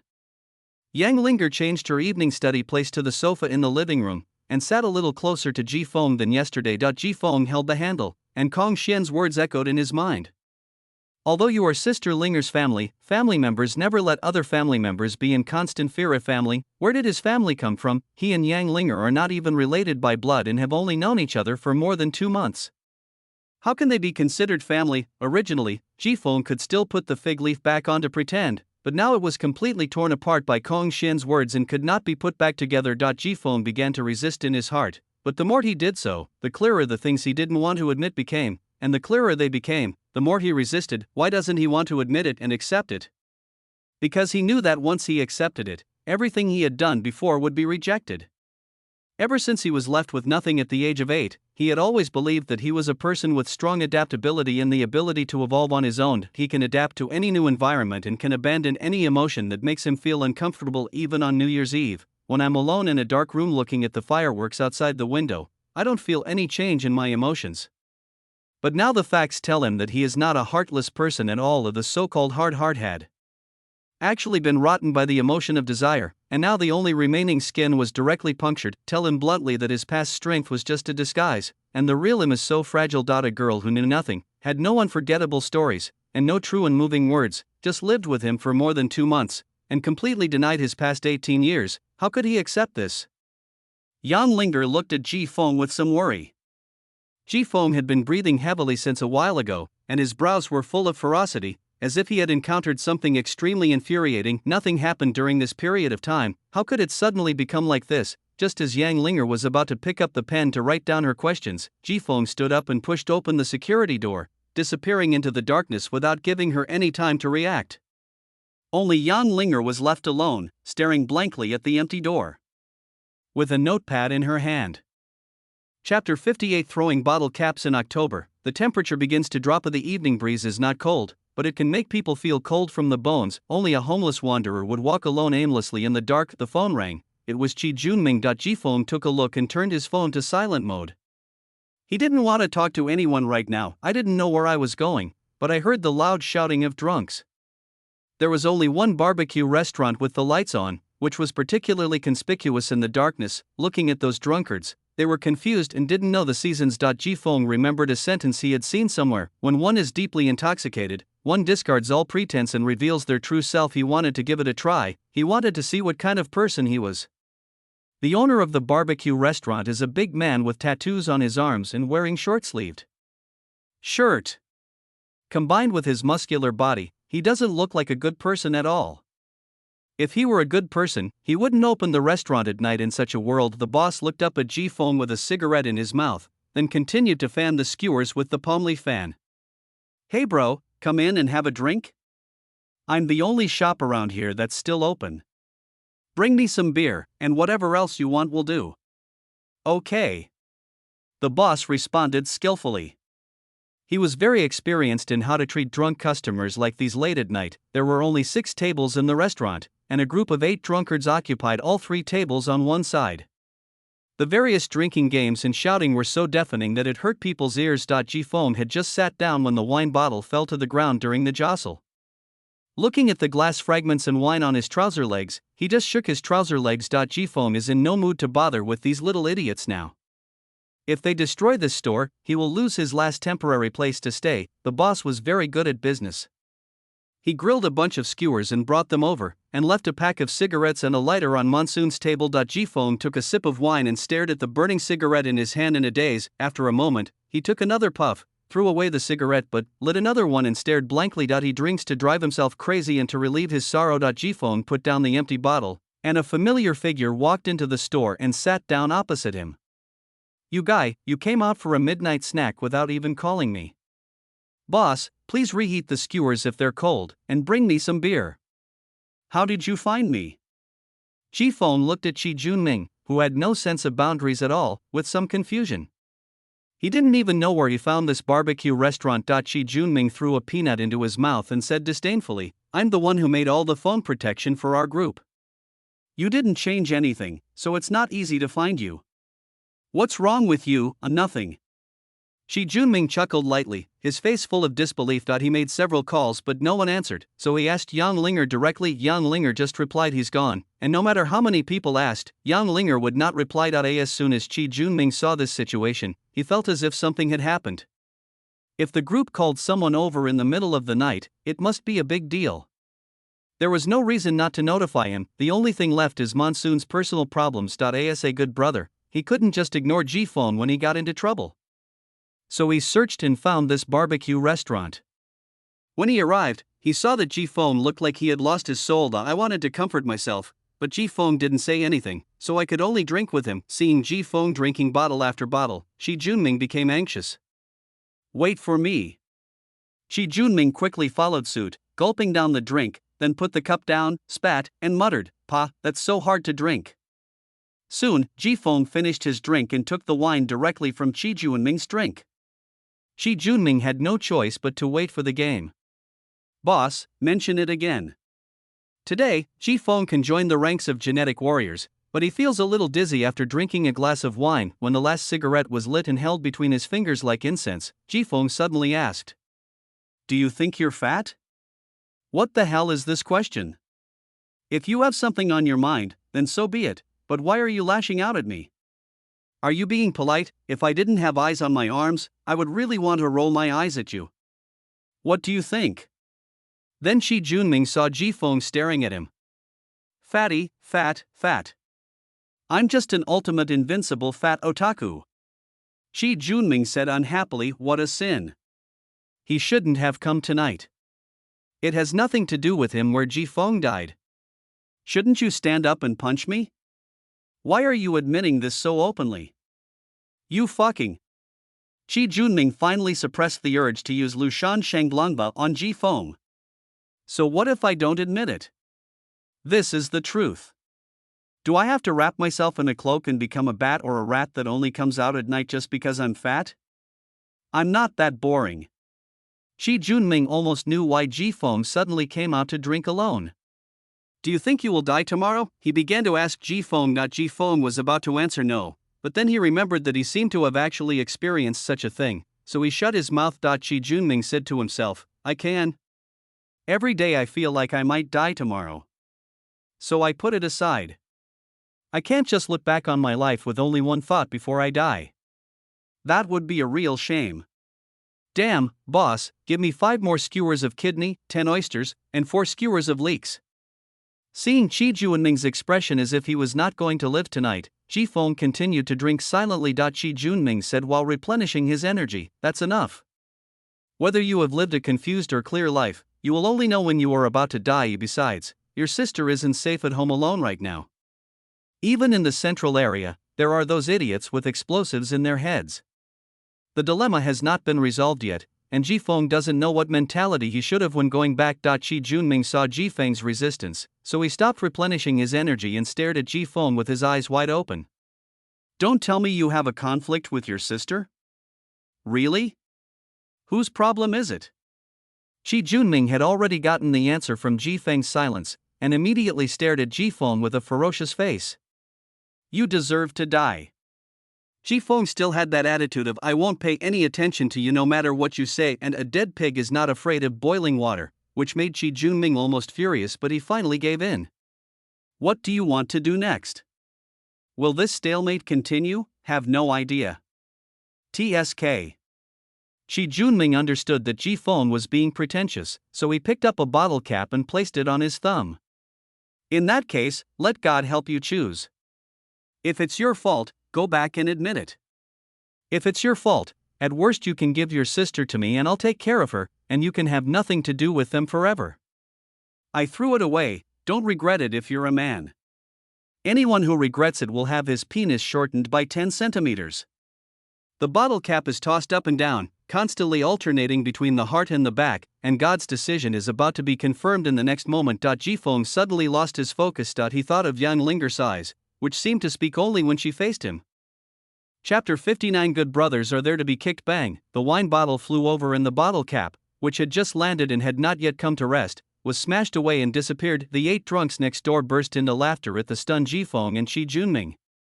Fuck, that's killing me. Whoever changes their mind will have their penis 10 centimeters shorter. Now that the bottle cap is gone, won't both of your penises be 10 centimeters shorter?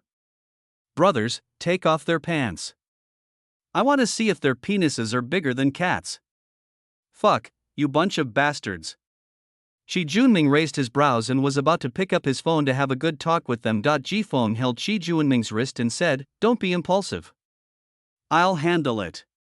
Hearing what Jifeng said, the drunkards stood up one after another, with their bellies sticking out and ferocious looks on their faces. You want to solve it? Let me see how you can deal with us brothers. Hey kid, if you don't want to be beaten, pay our bill, then take off your pants and let us pick your dick. Ha ha ha. Big brother, this is a really bad idea. If that kid commits suicide out of shame, we'll be in trouble. Jifeng drank the last glass of wine on the table, picked up the bottle and stepped in front of the drunkard.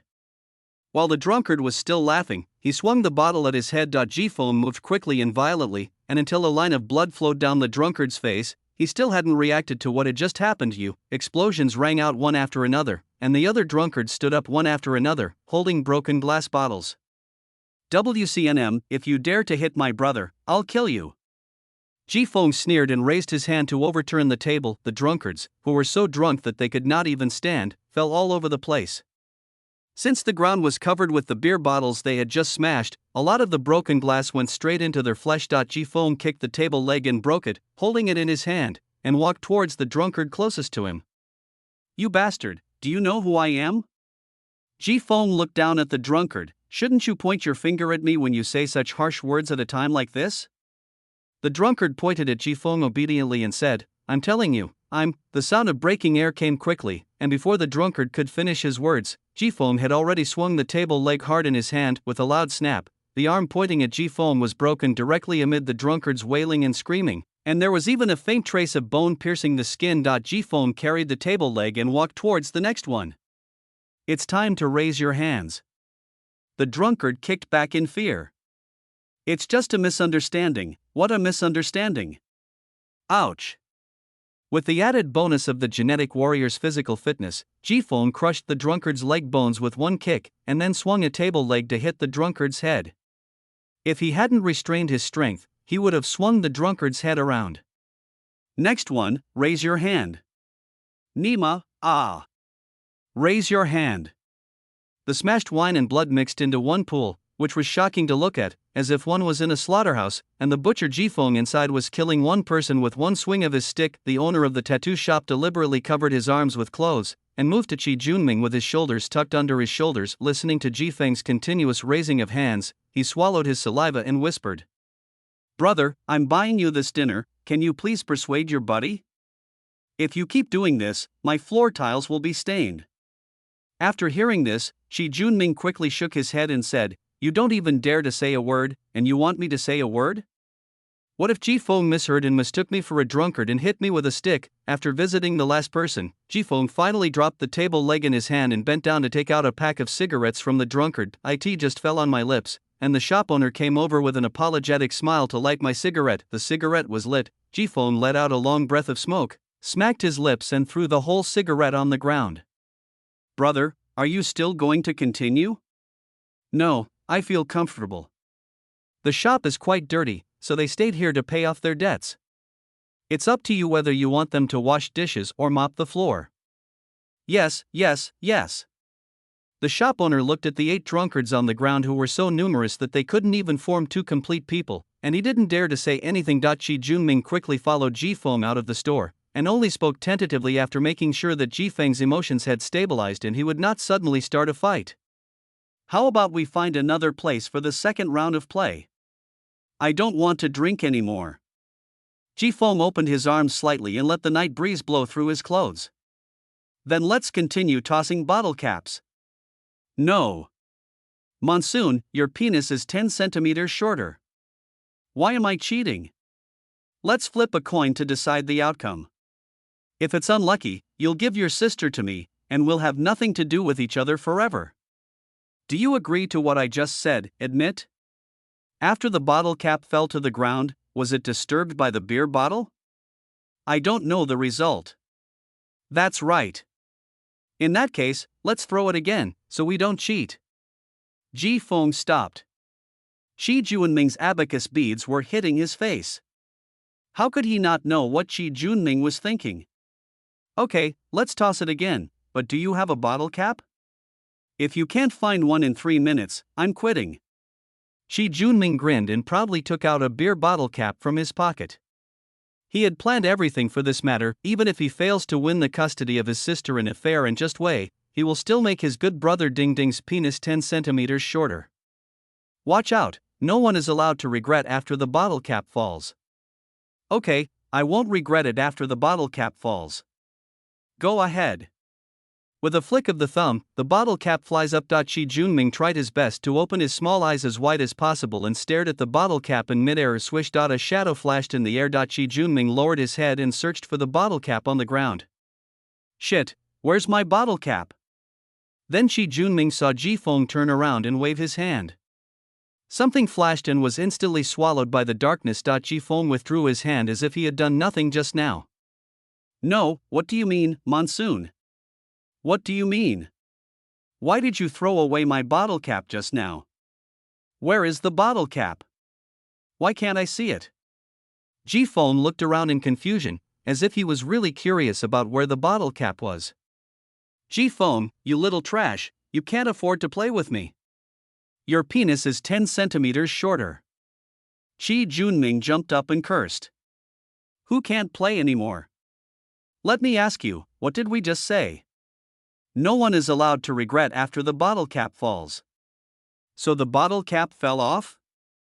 Ji-Fong spread out his hands as if that was the fact.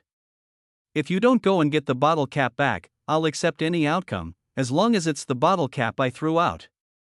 Where can he find it if he wants to get it back? Even if he really found it, he could imagine that when he got the bottle cap back, Ji-Fong would say that this was not the bottle cap he threw away.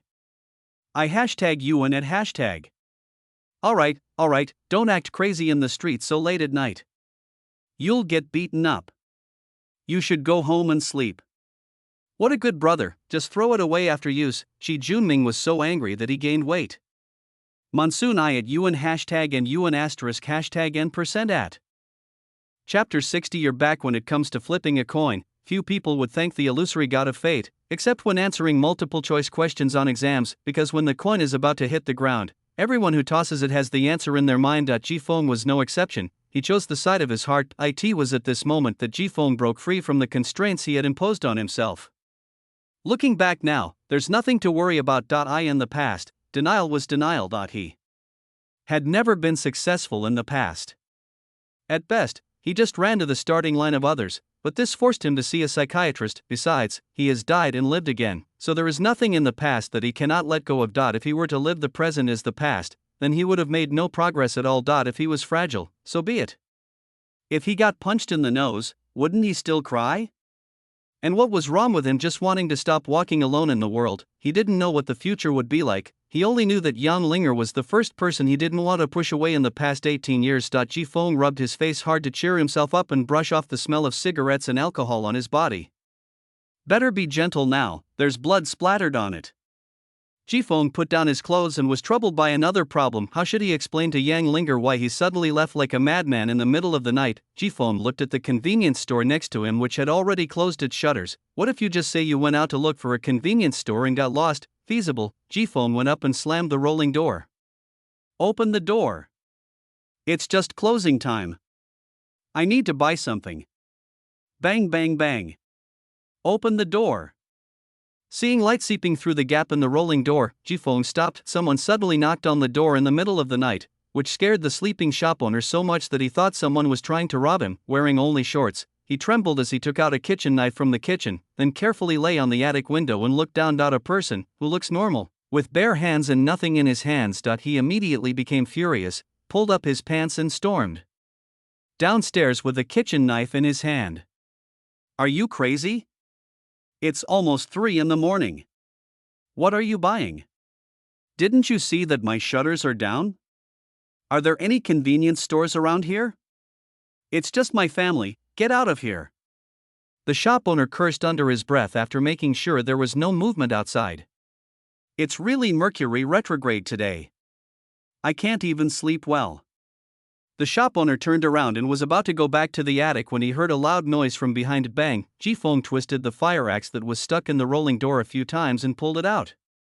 He spread his arms, swung it in a big circle and hit the rolling door again. It has to be said that he likes the fire axe produced by the system very much.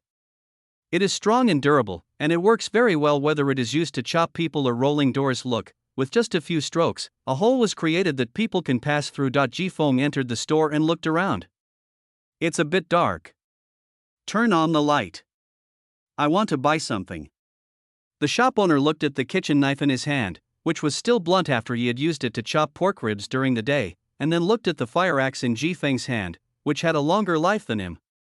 He quietly put away the kitchen knife and turned on all the lights. A moment later, Ji-Fong left the convenience store carrying a bag of snacks. The shop owner stood outside the roller shutter door, holding a mobile phone with a payment display of 3,000 yuan, feeling the bleak night wind, with a heart full of racing emotions. Who didn't keep watch and let this law-abiding lunatic out in the middle of the night?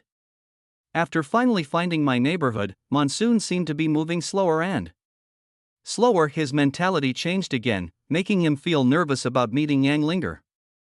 It seemed as if only 4 or 5 hours had passed, but it felt like several months had passed. What should I say when we meet later? Should I laugh first or stay serious and try to make her laugh? Seeing the elevator about to reach the floor, Jifeng waved away all the thoughts in his mind. When the elevator door opened, Jifeng saw the bright light from his living room shining into the corridor. The door is not closed, Tisk. Why didn't this girl close the door? What if someone opened the treasure chest and broke into the house at night? How would her little arms and legs resist? Wait, it seems like I didn't close the door when I left. Oh, that's why this girl didn't close the door. But when Jifeng opened the door and saw Yang Linger, his previous full thoughts could not hide the heaviness of the moment. Yang Linger was still sitting in the same place he left, hugging her legs and burying her head between her knees. In the huge and empty living room, she was curled up alone as if abandoned, and even the bright lights could not bring her any warmth. Yang Linger's ears moved. She slowly raised her head and looked towards the door, and her originally dull eyes came alive again the moment she saw Jifeng. After a brief 2 seconds of confusion, Yang Linger didn't bother to put on her shoes.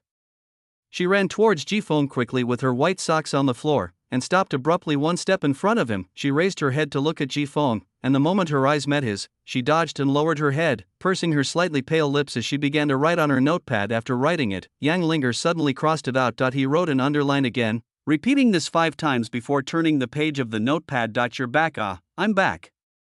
Jifeng's voice suddenly became hoarse. He saw what Yang Linger had just written. It was because he saw it that he realized how much grievance, fear and expectation were contained in the words "you're back." Yang Linger glanced at Jifeng secretly, and when she saw the complicated emotions in his eyes, she realized that she had not covered it when she was writing just now, so she immediately lowered her head and held the notepad in her arms. The soft and tender earlobes were covered with a shy pink. That revealed the girl's inner thoughts. Jifeng knew that his behavior during this period had caused Yang Linger a lot of trouble, but even so, she still chose not to question herself. He owed Yang Linger a good apology. Just like Yang Linger would use the phrase "you're back" to represent all her emotions, Jifeng would also use only the simplest and most straightforward words to express his inner thoughts. Sorry, there won't be a next time. Hearing Jifeng's apology, Yang Linger's body trembled slightly, and the handwriting on the notepad was sloppy and anxious. Don't apologize, you did nothing wrong, it's all my fault. I was the one who offended you even though I knew you didn't like it. It's all my fault. Yang Linger stood on tiptoe, trying to bring the notepad closer to Jifeng, as if this could change his mind. Although she felt guilty, she couldn't blame Jifeng for anything.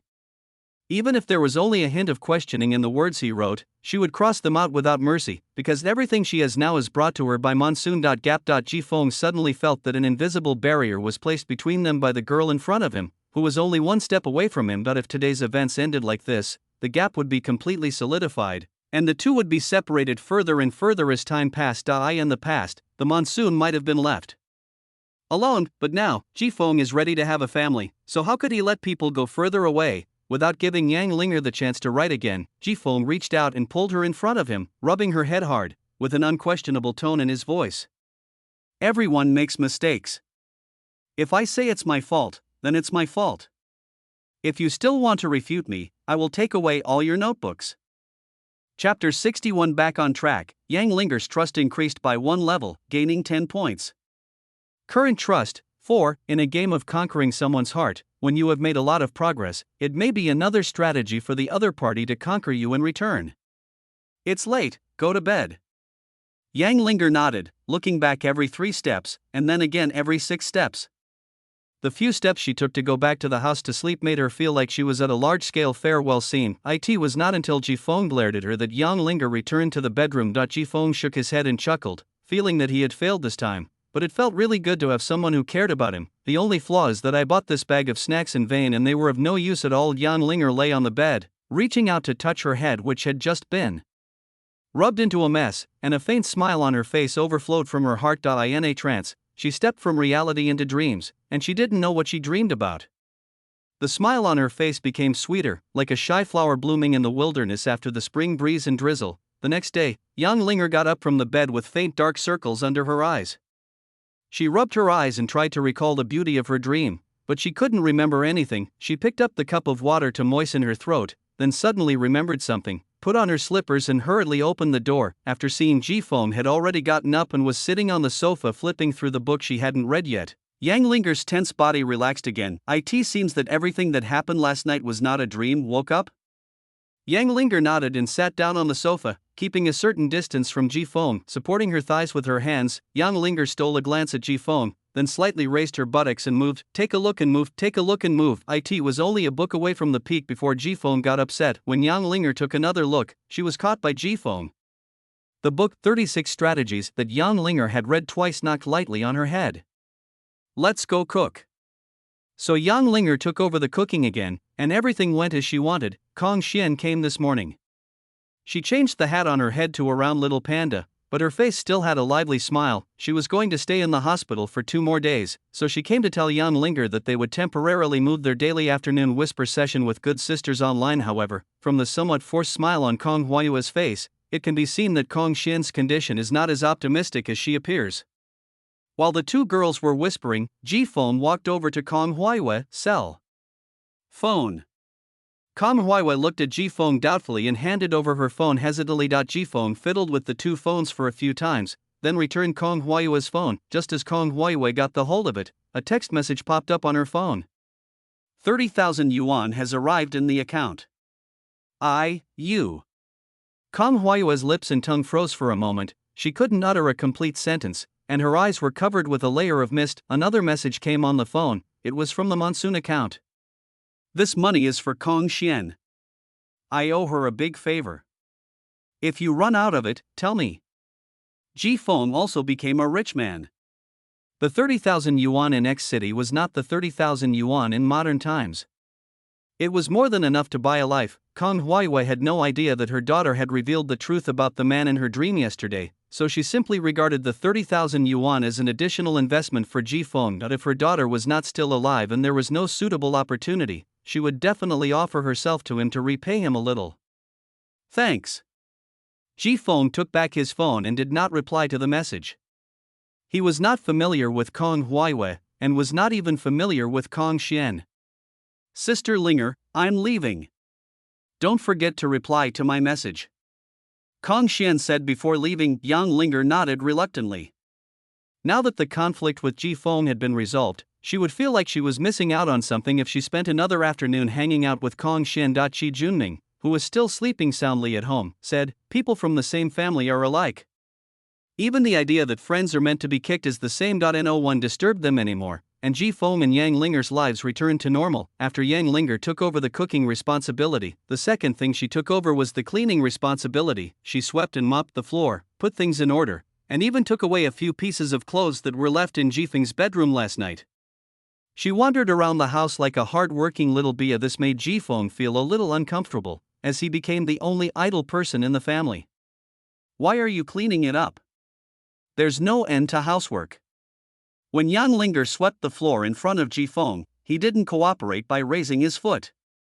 Instead, he said something seductively, saying that in this situation, he had to drag the other party to mess things up before he could feel at ease. Yang Linger stared at him without refutation. Wouldn't it be nice to sit down for a while, have a snack, and play with your phone? Yang Linger hit Ji Feng's feet with a broom. Come on, let's lie down together. Yang Linger walked around Ji Feng and started sweeping the floor from the other side. This reflects the difference between sensibility and rationality between men and women. The most beautiful things in the world should not be tainted by the mundane world. This is the perception of all normal people except perverts. Monsoon only cares about people. As long as people are there, anywhere is home, it doesn't matter. Yang Linger cares about the house more than Ji Feng, because it is the home that carries the past and future of two people. It was already afternoon by the time we had finished packing and settled down. Yang Linger stayed in the middle of the sofa for 2 seconds with a book in her arms, then took small steps to sit next to Ji Feng. The distance was so close that she could lean closer if she leaned a little. At first, Yang Linger was worried that Ji Feng would chase her away, but Ji Feng didn't move. Even when she stretched out her finger and gently poked the soft flesh on Ji Feng's waist, she was just slapped away and told to stop. The distance between the two people was infinitely shortened, and the fear they once had was now replaced by tranquility and a little bit of inner excitement. Jingle, Kong Xian's Good Sisters private chat meeting was held on time. Did you see that news? This year, during the Lantern Festival, the Liang Group is sponsoring a fireworks show. I really want to see it. The colorful fireworks blooming in the sky must be the most beautiful scene in the world. Kong Xian, who lives in the hospital and has no contact with the outside world, expressed his feelings. Yang Linger leaned on the sofa, closed her eyes and tried to imagine the scene of fireworks blooming in her mind. Gradually, her body tilted and she leaned on Ji Feng's shoulder and fell asleep. Kong Xian was still sending messages tirelessly. The constant vibration of her phone made young Linger's nose wrinkle slightly, as if she would wake up at any time. Ji Feng, who had already noticed it, gently took out his phone, turned it to silent mode and threw it aside. Only then did Yang Linger relax again, and a peaceful smile appeared on her delicate face. Ji Feng, who was leaning against him, turned his head and looked at the clouds slowly drifting outside the window, wondering what he was thinking. Chapter 62. Who is training whom? Take off your clothes, I need to do the laundry. Yang Linger used a small notebook to block Ji Feng's face from looking at the TV. I'll change it later. Ji Feng pushed open the notepad. All that's missing is the clothes you're wearing. This time, Yang Linger placed the notepad within Ji Feng's field of vision. Without blocking him from playing games, there was no way. I couldn't make any sound, so I could only use some unique way to interrupt Ji Feng's concentration. I'll wash it myself then. You said the same thing the day before yesterday. Okay, I'll change my job. Ji Feng put down the handle helplessly, went back to the house to change clothes, and as soon as he went out, Yang Linger snatched away the dirty clothes. She had been waiting for a long time, and if the clothes were soaked for any longer, mushrooms would grow on them. Ji Feng collapsed back onto the sofa, looking at the plate of cut fruit that suddenly appeared on the coffee table. For a moment he felt as if he had become a useless person. She has everything she wants, and except for not having to be coaxed to sleep, supported when she pees, or wiped, Yang Linger basically takes care of everything. So, is he going to train Yang Linger into a villain boss? Or is Yang Linger going to train him into a giant baby? Ji Feng chewed on a pear and began to ponder this profound question. Buzz.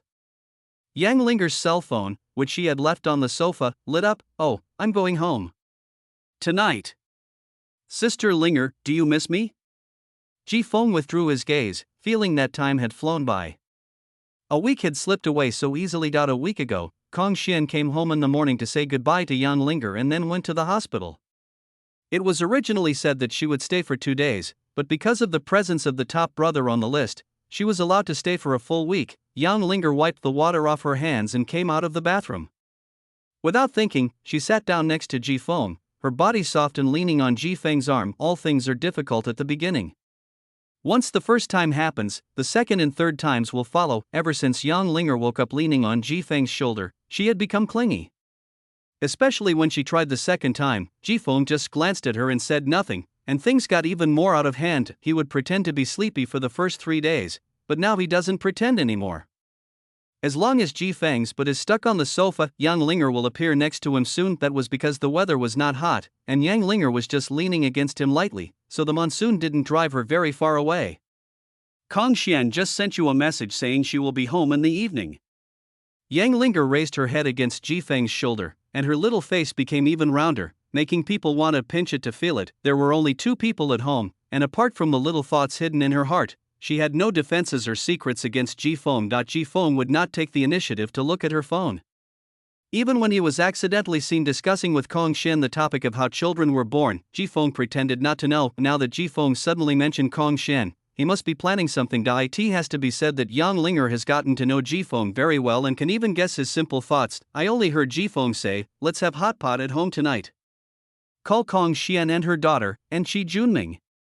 He felt that Kong Xian and Qi Junming had helped him when he was almost completely led astray, so he had to treat them to a meal to express his gratitude. That's right, this week is about to turn me into a useless person.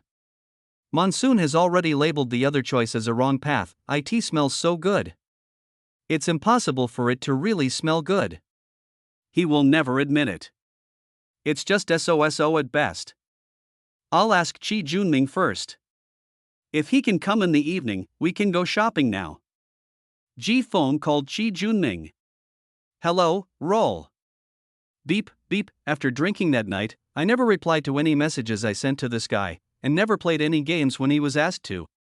Whenever I went online, I would see him playing by himself, and now that I can tell him to get lost, it's considered a rare word from the young master. Ji Feng called back, and after waiting for a long time, he immediately said, "Would you like to have hot pot at my house tonight?" This time Qi Junming didn't hang up the phone or curse, so Ji Feng knew that he was moved, but not very moved, so he added, If you don't come, then I'll just be entertaining my neighbors. Neighbor? Male or female? What should you do if your friend is angry and ignores you? Tell him that you are in a group and there are outsiders around. You can be sure that he will start talking to you. A wife, widowed, over 30, with a daughter, no more than 14, both of them came together. Fuck. Beep, beep. Jifeng didn't give Qi Junming any chance, so he hung up the phone directly, put the phone into his pocket on silent mode, and said he would never say a word to him. What matters is holding grudges. Yang Linger's eyes looked a little strange. Jifeng had not been on the phone before, and she could hear those keywords clearly. Ahem, what are you looking at? Go change your clothes. Yang Linger pursed her lips and went to change her clothes obediently. When she came out of the bedroom, she had changed into a beige knee-length coat, light gray 9-point tight jeans, and pink ankle-length socks on her feet. Her shoulder-length hair was not combed and just fell on her shoulders. If she wore a bachelor's hat, combined with her elegant and leisurely temperament, she would definitely look like a university scholar. It's just a little short. Wear something warmer. It's cold outside. It's already November and winter. Yang Linger nodded and went back to put on a white round-neck sweater. Because the coat was not buttoned, the white sweater looked like the fluff hidden in the belly of a kitten but accidentally exposed. Yang Linger noticed that Jifeng was staring at her belly, so she touched it curiously and then looked up in confusion. It's okay, there were bugs just now. When Jifeng turned around and opened the door, he heard a bang outside. Kong Xian covered her head, took 2 steps back and looked at Jifeng with tears in her eyes. Why are you here? Didn't you say you would be back in the evening? Kong Huaiwei walked over to Kong Xian and rubbed her forehead with amusement, explaining, she was just standing at the door, thinking about how to knock on the door to scare your sister and give her a surprise. Kong Xian quickly held back her tears and asked excitedly, are you guys going out to play? Buy some groceries and come to my house for hot pot tonight. Great. Can I come with you? Jifeng looked at Kong Huaiwei. She was a patient, and whether she could go out depended on her guardian's opinion. Okay, go change your clothes. Didn't you say you felt like you were stinking from being in the hospital? Sister Linger, come with us and help me pick out some nice clothes. Kong Xian excitedly pulled Yang Linger back to her room. After closing the door of Kong Huaiwei's house, Jifeng asked, how is your daughter? Kong Huaiwei had a smile on her face that showed both despair and relief. She started to show signs of worsening. The doctor said that instead of her spending the last 7 or 8 months in the hospital in pain, it would be better to take her home and spend her final days happily. Jifeng could only pat Kong Huaiwei on the shoulder to comfort her. Life will eventually end. All others can do is to decorate it to its most beautiful form before it ends, and then engrave it in their minds and bury it deep in their hearts. Whenever you encounter a certain scene and recall it, you can cry heartily to commemorate its existence. Chapter 63. I've given you my favorite hairpin, let's go. Kong Xian changed into a white outfit. Even her hat was white, which combined with her cheerful personality made her look like a happy Arctic fox. Kong Huaiwei didn't change her clothes. She still wore the same outfit she wore in the hospital. It was reserved and introverted, but with a little temptation. After the 4 of them walked out of the residential complex, they attracted a lot of attention.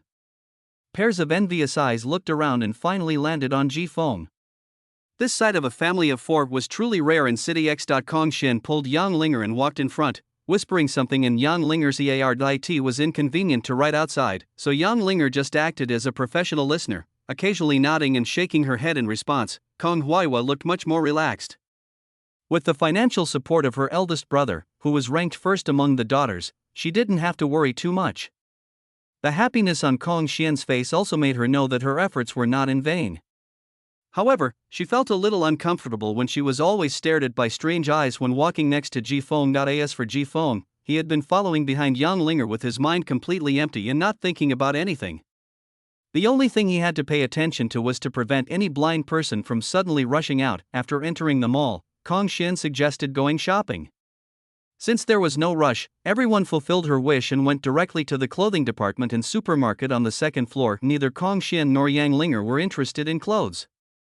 After all, the right to choose had been clearly arranged by their respective guardians. So Kong Xian took Yang Linger directly to the jewelry store, and after discussing it with Yang Linger, she bought 2 more hats. While waiting to pay, Kong Xian's attention was suddenly attracted by 2 hairpins on the counter. They were 2 black hairpins, each with a colorful butterfly on it, one flapping its wings as if about to fly, the other resting peacefully. Sister Linger, do you think it looks good? Yang Linger nodded. It was indeed very beautiful. It's a pity, I can only look. Kong Xian lowered her head and gently teased the butterfly that would never respond to her with her fingers. You can pin it on your hat. Kong Huaiyue hugged her daughter and comforted her. No, a hairpin is a hairpin, don't put it on your hat for any reason. Kong Xian placed the butterfly hairpin that was about to fly next to Kong Huaiyue's ear, then replaced it with the one that was resting peacefully. Or is this only for Mom? She pinned another hairpin on Yang Linger's head. The quiet girl looked so cute with a quietly landing butterfly. Kong Xian smiled with satisfaction. It was just as satisfying to wear her favorite hairpin on the head of the person she liked. I'm going to give you these 2 hairpins. Please take good care of them.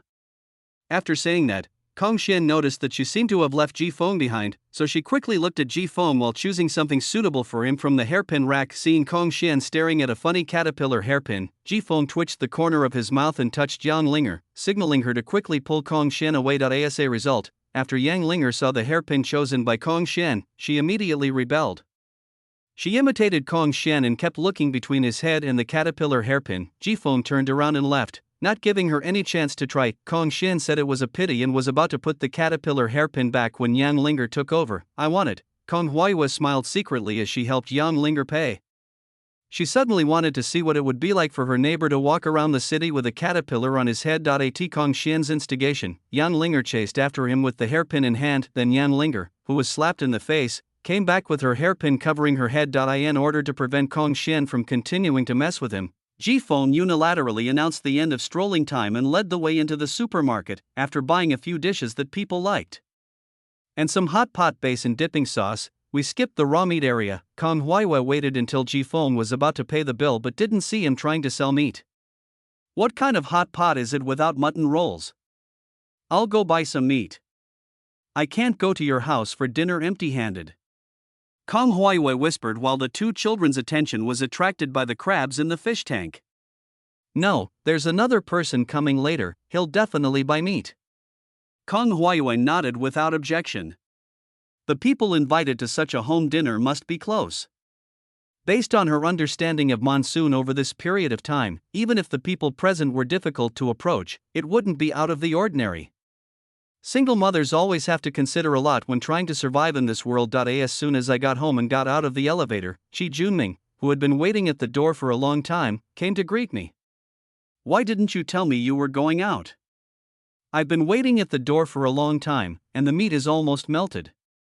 Qi Junming pointed to the 2 bags of mutton rolls and other miscellaneous things on the ground. Ha! Ji Feng's face was filled with sarcasm. I still prefer the rebelliousness of your attitude when you hung up the phone on me. Qi Junming kept making faces of brother. I was wrong, please give me some face. When Kong Huaiyue and her daughter walked out of the elevator, Qi Junming's eyes almost popped out. His gaze swept over Kong Huaiyue and then fell on Kong Xian. Kong Xian was not shy either.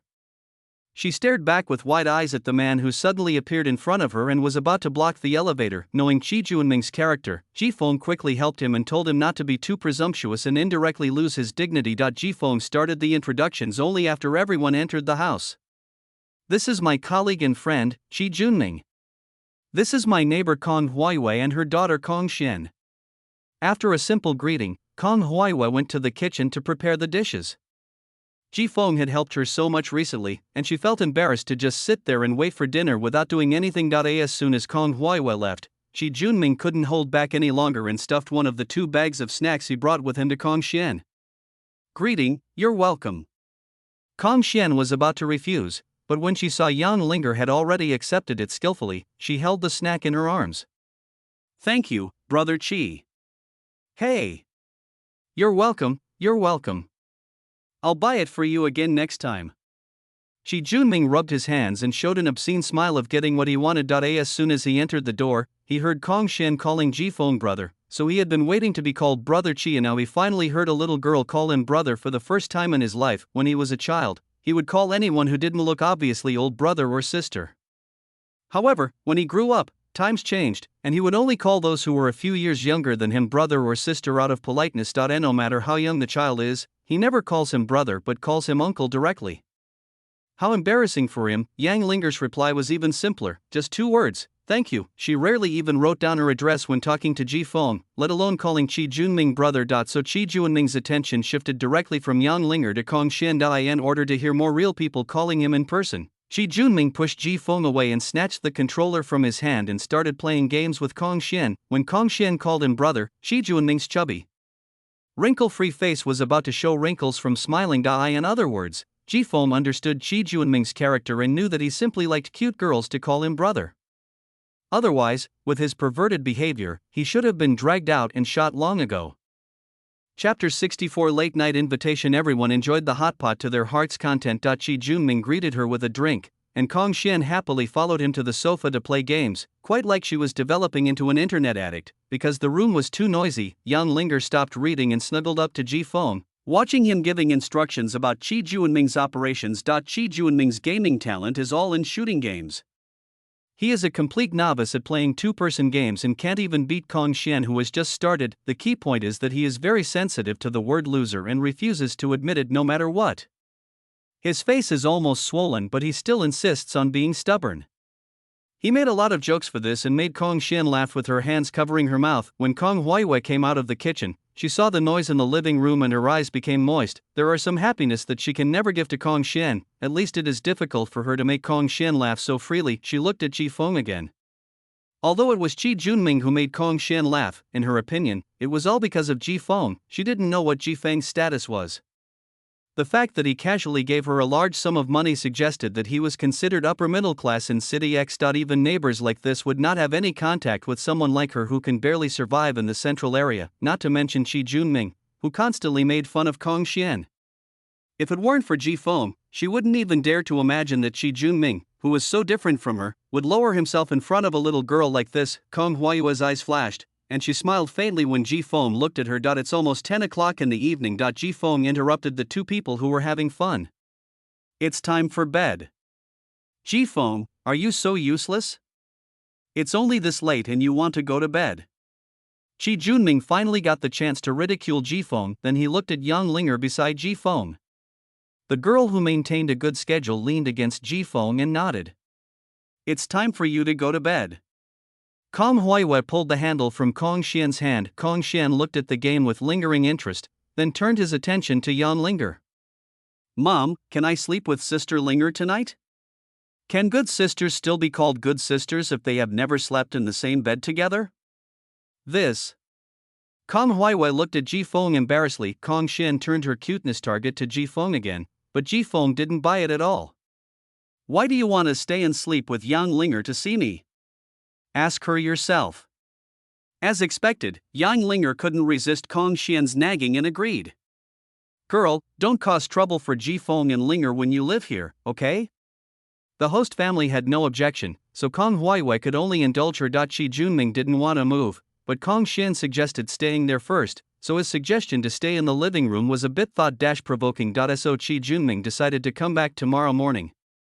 This would be his daytime home from now on. Kong Huaiwei went back to the next room and took Kong Xian's pillow, quilt, and pajamas, and gave her some instructions before going back. The 2 girls took a bath together and returned to the bedroom.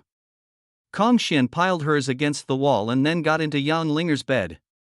When Yang Linger pushed her away, she giggled and hugged her arm and played with her for a long time. Yang Linger was so sleepy that she finally agreed to Kong Xian's request to snuggle in the same bed and read ghost stories. 11 o'clock in the evening. A text message came on his phone, and Ji Feng thought it was Chi Junming's invitation to play a game, so he planned to play with him for a while. It turned out that the person who sent the message was Kong Huaiwei. How's Kong Xian? Is anyone sleeping peacefully? Seeing that there was no light coming from the crack of Yang Linger's bedroom door, Ji Feng replied, she must be asleep.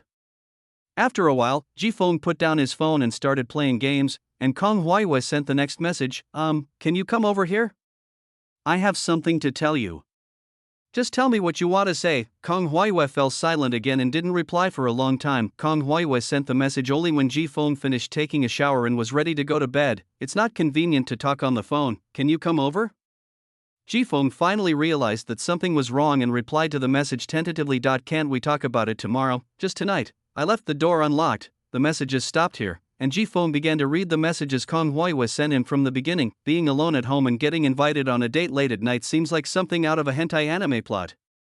But if you exclude all the dirty laundry and analyze it rationally from an objective perspective, in the middle of the night, someone suddenly sends you a message asking you to go, and you mumble and can't say anything on the phone, and you're not allowed to talk about it tomorrow. I don't know what others would think, but Ji Feng thought of a possibility. There is someone else around Kong Huihui. Without him noticing, he broke into Kong Huihui's house and subdued her. By sending highly suggestive words to make his blood run low, reducing his rationality and defenses, he will let down his guard and come to you voluntarily. Although he didn't know who would do this to him, it didn't stop him from thinking so.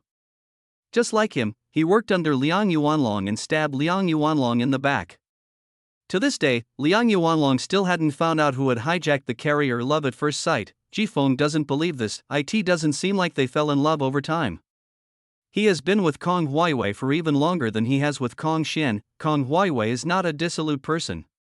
She has been raising her children alone all these years. Even if she works and borrows money, she never sells herself. Otherwise, with her looks, she can find a rich man, let alone a successor, or even a small ATM. So no matter how he thought about it, Ji Feng felt that his guess was correct. There was a knife hanging over his head because of lust. Someone wanted to kill him, and the person he wanted was a master who was powerful, cautious, and smart. Ji Feng decided to take advantage of the opponent's strategy and kill him by taking advantage of the information gap brought by the system. Putting down his phone, Ji Feng quietly opened the door without disturbing Yang Linger and the others. The corridor was dark. As Kong Huihui said, the door of her room was indeed slightly open, letting in a very faint light. When I opened the door, there was no light in the house, only the light in the half-open bedroom. Monsoon became increasingly certain that something was definitely wrong in the bedroom. After taking out his old friend, the fire axe, and making sure it could handle the door-opening attack, Ji Feng slowly pushed open the door. There was only a desk lamp on in the room.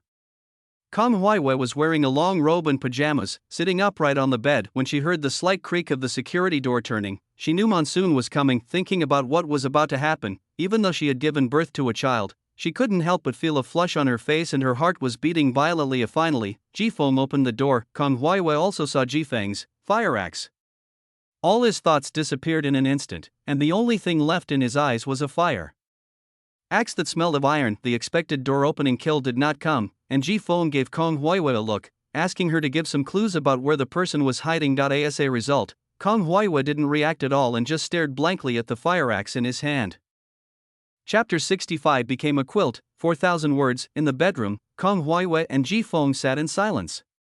You, what are you doing with an axe? Where are the people? Who? Just kidding. I don't know who threw this axe in the corridor, and I just came here and picked it up. Ji Feng touched the back of his head and said seriously. Kong Huihui didn't believe it at all. She picked it up in the corridor. How could she not know what was in the corridor when she opened the door just now? But a qualified adult must learn how to save face for others. Now that Ji Feng was finally called by her, how could he possibly make the atmosphere awkward? Since everything is fine, I'll go back. Kong Huihui didn't give Ji Feng a chance to leave. She stood up and closed the bedroom door, blocking Ji Feng inside. She stood with her back against the door in front of Ji Feng, shyly and implicitly wanting to disarm the fire axe in Ji Feng's hand. It was okay to play around a little, but playing with an axe was a bit unacceptable. There's still something else to say. Ji Feng loosened his grip, and the axe disappeared before it even hit the ground. Kong Huihui was stunned and looked down at Ji Feng's empty hands. Where is the axe? Where did it go? When he looked up again, he met Ji Feng's half-smile. If you have anything to say, you can say it now.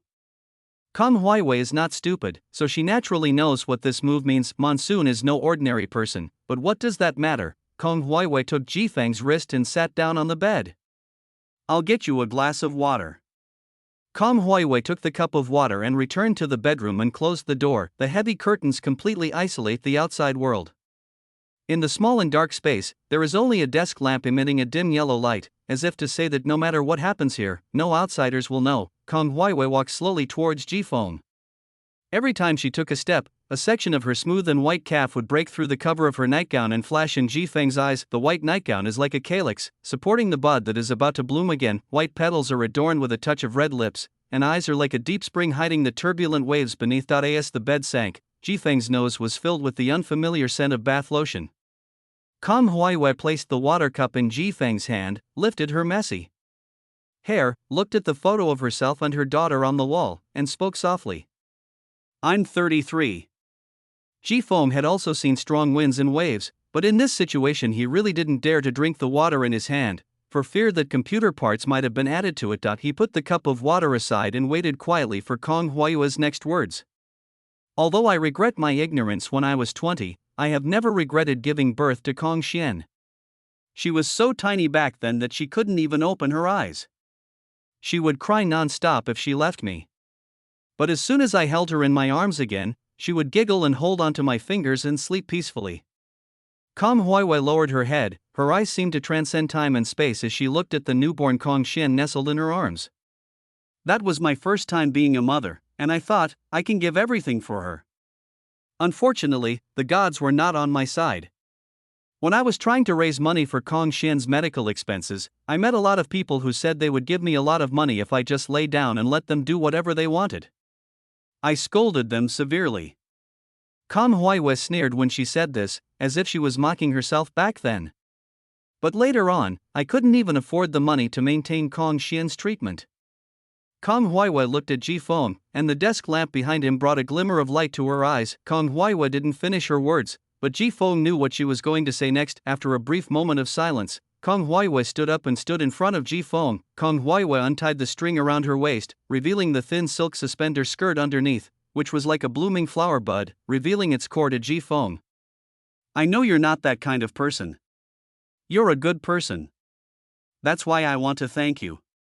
This is all I have left that people will appreciate. Ever since I was tricked into giving birth to Kong Xian, I haven't looked for another man since. I hope you don't mind. Kong Huiwei extended a foot. The mist is floating, and the red snow lotus growing on the snow-capped mountains is dim and subtle. I in the land of life, even every flower and every blade of grass blooms with vitality under the light. Her restless hormones were rippling, and even the dim light shining on her body was tinged with pink mist. It's within reach between your fists and palms. The spring breeze and drizzle are at your disposal. You don't have to consider anything else. I've lived alone for a long time and don't want to find a partner. Of course, I also have a little selfish motive in doing this. I hope Kong Xian can be as happy as she is today during her final days. This is the only thing I, an incompetent mother, can do for her. Kong Huiwei took Jifeng's hand and twisted her suspender skirt. She didn't want to take off her last bit of modesty, however. She tried twice but failed to pull up Jifeng's hand. In the end, she could only bite her lips and gently lift up the hem of her skirt. Jifeng held her hand, and his clear and calm eyes suppressed the panic in Kong Huiwei's heart. You underestimate yourself, and you overestimate me. I can't judge whether you are a qualified mother. The only one who can judge you is Kong Xian. As for your evaluation of me, it's even more one-sided. I've never been a good person.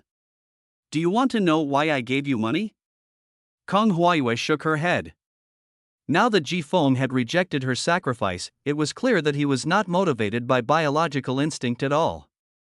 Apart from this, she couldn't think of what else Jifeng might be motivated by. Jifeng stood up and walked to the photo of mother and daughter on the wall, and said lightly with his back to Kong Huiwei. Your daughter is very smart and clever. She saw through and pointed out things that even I couldn't see through, so she deserves my gratitude. Let her spend her last moments happily. I will do so as long as it is not too much trouble for her, because she is Linger's only friend, that's all. Jifeng shook his head. If Kong Huiwei had not fallen into the wrong path, he would rarely express his thoughts so directly. With Kong Xian's cleverness, as long as Kong Huiwei does something weird tonight, Kong Xian will definitely notice it the next day.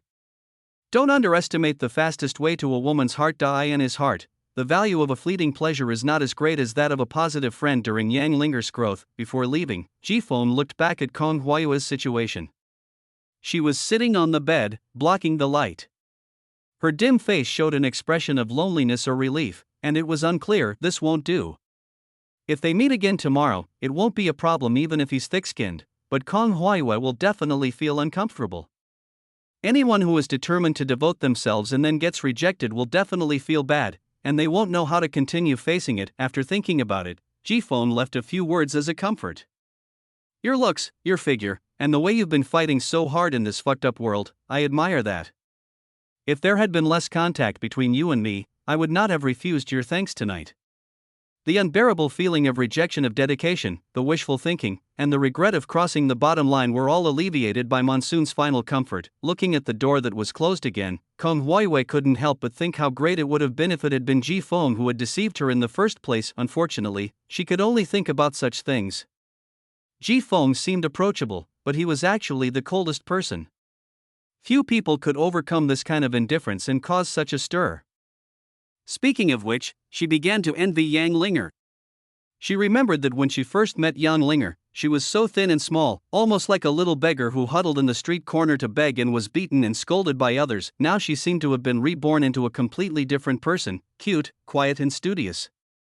Although she was a little averse to outsiders, if she wasn't afraid of her daughter getting jealous, she would have wanted to treat her well. All the changes happened after Yang Linger came to live in Jifeng's house. Kong Huayue, who has experienced the ups and downs of life, knows why a girl can undergo such a drastic change. She has someone to rely on who cares about her wholeheartedly, and she has protection from the wind and rain from the outside world. Rather than saying that these were brought to Yang Linger by Jifeng, it would be more accurate to say that they were treasures Yang Linger obtained after she crossed the barrier erected by Jifeng to isolate everyone and broke into his heart. I'm so envious. Kong Huayue murmured softly. Without the support of restlessness, she already felt a hint of chill. She put away the unused things to prevent Kong Xian from suddenly looking at them, and then crawled into the quilt to hide all temptations. She placed her finger on the desk lamp and was about to turn it off when she looked at the photo on the wall showing Kong Xian leaning in her arms with a bright smile. I'm not much different. It would be better if time could pass more slowly. After Jifeng left Kong Huayue's house, he stood in the pitch-black corridor and rubbed his hands. He had thought there would be a big battle tonight, so he prepared himself mentally before leaving home. Then, with blood rushing through his body, he rushed into Kong Huayue's house with an axe in his hand. The result was a big battle of this kind rather than that, and nothing happened that made my hands itch. How about going out for a walk now and see if you can run into these two unlucky guys? Forget it. I don't know if there is a raincoat at home. It will be difficult to explain if I come back covered in blood. Just as Jifeng himself said, he had never been a good person, especially after going through the first dungeon. He opened the cage on Deng Quan, and Deng Quan's ruthlessness also cut through the chains on him. After deciding to go home and sleep, Jifeng took out the key and stealthily unlocked the door, trying not to make any noise.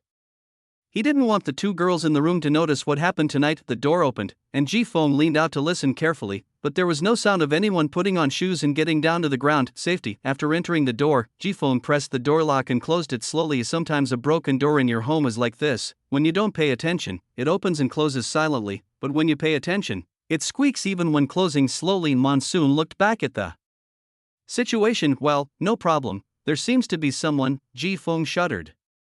Kong Xian was about the same height as Yang Linger, and he couldn't tell who it was in the dark. After a quick glance, he could only hope that the person who sneaked up behind him like a ghost was Kong Xian. That way, even if Kong Xian had doubts, she wouldn't have the courage to ask him, but Yang Linger was different. He was finding it increasingly difficult to control her. In the past, when he put on a stern face and scolded her, Yang Linger would tremble and retreat, not daring to say a word. It's not like now, when I feel annoyed and can't get rid of her even if I try. It was still the Yang Linger in the past, so I didn't have to worry about her. Pop, the light is on. Jifeng knew who was behind him, so he just closed the door without hesitation. Looking back at Yang Linger, who was wearing pajamas and had messy hair, he pretended nothing had happened and said, "Drink less water before going to bed, as it's easy to wake up in the middle of the night." The method of diverting the problem used by Jifeng had little effect on Yang Linger. After Yang Linger endured the attack, she started to watch. Monsoon, who had already anticipated the outcome, had nowhere to escape and absorbed all the damage from the gaze, with extraordinary results. Go back to sleep. I just suddenly wanted to smoke in the middle of the night, so I went out to smoke a cigarette. Jifeng had just taken 2 steps closer when he noticed Yang Linger sniffing with her little nose. Then her eyebrows wrinkled together and she circled around Jifeng, sniffing and circling like a puppy. What could Jifeng do? He reached out and pinched Yang Linger's nose, trying to make a final attempt to stop her, but Yang Linger's eyes were already wide open, and it was obvious that he acted too late, and Yang Linger discovered something. Yang Linger felt around and found that she didn't have a notepad with her. Ahem, go back to the house and get it. Yang Linger immediately rejected this suggestion and even grabbed the corner of Jifeng's clothes to prevent him from suddenly rushing back into the bedroom and locking the door. When Jifeng was still thinking of what excuse to use to trick Yang Linger away, Yang Linger suddenly let go of Jifeng's clothes and made way for him. I really went out to smoke. Yang Linger nodded and believed Jifeng's words. This made Jifeng feel uncomfortable, as he was the type to respond softly and not harshly. Seeing that Yang Linger didn't go back to sleep, but stood in front of her bedroom, Jifeng asked in confusion, "Why are you standing at my door instead of going back to sleep?" This time Yang Linger took out her own notepad. Kong Xian dragged me to read ghost stories before going to bed at night. Now I am too scared to sleep. Kong Xian is by your side, but you're still afraid to sleep? She makes a snoring sound when she sleeps, just like the ghost in a ghost story blowing wind in your ear. Poor kid, you have suffered so much. Then you sleep in my room. I'll sleep in the living room for one night. I don't dare. So you want to share a bed with me? Yang Linger nodded vigorously like a woodpecker. Okay. Jifeng nodded reluctantly. Fortunately, there was a large double bed in the room, so it would be no problem for Yang Linger to sit next to it. Yang Linger followed Jifeng into the bedroom. Because Yang Linger was there, Jifeng only took off his outer clothes and pants before going to bed this time. Yang Linger was small, but she was still old, so it was better for her to be more cautious about some things. After the two of them lay down, Jifeng turned over and over again. You really won't ask? Yang Linger took Jifeng's phone and started typing. What's the question? TSK, why did this girl suddenly become so tactless, making him feel like he had done something wrong? Sleep. Jifeng closed his eyes. After an unknown amount of time, Yang Linger, who was sleeping beside the bed, quietly moved in front of Jifeng with a faint breath with a little heat sprayed on her face, making her eyelashes tremble slightly. The darkness blurred her vision and made it impossible for her to see Jifeng's face in detail, so Yang Linger stretched out her slender fingers and traced every contour of Jifeng's face. She smelled a faint scent of bath gel on Jifeng, similar to that of Kong Xian. She had seen this happen too many times in the dungeon and didn't care about it at all. What she cares about is whether she will be replaced. Jifeng's brows suddenly frowned, and Yang Linger was so scared that she quickly retracted her fingers. Before Yang Linger could move away in time, Jifeng reached out and grabbed her. Lifting his leg and squeezing her, Yang Linger turned into a quilt and was pressed down by the monsoon, restrained but reassuring. Chapter 66. Time that can't be caught. In the morning, when Kong Xian came out of the bedroom, she stared at Yang Linger, who was reading a book on the sofa, as if she were an enemy. Although I was scared after reading the ghost story last night, I slept peacefully because Yang Linger was sleeping next to me and I could hold her in my arms, but she woke up in a daze in the middle of the night. She searched the quilt several times but couldn't find Yang Linger. She was so scared that she called out Sister Linger several times, but no one responded. And now that I am alone, I can't stop thinking about last night's ghost story. The more I think about it, the more scared I become, and the more scared I become, the less I dare to get up. She could only cover herself with the quilt and keep telling herself that Yang Linger just went to the bathroom and would be back soon, but Yang Linger didn't come back all night. When the sun rose, she heard occasional rustling sounds outside the door and mustered up the courage to leave the protection of the quilt. She saw Yang Linger, who had not returned home all night, sitting on the sofa reading a book. So the current scene appeared. Yang Linger pretended not to see Kong Xian, who was kneeling on the sofa and staring at her. Sister Linger, what did you do last night? Sleep. Why not sleep at night? But you didn't come back last night. Yang Linger paused, writing, Are you confused from sleep? Why am I not sleeping in bed? Impossible. I haven't slept since I woke up last night. There's no one around. People who fall asleep in fear are prone to nightmares. When they regain consciousness, they cannot escape the dream, and thus regard everything that happened in the dream as reality. You may be experiencing a sleep nightmare. Looking at these profound words, Kong Xian scratched his head and fell into self-doubt. Really? The book says, oh, it seems like I was really half asleep and half awake last night. Kong Xian retracted his head, already believing at about 80%. Yang Linger secretly breathed a sigh of relief. If Kong Xian dug deep, she really couldn't find out which book this passage was from, because she made it up. Sleeping next to Monsoon last night was a little secret she didn't want to share with anyone. Kong Huayue from next door was worried that Kong Shin didn't sleep well, so she knocked on the door with the breakfast she bought downstairs. Mom, how did you sleep last night? Well, it's okay. Kong Shen said uncertainly. The noise in the living room made Jifeng unable to sleep anymore, so he walked out of the bedroom rubbing his sore shoulders. Kong Huayue was embarrassed and at a loss for a moment when she saw Jifeng, but then after Jifeng nodded and greeted her as usual, she relaxed and nodded in return. Kong Shen was biting a bun when she noticed Kong Huayue's fleeting abnormality. She looked at her mother, then at Jifeng who was washing up, and then at Yang Linger who was biting a bun like what the three of them did after abandoning her. It's all weird. Fortunately, she was not the only one. Shi Junming was also abandoned with her. When he arrived at Ji Feng's house, everyone had already finished their breakfast, leaving only the tasteless tea eggs. Shi Junming stuffed the tea egg into his mouth without hesitation, and took Kong Shen to play games with a smile as she called him brother. On ordinary days, time rarely leaves its traces. Kong Huayue stayed with Kong Shen for 2 days, and once again worked from morning till night in exchange for living expenses. As long as Kong Shen doesn't go to the hospital, she will come to see Yang Linger almost every day. Jifeng fulfilled what he said to Kong Huayue that night. As long as it was not too much trouble, he would satisfy any small request from Kong Shen and Yang Linger, including but not limited to amusement parks, buying snacks, and even having snowball fights. Of course, he did not let go of Kong Shen, the free teacher. He often stayed away from them after going out to ensure the safety of the two girls. At the same time, he asked Kong Shen to influence Yang Linger's character, actively communicate with others, and alleviate her rejection of strangers. Yang Linger knew what Jifeng meant. Even though she resisted strangers, she would still try her best to write and draw with them using her new notepad. Shi Junming was still the same, staying at home, at the group, and at Monsoon House, starting to gain weight for the winter, although he was gaining weight all year round. Crunch. Two girls came from the shop in front, leaving a series of snowy footprints. Brother Jifeng completed the task perfectly. Kong Shen, who had lost weight, still saluted Jifeng in a funny way with energy. Behind her, Yang Linger, who was wearing a white down jacket, a white scarf and a white cotton hat, had a faint smile on her face, like a calm and introverted snow elf. Then go home and make a big dinner tonight for New Year's Eve. Great!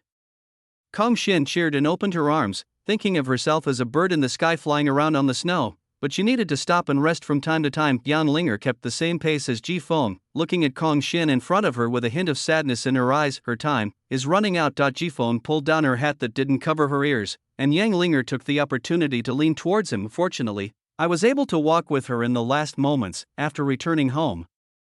Kong Shen went straight into Jifeng's house, took off her shoes and coat, and lay down on the sofa, sticking out her tongue as if she was exhausted. He took out his cell phone with great effort and called Shi Junming. The first call was busy. Kong Shenfang put down the phone, but Shi Junming immediately called back.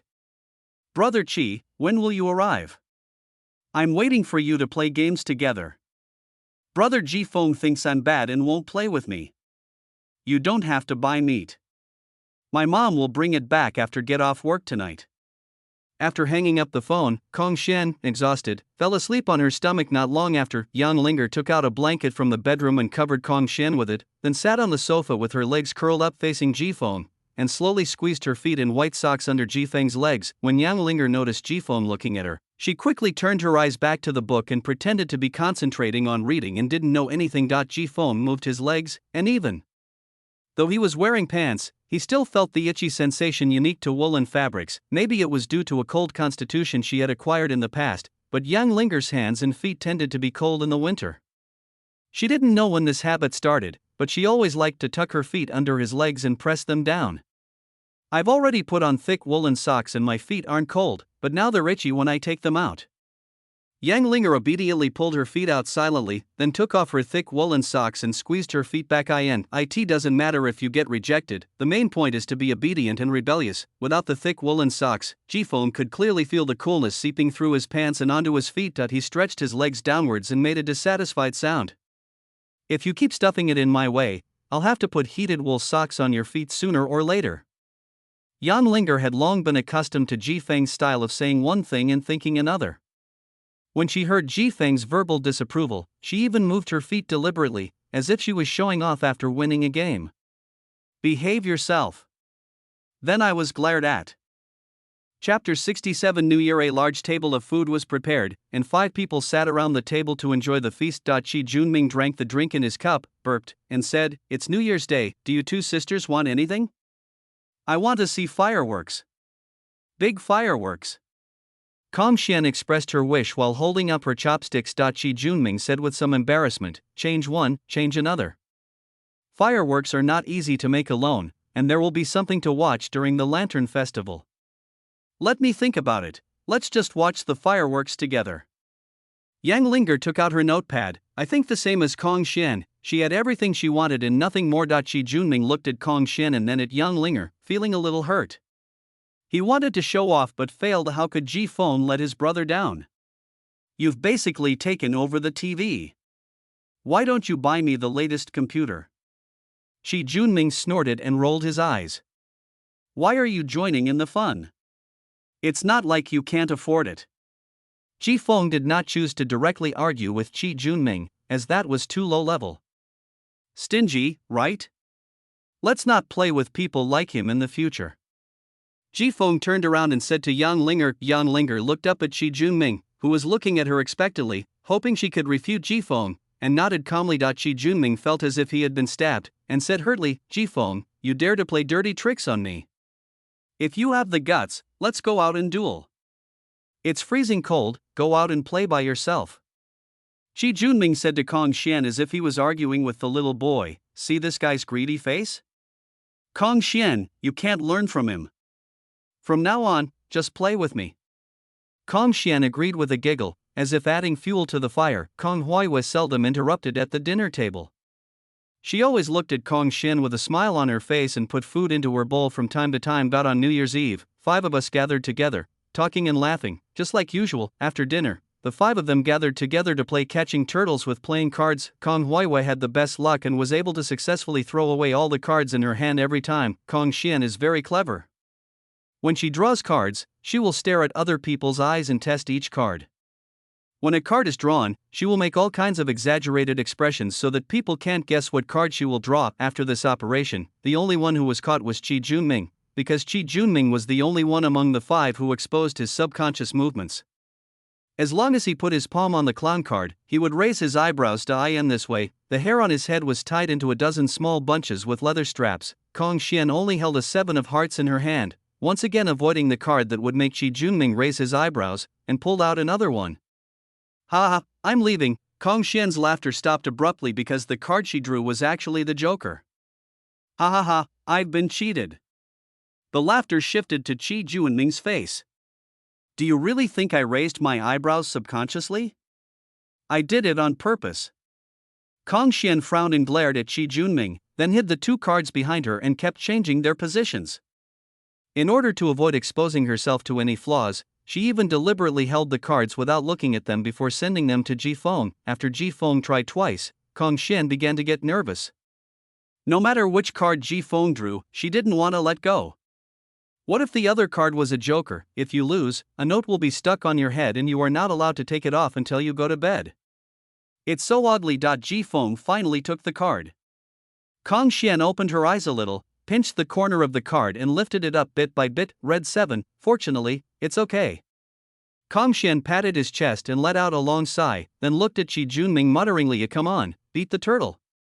This time I'm going to tie all the hair on your head together." Pop. Qi Junming threw down a pair of flowery J's, crossed his arms and had a smile on his face that made me feel awesome. It was Kong Xian's turn to draw cards from Ji Feng's hand. She carefully reached out to the card on the left, Monsoon, Death Stare. Kong Xian carefully placed her hand on the card on the right, Monsoon, in a more terrifying death stare. Kong Xian was in tears. How could she draw cards like this? Just as Ji Feng was urging her to hurry up, she suddenly noticed that Yang Linger, who was sitting next to Ji Feng, glanced at her and then quietly tilted her head to the right. "Never mind, just die." Kong Xian believed her good sister and grabbed the card on the right. 7 of spades, pair of cards, escape. "Hey, brother Monsoon, I won. Are you ready to braid your hair?" Ji Feng's hair is longer than Qi Junming's buzz cut, and is long enough to tie into short braids. "It's just shit luck, hey hey." Kong Xian smiled maliciously. It was really lucky to be able to tie the first braid on Ji Feng's head. Then Kong Xian felt the death gaze again. "Yang Linger, stare, Sister Linger, Help me braid an ugly little braid for him. Kong Xian avoided being besieged with her cleverness. Yang Linger took the rubber band, ignored Ji Feng's suggestive cough, and finally tied a high braid right in the center of his head. Looking at her own work, Young Linger, who had satisfied her resistance to bullying, nodded with satisfaction. Then, due to Qi Juanming's mysterious psychological warfare, Ji Feng's blatant eye threats, and Kong Xian and Yang Linger's secret cooperation, the battle situation gradually escalated. Even Kong Huaiwe, who had always escaped early, fell into the trap and was forced to have two pigtails by Kong Xian. Ring ring, the alarm clock rang, the card game was temporarily over, and it was time to eat dumplings. Kong Huaiwe took the two mates to make dumplings. Yang Linger followed suit and learned the tricks very well, while Kong Xian made a bunch of strange-shaped dumplings, but she had a lot of fun making them. Ji Feng had 4 ponytails on her head, and Qi Junming had rubber bands of different sizes on his head while he was peeling garlic next to her. Qi Junming, who rarely feels sad about autumn, suddenly blurted out this sentence. This is what Chinese New Year is all about. Now when I think about the past, I was even worse off than a dog. Don't insult the dog. The dog will never pick the garlic clean. What a ruinous thing. Qi Junming muttered as he peeled off the remaining garlic skin. The dumplings came out of the pot quickly, and the bowls of steaming dumplings with garlic sauce whetted people's appetite. Eat it while it's hot, or the dumplings will get clumpy. Kong Huaiwe said her cooking skills are usually average, but I didn't expect her cabbage and pork dumplings to be so good. Monsoon tasted something he had never tasted before, and not only that, the 5 people sitting there all tasted that special flavor. It's indescribable, spreading from the mouth all the way to the heart, warm and a little heavy. Tears fell on the table. Kong Xian reacted and quickly wiped away the tears. I just bit my tongue, you can't laugh at me. Kong Xian laughed first. You can laugh at me if you want, but only tonight. Kong Xian raised her glass. In the new year, I hope you all stay healthy and happy every day. Yes, Happy New Year to all of us. Cheers, cheers. Chapter 68. Qi Junming, 4,000 words, 293 pounds. You've gained weight again. Qi Junming stood on the scale and looked down at the glaring number displayed on it. It almost broke the 300 mark. This is a big blow to a fat man. We finally get to celebrate the new year, so what if I eat and drink a little and gain some weight?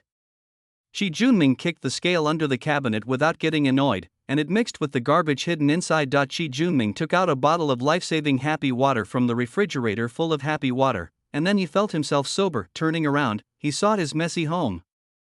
Piles of clothes were spread out in the living room like trenches, even summer clothes. The heavy curtains blocked out the sunlight, and the room seemed to be plunged into a dusk that would never end. Qi Junming kicked off his clothes and lay down on the lazy sofa, pushing the empty bottles and cans beside him to make a new space for the beverage bottles. After picking up the controller, Qi Junming stared at the TV screen in a daze. Uneasy, having always stayed at Ji Feng's house, I had gotten used to its cleanliness and tidiness.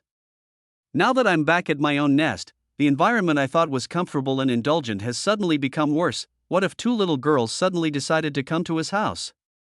Seeing such a decadent and messy scene, his image in their hearts would definitely collapse. Clean up. Let's clean up. Qi Junming suddenly decided to do a thorough cleaning by himself as the clothes were folded into a pile.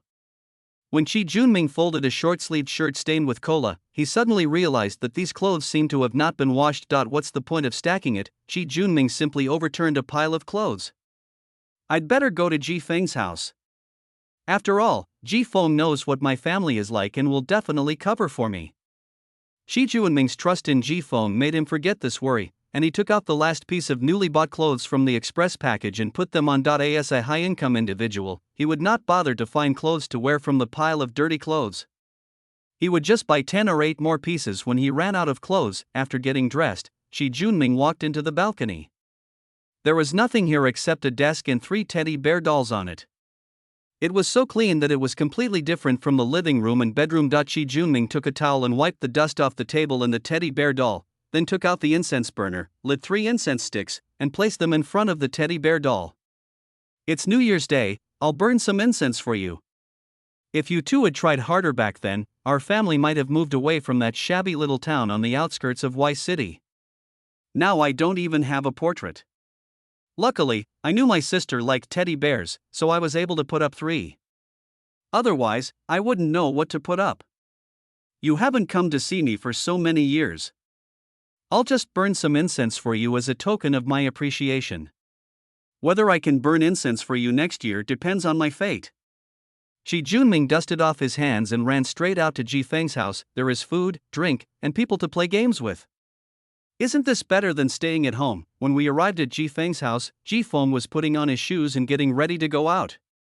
What are you doing? Go to work at the group. Then go ahead. Shi Junming had no intention of working together at all. He was not the type of person like Ji Feng who would not be seen for a month or two. After Ji Feng left, Shi Junming looked around the living room but couldn't find Kong Xian. Where's Kong Xian? Is she still sleeping at home? Yang Linger took out another notepad and wrote. Her mother took her to get in 4 drip. Thinking of Kong Xian's increasingly thin figure, Shi Junming sighed and sat on the sofa. How about we go check on her? Where is she hooked up to the 4? I asked her, she said it was downstairs. Want to go together?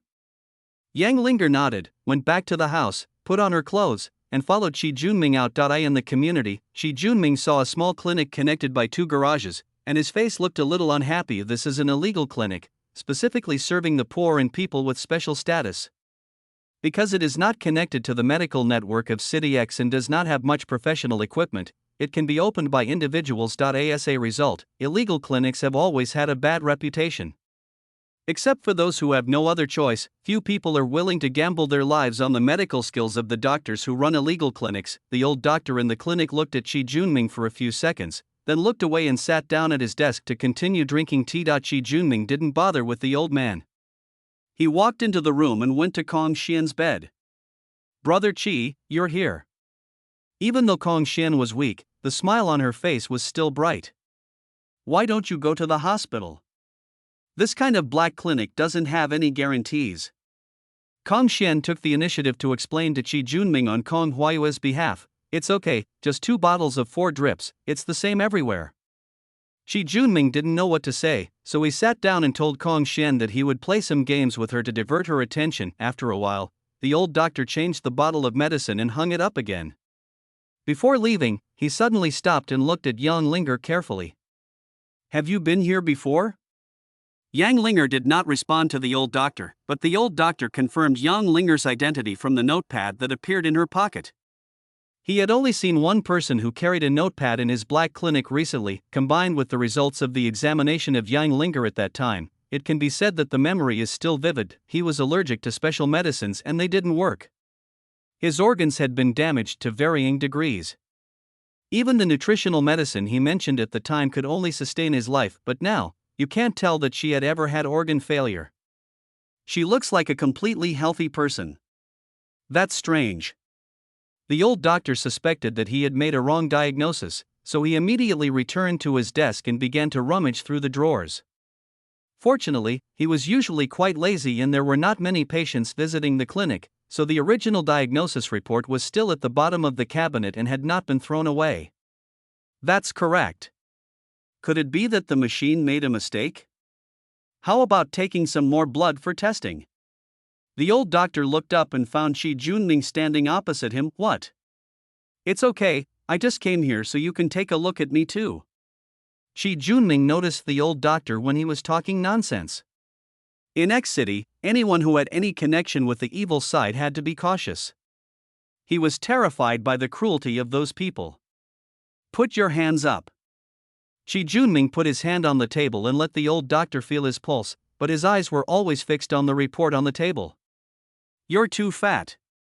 The complications caused by obesity are already forming. You should take care of yourself. The old doctor said a few words casually to fool the patient. He was now anxious to find out if there was something wrong with his equipment. You brought that little girl here, didn't you? I need to draw some more blood from her for retesting.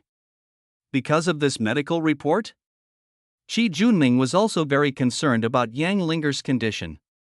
He didn't want to accept just one patient lying in bed, let alone 2 now.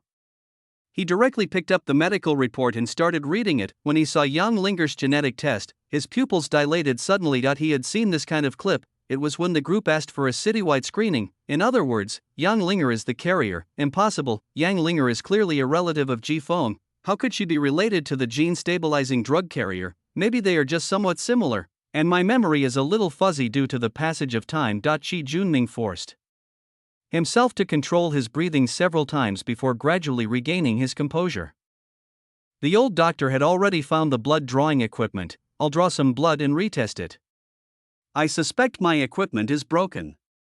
Shi Junming put the report into his inner pocket and reached out to stop the old doctor. I'm not her guardian, so I have no right to promise you this. Okay. The old doctor reluctantly took back the blood drawing equipment. Shi Junming didn't feel like staying any longer, so he thought about it and decided to say goodbye before leaving. Sorry, I can't play games with you today. Brother Qi, will you come tomorrow? Shi Junming couldn't answer. His mind was in a mess because he was shocked that Yang Linger might be the carrier. He wanted to evade the situation and say he couldn't come, but seeing Kong Xian's expectant eyes, Shi Junming's mouth gradually turned bitter. Finally, he gave a result. I will definitely come on the Lantern Festival.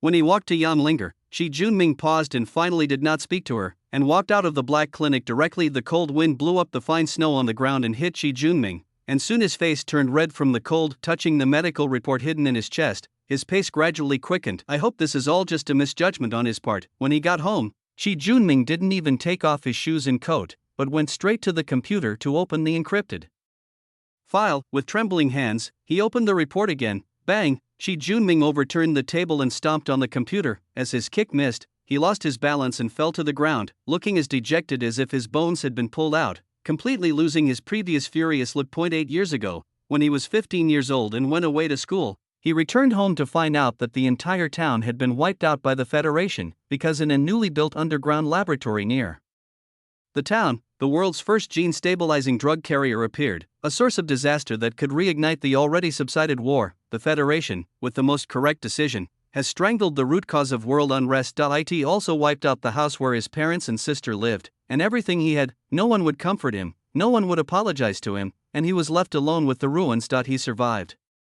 Confused and self-destructive. To make myself feel more relaxed and to comfort myself. He began to place his resentment on the carrier. Even though he knew his ideas might be wrong, it was in the instinct of the weak to wield a knife against the weaker. So he kept imagining what kind of person would be willing to undergo this experiment. He must be an ambitious and evil person as ferocious as a demon, otherwise few normal people would voluntarily accept this kind of experiment in which no one has survived so far. Only when such evil people are turned into ashes can we vent the resentment in our hearts that has nowhere to go. Even though he had obtained some information about the carrier's misfortune during the last group raid, he still felt that the carrier deserved it. I even hope that the carrier can be even more miserable. But now, Shi Junming clutched the medical report in his hand, but now the facts told him that the weak, quiet, and bookish girl raised in the home of his only friend was the carrier of the source of all evil in his heart. He is the culprit who killed his parents and sister. They are all a group of people with ulterior motives, and they are all deceiving him. The report was torn to pieces. Shi Junming went to the balcony and swept away the incense ashes scattered on the table, which could no longer be gathered into its former shape, and held the 3 little bears on the table in his arms. Mom, Dad, and sister, what do you think I should do? No one came back to him, and the 3 little bears, already soaked in the cold, could not bring him any warmth. Shi Junming sat down on the ground like a prodigal son who couldn't find his way home, staring blankly at the empty space ahead. I missed you guys. Ring ring ring, the phone rang. There was no note on the call, but Shi Junming knew who this person was. After the call was connected, neither of them spoke first, until Shi Junming tapped his phone twice with his fingers. There were 2 light coughs from the other end of the phone. Why did you take so long to answer the phone? Is it inconvenient? A hoarse and distorted voice came from the phone. No, it's very convenient. Shi Junming's voice was flat without a trace of fluctuation. Coward, you've reported very little information recently. Is something wrong? Coward, the contact person asked softly and tentatively. Shi Junming reached out and stroked the fur on the little bear, and a sneer gradually appeared at the corner of his mouth. The name Coward is really descriptive. I've known the answer for a long time, but I've been avoiding it. Now that the final fantasy has been shattered, it's time for things to come to an end. Nothing. There hasn't been any major incident recently that could be exploited. Frequently seeking information will only increase the risk of exposure. I don't mean to blame you. You are Xingho's spy in City X, and I must ensure your safety. Shi Juanming's smile grew colder. I understand that a single spark can eventually start a prairie fire. To prevent war from happening again in this world, I'm willing to sacrifice my life. Very good. We recently discovered a batch of genetic drugs appearing on the black market, and we traced it back to the Liang Group. I hope you can find out who took the genetic drugs out of the Liang Group so that we can establish a stable trade.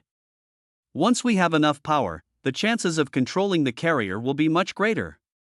What if someone else has already taken control of the carrier? The contact was silent for a moment. If we can't get it, then we'll have to destroy it at all costs. So try your best. As long as we can get the carrier, its power will be enough to realize our Sparks ideals. After Qi Junming hung up the phone, he called Liang Shi again. Snake, I need your help with something. There's an old doctor who does black clinics. He seems to have caught me. I'll send you his information later. Does it need to be reported? Liang Shi replied. No need. He doesn't have much power, and no one will notice if we deal with him. After hanging up the phone, Qi Junming stood up and put the teddy bears in his arms back on the table one by one, then turned and looked from the window in the direction of Ji Feng's house. Monsoon, my only friend, next up is you. Chapter 69. Can I change the game? Scar brother from the Black Street ethnic shop is lucky to be still alive because Liang Yuanlong adjusted his plan according to the current situation. The lies he made up to survive were not exposed, but having his hands and feet broken by Fu Jingping meant that he, one of the leaders of the underworld, was disliked by the chief eunuch of the local emperor. The hyenas who heard the news began to tear his flesh and blood from his body, and he was driven out of the underworld before he could even heal his wounds. If it weren't for Lanzai's righteousness and secret help, he would have been killed even if he was hiding in the central area. Scar brother knows that this day will come sooner or later, but he just won't accept it. Who could have thought that among the people he had collected, there would suddenly be a race that even alarmed Fu Zhengping? Who could have thought that when Fu Zhengping didn't even notice, someone would suddenly rob his house while he was out? No matter how you think about it, this matter has nothing to do with him. It's not because of his lack of ability that he has fallen to this point, but because of pure bad luck. Boss, give me another case of wine. Pay the bill first. I can afford it. Come on, forget it. You said the same thing yesterday, and I still gave you a 50% discount in the end. Fuck. Do you know who I am? Love whoever you want. If you're such a big shot, it's embarrassing that you can't even afford a drink now. A Scar brother was so angry at his boss that he was red hot, but he could do nothing about it. I paid for his meal. Qi Junming walked in from outside the store in the snow. Someone paid and the boss brought in a box of wine without saying a word. Scar brother glanced at Qi Junming, didn't recognize him, and then went back to drinking. Do something for me and I'll give you money. Scar brother turned his head and spat a mouthful of wine foam onto the ground. Money? How much can you give me? 100,000. Scar brother's heart skipped a beat. With his clumsy and lame appearance now, 100,000 was not a small amount of money. I want to see the money first. Qi Junming took out a wad of money from his pocket and put it on the table. Scar brother immediately grabbed it and looked at it, then stuffed it into his clothes after making sure it was correct. Hey, why are you leaving when you've said everything? How am I supposed to contact you then? I'll contact you. Scar brother took a sip of wine and reached out to touch the money in his arms. Look, how can a person be unlucky all the time? Isn't this the moment of fortune? After completing this job, taking the money and sneaking out of X City, wouldn't that mean he's making a comeback? It caught fire and burned for nearly half the night. Ji Feng stood by the window and looked at a series of garages not far away that were still emitting black smoke. Such a big fire is not like an ordinary fire. Whether to say it or not, it is still X City. Brother Ji Feng, did Brother Qi reply to your message? Ji Feng withdrew his gaze and took out his cell phone to look at it. No, this is normal. If the group did something shameful, the people who helped with the work would also be out of contact for several days. As for safety, who would kill a fat otaku who stayed at home for no reason? Kong Xian lay on the sofa and played with the corner of Yang Linger's clothes. Sometimes, when she felt it was really boring, she would reach into her clothes and tickle the soft flesh on Yang Linger's waist. She couldn't drive him away, and couldn't scold him, so Yang Linger could only keep looking at Jifeng for help. When Kong Xian went to the bathroom, Yang Linger stood up as if escaping and squeezed into the gap between Jifeng and the armrest of the sofa. Just as Jifeng was about to move some space, Yang Linger grabbed his arm and looked at him with pleading eyes. Ji Feng simply pretended not to see and continued doing what he was doing. He also liked quietness. He would rather die than let his friend die. He could only bear the injustice of you. After Kong Xian came back, she fell on the sofa again and found that Yang Linger had left her original position. Then she began to look for the pupa towards Jifeng. Based on her understanding of Jifeng would definitely stand up and let Yang Linger out. At that time, Yang Linger, who was trapped in the corner, would have nowhere to escape. Seeing that Kong Xian Cricket Pupa's hat had fallen off, he didn't even think about picking it up, and was determined to kill her. He immediately grabbed Jifeng's arm and shook it without letting go. Save the child quickly, as expected. Acting coquettishly is a girl's best weapon, especially for someone like Yang Linger who rarely acts coquettishly. Jifeng was completely unprepared for such a sudden attack. Jifeng held down Kong Xian's head, interrupting her maggot-like movement. Want to play games together? Come.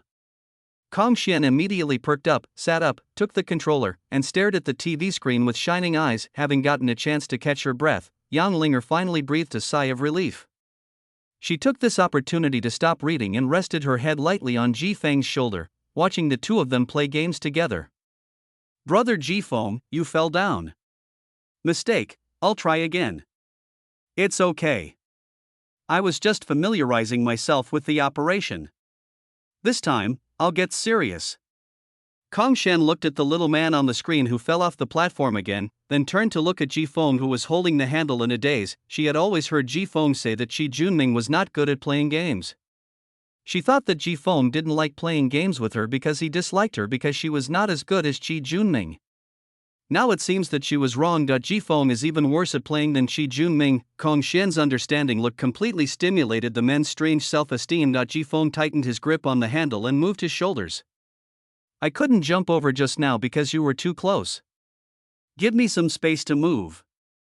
Yang Linger smiled secretly, raised her head, and sat directly on the armrest of the sofa.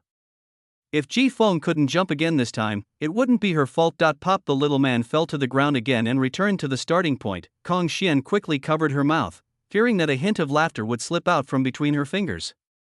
Otherwise, not only would she not be able to play games, she would also get hit on the head. Jifeng turned to look at Yang Linger, and Yang Linger quickly looked away and looked out the window. Jifeng turned to look at Kong Xian, who was covering her mouth with one hand and fingering the ball of hair on her pants with the other. I know you want to laugh, that's normal, but if you laugh, you are not giving face to me. Jifeng picked up the controller again and muttered, if you can't beat me with this one, I'll definitely smash you.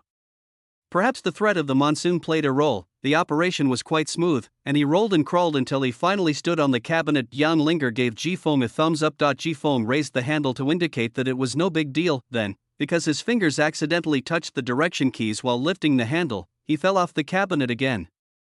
Pfft, no, I can't hold it anymore. Ah, I'm dying of laughter. Kong Xian was holding it in to the extreme, and completely exploded the moment Jifeng fell. Jifeng's face became more and more gloomy.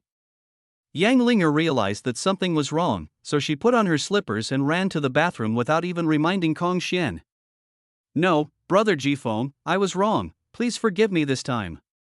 When Yang Linger came out, she saw Kong Xian covering her head with her hands and crying.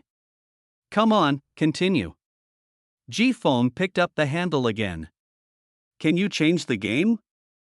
I don't want to play this anymore. Play. Let's play.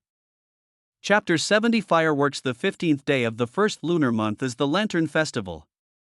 Look at the fireworks. Look at the fireworks. Since dinner, Kong Xian has been sitting on the sofa, staring at the clock and doing nothing, muttering to herself all the time. There are still 2 o'clock left. No matter how much you keep nagging, the time won't be advanced. Kong Xian's originally pale face regained a layer of color because of the upcoming fireworks show. When will Brother Qi come? Right away. Knock knock. Speak of the devil, Qi Junming, who had not been seen for a week, appeared at Jifeng's house again. Jifeng Mingrui felt that Qi Junming was different from before. His original decadence and laziness were replaced by a restrained insolence. You've lost weight? You have such sharp eyes, I didn't even notice. Nothing? If you have something, tell me. Shi Junming, who had always been eating and drinking and not caring about his weight, suddenly lost weight. This could only mean that he had encountered some difficult problems during the week. Let's watch the fireworks tonight first, and then we'll talk after we're done. Okay.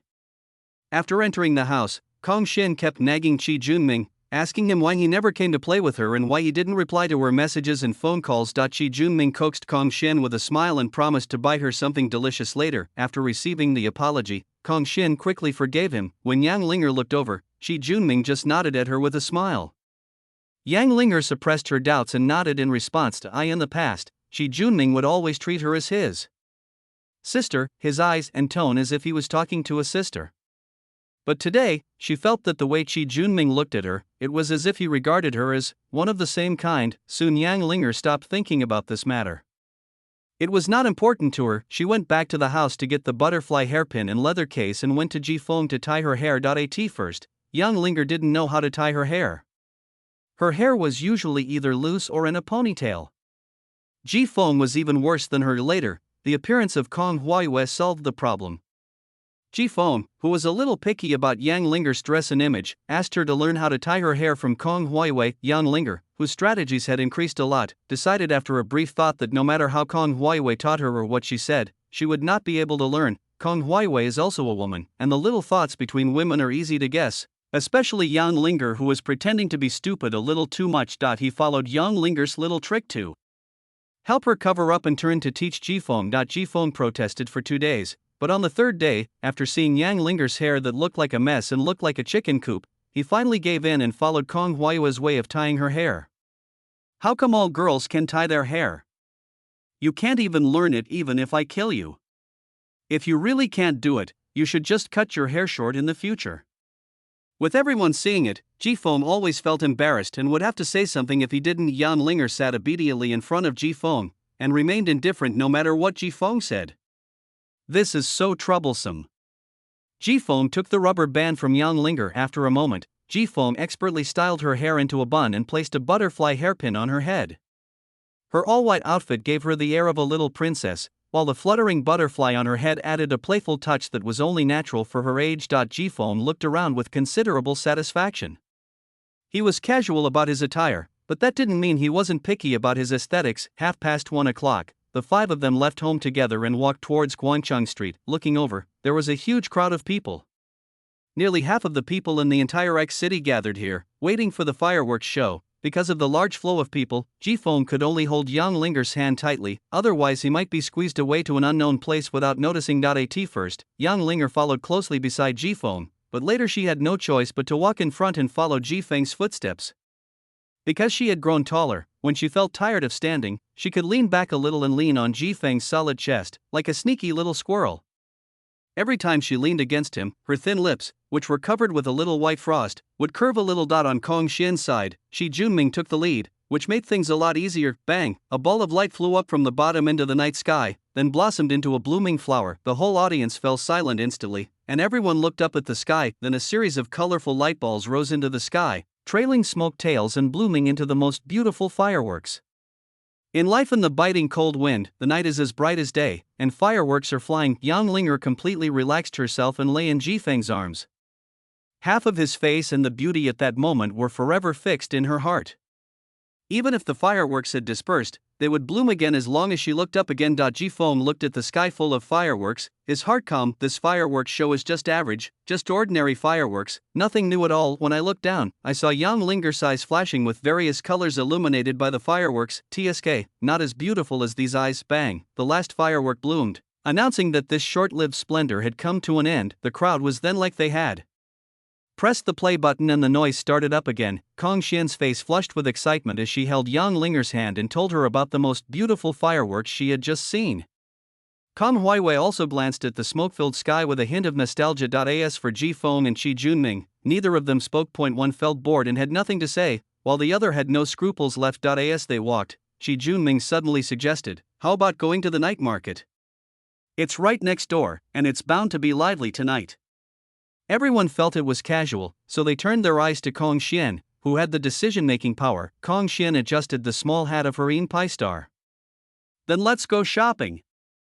As a result, Kong Xian overestimated her current physical strength. She felt tired just a few minutes after entering the night market. In order to prevent Kong Xian from feeling that she had delayed everyone's fun, Yang Linger first pulled Jifeng to find a place to sit down. Kong Xian also sat down next to Kong Huaiwei and gave Yang Linger a big smile, her little teeth showing. Do you want to eat something? Qi Junming put his hands on his eyes and looked at the stalls in the distance. Candied haws? Roasted sweet potatoes? Or fried chestnuts? Tonghulu. I must eat tonghulu in winter. Okay, let's buy some candied haws. Qi Junming patted Jifeng, go buy it. No, whoever proposed it will go. Brother, can you please be considerate of me? There are so many people here, and you don't see how hard it is for me to squeeze in with my size. After saying that, Qi Junming took out 100 yuan from his pocket and stuffed it into Jifeng's hand. On my terms.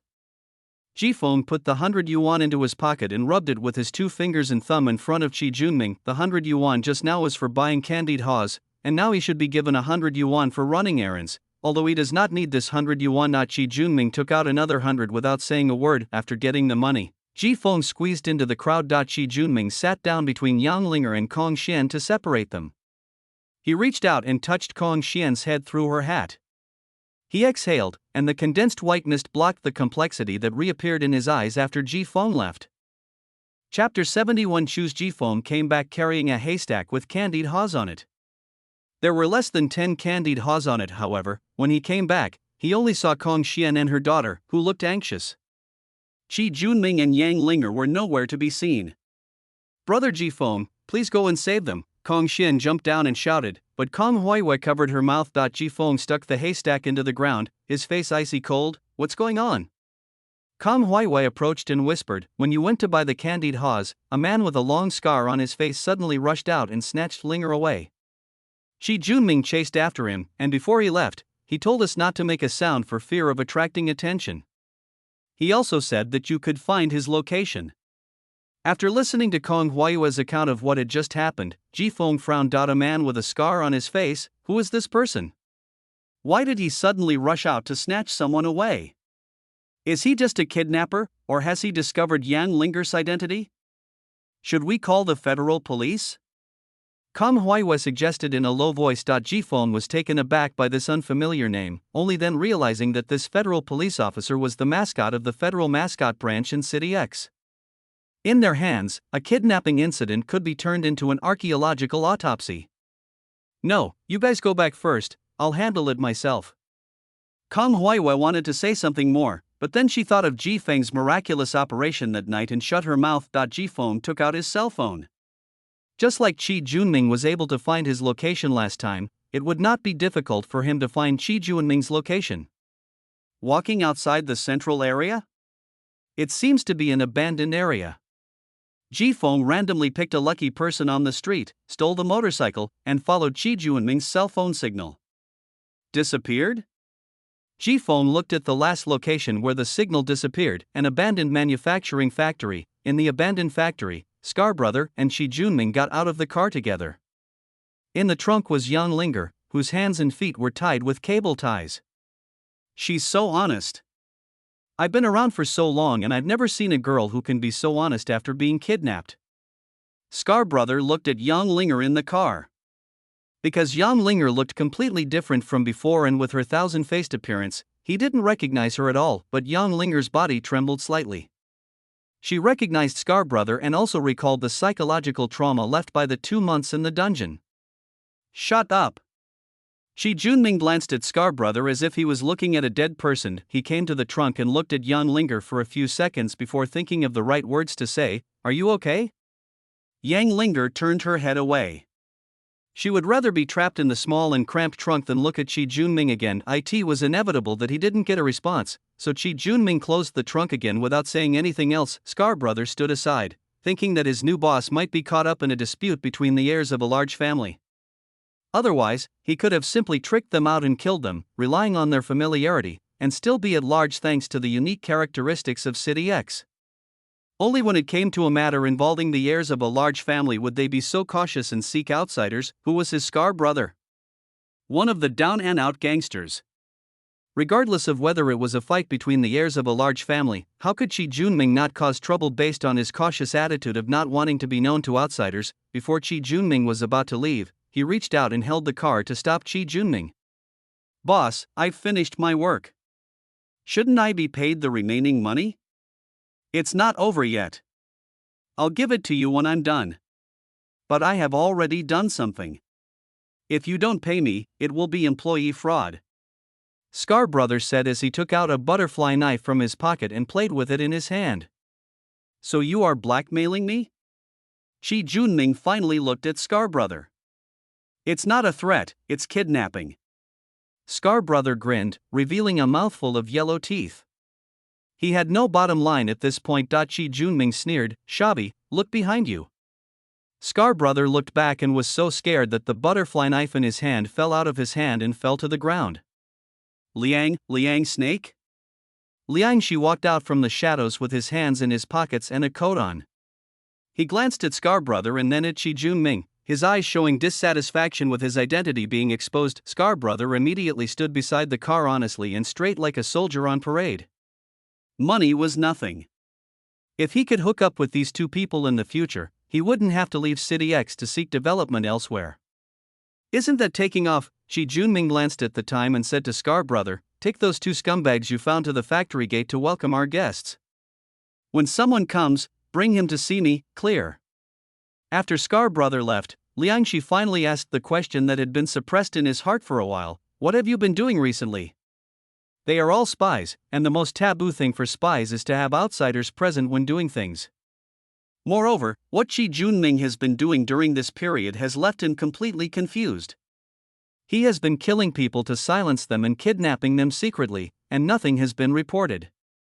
You'll know when the time comes. Don't worry about whether your identity will be exposed. With the signal jammer, no one can send any messages to the outside world.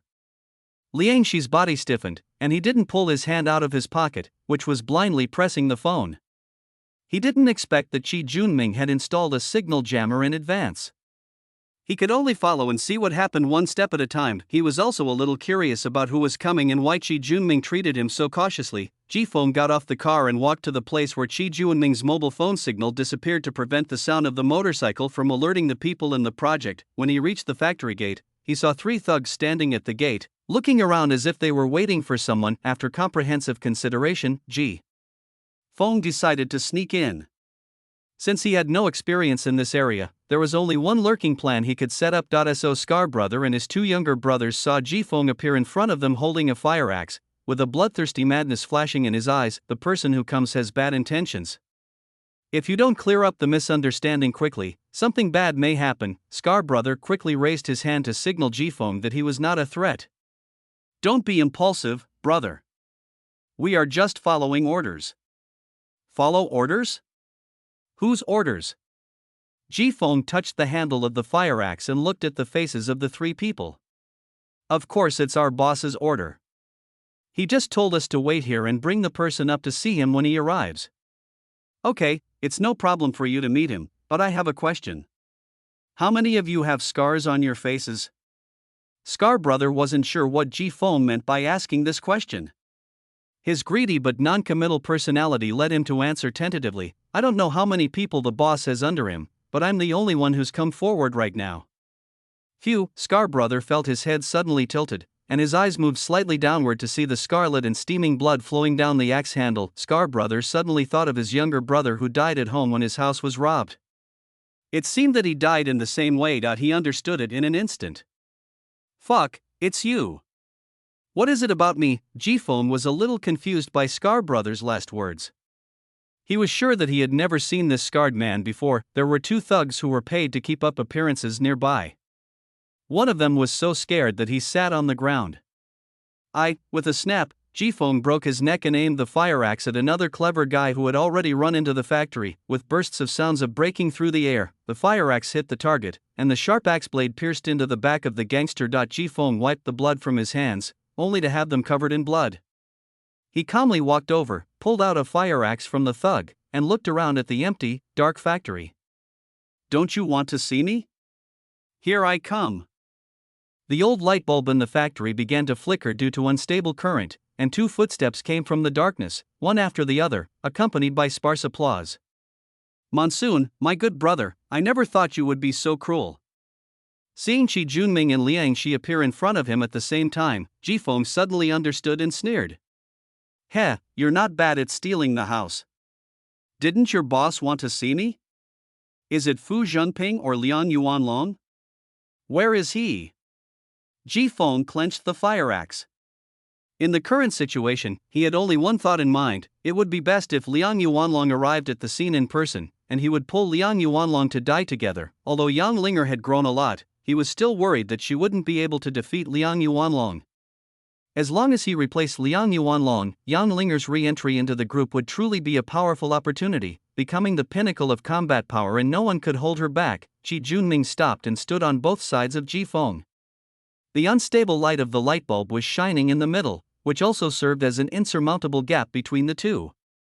"It seems that I, a spy sent by Starfire, am indeed quite good. I've been working in the group for over 4 years and no one has ever doubted my identity." Liang Shi frowned. "Qi Junming, I didn't come here with you to listen to your nonsense." "Okay, then I'll just ask directly." Qi Junming suddenly stared at Jifeng fiercely. "Who are you working for?" Jifeng put away the idea of dying together. Just as he didn't know Qi Junming's background, Qi Junming also didn't know his background. As long as Liang Yuanlong and his group of genetic warriors were gone, Liang Shi alone would not be in a situation where he would definitely die. "Then you have to tell me where Yang Linger is first?" Qi Junming had a playful smile on his face, waving his finger in a circle as he said, "She's intact. I'm hiding in this darkness watching you. Whether or not you can keep her alive depends entirely on your answer. Now answer my question: who are you working for?" "No one. If you insist on saying there is one, it must be Liang Yuanlong. After all, he pays the salary." Jifeng said slowly as if he had lost his guard. If he wanted to suddenly attack, he had to let people down their guard first. The smile on Qi Junming's face disappeared, and he looked at Jifeng coldly. "I don't believe it. If you didn't have any power behind you, how could you possibly have known about it before the group and kidnapped the carrier who was believed to be dead?" Jifeng couldn't really answer this question, nor did he feel like answering. He estimated that to maximize the benefits of a sneak attack, he would need to close the distance to at least 5 meters, and the distance between him and Qi Junming was currently less than 7 meters.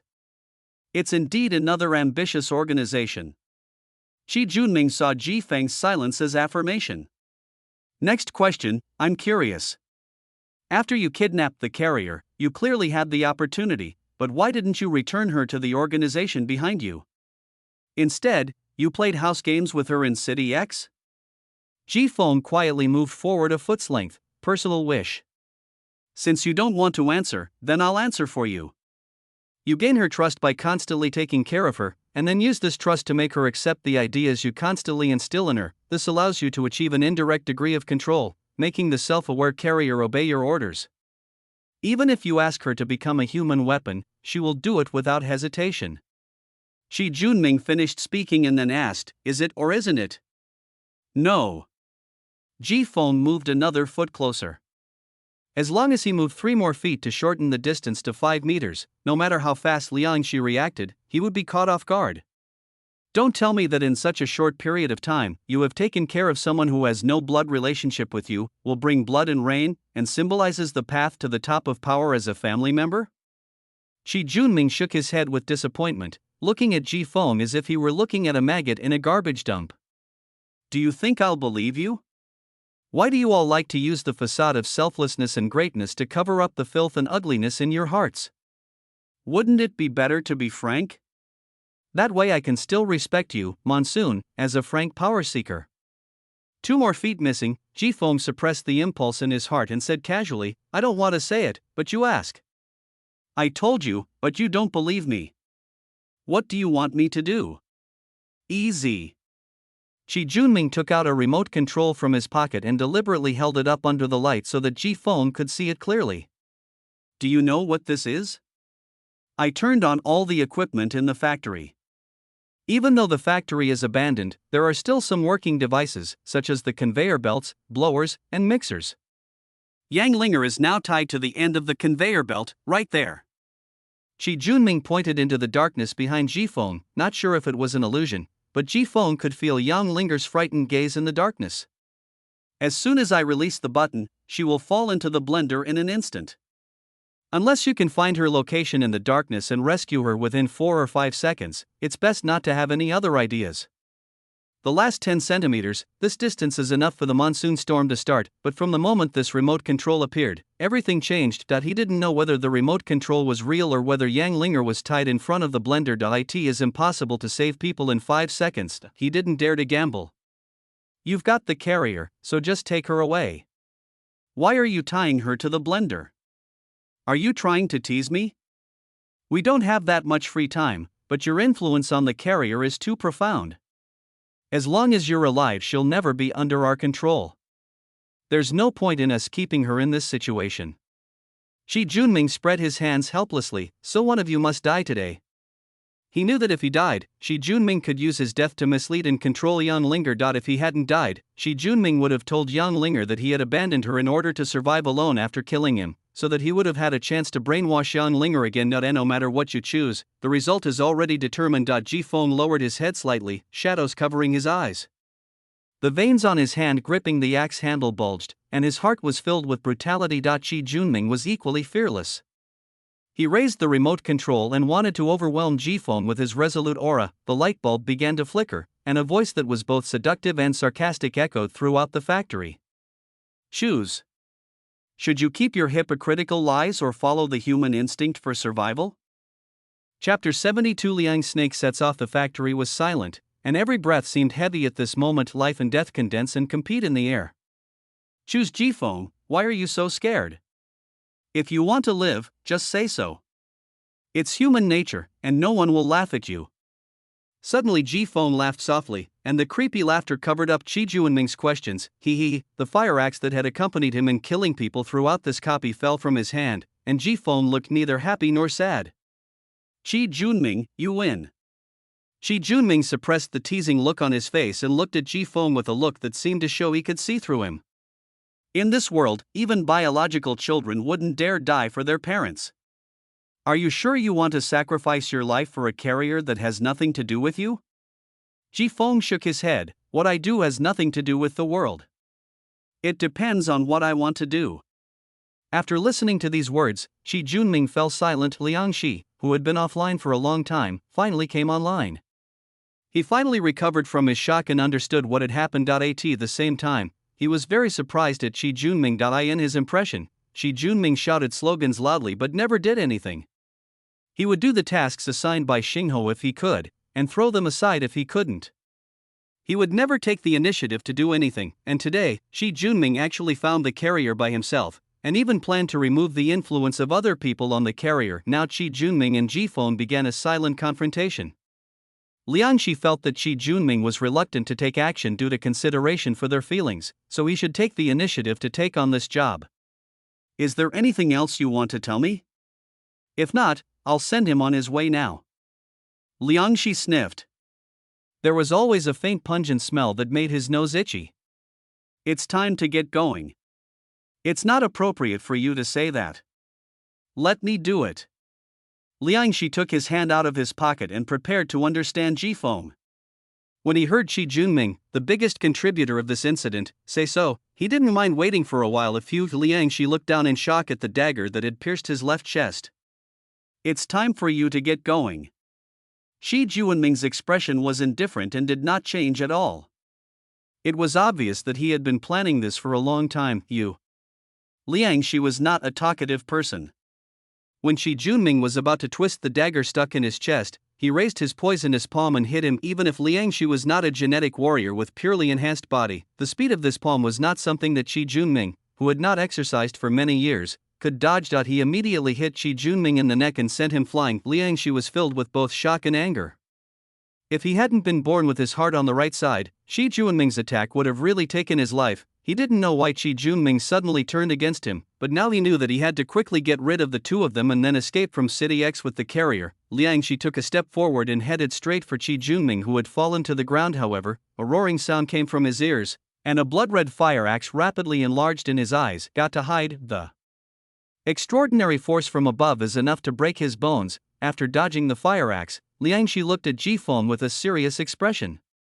He didn't expect that this guy who had just been threatened by Qi Junming and decided to give up his life was actually a genetic warrior. Jifeng walked slowly towards Liang Shi, as if he was waiting for something and was not in a hurry to take Liang Shi's life while he was sick. Liang Snake? Today I'm going to chop you into snake soup. Liang Shi pulled out the dagger from his chest. Even though this would cause heavy bleeding, it was better than incurring lacerations in the battle later. Looking at the dagger in his hand, he was not in a hurry to attack Jifeng. A life and death battle is not just about strength. You care a lot about the carrier, right? Then do you think I can use this dagger to pierce Qi Junming's palm before you kill me? Liang Shi smiled triumphantly while taking advantage of the situation. Qi Junming covered his neck, which was gradually spreading with bruises, and after a few labored breaths, he spat at Liang Shi. Shabi, this is fake. Even if you kill me, this factory won't make a single move. Even the usually steady Liang Shi couldn't help but curse, fuck. Unfortunately, Jifeng didn't give him time to vent, and rushed over with another fire axe that he had taken out from somewhere. The dancing axe blade brought up gusts of cold wind. Liang Shi, who was tricked by Qi Junming, could only deal with Jifeng with his injuries. Perhaps it was because he lost too much blood in his chest. He could have avoided several attacks, but his body refused to obey and took them. Jifeng swung his axe into the air, and the middle door opened wide. Liang Shi absorbed the poison with his backhand. As long as this palm could hit the target, Jifeng would surely be poisoned to death if he didn't get medical help in time, but he lost control just when his hand was halfway there. Jifeng watched the expression on Liang Shi's face change from ruthlessness to disbelief, and said sarcastically, "You just felt it?" An empty shell of a T3 paralysis bullet, the same model as the one Deng Quan used, fell to the ground. It seems I overestimated you too much, otherwise this matter would have ended long ago. Liang Shi's face flushed red as he stared hatefully at Qi Junming, who was slumped on the ground. If it weren't for him, he wouldn't have died like this today. Without saying a word, Jifeng swung the axe and chopped off Liang Shi's cervical vertebrae. The new axe was not easy to use. It could have chopped his head off completely with one blow, but now it was still stuck. Qi Junming saw Liang Shi dead and said, "He has a cell phone in his pocket. You have to destroy it. He has recorded everything that happened just now on his phone. But don't worry, I have placed a signal jammer in the factory. The news won't get out." Jifeng took out a cell phone from Liang Shi's pocket, but instead of smashing it immediately as Qi Junming instructed, he flipped through it. It was indeed as Qi Junming said. Liang Shi had recorded many of the things that had just happened on his mobile phone, and there were even 2 messages that he had attempted to send but had not yet sent. After deleting all the records and messages on the phone, he smashed it to pieces and kicked the remaining debris away. Jifeng walked up to Qi Junming holding a fire axe that was still dripping with Liang Shi's blood. The 2 former friends looked at each other in silence. Everyone knows that nothing can go back to what was an hour ago. Where is Yan Linger? In the trunk of the second car that's still running on the left side of the factory. Qi Junming smiled carefreely, twitching his cheek, which had bruises extending to his chin. I didn't expect that a joke I made before would become true now. Brother, I've been poisoned by a Liang snake and I don't think I'll be alive for more than a few minutes. Can you please stop chopping me with the axe? I'm so fat, and it'll be hard to pick up my head if it falls off. Jifeng looked at Qi Junming with a complicated expression. He said that he had betrayed Yang Linger and kidnapped her and threatened her life, but in the end, he turned against Liang Shi and not only stabbed him, but also made the threat of Yang Linger against him false. Jifeng squatted down in front of Qi Junming. Tell me, why did this happen today? Why don't you want to kill me? Don't talk nonsense. Your next answer will determine whether you can keep your body intact. Qi Junming laughed again, looking just as silly as before. Chapter 73 Coward. How does one say that? Let me think about it. Oh, now I remember. I'm worried about my brother's hard life, and I'm also worried about him driving a Land Rover. Because of the invasion of the poison, Shi Juanming's voice began to become hoarse. He moved his body and leaned against the wall, and then he felt better. Monsoon, do you know how I used to look at you? Ji Feng sat quietly on the ground and shook his head. Looking at you is like seeing another me in a mirror, the same confusion, avoidance, and cowardice. That's why I want to be friends with you. Half a year ago, I suddenly felt like you had changed. When I went to your house and saw Yang Linger, I thought you were no longer alone. It wasn't until I found out about Yang Linger's identity and thought about it again that I realized you hadn't simply gotten rid of loneliness, but you had also given up everything I once thought we had in common. Shi Junming looked down at the hand that represented the ability to change everything, feeling lonely and unwilling. You suddenly became the person I wanted to be but was afraid to be, behind my back. You broke into the human race store alone, determined to make an enemy of all forces, and snatched Yang Linger, who had nothing to do with you. You raised her by your side, letting her live a normal life, and even turned her into a genetic warrior. And what about me? Shi Junming covered his face with his hands and let out a short laugh to mock himself. My family was razed to the ground. When the commander of the Federation stood before me and told me that everything he did was for world peace, I didn't dare to punch him in the face for his selfless kindness.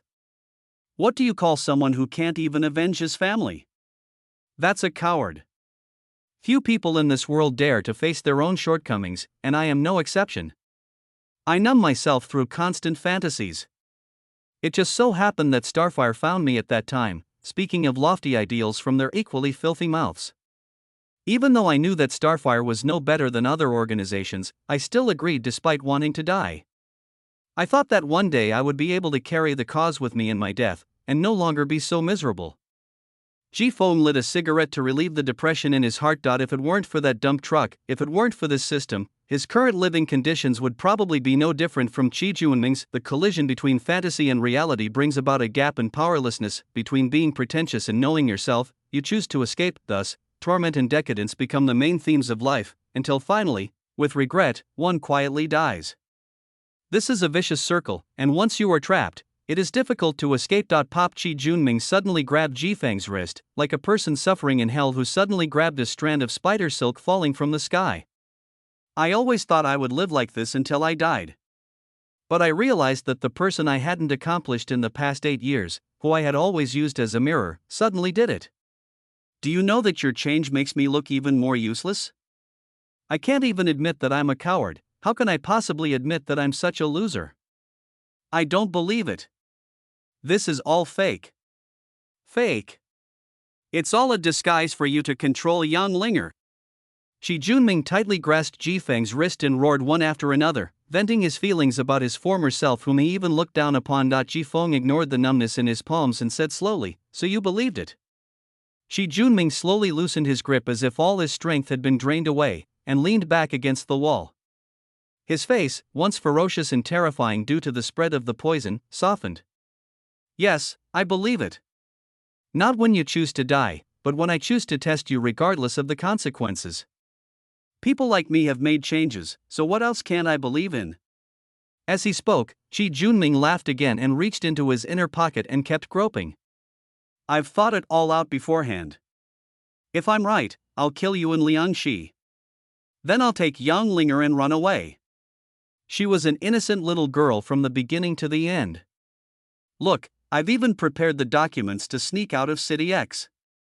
I'm leaving at 3:30 in the morning.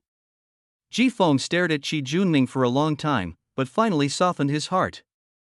After all, he saw his own shadow in the other person. While I don't regret it now, I'll give you a choice.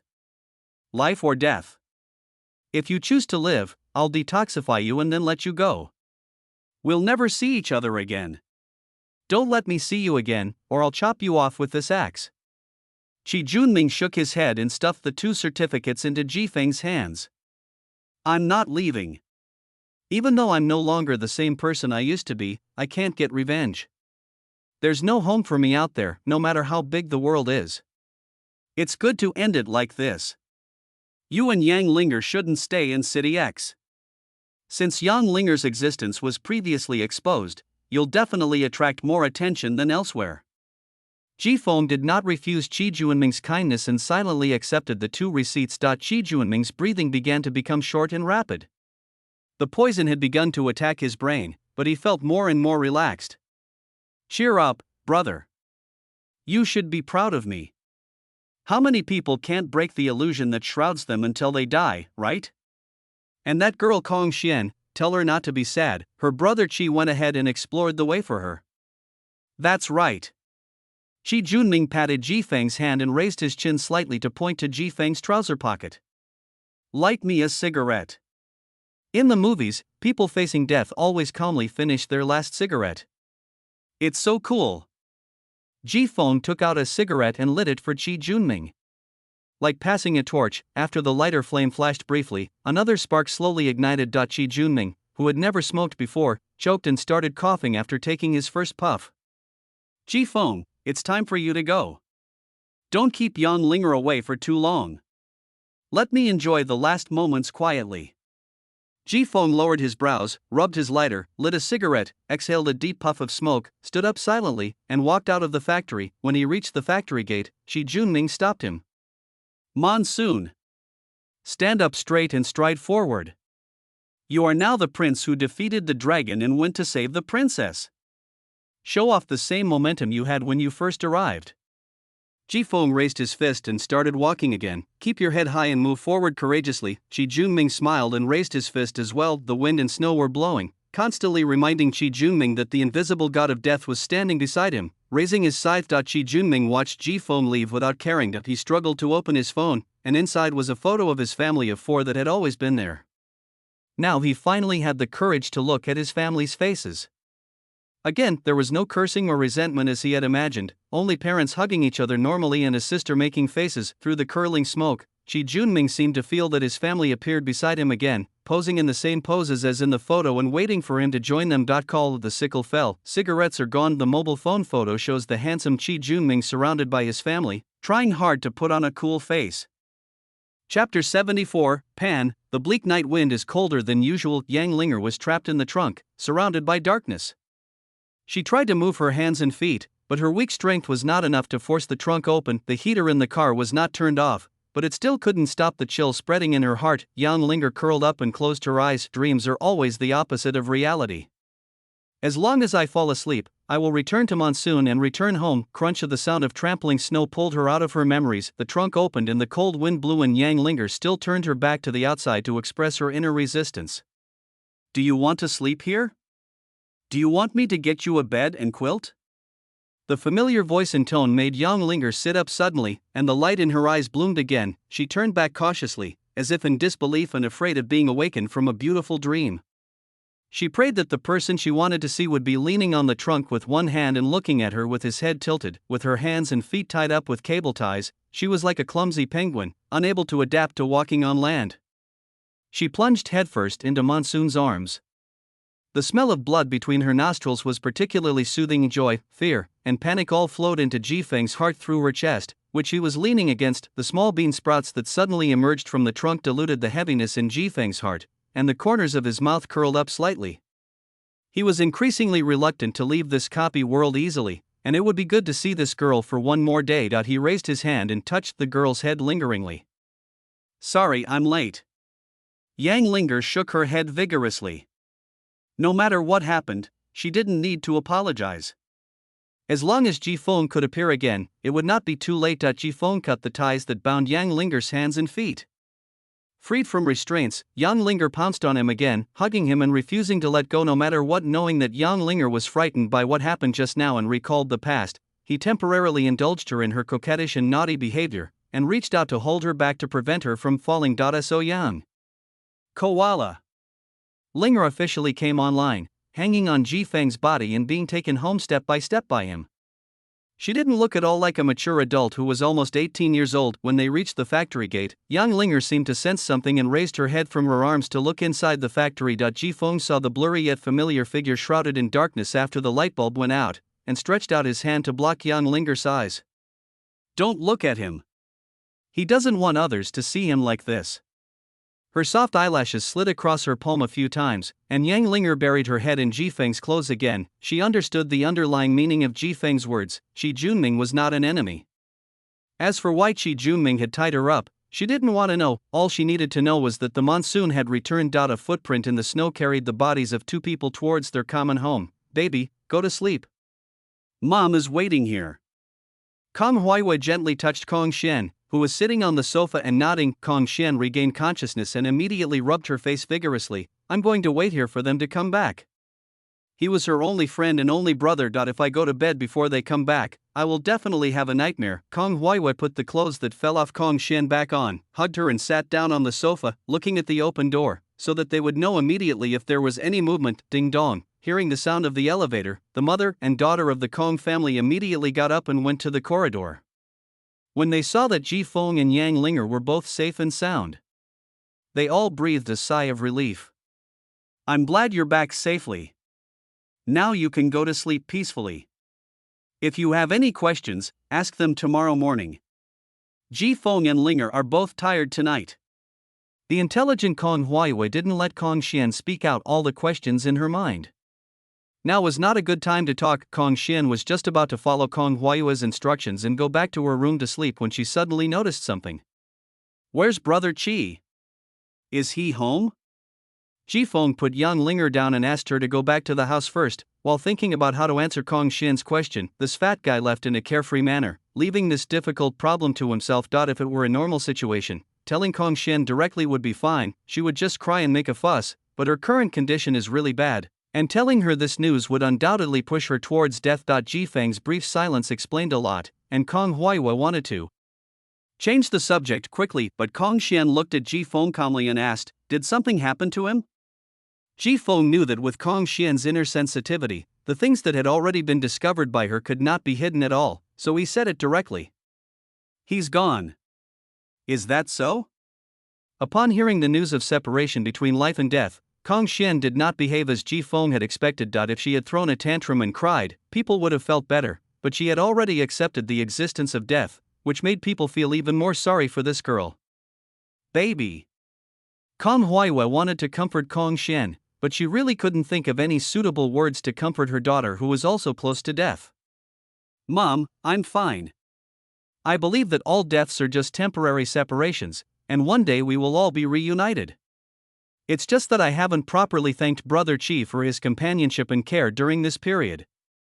Kong Xian lowered her head, her voice low. No matter how mature she is or how much she accepts reality, there are some things she hasn't done that she will always regret. Kong Huaiwei forced a smile and nodded to Ji Feng, then half pushed and half supported Kong Xian back to the room. After Ji Feng returned to his home, he took off his coat and sat directly on the sofa, staring at the ceiling in a daze. Shi Junming died, and Liang Shi also died. Two key figures within the group were killed on the same night at the same location. It's easy to imagine that the days ahead will no longer be as peaceful as before. Can he still accompany Yang Linger peacefully for the remaining less than half a year? Do you want to do something in advance? Yang Linger walked out of the bedroom in her pajamas and holding a quilt in her arms, and came to Ji Feng. She buried half of her face in the quilt and took out a notepad with her writing on it. I can't sleep alone. I'm not sleepy now and don't want to sleep. All kinds of things were tangled up in Ji Feng's mind, and he had no desire to sleep at all. Yang Linger threw off her slippers and climbed onto the sofa, covering herself with the quilt. She searched for a pillow and found that she had not brought it with her. Seeing that Ji Feng was still distracted, she tentatively used Ji Feng's legs as a pillow. Ji Feng looked helplessly at Yang Linger, who was already lying on his lap. This girl has become more and more casual recently, considering that she was also quite frightened tonight. I will tolerate her for one night. When people think about something, their hands will always do something, such as the monsoon at this moment. There was a furry head right on his lap, and he subconsciously reached out to touch. At first, I just needed my hair, then I started touching my head, and then, his technique gradually became more and more bold, and he began to gently scratch Yang Linger's hair, cheeks, and chin with his fingers. Chapter 75. The Foundation of Life. Yang Linger slept very comfortably, but in her dream she found herself suddenly turned into a dog being teased by her owner. Ji Feng didn't know when he fell asleep, and he leaned back on the sofa with his mouth open. Yang Linger moved Ji Feng's hand away from her face and sat up. Awake? Ji Feng, who was half asleep, was awakened by Yang Linger's actions. Yang Linger nodded and wiped the corner of her mouth. A little wet, thinking of something. he glanced at Ji Feng's legs. There was a wet spot on his pants, and it was obvious what was wet. Ji Feng followed Yang Linger's gaze and saw that his pants were wet with saliva. Yang Linger was startled and wanted to reach out to block it, but then she realized that there was no way to hide this kind of thing, so she had to lower her blushing face and took out the notepad. You change it, I'll wash it. She is the one who washes and puts away most of the clothes at home, so she knows exactly where Ji Feng's clothes are after. Taking out her change of pants and putting them down, Yang Linger returned to her room and began to change. When she came out again, Ji Feng was still lying on the sofa, not moving at all. Why don't you change it? Ji Feng rolled his eyes at Yang Linger in annoyance. Now if you chop off my leg, I won't even cry out in pain. This time, Yang Linger's ears began to turn red. She sat down obediently and stretched out her little hand to pinch Ji Feng's thigh, which was almost numb to the bone. The tingling sensation that rushed up to the top of his head made Ji Feng's brain tremble. All right. Yang Linger moved her sore fingers and used a lot of strength to pinch her muscular thighs. I have to go to the group these few days, so you should be careful at home during the day. After washing up, Ji Feng put on his clothes, took the simple sandwich that Yang Linger had just made, and went out. Yang Linger stood by the window and watched Ji Feng's figure disappear completely. Then she returned to the sofa and found a book on massage to read. The group is still the same, busy as hell. Yes, it's really going to be death. Early this morning, the group executed an employee at the door in front of everyone. It was so bloody and brutal, the violent noise of the crowd made Ji Feng hear it for a moment. It is said that this guy embezzled funds from within the group and transferred them to other cities, which could not be recovered, resulting in a recent reduction in everyone's salaries. When the security guard stabbed the man with the knife, the crowd cheered. Ji Feng left the scene indifferently. This was a common tactic used by the ancient imperial power. They would push all the debts owed by one person onto another person, and then kill that person to relieve public anger. There are only 3 people in the office today, including Ji Feng, and Zhuo Min is not here. Why did Ji Feng bother him and pay attention to him? Because this guy can be said to be a model worker, he lacks ability. Even if he is a relative of Fu Zhengping, he has to come up with a reason that can suppress others if he wants to get a promotion and a raise. So this Dogecoin shows the role. Ji Feng, we don't have the skills to do these 2 jobs, so we'll leave it to you. Zhuo Min's 2 lackeys came over with documents and said, Go find Zhuo Min. I'm not your father. Or did someone beat Zhuo Min up and make him paralyzed, lying in bed unable to move his hands? Ji Feng's sharp sarcasm made the 2 lackeys frown, but they didn't dare to speak back. Zhuo Min took 2 days off, saying he was sick and needed to rest. We couldn't get in touch with him. Ji Feng didn't believe it at all. Zhuo Min's dog coin was so bad that he couldn't get out of bed.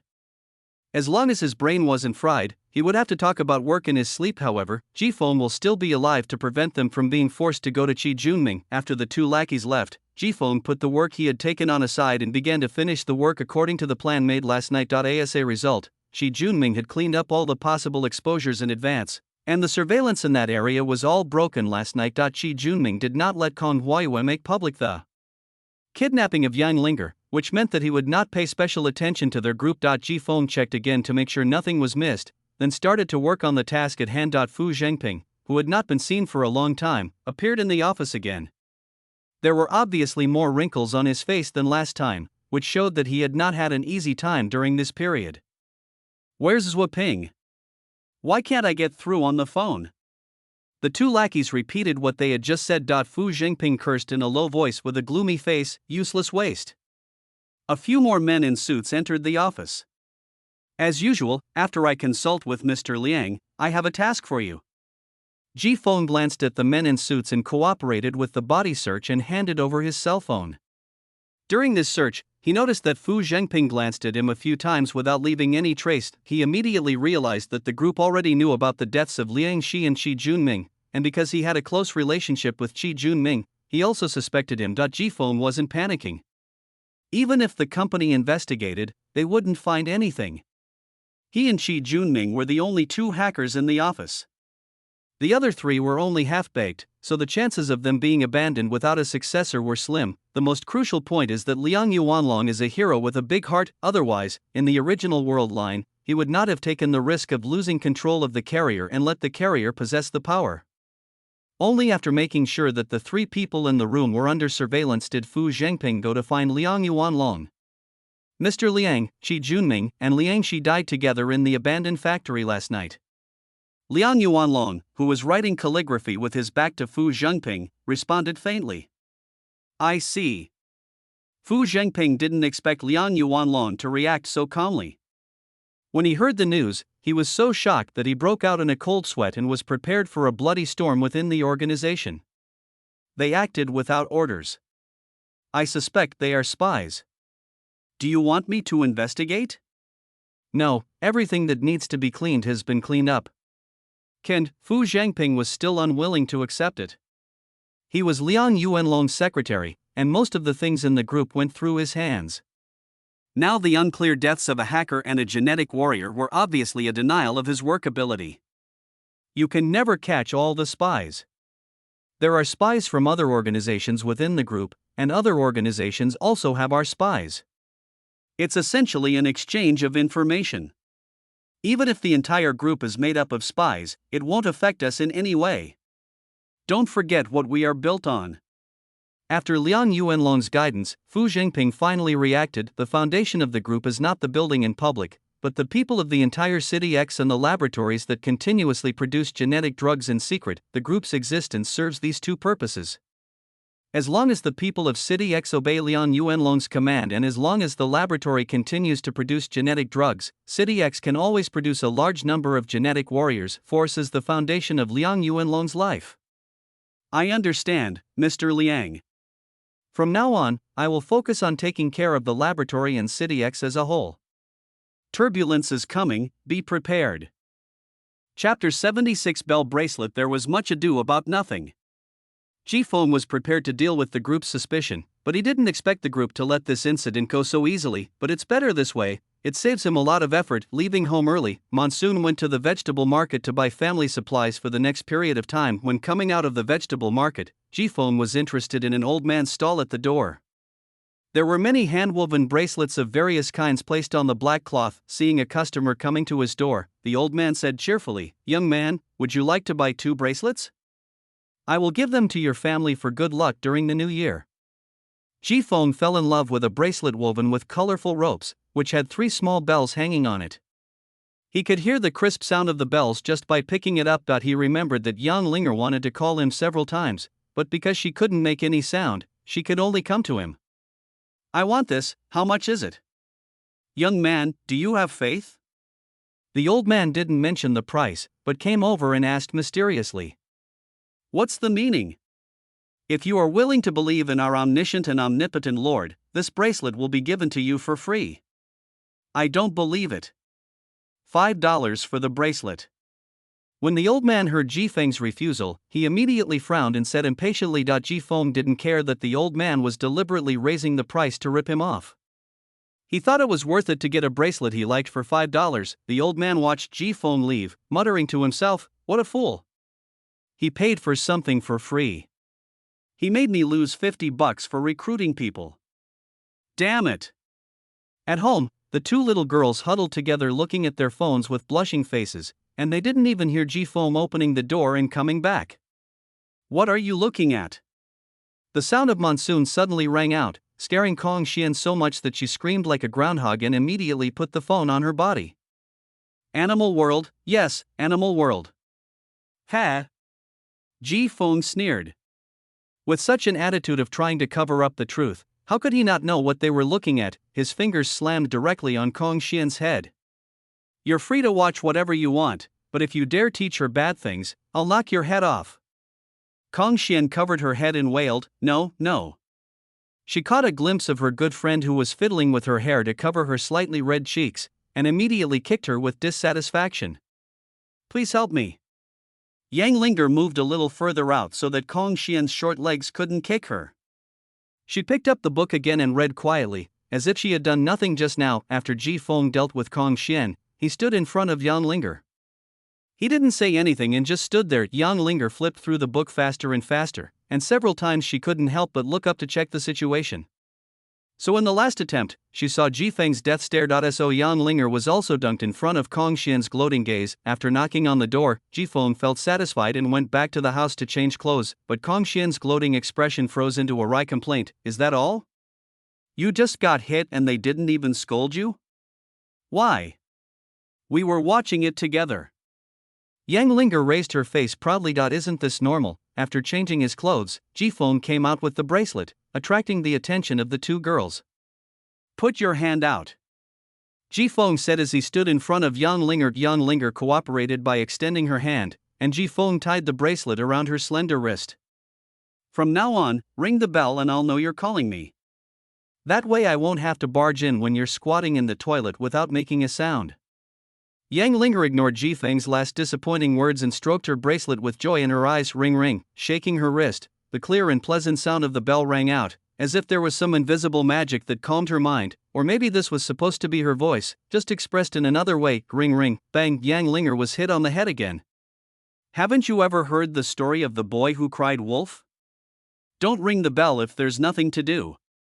Yang Linger calmed down and picked up the book again, but her eyes were always on the bracelet. As soon as Jifeng sat down, Kong Xian crawled over from the sofa, staring at Jifeng expectantly with her big eyes. Is there a gift for me? I forgot. He really didn't think of Kong Xian at that time, he was only thinking about whether this bell bracelet was suitable. Kong Xian crawled back up, turned around silently and sat facing the back of the sofa, hugging her legs. However, after waiting for a while, no one came to coax her. She secretly turned her head to look at Yang Linger, who was bewitched by the bracelet, and then looked at Jifeng, who looked as if he would be embarrassed if it wasn't him. Even if you don't want to bother with me, you have to give me a way out. What should I do now? Should I just try to make it up myself?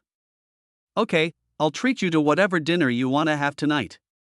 Jifeng took out his cell phone and said, I want to eat sweet and sour pork, spicy chicken, and dry pot potato chips. Kong Xian, who loves oily and spicy food, moved across the sofa to Jifeng's side and said with a smile. Jifeng placed the order quickly.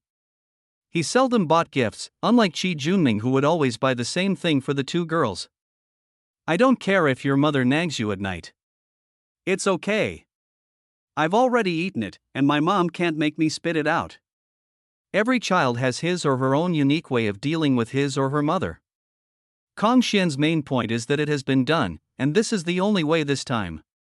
As for whether she will dare to do it next time, Kong Huiwei returned dusty and exhausted, and returned most of this month's salary to Jifeng. Jifeng took her dignity into consideration and symbolically took out some of the money to pay her back this month. Kong Huiwei just sighed and said nothing.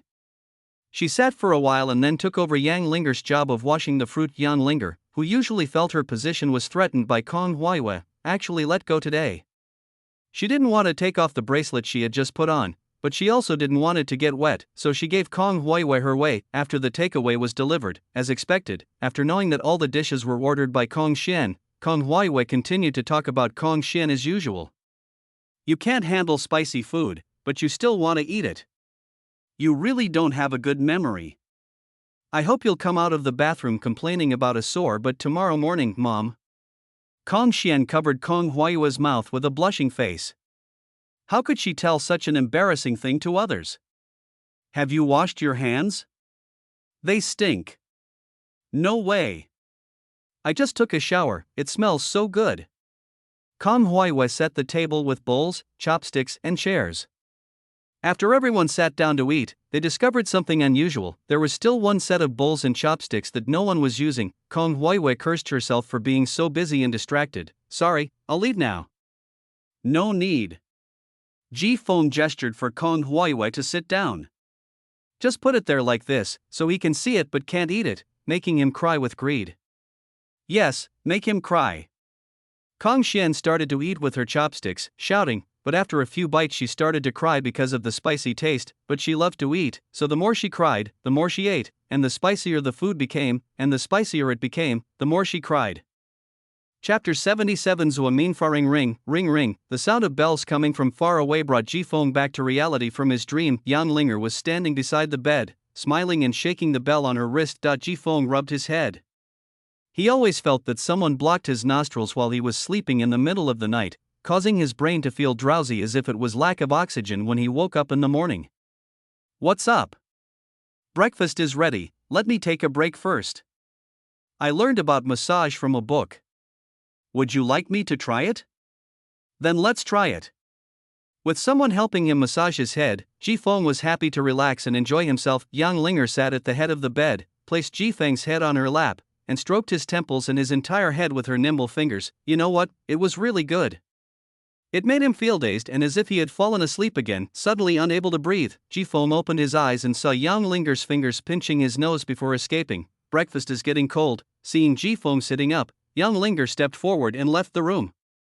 If she stayed any longer, she might see someone's half naked, but breakfast is rice porridge, fried eggs, pickles and pancakes, simple and ordinary. Yang Linger's portion was very small, and she finished it in just a few bites, then sat down to watch the monsoon and eat her breakfast. At first Jifeng didn't care, until Yang Linger still ate so little at lunch.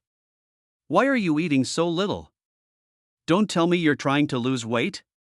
As long as Yang Linger dares to nod, Jifeng will definitely beat this girl. It cost him 20 points, equivalent to 2 months of his life, to raise Yang Linger to what she is now, not losing weight. Then why don't you eat well?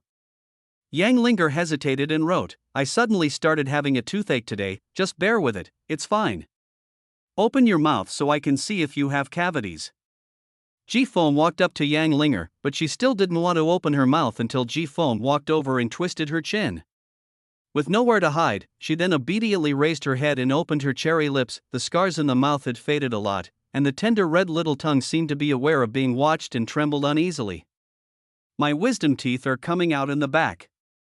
Just a tip has appeared, so bear with it for now. If it still hurts after a few days, remove it. Jifeng released the hand that was pinching Yang Linger's chin and touched her smooth face. It's a little swollen. Don't eat spicy food these 2 days and pay attention to oral hygiene. Yang Linger nodded, her untied hair sticking up and shaking constantly. Jifeng took off the rubber band and began to comb Yang Linger's hair again. The afternoon sun and the big hands on her head were both warm.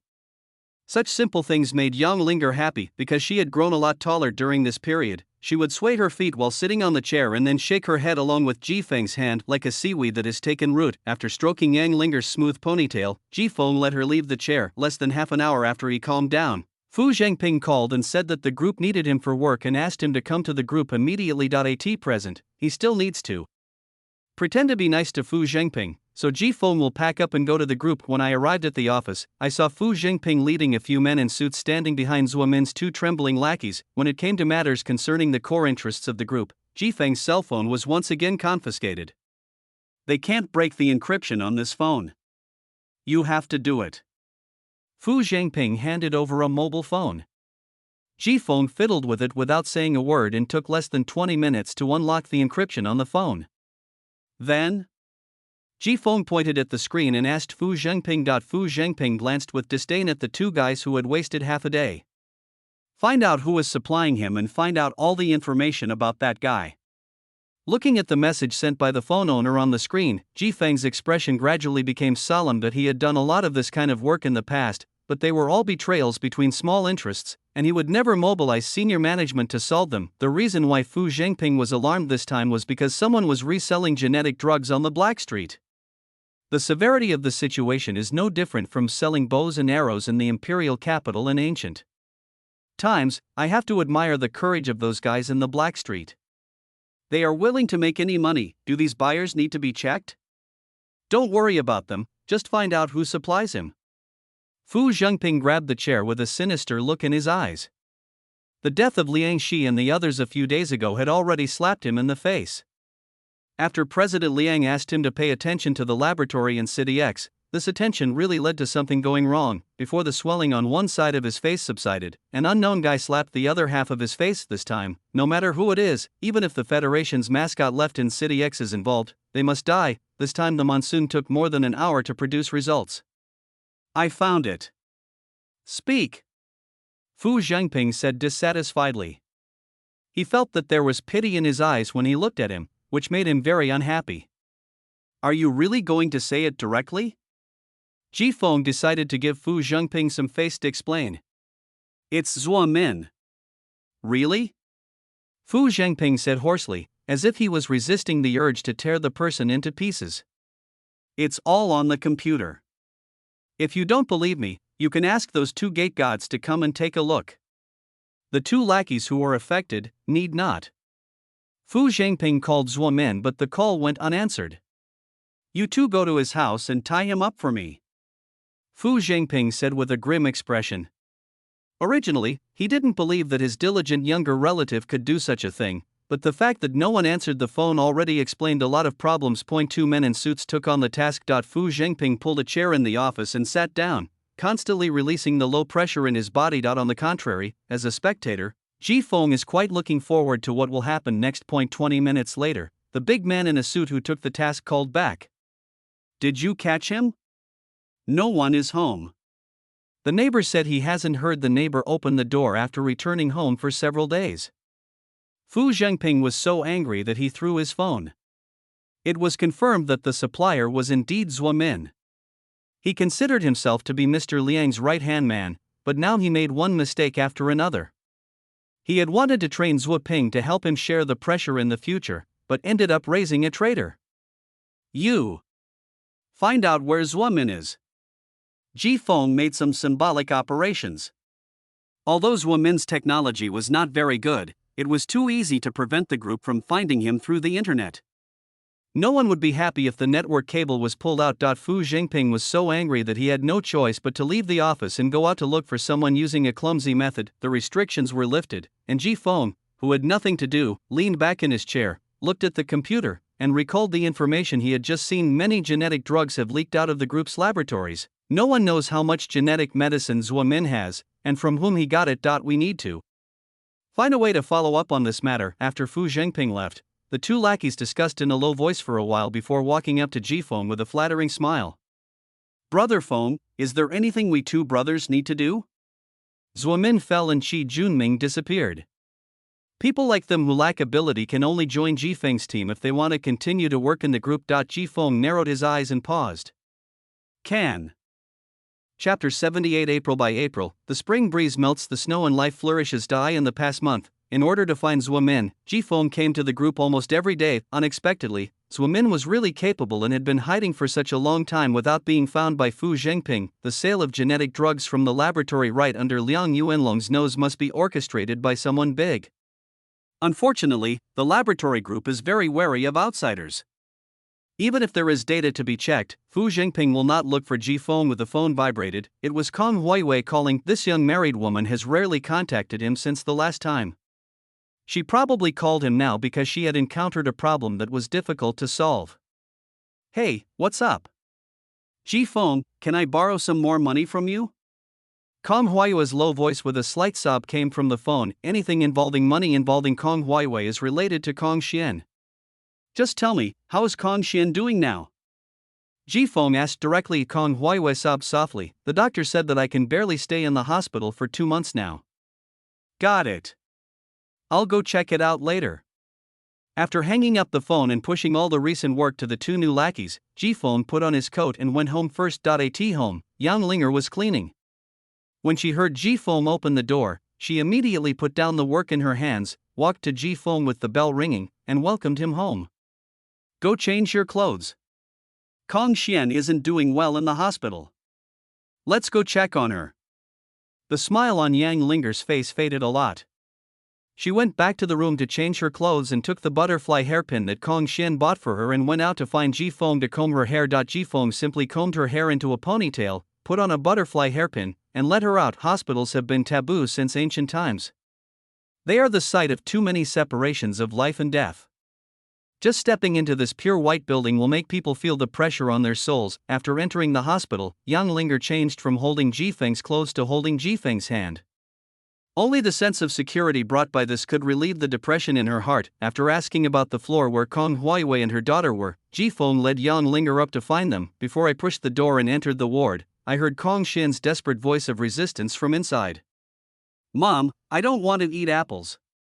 Baby, apples are nutritious, eat one.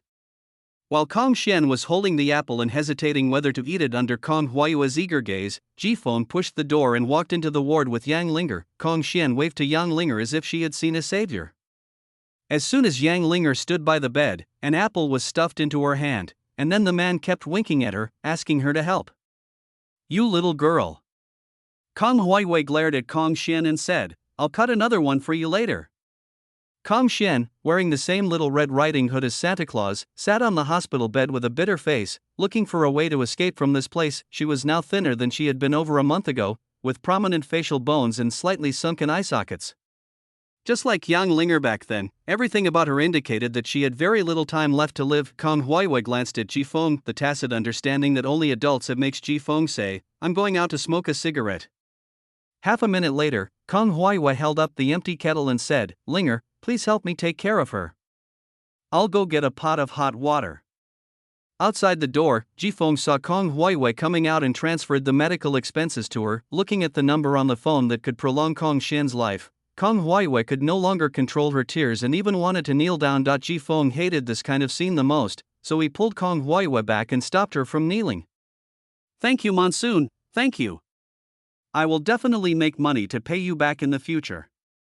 I will give you all my wages every month."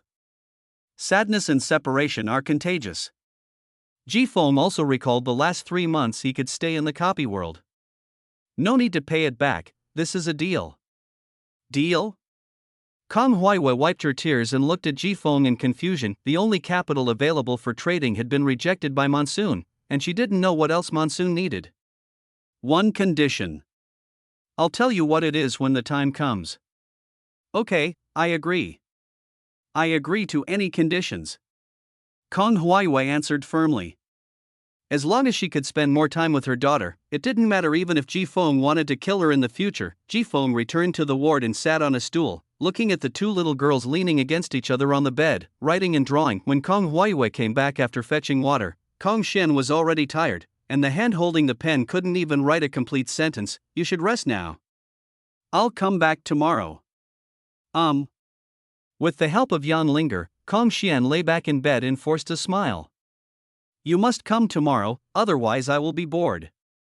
Yang Linger nodded, adjusted the crooked hat on Kong Xian's head, and waited until Kong Xian closed her eyes and fell asleep before following Ji Feng out of the ward. The remaining chill of winter is a regret that has not yet been resolved by spring. Yan Linger clung closely to Ji Feng. She had never been afraid of death before, until she saw Kong Xian just now. She finally realized that death seemed to have more than just the end of escape. It also represents a farewell forever, a farewell in which we will never see each other again. Does everyone die?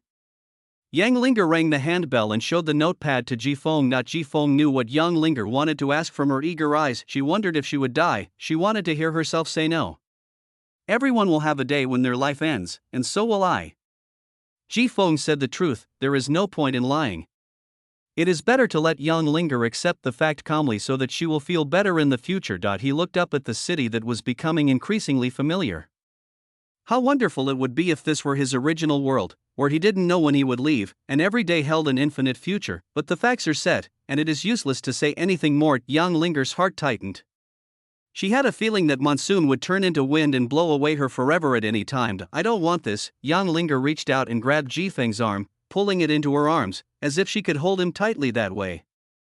"This is a fact that each of us needs to face, and it cannot be changed." Ji Feng was both persuading her and himself. Yang Linger shook her head violently. No matter what Ji Feng said, she would not listen. As long as she held on to him, they would never be separated. This cute look made Ji Feng's heavy mood relax a lot. He stretched out his paw and angrily rubbed the baby's head. "I suddenly feel like cooking. Is there anything you want to order tonight? I'll make it. I will eat whatever you cook." "Have you grown taller? You were almost touching my chin just now." "Really? If you don't believe me, check it out for yourself." Yang Linger stood close to Ji Feng, trying hard to keep her body straight. Ji Feng took out his palm and measured her height, leaving behind a height in this world that will never change. Chapter 79. No one looks like a good person. Get away, you damn beggar. This is not the place to beg.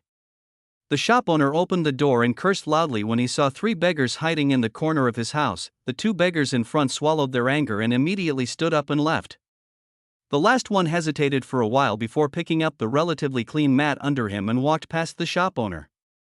When the owner raised his hand to scold him, he gave him a resentful look. If someone lifted his dirty hair, they would definitely be able to tell that this person was Zhuo Min, whom the group had been looking for more than a month. After knowing that his crime was exposed, Zhuo Min thought of running away immediately, but as a hacker of the group, he knew very well that the so-called smuggling was just a means for the group to control outsiders. If he went, he would be walking into a trap, and normal means are indispensable, and smuggling is also impossible.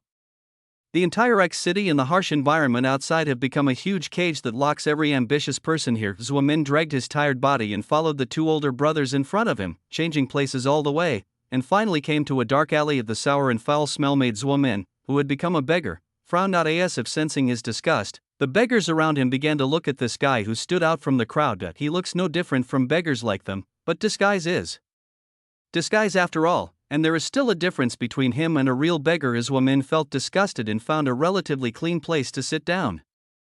He rubbed the mud off his hands and kept cursing Fu Zhangping in his heart.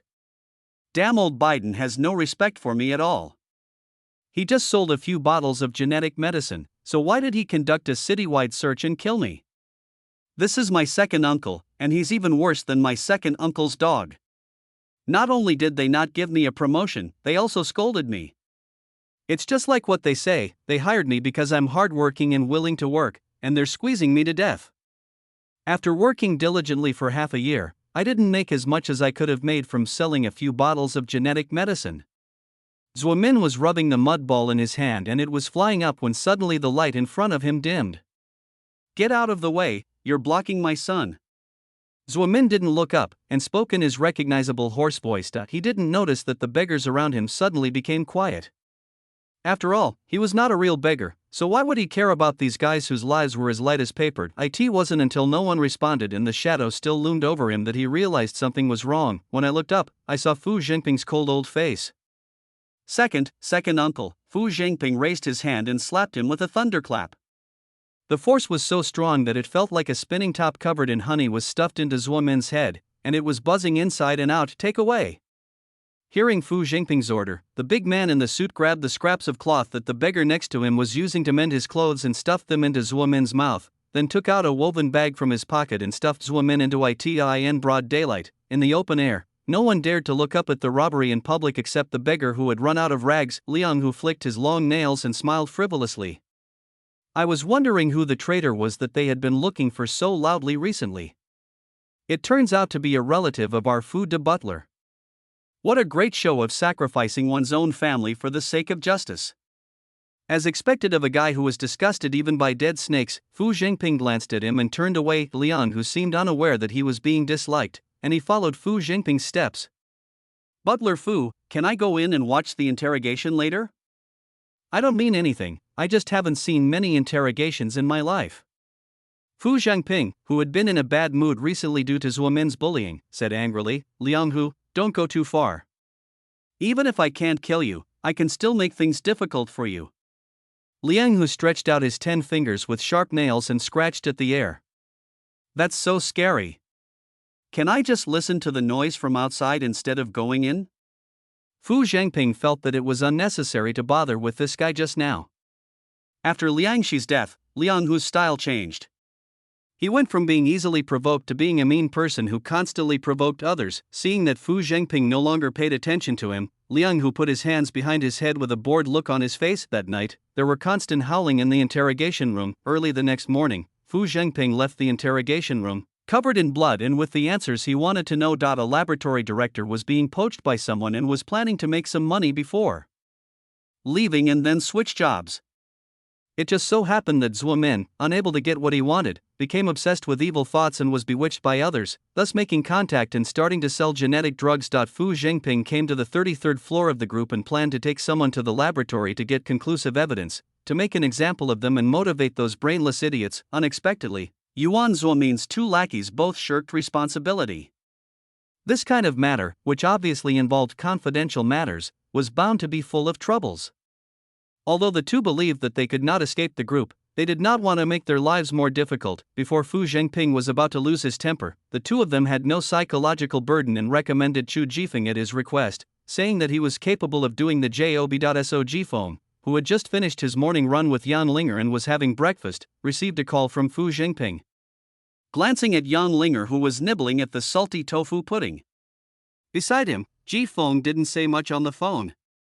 He just agreed with a few words, got up, paid the bill, and sent Yang Linger home. Yang Linger suggested writing that she could go home by herself, as she was familiar with this route from running it every day. Jifeng knew that Yang Linger could go back by herself, but he still ruthlessly rejected her request by using his unreasonable adult privileges. Yang Linger had just finished her morning run and was drenched in sweat. Her wet hair stuck to her cheek like a delicate flower, which was most likely to evoke others' psychological reaction of being cute and invaded. So now Jifeng doesn't think anyone is a good person. Anyone who looked at him twice would surely receive a threatening look from Jifeng, as if to say, "Do you want to play a 7-bullet Russian bet with me?" After sending Yang Linger home, Jifeng headed towards the group at a leisurely pace. Fu Zhengping saw Jifeng an hour after he finished the call, and from his expression he could definitely see that he was full of resentment towards Ru Jinyang. The two lackeys hid their heads behind the computer and muttered in their hearts, can't see me, finally here, Master Ji is so hard to invite. Something delayed me." Jifeng didn't take Fu Zhengping's sarcasm seriously at all. "Let's go, this job is not within the group."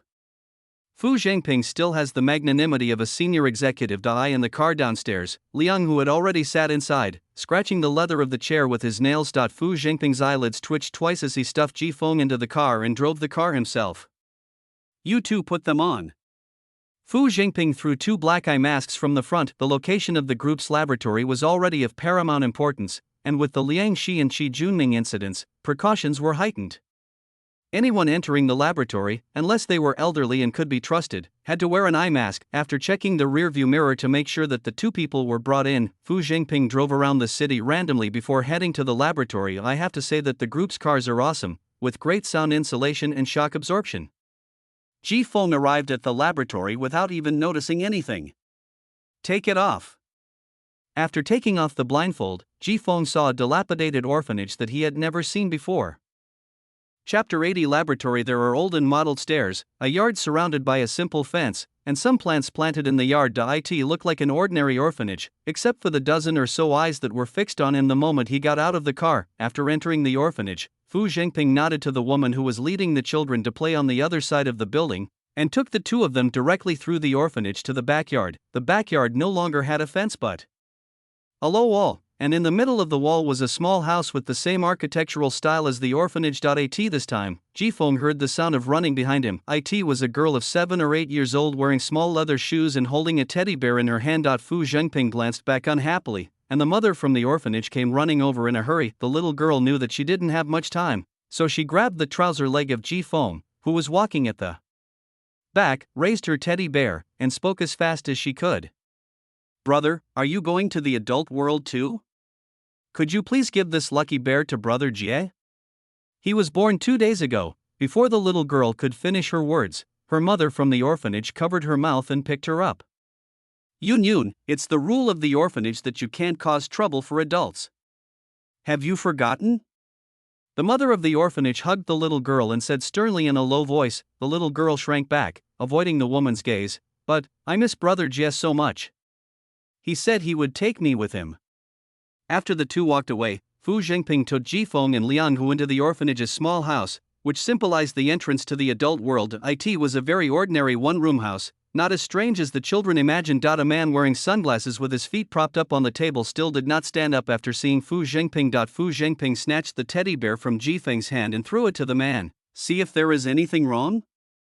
The man pushed down his glasses with his fingers and looked at the little bear. "It's normal." The man wanted to return the bear to Fu Zhengping, but Fu Zhengping didn't even want to take it, just throw it away, and then look at the other 2. The man turned his head and looked at Jifeng and Liang Hu. That look made Jifeng feel like he was not wearing any clothes. He realized that this should be a genetic warrior with enhanced eyes, a genetic warrior who was not one of the 12 zodiac signs under Liang Yuanlong. "No problem." Fu Zhengping opened the wardrobe to reveal the luxurious elevator door inside. After entering the verification, the elevator leading to the underground laboratory officially opened. The 3 of them walked into the elevator.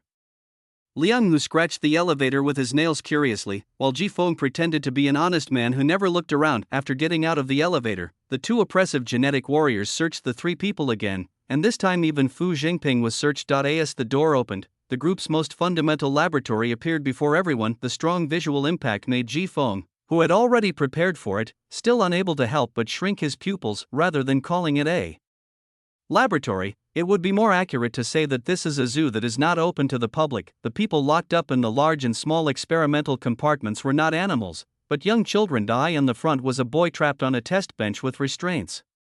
His face was hideous and he was struggling continuously, screaming in pain like a wild beast, but what finally reached Ji Feng's ears was the cold and emotionless voice of the scientific researcher who was operating the equipment outside. Subject number 428, Wu Jia, is currently stable. The amount of reagents can be increased. Increase the dosage. We need a lethal dose of new reagents. Understood. The reagents are being prepared. Follow me. Fu Zhengping, who was walking in front, shouted in a low voice. Ji Feng withdrew his gaze and walked over quickly. In the next experimental compartment, two researchers were standing at the laboratory table dissecting a girl. The girl was still alive. Tears were slowly flowing from her dead gray eyes as she looked towards the semi-transparent wall. From her moving lips, one could tell that she was screaming in pain. After injecting a tiny amount of the modified gene drug, all organs in the body have been strengthened, except for the liver, which has begun to deplete. I recommend switching to a less irritating drug. The same cold voice came from the receiver again. Ji Feng didn't look at the other laboratories. These two pictures were enough to shock him. The researchers' lounge is even more luxurious than their offices on the 33rd floor. It's obvious that a huge amount of money was spent on it for these researchers. Fu Zhengping beckoned someone over and said, "Tell everyone to put down their work and come to the lounge, including the person in charge. I have something to say." After giving the instructions, Fu Zhengping also met his two subordinates who were silent when they first came into contact with the laboratory. Uncomfortable? Think it's cruel? Ji Feng didn't want to pay attention to him, while Liang, who was worried that one day he would become the one lying on the experimental table. Fu Zhengping didn't care about their attitudes and continued as if talking to himself. The final destination for these homeless orphans in City X is the black streets. The men become gangsters and the women become prostitutes, and then they die worthlessly in some dark corner. It would be better to let them dedicate their strength to X City and let us give their lives value. Fu Zhengping looked at Ji Feng and Liang, who with deep eyes, tapping the table with his fingers. Do you two now understand the group's good intentions? Liang, who felt relieved after hearing what Fu Zhengping said and reached out to clean his ears. In his opinion, what the group said was bullshit. It was nothing more than taking advantage of those with high value and abandoning those with low value. As long as you are still useful, you don't have to worry about being used as a test subject. On the other side, Ji Feng pretended to nod in agreement, but sneered in his heart. The reason why these kids became orphans and ended up in the streets was because of the rules set by the group. It's just a ripoff, it's bullshit, and you still want to brainwash him with this? It can only deal with the little fool in the original world line. Fu Zhengping did not go into details. Developing core trustworthy personnel is not something that can be accomplished with just a few words. It is enough for everyone to save face. As for whether it is right or wrong for the group to use these children for experiments, as long as power is in hand, justice will be on the side. Even if it is wrong, others dare not refute it. Soon, dozens of scientific researchers and logistics personnel from the entire laboratory gathered in the rest area. Fu Zhengping stood up and told everyone about Zhuo Min's deeds and how he died as if he was telling a story. By the time he finished speaking, several people gathered here had turned pale. During this period, the laboratory was tightly sealed, and these people had no chance to receive any news from the outside world, resulting in them being caught in a trap without any preparation. Fu Zhengping began to call out names one by one. Those who were called out wanted to struggle and resist, but after seeing Liang, whose illuminated claw blades, they could only make a final wail and beg for mercy. Fu Zhengping ignored all of them and asked Ji Feng to publicly display the evidence of these people's betrayal of the group in their mobile phones, some cell organs from experimental subjects, some cell parts for experimental instruments, and more of them worked together to resell genetic drugs. In particular, the head of this laboratory not only resold a batch of genetic drugs, but also hid 2 boxes of genetic drugs outside. However, Ji Feng hid this news at great risk. First, he wanted to follow up on the Zhuo Min incident in order to see if he could get the genetic medicine. Now, especially after seeing the tragic scene in the laboratory, he was even more certain of his idea. We must get the genetic medicine.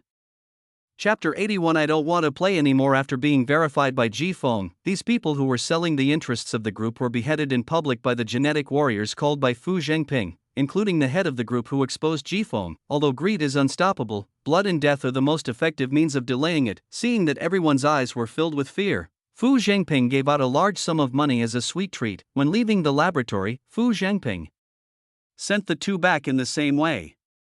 Perhaps it was because he was in a good mood after dealing with the corruption, but Fu Zhengping put on his signature smile again.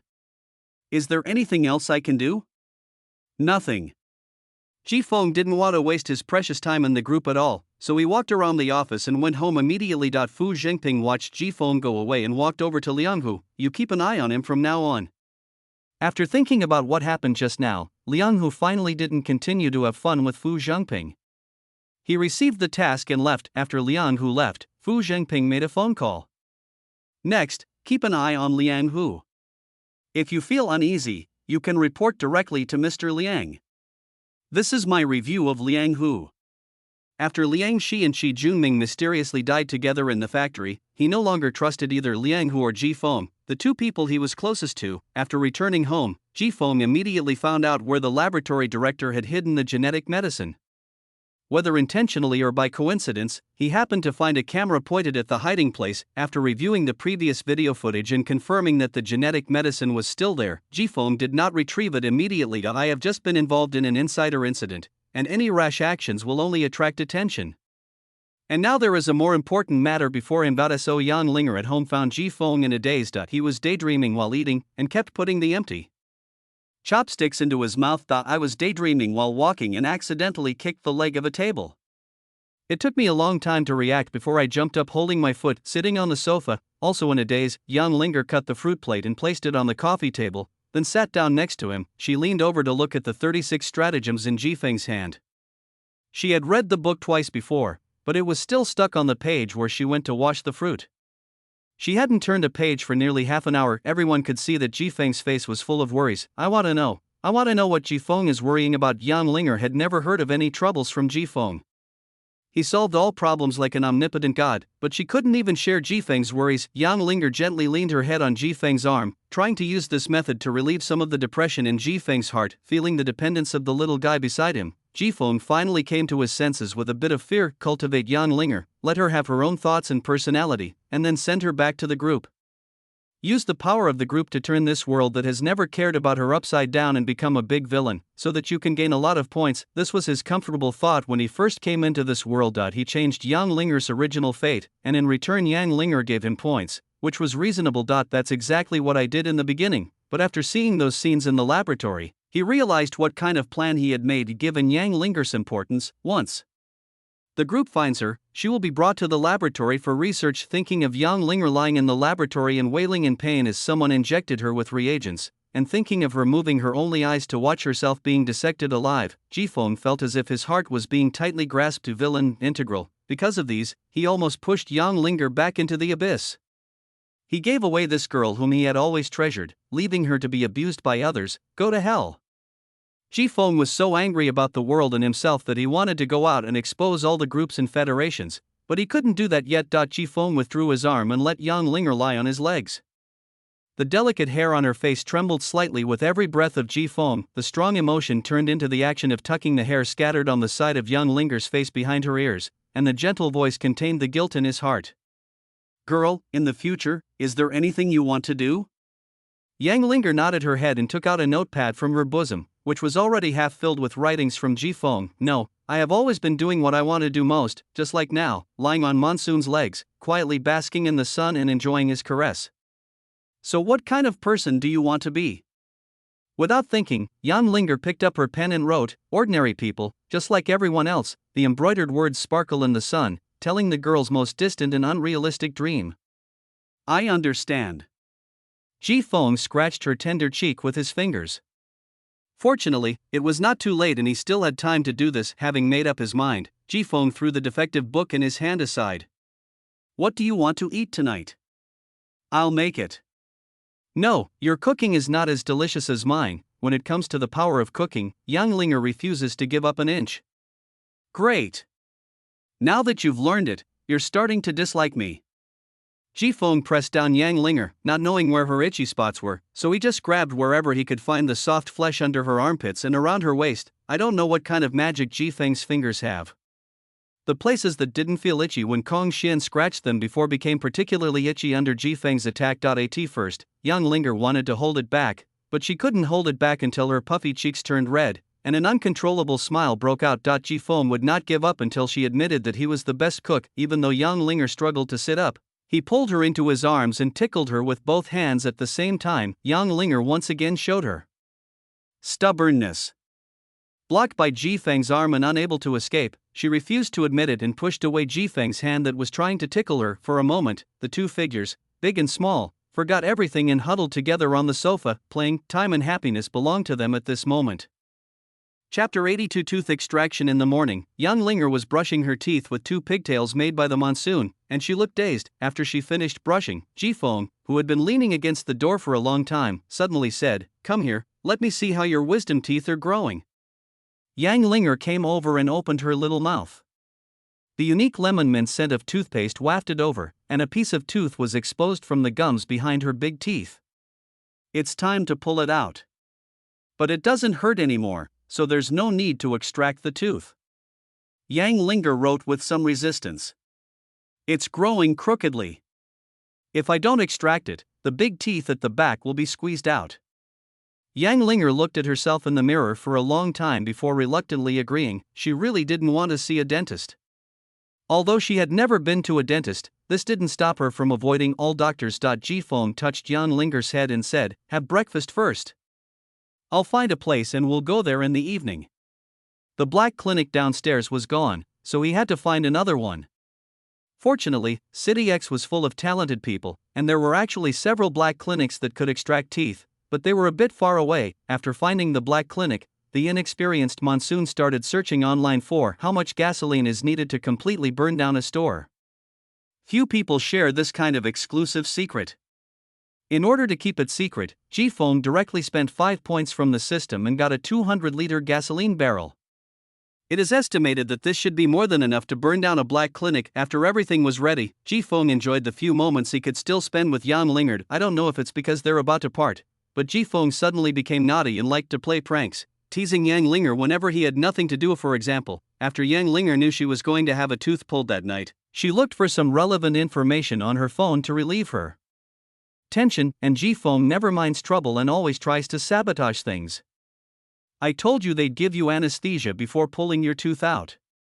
They'd pierce your gums with a long, thin needle, and then use a pair of pliers to pull your tooth out. Wisdom teeth like yours are more troublesome to extract. They require cutting open your gums to extract the tooth.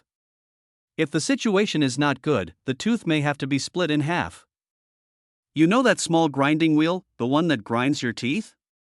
The buzzing sound and the intense, slight nerve pain will make you feel like it's grinding your soul." Ji Feng's tone gradually turned terrifying. Just when Ji Feng was about to tell a horror story about the dentist, Yang Linger reached out and covered Ji Feng's mouth with her palm.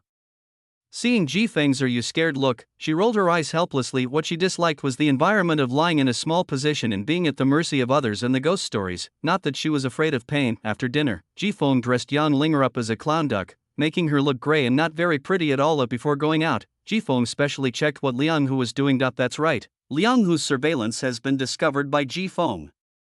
This guy didn't put any effort into concealment and surveillance. Anyone who is not stupid can see that the person who appears at the entrance of the community every day, playing with nails and wearing a hat, is abnormal. There were 2 people monitoring Liang Hu, but not many. Liang Hu didn't realize it was real, but he was standing under the surveillance. Ji Feng didn't know what Fu Zhengping was thinking. He actually sent 2 guys who were obviously experienced in frontal battles to do surveillance work. Fortunately, Liang Hu also liked to slack off, and every night he would go to the black streets to have fun. This was why Ji Feng didn't kill him immediately and officially confront the group. After confirming that Liang Hu was having a great time playing a single-player battle royale game in the black street, Ji Feng took Yang Linger out to the black clinic. The black clinic is located in a remote area at the junction of the central slums and the black street. It is very chaotic and not many people go out at night. Ji Feng led Yang Linger into the black clinic. A guy who had not yet lain down for treatment immediately stood up and left. Before leaving, he glared at Ji Feng threateningly. "Don't you know the rules here?" The doctor, a middle-aged man with glasses and a handlebar mustache, looked at Ji Feng unhappily. Most of the clients who came to his illegal clinics were shady people. For the sake of personalized service, those who wanted to see him had to make an appointment in advance to avoid conflicts. Monsoon paid $1,000. Come in, please. Which of you needs medical attention? She needs her wisdom teeth removed. Okay, sit on the dental chair and let me take a look. Yang Linger sat on the dental chair with a little hesitation. It was because Ji Feng was there to accompany her, otherwise she would never sit on such a chair no matter what. After a quick inspection, the doctor knew that the tooth extraction would not be difficult, but the heavy gold bars in his pocket told him that the operation would be difficult. It's difficult. I think this wisdom tooth has a lot of roots, so I need to pull it out carefully. I want the kind that leaves the least wound and heals the fastest. Ji Feng waved the remaining small bundle in front of him and said with a sneer on his face, I'll give you this one too when you're done. Wait. The doctor ignored Ji Feng's sneer. The rules of the underworld were that doctors were not to be killed, especially those like him who ran illegal clinics. This was also the reason why he had the courage to make another killing from Ji Feng. After receiving a large sum of money, the doctor began to extract Yang Linger's teeth. During this time, Ji Feng went to the bathroom. While suturing, the doctor wanted to get some money back, so he changed the thread to ordinary thread, just in time for the monsoon to return. Change my sutures to absorbable ones. Hearing the voice coming from behind, the doctor felt a chill all over his body. After the suture was completed, Yang Linger covered the swollen half of her face and looked at Ji Feng pitifully. Just as the doctor was about to throw away the wisdom tooth, Ji Feng stopped him and took the tooth. He threw the remaining money to the doctor and pulled Yang Linger out of the clinic. The doctor touched a wad of money and grinned. It's so easy to make money from these guys. I really wish I could be rich like this every day. Go ahead and give them some money. Strange, why is there such a strong smell of gasoline since just now? The doctor walked towards the bathroom with his trouser pockets loosened. When he opened the door, he saw a large iron barrel of gasoline in the bathroom, scattered all over the floor. Before the doctor could react, a spark flashed before his eyes. Fuck, boom. The vibration behind her and the weak airwave made Yang Linger shrink her neck. The sudden movement frightened her. To she didn't care whether the black doctor, an outsider, was dead or alive. All three views and principles are aligned with Monsoon. You need to be more careful in the next period of time. We have anti-inflammatory medicine at home. Monsoon said as he wrapped up the wisdom tooth. This tooth has already been extracted, why keep it? Throw it on the roof, so your teeth will stay healthy in the future. Ji Feng said casually. After installing the tooth, Yang Linger looked at the armpit left by Ji Feng's hands in his pockets, and for some unknown reason she reached out to hold it. Ji Feng did not pull his hand away, but let her hold it like that.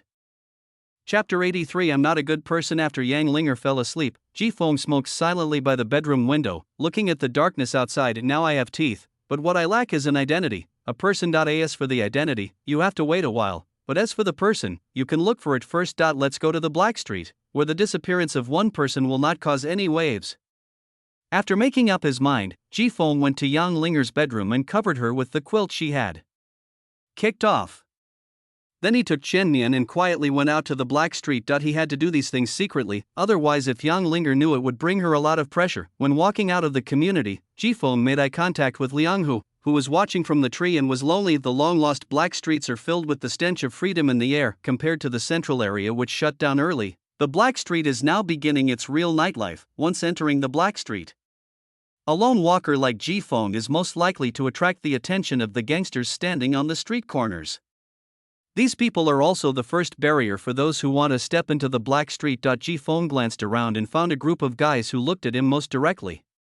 When he knocked all the thugs down in a few moves, all the greedy eyes looking at him disappeared. This is the correct way to open the Black Street. Ji Feng walked around the street but didn't find the person he was looking for, so he finally grabbed a client who had just come out. The client wanted to curse at first, but after seeing the $100 on the Monsoon dagger, he smiled and said, "Brother, what's the matter?"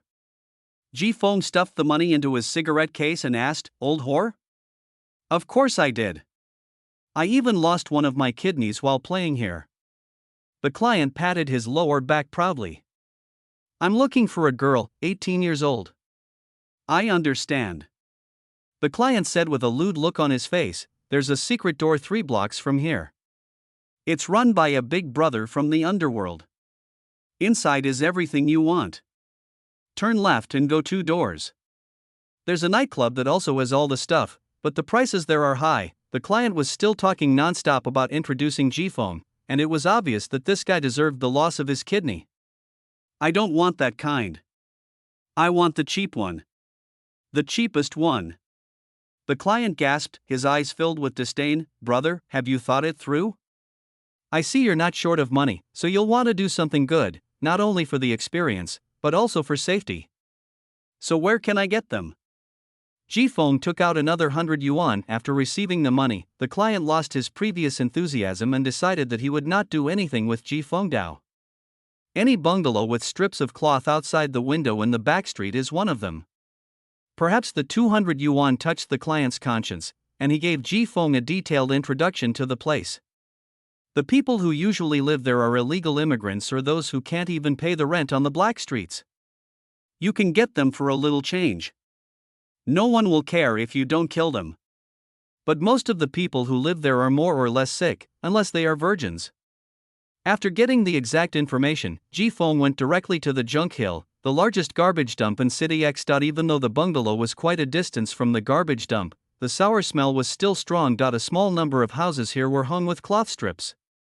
Before G-Phone walked in, a figure who had just returned from the garbage dump caught his attention. It was a woman, not tall, just as tall as Yang Linger, reaching his chin. She was thin and holding a woven bag in her hand, looking at G-Phone warily. After getting closer and seeing that G-Feng's clothes were not bright and fancy but they were also clothes they couldn't afford here, she let down her guard and asked, "Are you here to have fun? We have 31 here. If you need us to wash up, it will cost an extra $10. There will be no consequences. How old are you?" It was late at night and dim, and the girl was dirty, so Ji-Feng really couldn't tell her age. 18. The girl replied without any tone. Is there anyone else home? I'm the only one here. If you're looking for a mother and daughter, I can show you the way, but it'll cost $5. The girl changed hands to hold the woven bag, her tone a little impatient. Let's go to your house. The girl walked in front carrying a woven bag, and Ji-Feng followed behind her. Monsoon could often hear whispers from other bungalows along the way. Some people cursed life as fuck, some cursed the girl when they saw her bringing people home, and there were also some who simply pushed open the window and blatantly snatched customers. The girl seemed to be deaf to everything and walked quietly in front. The girl's residence here is a shabby one-room bungalow. In the house, there is a bed, a stool, a wooden barrel, and a full woven bag that the girl picked up from the garbage dump. The girl led Ji-Feng into the house, closed the door, and lit a small half candle. If you need me to wash up, you'll have to wait a while. Ji-Feng looked around and confirmed that there was no one else around. He pulled over a stool and sat down, then took out 100 yuan from his pocket and placed it on the girl's bed. Let's talk first. For a moment, the girl was no longer as calm as before, but became reserved. It was obviously her own bed, but she hesitated whether to sit down, because she was sure that Ji-Feng was not here to have fun. Those who could come here to have fun were all poor and perverted people. When they met someone, they would only think about how to bargain and get down to business. There has never been such a person who came with other purposes before, and the girl really didn't know how to deal with it. Ji-Feng did not comfort her and began to question her. Are you an illegal resident or something? Illegal. How are the family members? The girl's voice was a little hoarse. They all died in the black streets. I was the only one who escaped here. The room fell into dead silence. The candle burning on the bedside illuminated half of Ji-Feng's face, but it was this half of his face that made the girl feel more and more uneasy the more she looked at it. She didn't want Ji-Feng to ask any more questions, so she started taking off her clothes and planned to bring the plot back to what she was most familiar with. What do you want most? The girl's hands that were unbuttoning her clothes suddenly stopped. What? I mean, what is it that you want most, or what do you want to do most? Ji-Feng turned his back to the candle and kept turning his head to talk to the girl. Feeling uncomfortable, the girl finally put her hand down, hesitated for a moment and asked, May I know why you are asking me these questions? If I want to buy your life, I have to offer something that will make you excited. The sound of the monsoon was like a cold wind blowing into the room, taking away all the warmth from the girl. After a long time, perhaps the warmth from the burning candle finally softened her stiff body. She looked down at her scarred hands and her dirty body that was no longer clean. But I still want to live. Ji Feng didn't force anyone to brainwash him. He just sighed and said slowly, "I'm sorry, I'm not a good person." As long as Yang Linger is standing on this track, no matter how many people are standing on the other track, as long as he has the ability, he will control the tram to hit the other track. This is his choice. Whether it is good or evil is no longer important. The girl slumped helplessly on the bed. The black street rules that had been engraved in her body made her realize that she could not change the outcome. Jifeng didn't urge him and sat quietly on the stool. The candle burned shorter and shorter, leaving only a flickering flame that was so weak that it could go out at any time. Chapter 84 Kong Xian and Kong Huayue. It was already late at night when Jifeng returned from the black street. Yang Linger was still sleeping soundly in bed, her mouth slightly open, looking peaceful in her sleep. Putting Chen Mian next to her pillow, Jifeng quietly left the room. For the next few days, Jifeng did nothing else and just stayed at home. Liang Hu was also called back by Fu Zhangping. After such a long period of inaction, Jifeng and Liang Hu had gained some trust in them. During this period, Kong Xian returned home from the hospital. Kong Huayue tried to persuade her twice but failed. She even asked Yang Linger to help her persuade her. In the end, Yang Linger helped the mother and daughter move back home from the hospital. Kong Xian had become even thinner, and even needed Kong Huayue's support to walk. But she still had a smile on her face, as if the illness had only defeated her body, because she had difficulty moving around. The two sisters' gathering place changed from Yang Linger's bedroom to Kong Xian's bedroom. Only then could Kong Huayue, who had been taking care of her day and night, rest assured and have a good sleep. But Kong Huayue didn't sleep today and found Jifeng in a listless state. "Jifeng," my daughter said. Kong Huayue covered her face and sobbed. She said that she would leave everything after her death to you. "Is this too much trouble for you?" "No, that's what I promised her." This child, hearing that Kong Xian had prepared for death so early, Kong Huayue felt even more distressed. She wanted to ask Jifeng how he had arranged it, but she couldn't bring herself to ask. Jifeng watched Kong Huayue leave sadly. There were some things he couldn't tell Kong Huayue yet. The reason why Kong Xian came back from the hospital was because Jifeng made a deal with her. Jifeng gave Kong Huayue a large sum of money so that she would no longer have to work hard in the future, and Kong Xian would lend her identity to Yang Linger after her death. This was the identity that was most familiar to Yang Linger and most suitable for her. As long as Jifeng altered Kong Xian's medical records and photos, when the matter was over, Yang Linger would leave City X as Kong Xian and no one would notice her anymore. There is a substitute for the fake death, there is evidence of the fake death, and there is also an identity after the fake death. As long as the time comes, he will start this drama of faking his death and escaping with great fanfare, turning Yang Linger into a truly ordinary person. It has been a month since Kong Xian returned from the hospital. The traces of death on her body became more and more obvious. Now she didn't even have the strength to get out of bed. She didn't even wear any hats. When talking to Yang Linger, Kong Xian would fall asleep while she lowered her head to write. When she woke up again, it was already night. Kong Huayue put down the bowl of porridge and helped Kong Xian up to lean against the bed. "You must be hungry, have some porridge." Kong Xian leaned on the pillow and looked at the warm yellow light on the roof. Suddenly she laughed. "Home is still the best. Of course, we have everything we want to eat at home. Come on, open your mouth, ah." Kong Huayue brought a spoonful of cooled porridge to Kong Xian's mouth. "It's delicious." "Then drink more, come on, ah." As Kong Xian ate spoonful after spoonful of warm porridge, her face became slightly rosy. Seeing this, Kong Huayue smiled and her voice became softer and softer as she coaxed Kong Xian to eat more. "I can't eat anymore." "Eat a little more. You don't even have half a bowl of porridge." "The rest went into my stomach, and I've gained a lot of weight recently." Kong Huayue's tone was filled with joking resentment, and she put another spoonful of porridge to Kong Xian's mouth. Kong Xian forced herself to drink the porridge and quickly shook her head, saying, "Don't feed me anymore, really don't feed me anymore. If you feed me anymore, I'm going to vomit and then I'll have to wash the bedding." Okay, I won't feed you anymore." Kong Huayue wiped the porridge stains off Kong Xian's lips and reached out to gently pinch her face. "Mom, what time is it?" "It's past 11 o'clock in the evening, what's wrong?" Kong Huayue looked at the time. "It's so late, Mom, you should go to bed." "It's okay, Mom's not sleepy yet. Look at the dark circles under your eyes. My mother used to be a beauty." Kong Huayue patted Kong Xian's shoulder in a coquettish tone and said, "When did you start teasing me again?" "Hee hee, Isn't this because I feel sorry for you? Go to bed quickly. Don't let me be fine while you fall ill.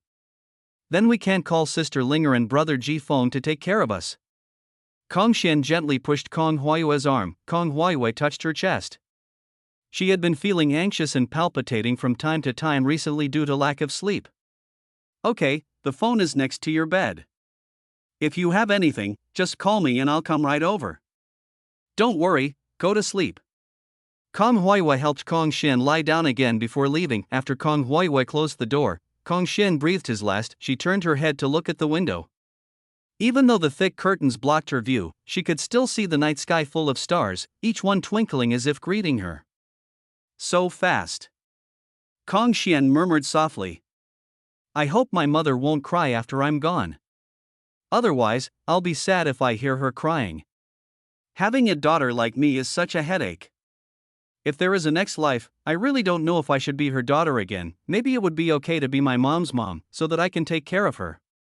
Good night, my dearest mother. Kong Xian closed her eyes with a faint smile on her face, and was forever silent in this night. Kong Huayue saw Kong Xian in her dream.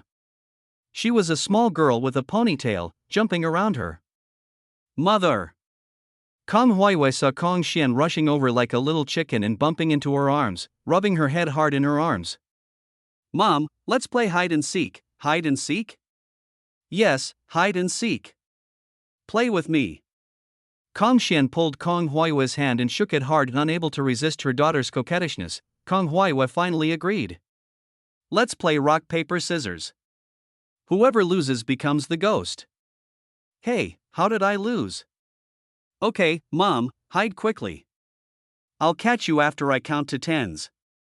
Kong Huayue began to hide at home, but no matter where she went, Kong Xian could find her with a bright smile after counting dozens of times. Then he stood in front of her, put his hands on his waist and laughed, looking up as if he was the best hide-and-seek expert in the world. Mom, don't you know how to play hide and seek? You're not very good at hiding. This time it's my turn to hide. I'll make sure Mommy can't catch me. Seeing Kong Xian running out of the room, Kong Huayue began to panic. She didn't even count to 10 and got up to chase after her. She searched the entire house, under the bed, in the closet, behind the door, but no matter how hard she looked, she couldn't find Kong Xian. It was as if Kong Xian suddenly disappeared from her dream, leaving her alone. Kong Huayue suddenly sat up from the bed, tears streaming down her face uncontrollably, finally turning into sorrowful cries.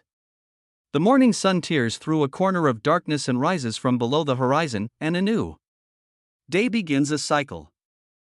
Chapter 85. Only by being unscrupulous can everyone think that he will really kill people. Kong Xian was finally buried on a small hill outside City X, with a small tree that had already sprouted to keep her company. After coming back from that, Kong Huayue locked herself in the room for 3 days. Finally, Yang Linger went to visit her, hugged her, and cried for a while before she came out. A little influenced by Kong Xian's death, Yang Linger became even more attached to Ji Feng, even sleeping next to him at night.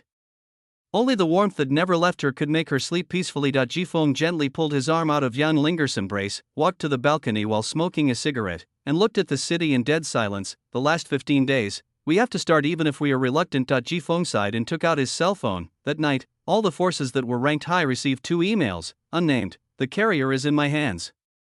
If you want it, come to City X in 3 days. Be sure to prepare enough money. At first, these people thought it was a scam, but after seeing the second email, they were shocked and confused. In the video, a masked man opens a sack to reveal a girl in front of the camera, and uses a syringe to draw a small bottle of blood from the girl's hand. The man held the blood bottle and said to the camera in a hoarse and distorted voice, "This bottle of blood will be your welcoming gift in 3 days." All forces were in uproar, knowing the carrier had been hijacked, but no matter how they investigated, they couldn't find the responsible party. Now, someone suddenly appeared publicly to announce that the carrier was in their possession, accompanied by a video. It was truly absurd, but whether it is true or not, they have to send someone there. Really, the best fake ones will just waste a few days of your time. Fu Zhengping also received this email, and he immediately took his mobile phone to find Liang Yuanlong. Mr. Liang, what should we do now? Should we find this person first? After watching the video, Liang Yuanlong lit his cigar and said, "There's no point in looking for him. First, transfer all the laboratories and funds out, and then call back all the people who are on missions outside." Mr. Liang, Are you worried about chaos in City X? There are so many forces here, from all kinds of factions. They don't dare to fight easily and let others take advantage of them. Fu Zhengping felt that the situation was not that serious. Liang Yuanlong pointed at the man's fixed eyes on the screen and said, "You can't guarantee that everyone will be rational, like him. If just one person breaks the rules, City X will be in chaos." Fu Zhengping knew the seriousness of the matter, so he stood up without saying anything more and went to arrange various transfer matters. When Liang Yuanlong was watching the video again, the phone rang. "It's me, Xiang Yan." "Oh? The Federation's loyal dog calls me at this hour. Let me guess, you want to cooperate with me?" Xiang Yan was silent for a moment and then said, "Yes, what do you think?" Since you, Xiang Yan, are willing to cooperate with the enemy, I naturally have no objection."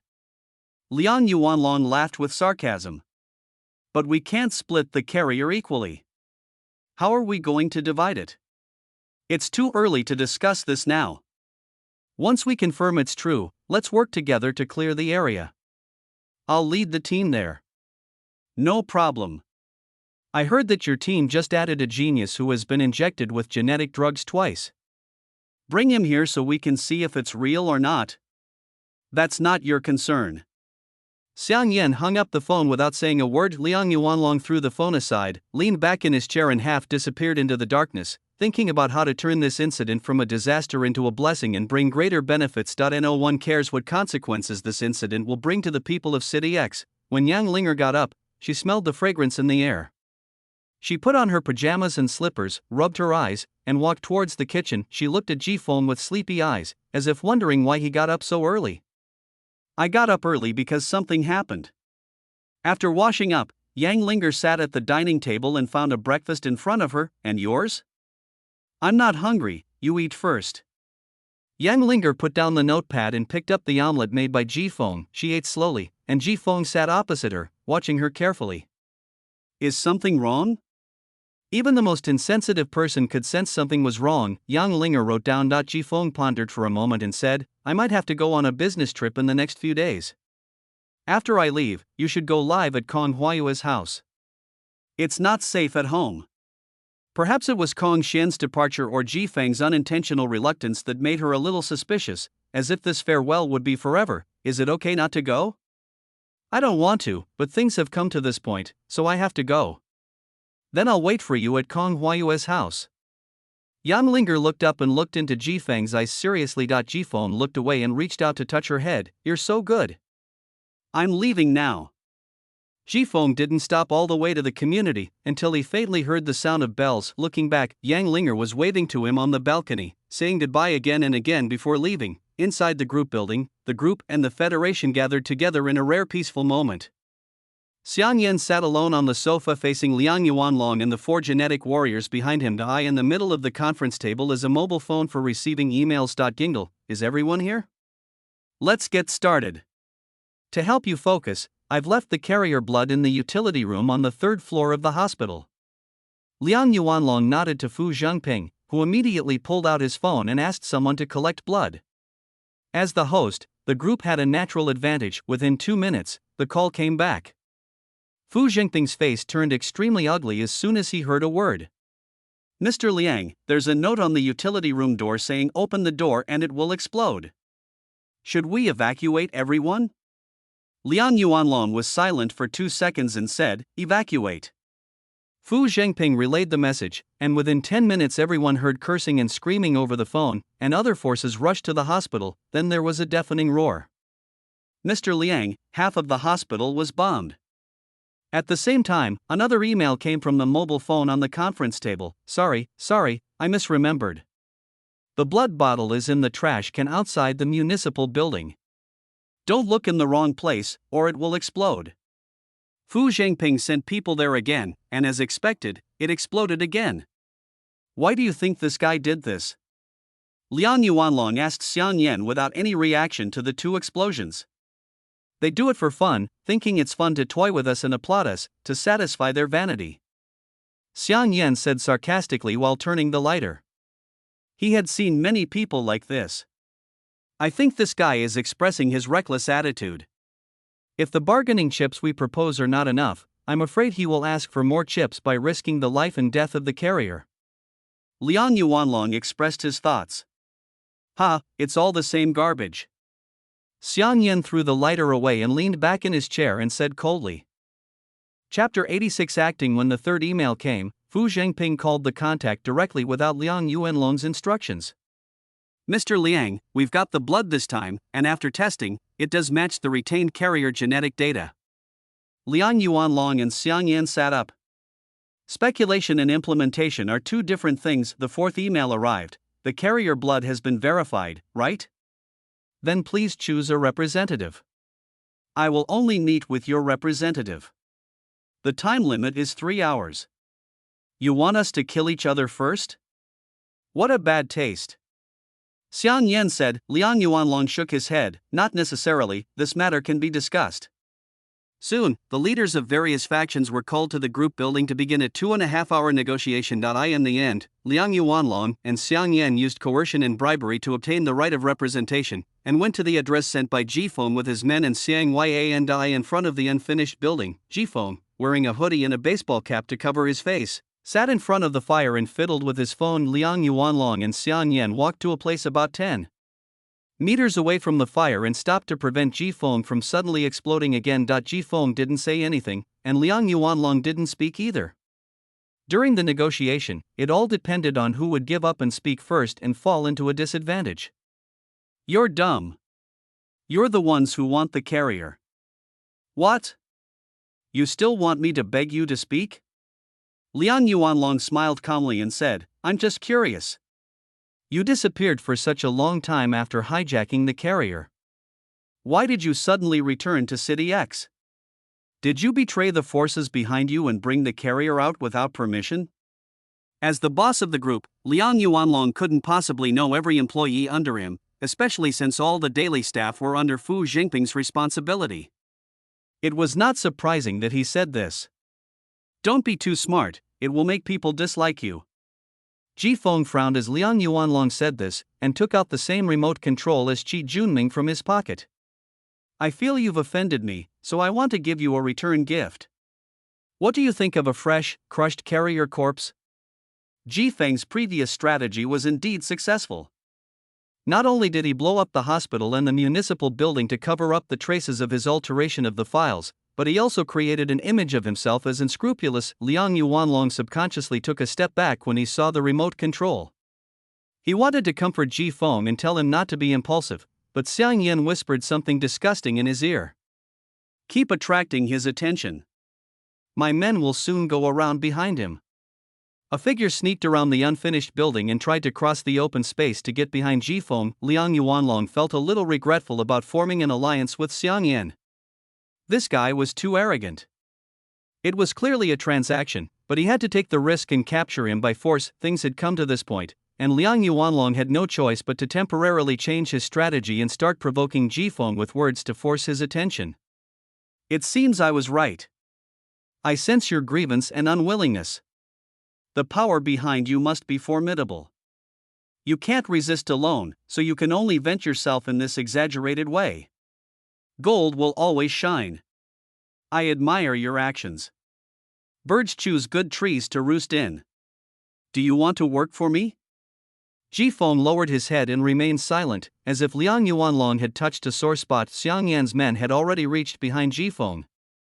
After receiving a signal from Xiang Yan, they suddenly rushed forward and pinned Jifeng down. Boss, the person is under control. Xiang Yan chuckled softly. I told you this is garbage. They think they can control the carrier, but in fact, they are nothing. Liang Yuanlong didn't retort to Xiang Yan. Since he had succeeded, it was okay for him to brag a little.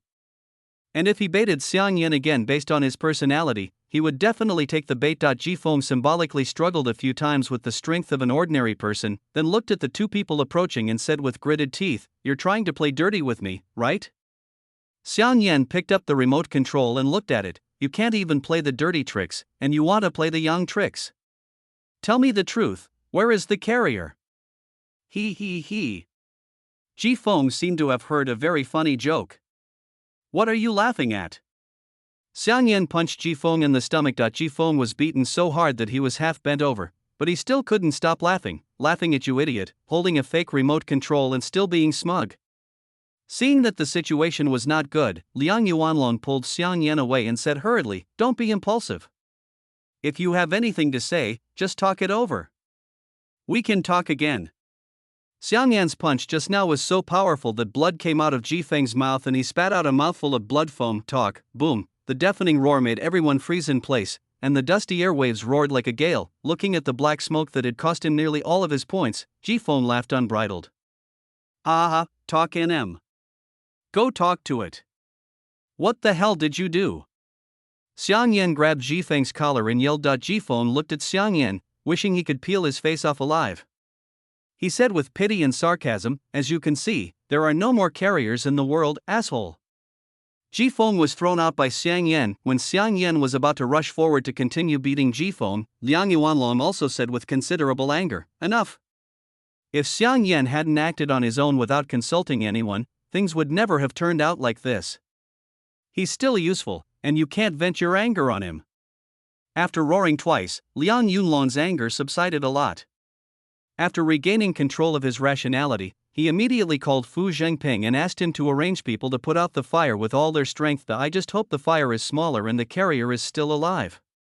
Even if it is half dead, it is better than being left with only a charred corpse." Such a huge explosion naturally could not be hidden from those who were paying close attention to this place. After learning that the explosion occurred at the location of the carrier, the leaders of various forces collectively waited outside the fire scene. The carrier had managed to escape the Federation's erasure 8 years ago, but this time, I want to see him alive or dead. The fire was so big that it took a whole day to put it out.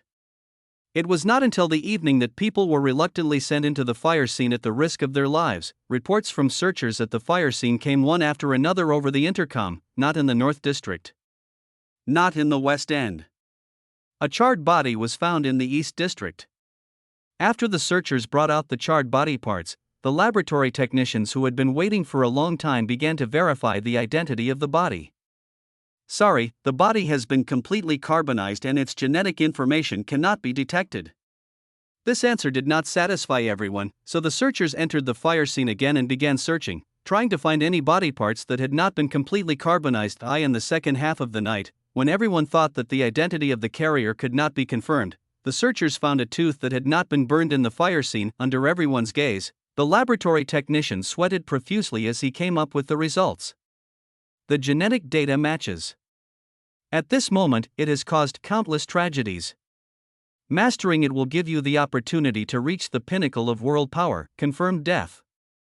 Chapter 87 Fishing. We must not return empty-handed after coming here. The carrier is gone, but the person who hijacked it is still there. No one knows whether he has used the carrier to research anything in the past year. So Jifeng's experience working in Liang Group was dug up. Fu Zhengping stood behind Liang Yuanlong and didn't dare to look up at Liang Yuanlong's face the whole time. The person working under him made another big mistake. Everyone began to criticize Liang Yuanlong and asked him to give an explanation, especially to make public everything he had researched using the carrier during this period. In fact, everyone knew that Liang Yuanlong might not know about Jifeng, but this did not prevent them from tearing a piece of flesh from Liang Yuanlong as a reward for this action. Xiang Yan received the order from above and joined the fight. Liang Yuanlong, who was unable to hold on alone, endured the pain and gave up a lot of profits, while also keeping Jifeng in his hands. After everyone left satisfied, Fu Zhengping stood in front of Liang Yuanlong with shame and regret. "Mr. Liang, all this is my fault." Liang Yuanlong patted Fu Zhengping on the shoulder and said, "What did I say before? When something goes wrong, the first thing to do is not to apologize, but to find a way to make up for the loss. There is a reason why Fu Zhengping can only be a deputy. In this situation, he really can't think of any other way to make up for the losses. Have you heard them say so many times that Jifeng is one of ours that you really think he's one of ours? If that's the case, why would I go to so much trouble to keep him here?" "Mr. Liang, I understand." Fu Zhengping suddenly realized. "Go ahead and catch the fish. Don't let me down." Fu Zhengping left the office in tears, determined to get things done even at the cost of his life. Kong Huiwei hasn't been sleeping well recently and can only fall asleep 4 or 5 hours a day. Since I can't sleep and just lie in bed with random thoughts, I might as well get up and do something. When she opened the bedroom door, she saw Yang Linger sitting on the sofa with her legs hugged. Linger, are you still awake? Yang Linger shook her head. Kong Huiwei sat down next to Yang Linger, covered her with the quilt, and said softly, as if to coax Kong Xian, was that a nightmare? Tell Aunt Kong about it, so you won't be scared. Yang Linger forced a smile. It's okay, I'm just a little worried about my brother. Don't worry, he's just on a business trip and will be back in a few days. Besides, he's the most powerful person I've ever met, nothing will happen to him. Kong Huiwei comforted Yang Linger. She still remembered the way Ji Feng transformed into an axe that night. Yang Linger nodded without saying anything. I'll go downstairs and buy some breakfast. After you fill your stomach, you can take a nap. Maybe when you wake up, Ji Feng will be back. Before closing the door, Kong Huiwei remembered something and opened it again, saying to Yang Linger, X City has been a bit chaotic lately. I brought my keys with me. If someone knocks, I won't open the door, okay? After Kong Huiwei went out, she found that more and more people were going out again, especially the elderly. Unlike the previous 2 days, almost no one in the community dared to go out. There were 2 old men at a table in the breakfast shop drinking tofu pudding with white wine. It was obvious that they were bored at home. Oldly, there will probably be a huge crowd at the beheading scene in front of the group soon. I'll just watch it on TV. If you don't go, I'll go by myself. I have to see how this bastard died. Damn it, I haven't dared to go out to buy alcohol for 3 days, for fear that someone would inexplicably blow me up while walking. Of course not. I didn't dare go out. Dozens of people died in the hospital and downtown.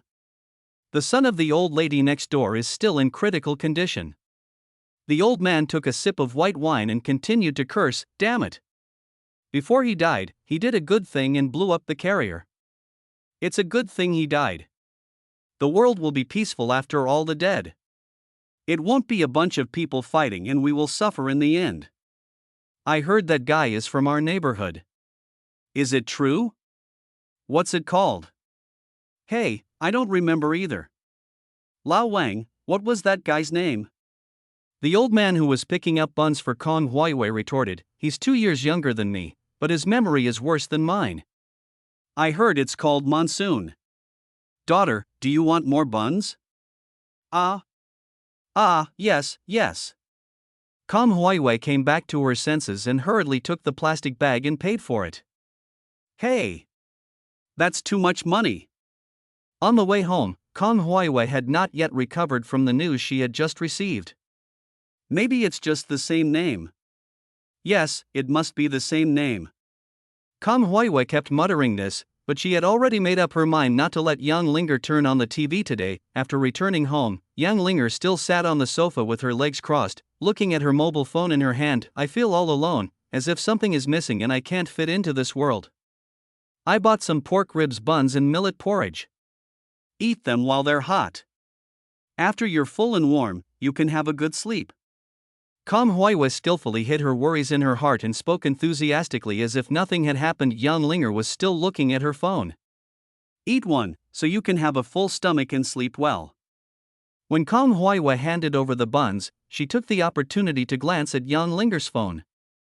It was on the contact interface, and there was not a single contact in it. Yang Linger didn't take the bun, but walked around Kong Huiwei to pick up the remote control on the coffee table. Kong Huiwei quickly grabbed the remote control and put it behind her, and then she saw Yang Linger's eyes, as dark as the abyss, staring at her.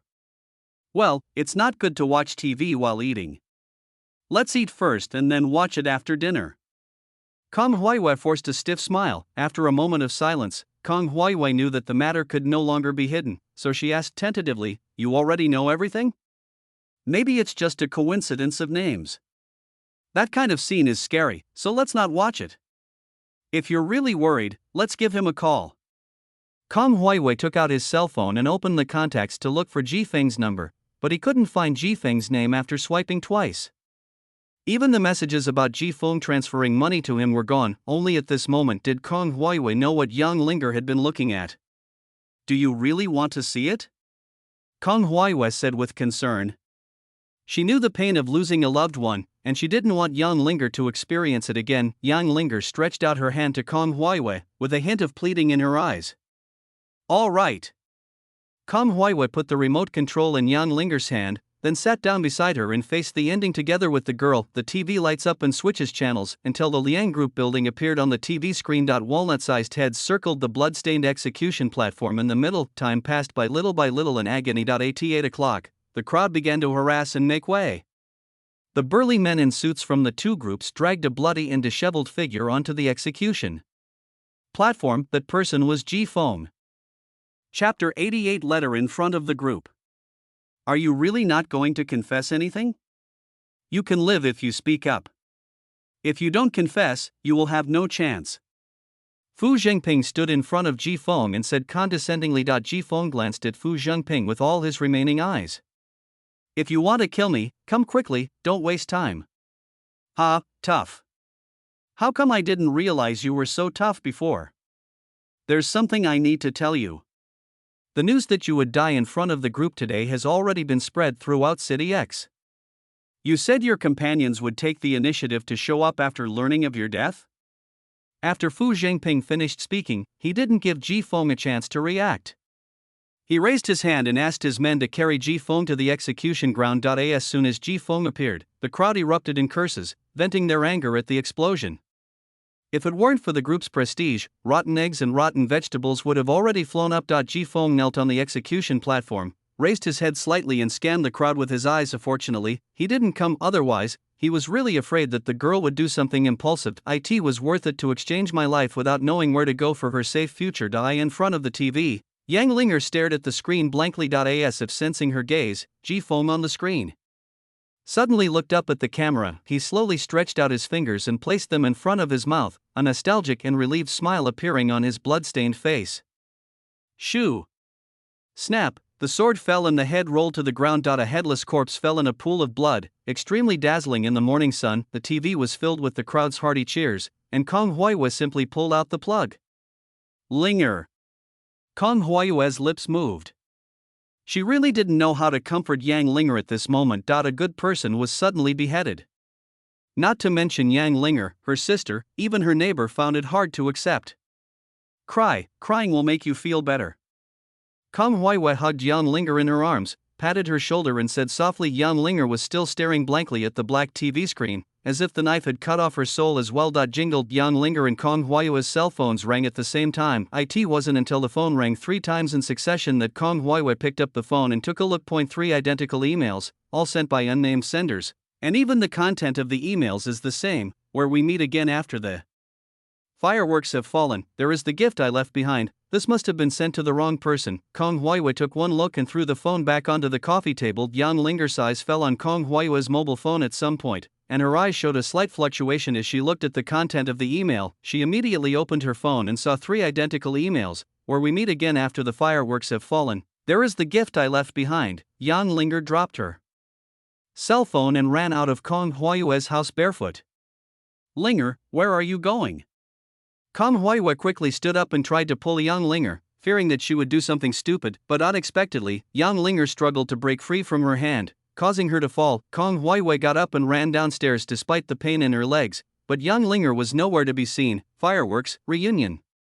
These 2 words reminded Yang Linger of the time when she was kidnapped by Qi Junming after watching the fireworks on the Lantern Festival, although there was no name on the text message. She knew it must be from Ji Feng. It must be. The girl's delicate feet were embedded in the stones, and even though bloody footprints were left behind, it did not stop her from running. No one paid attention to her on the road. Everyone was holding their phones, guessing who sent the 3 emails and where they would meet again after the fireworks fell. After learning that Liang Shi and Qi Junming died in the abandoned factory, the group cleaned up the place, but fortunately the car was not moved. Panting, Yang Linger found the car that had trapped her. There was a small mound against the wall next to the car, and on the mound was a caterpillar hairpin. When she saw the caterpillar hairpin, Yang Linger paused for a moment, then knelt in front of the mound and dug up the soil with her bare hands. Her nails broke and her fingertips were scratched, but Yang Linger still didn't stop biting her lips. A large iron box was dug out of the ground. When the iron box was opened, there was a letter addressed to Linger herself, and 2 medicine boxes were placed under the letter. Yang Linger hurriedly rubbed the blood and dirt on her palm on her clothes, but no matter how hard she rubbed, she could not stop the blood from flowing from the wound to eye. In the end, I could only carefully open the letter bit by bit with my scarred hands. Please forgive me for saying goodbye to you in this way. I'm not a good person. From the moment I brought you out of the dungeon, I had other motives. Strip away the other embellishments, and my true intention is the same as those people's, to use you to change certain things. I have never believed in emotions and have no trust in anyone. Even the closest people can turn into enemies. I never expected that I would fail like this. I fell into the anxiety, entanglement, expectation, and joy in your heart that I brought and never disguised. You put all your hope on a stranger like me. I am terrified and happy at the same time. You let me know that there are people who are willing to bet everything on me. At first, I thought you trusted the wrong person, or that I was not sure I could take on this trust anymore and kept avoiding it. It was you who grabbed the life-saving straw in the vast ocean, picked me up, and brought me a real home. That if possible, it would be really nice to live like your brother forever, but some things have already been decided, just like the moon, which waxes and wanes. So I asked you about your expectations and wishes for the future. I want to use my last time and all I have to create a new life for you in this world, so that you can break free from your fate and live a truly carefree life. But if you can see this letter, it means that I have succeeded. I will not regret it even if I die. See those 2 medicine boxes below the letter? They're the last bit of confidence I'm leaving for you, but I hope you never need them. Just live your life as Kong Shen, beside Kong Huaiwa, like an ordinary girl. Turn the page. I'm leaving, girl. Don't be sad for me. I remember the first time I saw you. You were thin, numb, scared, and cautious about everything. Changing you and your life is the proudest thing I have ever done in my life. The future of dream chasers is filled with poetry and distant horizons. The future of the libertine has words and hometown. My future is clear to me. Your future has just begun, the most precious things to me are your words and feelings. So this is how I say goodbye to you today. Here I solemnly, respectfully, and sincerely pray that my precious baby Linger will flourish like a spring flower and live in peace and joy. Chapter 89. That's the only person who was willing to love me. Tick tick. Salty tears fall onto the paper. Young Linger quickly wiped the tears from the letter with her palm, but no matter how she wiped, the tears still soaked the words, as if what had happened could not be changed. No matter what, she held the letter to her chest and shook the hand with the bell bracelet. The faint sound of the bell was the only way she could call out ring, ring, ring, ring, ring, ring. There was no response, and she was alone in the entire abandoned factory. The only person in this world who treated her as a treasure was gone forever. Her only home was gone. She no longer has a future. Yang Linger, who had never cried even when she was threatened, trafficked, and beaten, was now overwhelmed by grief and finally couldn't help but burst into tears. That silent roar was the despair that she could not escape. Even the birds perched on the eaves were infected, flapping their wings to express their grief and anger to the world. The notepad on her chest fell out, and the gentle wind blew through her hair, as if someone who was no longer there was flipping through the notepad with reluctance. Lines of beautiful small characters record the past. What should I do next? Thanks, that's the best bread I've ever had, and I want to leave it to you. Can I learn to cook from you? I can't walk anymore. Can you, cross out, carry me back? Good night, you're back. Then I'll wait for you at Kong Huayua's house. Tears will eventually dry up. Yang Linger slowly got up, looking as embarrassed as a stray dog that had been chased away again. Her eyes were red and swollen, and she ran her fingers over every word that Jifeng had left for her with his life, leaving a thin layer of blood on them. Before Jifeng left, the image of him, suffering so much but still giving his last bit of tenderness to her, appeared in Yang Linger's mind. Again, light red tears welled up from the dried-up tear glands. She folded the letter bit by bit and put it into the breast pocket of her pajamas along with the notepad. He slowly shed the thousands of expressions on his face and wiped away the blood and tears with his clothes. I am a carrier that can bring out the dirtiest hearts of all ambitious people. You can hit me, scold me, use me for experimental research. It's all fine, this is my life, but why do you treat the monsoon like that, just because? He kidnapped me, just because he treated me as family, just because he wanted to give me a future. You just killed him like that. Young Linger opened the medicine box, took out one of the 20 and pointed it at the sky. The dark green color under the sunlight is like a symbol of death. Laugh. The needle tip pierced the shoulder, symbolizing that Young Linger was injecting it into her body bit by bit. You not only killed Jifeng, but also took away the future he left for me. The pain of having her body transformed by genetic drugs made Young Linger tremble all over. With a swish, another needle of genetic medicine pierced into the shoulder. That's the only person who was willing to love me. The effects of multiple genetic drugs in her body began to collide violently, and the muscle groups in her body were wriggling to varying degrees. Laugh, and died because of your greed and ambition towards me. A blood mist burst out from Young Linger's body, but this blood mist only avoided the chest area. The blood mist dissipated. Young Linger threw away the last empty bottle of genetic medicine and slowly stood up. Her light pink pajamas had been stained red. Without moving her fingers, the 1,000 faces placed on the ground floated and fitted onto her face, transforming into an ordinary white faceless mask. I'm sorry, I can't live like a normal person according to your ideas. This is the last time I will go against your words. They should pay the price for their greed. Within the group, Fu Zhengping is reporting the situation to Liang Yuanlong. Boss Liang, from the time I spread the word that Jifeng would be beheaded until now, there has been no movement. Never mind. It's normal that they didn't take the bait since they were hiding so deeply. Besides, his death wasn't in vain. At least he helped us relieve the public anger, didn't he? Liang Yuanlong was quite open-minded about this kind of thing. He took out a cigar from the wooden box, lit it, and stood in front of the window looking at City X, which belonged to him. Because of this incident, who knows how many people in City X are ready to stab the group at any time. It seems that the only way to strengthen the group is to look at other aspects. Should we increase the number of labs using the carrier's blood samples to continue research, or should we capture people from the rundown areas of the black streets to increase the number of experimental subjects? The sudden and urgent ring of the phone interrupted Liang Yuanlong's thoughts. Explain. Boss Liang, the Spark organization was attacked before leaving and was nearly wiped out. What? They're all dead. Who did it? Xiang Yan? It's a mask. The man's cell phone fell to the ground, and his entire body seemed to be lifted into the air by an invisible hand. Grabbing his neck, Yang Linger walked up to him barefoot in her bright red pajamas. Where is the person on the phone? Yang Linger didn't say anything. The man's mind automatically constructed a cold female voice saying these words. The man grabbed at the air with his hands, but couldn't catch anything. It's in the group building. With a dull bang, the man's head exploded, and the splattered blood flew 1 meter in front of Yang Linger and fell automatically. Yang Linger looked around and saw that there were still people alive in the ruins and walked over slowly. Miss, please spare my life. There is no conflict between us. Ding Zixin said with a cough. He felt that City X was in conflict with him and everything was against him. First, 2 spies who had been planted in the group with great difficulty suddenly died at the same time. Then, the carrier who had finally reappeared turned to ash before they could even see each other, and now, a telekinetic gene warrior who possesses a theoretical technique suddenly appears out of nowhere and wants to take his life. As Yang Linger approached, Ding Zixin noticed the dense needle holes on her arms. Seeing that she was not wearing shoes and was wearing blood-stained pajamas, suddenly an idea popped into his mind. Could it be that she had injected a large amount of genetic drugs in a short period of time? The only person in the world who could do this was a carrier. Those who can come out to lead the team are not ordinary people. They can deduce the whole context just by this one thought. The dead Monsoon played a trick of escaping, killed the fake carrier in public, and hid the real carrier. After learning of Monsoon's death, the real carrier injected the genetic drug and began to take revenge. It is easiest to fool people who have just experienced a tragic situation. That is how Qi Junming was fooled by him and worked hard to help Xingho join the group. It is not impossible to trick the carrier over again. Ding Zixin hid his ambition with a pleading expression. I promised my friend to take care of the girl he left behind after he was beheaded. I wonder if the girl can spare me a day, not half a day. Let me settle that girl down. When the time comes, you don't have to do anything. I can even commit suicide. Ding Zixin looked at Yang Linger with sincere and frank eyes. Friend? Ding Zixin suppressed the surprise and excitement of the voice that automatically came to his mind.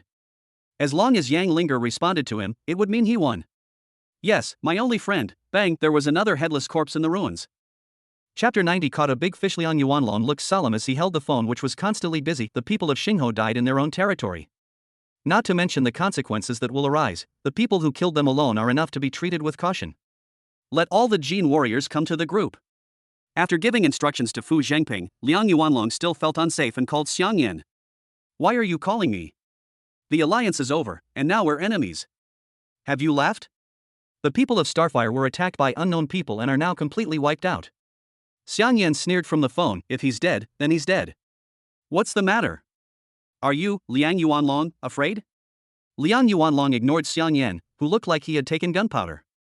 I suspect the forces behind Monsoon might have sent someone. Don't you want to know who has been holding the carrier for the past year? Xiang Yan was silent for a few seconds and said, wait for me for 10 minutes. Liang Yuanlong put down his mobile phone. This time, including the Federation, there are more than 50 genetic warriors in total. No matter how many people come from the other side and how strong they are, they can capture this big fish. Is there a fight? Liang Hu perked up after receiving Fu Jingping's notification. He licked his lips, his eyes full of bloodlust. Finally, it won't be so boring anymore. I'll go meet her first. Liang Hu jumped out of the window and rushed to the place where Xingho had the accident. Finally, they caught up with Yang Linger, who was on her way to the group. Her blood-stained clothes and the invisible fluctuations in the air all showed that she was not a good opponent, but the more this happened, the more interested Liang Hu became. He stretched out his sharp claws and pointed at Yang Linger. You're the one who killed Starfire. Yang Linger didn't even look at him and continued walking forward. Looks like it's you. My friend, there's a price to pay for looking down on others. Liang Hu's leg muscles swelled, and he quickly approached Yang Linger in the air like a hungry tiger hunting for prey. Following the dust, bang, Liang Hu bumped into the mine wall erected by Yang Linger, and was bounced back by the recoil force and shot into a shop on the street. Liang Hu, who had just landed, coughed up a mouthful of blood. An iron rod pierced his abdomen. Can't beat him, there is no way to win, he was almost killed in just one encounter.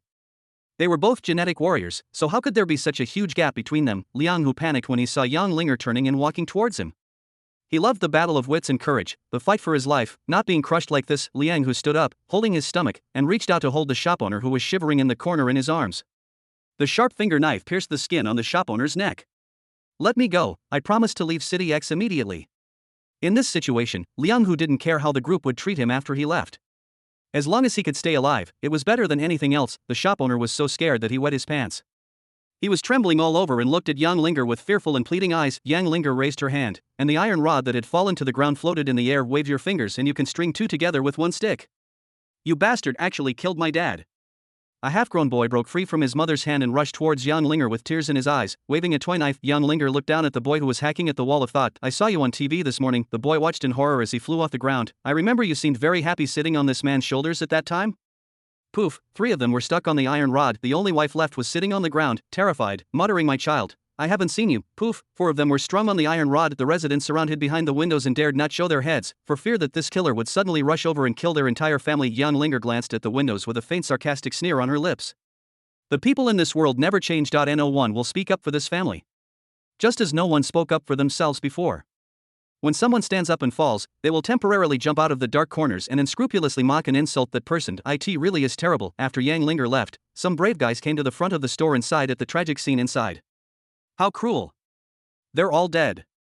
Old Lou's death was truly a miserable one. His family of 3 was strangled to death. 4 people, and there's one more behind. What do you think? When the people come to deal with it, will they bury the 4 of them together? Old Lou must be fighting with this man over his wife in the underground. Who knows? Old Lou is very narrow-minded. That girl just now was only capable of showing off her power to us. When the group catches her and cuts off her head, I will spit on her. Hey, what are you looking at up there? The man followed his companion's gaze and looked up at the sky. The originally solid building suddenly collapsed and fell down. Run! A group of people tried to escape from the shadows like crazy. Boom, the building collapsed, and only the young man who had been standing at the very edge and hadn't squeezed in ran out. He looked at the blood oozing out from the rubble of the wall, swallowing his saliva in shock. Boss Liang, the surveillance is ruined. The 2 lackeys who were the only ones left alive in the 5-man group couldn't help but say guiltily under the gaze of a group of big guys. However, no one paid any attention to them. Everyone was shocked by Yang Linger's unimaginable ability. Everyone, it looks like we're in big trouble. Except for a few forces that did not arrive, the rest are all here. A few people were frightened by the scenes in the surveillance video and wanted to back off, but when they saw the excitement in the eyes of others, they immediately understood that this is a danger, but also an opportunity. As long as they capture that girl, will they be able to produce genetic warriors of this power? Mr. Liang, please make preparations early. Although there are rifts between us, we must stand on the same side when it comes to major issues. Xian Yan remained silent, a gesture of tacit agreement. All the forces began to voice their opinions, ready to get involved. That's right. Thank you very much, everyone. Liang Yuanlong smiled as if he was moved. People die for money and birds die for food. As long as they have not reached the moment of death, they will never give up their interests and stop. Seeing nearly 100 genetic warriors gathered at the entrance of the group and ready for battle, everyone knew that X City was about to be in chaos again, and they all ran home and stayed indoors. Only a man who kept shuttling back and forth on the street was particularly eye-catching. Friend, do you believe in religion? Our Lord is omniscient and omnipotent. Get out. The man, who was anxious to go home, pushed the man away. The man got up from the ground and ran to the next person. Friend, do you believe in religion? Our Lord is omniscient and omnipotent. Under normal circumstances, people might chat with this man, but now no one is willing to waste a second on him. This is when the man saw Yang Linger walking slowly and alone. Friend, do you believe in religion? Our Lord is omniscient and omnipotent. Yang Linger looked at the eager man. Omniscient and omnipotent? After receiving the response, the man's expression became increasingly fanatical. The almighty and all-knowing God is always watching over us. He will grant any wish of those who believe in him. Puff, Yang Linger stood beside the man's headless body for a moment. It seems that there is really no God in the world. She lifted her foot and continued walking towards the group. Chapter 91. I am the carrier you want, here I come. Someone shouted, and everyone perked up and stared at the street intersection. The expressionless white mask symbolizes endless nothingness, and the bright red all over the body brings the pressure of death. Yang Linger's eyes were still filled with indifference, and even so many genetic warriors could not bring her any ripples. Who are you? Do you want to start a war by openly attacking genetic warriors and ordinary people? Xiang Yan stood up and asked, Me? Oh, I am the carrier you want. There was an uproar in the crowd, and even the leaders of the various forces at the back changed their expressions. The carrier who was confirmed dead is still alive. They were all fooled by that dead man. After the anger, there was even more excitement. The laboratory was destroyed after the gene stabilization agent appeared. No one knew whether the gene stabilization agent was as magical as the legends said. Now that they have seen the abilities displayed by Yang Linger, they are even more eager for the gene stabilization potion. We must catch her. Catching her is like capturing the world. Go ahead, take her down. With Xiang Yan's loud shout, the melee of 100 people against one officially began. They didn't see Yang Linger torturing Liang Hu, and rushed forward with the belief that they would win easily. Yang Linger activated her telekinesis and rushed forward, knocking one person down after another. With the physical fitness of those genetic warriors, they were not seriously injured after falling from a height of 10 meters. Some even brushed off the dust on their bodies after getting up before continuing to attack Yang Linger. The obvious situation on the field made the leaders gradually relax, and the fear brought by the telekinesis in the previous video disappeared. I thought it was so amazing, but it's just like this. If we keep besieging her like this, she'll run out of energy sooner or later. Xiang Yenyuan was thinking of finding an opportunity to launch a sneak attack and invade the body in one fell swoop, but now it seems that it is no longer necessary. This carrier has absolutely no experience in fighting enemies. Judging from the fact that she appeared only after Ji Feng's death, she must have not yet adapted to the genetic drug that was just injected. It's like a child waving a kitchen knife in troubled times, strong on the outside but weak on the inside. Liang Yuanlong couldn't help but feel emotional when he saw Yang Linger, who was blocked and unable to move. Another person bound by useless emotions. It was obvious that Ji Feng used his death to deceive everyone and hide her, but she still jumped out. Because of Ji Feng's death, sad and lamentable, ridiculous, this time we really caught a big fish. Liang Yuanlong stepped forward and shouted to the center of the field, "Carrier, surrender and stop struggling. If you're willing to cooperate with us, I can return Ji Feng's body to you." He is best at confusing people's minds and breaking their will. Yang Linger ignored Liang Yuanlong's words and continued to rush forward, knocking people down one by one. Liang Yuanlong continued, "What a pity. How many people in the world would be willing to sacrifice their lives for a stranger like Ji Feng? I used to admire him, but your appearance turned him into a fool, a complete fool, wasting his life doing something that had no effect. He shouldn't have saved you. You don't deserve it. As a carrier, you must accept your fate as a carrier." A genetic warrior in the field saw that close combat had no effect, so he picked up a huge rock beside him and threw it at Yang Linger with all his strength. There is no doubt that the boulder was blocked by the wall of thought again. However, the boulder did not fall but kept floating in the air and shaking. At the same time, Yang Linger's voice emerged in everyone's mind. Yeah, he should be more selfish. The huge rock exploded in the air into sharp and fine stones of various sizes. Those stones were scattered around Yang Linger like sentinels, guarding her master. This way, I'll have a chance to see him again. Yang Linger took a step forward again after stopping for a long time. The stones floating in the air became the most deadly weapons, piercing through the bodies of nearby genetic warriors with a slight sound of breaking through the air, leaving strings of blood. "Break the stones!" Xiang Yan shouted from outside. The people who were dodging in a panic in the field finally woke up and started attacking the stones. But how could the stone that carried all of Yang Linger's anger and despair be so easily shattered? Just like the malice of this world towards her, when one piece of your heart is broken and you secretly rejoice in it, the other hidden piece will pierce through your chest and take away your heart. When Yang Linger walked half the distance, only half of the genetic warriors were left on the field, all of whom were more or less injured. All the stones were shattered, and there was nothing around Yang Linger, but the remaining genetic warriors still did not dare to move forward rashly. They finally saw what the ceiling level of military force was. Without the stone, Yang Linger took control of the car next to her. In an instant, the car broke into pieces, and iron pieces and broken glass replaced the stones and floated around her again. Looking at the floating objects that were several times more numerous than the stones just now, the morale of all the genetic warriors dropped sharply. I don't fight anymore. I'm just an ordinary person working for money. Me too. Even if they raised their hands in surrender, Yang Linger still did not let them go. The floating debris continued to reap lives amid screams, pleas for mercy, and curses. The defeat was overwhelming, and this time the only one who resisted was Yang Linger, who was the only remaining genetic warrior of all forces. Seeing that the situation was not good, the leader behind quietly retreated. He had just taken a step when a broken street lamp flew from the battlefield and pinned him to the ground. Now no one dared to move. They could only pray that Yang Linger would kill those people and then sit down and talk with them. After venting her anger, Xiang Yan took out a cigarette from his pocket and lit it for himself with a complicated expression. Who could have imagined that the child who was treated as a joke in the riot was just because he didn't use the right weapon just now? Xiang Yan turned his head and looked at Liang Yuanlong, who also took a cigarette from his cigarette box and suddenly laughed. The big fish you just stimulated is about to come off the hook. Yes, things are unpredictable. Liang Yuanlong smiled bitterly as he looked at Yang Linger, who was getting closer and closer to him. Judging from the fact that my words just now couldn't shake her will, there's probably no way out for her. This is the carrier. It's a pity that I was released. I will never be controlled by them again. Not if Ji Feng had been able to take the carrier away from the breeding store earlier, I'm afraid no one would be able to stop him now. Damn monsoon. Liang Yuanlong threw the cigarette, but on the ground with resentment. Yang Linger had already come in front of him, and the blood dripping from the floating objects was counting down the final seconds of Liang Yuanlong's life. Why did you kill Monsoon? If I say that he ordered the killing on his own initiative, would you believe it? Liang Yuanlong pointed at Fu Zhengping and made his last struggle. Yang Linger raised her hand and Fu Zhengping floated into the air, fold the body in half, then in half again, and then squeeze it hard. The sight of bones constantly breaking made everyone's bones numb. Why did you kill Monsoon? It's a natural consequence that everyone does. There's nothing to ask. Liang Yuanlong's body floated up, folded in half with Fu Zhengping, and squeezed together. Two balls of flesh and blood floated behind Yang Linger. Chapter 92. The end of the song. Next up is you guys. No one here can escape. Xiang Yan and the others had given up resisting as they watched the fragments of Wang Ming rising into the air and vibrating continuously. Stop. A young man ran over from a distance, sunny, handsome, confident, and possessing the temperament that every protagonist possesses. Seeing him, Xiang Yan finally got anxious. Yi Heng. What are you doing here? Didn't I tell you to go back to the Federation? Yi Heng ignored Xiang Yan and stood in front of Yan Linger. I remember you. Yan Linger recognized Yi Heng as the person who had accidentally saved her in Y City that time. Why Yi Heng didn't recognize Yan Linger? She was very different in temperament and figure now than she was then. Young lady, please stop. Yi Heng said sadly, you've killed enough people today. Are you going to block me too? It's not about stopping, but persuading. Yi Heng pointed at the remaining people and said, they are all high-ranking officials from various forces. If they all die, the world will fall into turmoil again. I know they killed your important people, but he deserved it. He accidentally injured so many innocent civilians when he controlled those 2 explosions. Should those who did nothing wrong die?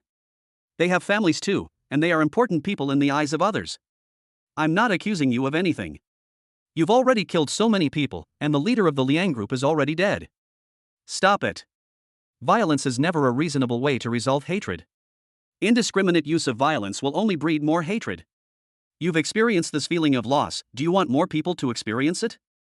Yi Heng expressed his ideas with great emotion. In his opinion, people in this world lack a little understanding.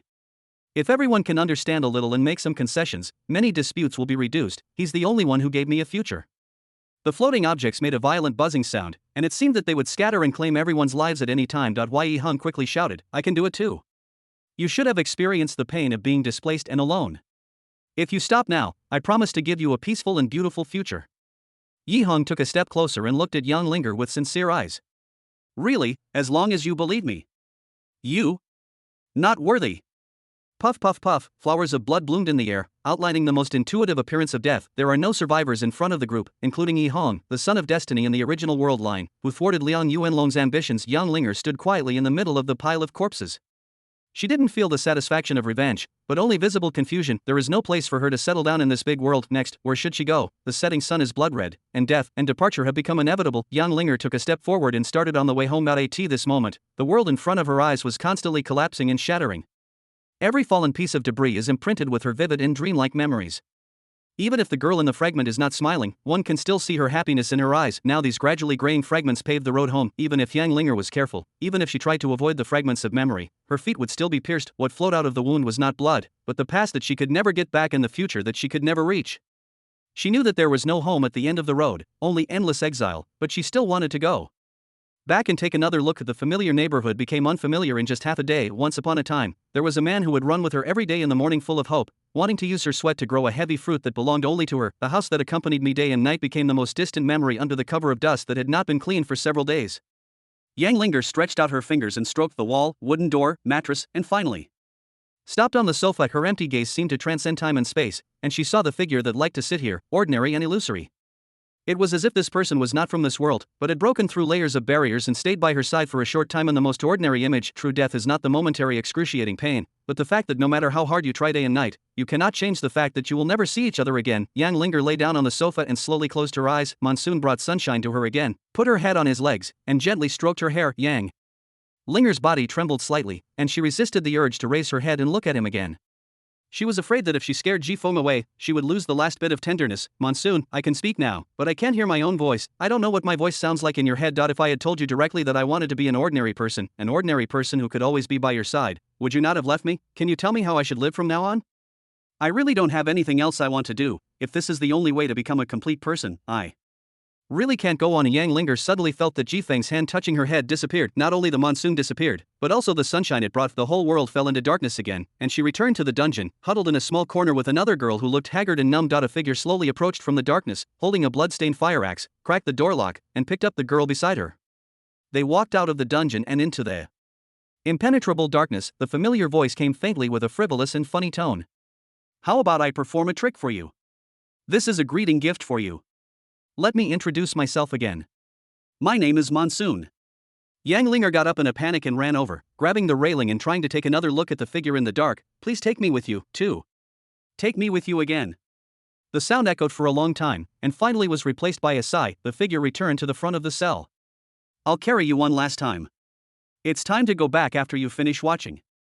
Yang Linger saw her original self, the original Monsoon, and her world was constantly being pieced together with every bit of the past. At the end of the road, Yang Linger found that she had gotten off from behind him and was walking away from him. Just as Yang Linger was about to return to that world, an insurmountable abyss appeared between the two of them. The figure stood in the colorful world, smiling at her with encouragement in his eyes. Yang Linger opened her eyes reluctantly. Her tears had already wet the sofa. She wiped her tears and sat up from the sofa. Kong Huaiwei was looking at her anxiously beside her. Linger, are you awake? And Kong was so scared. Your body was as hot as a furnace just now, and you were covered in blood. Are you injured? Yang Linger shook her head, took out a notepad and walked to the window. She picked up a pen and wrote carefully on the notepad, I will live on. Only in this way can I protect the last gift you left me. The notepad was broken into pieces. The breeze carried the girl's feelings in her eyes, picked up the fragments and flew into the sky. A cry that will never be answered, floating and dissipating in the world. Monsoon.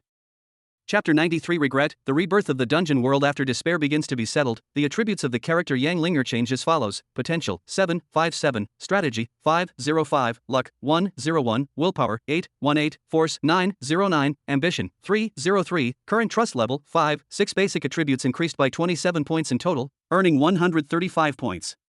Trust increased by 5 points, earning 50 points. Consumption in the dungeon world, Fire Axe 1 point, T3 Paralysis Bullet and Antidote 8 points, New Era Recovery Potion 10 points, New Era Healing Potion 10 points, New Gene Potion 100 points, Large Amount of Gasoline and Bombs 113 points. The dungeon world begins to progress.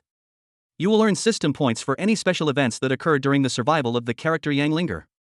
On June 18, 141st year of the new calendar, Yang Linger injected a large amount of genetic medicine for revenge, killing the entire Spark Special Operations team, earning 10 points. On June 18, 141st year of the new calendar, many citizens of City X died in the collapsed building, earned 5 points. On June 18, 141st year of the new calendar, the coalition of genetic warriors from various factions was completely annihilated by Yang Linger, 50 points earned. On June 18, 141st year of the new calendar, many high-ranking officials, including Liang Yuanlong and Xiang Yan, were killed, earned 100 points. On June 18, 141st year of the new calendar, Yi Hong attempted to persuade Yang Linger with words but was killed, earned 100 points. On June 19, 141st year of the new calendar, Yang Linger released a video announcing her existence to the world. After receiving the confirmed information, all forces began to take action. On June 20th, 141st year of the new calendar, Yang Linger began to massacre everyone who came towards her on the bridge that must be passed through City X. June 25th, 141st year of the new calendar. The massacre lasted for 5 days. Today, everyone has deeply realized Yang Linger's power and no longer dares to covet her. Yang Linger has been freed, earned 20 points. On June 26, 141, Yang Linger's residence and the one next door caught fire. That same day, Yang Linger and Kong Huaiwei left City X. On August 13, 141st year of the new calendar, an orphanage suddenly appeared in Y City.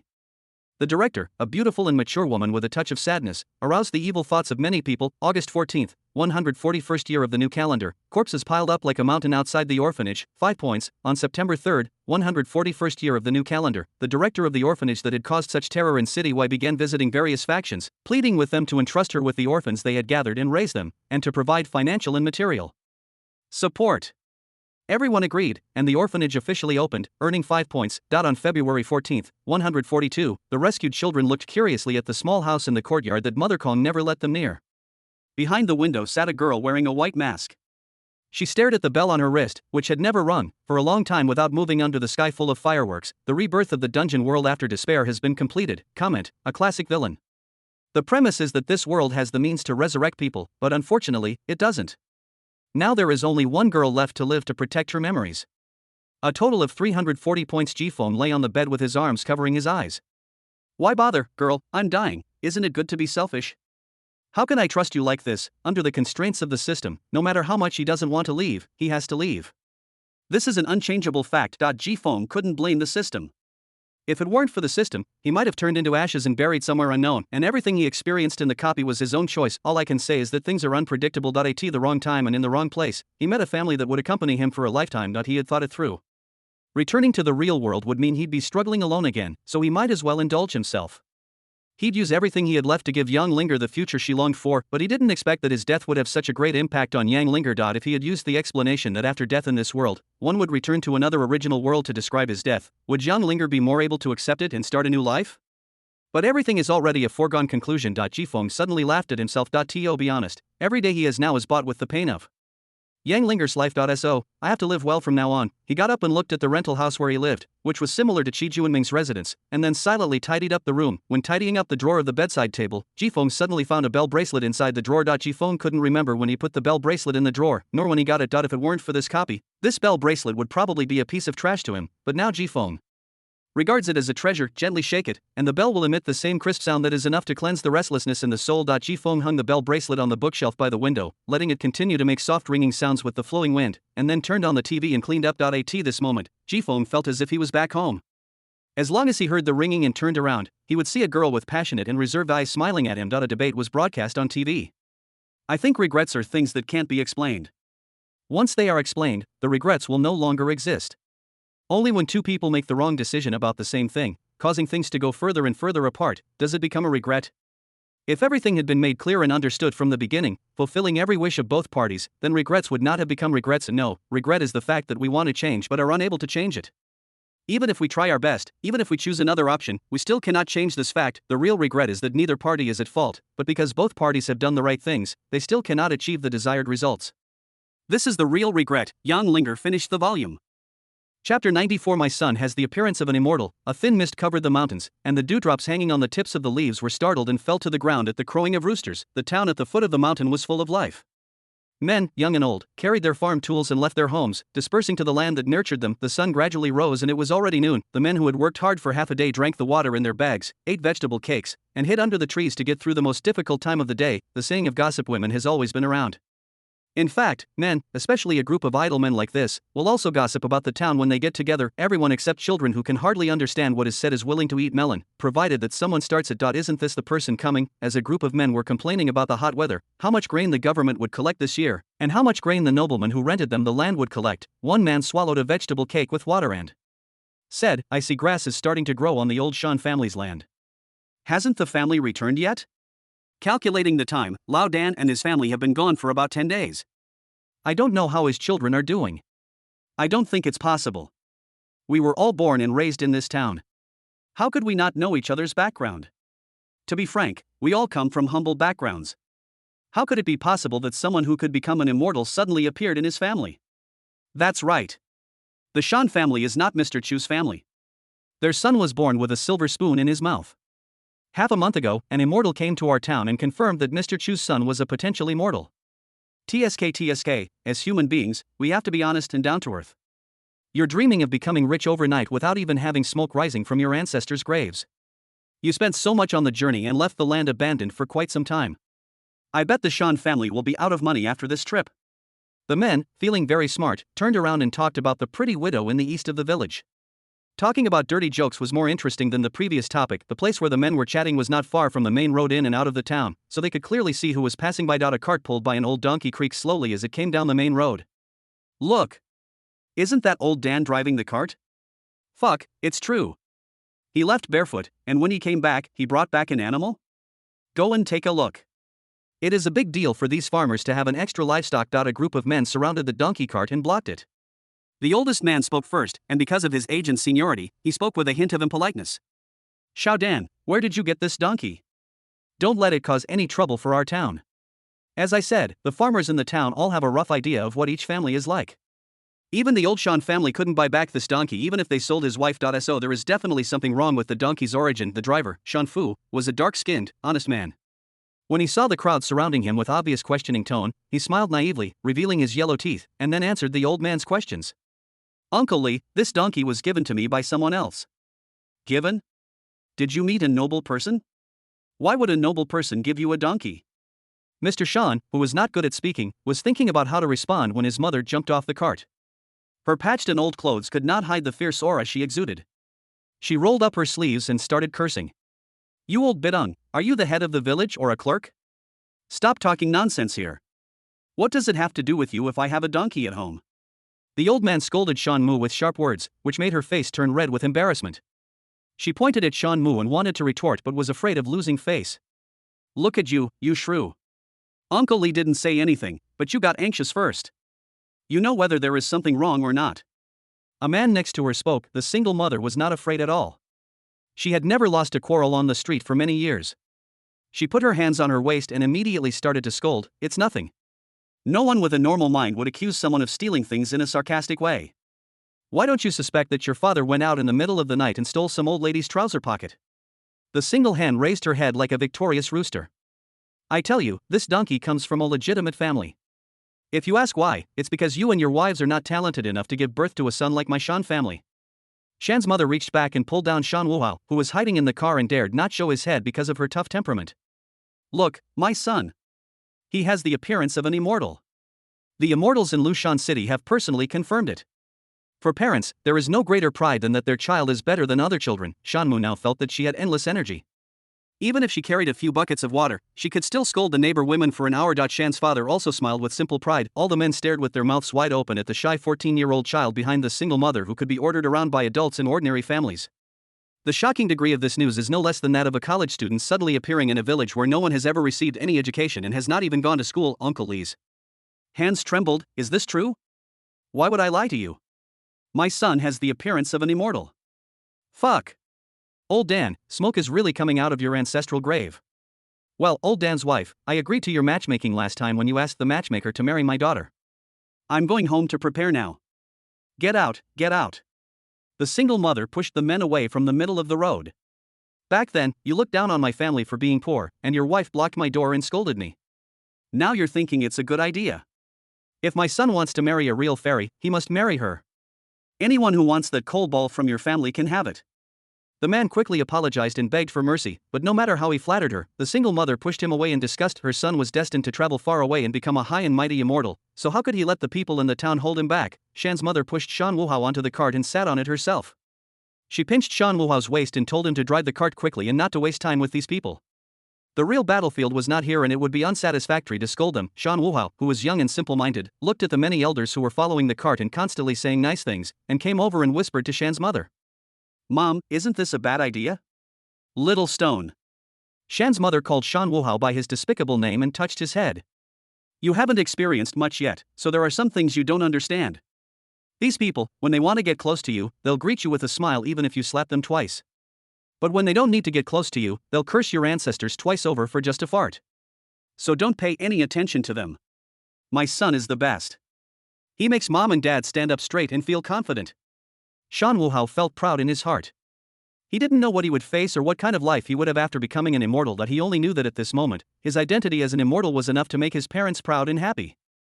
Chapter 95. Also the pride of parents. Some curious villagers ran back to the town in advance and brought back the news that the son of the old Shan family could become an immortal. For a time, the people were in an uproar, and everyone at home rushed to the town entrance with their children. They had seen all kinds of things about Shan Wuhao in their daily lives, but they had never seen a Shan Wuhao who was sure to become an immortal.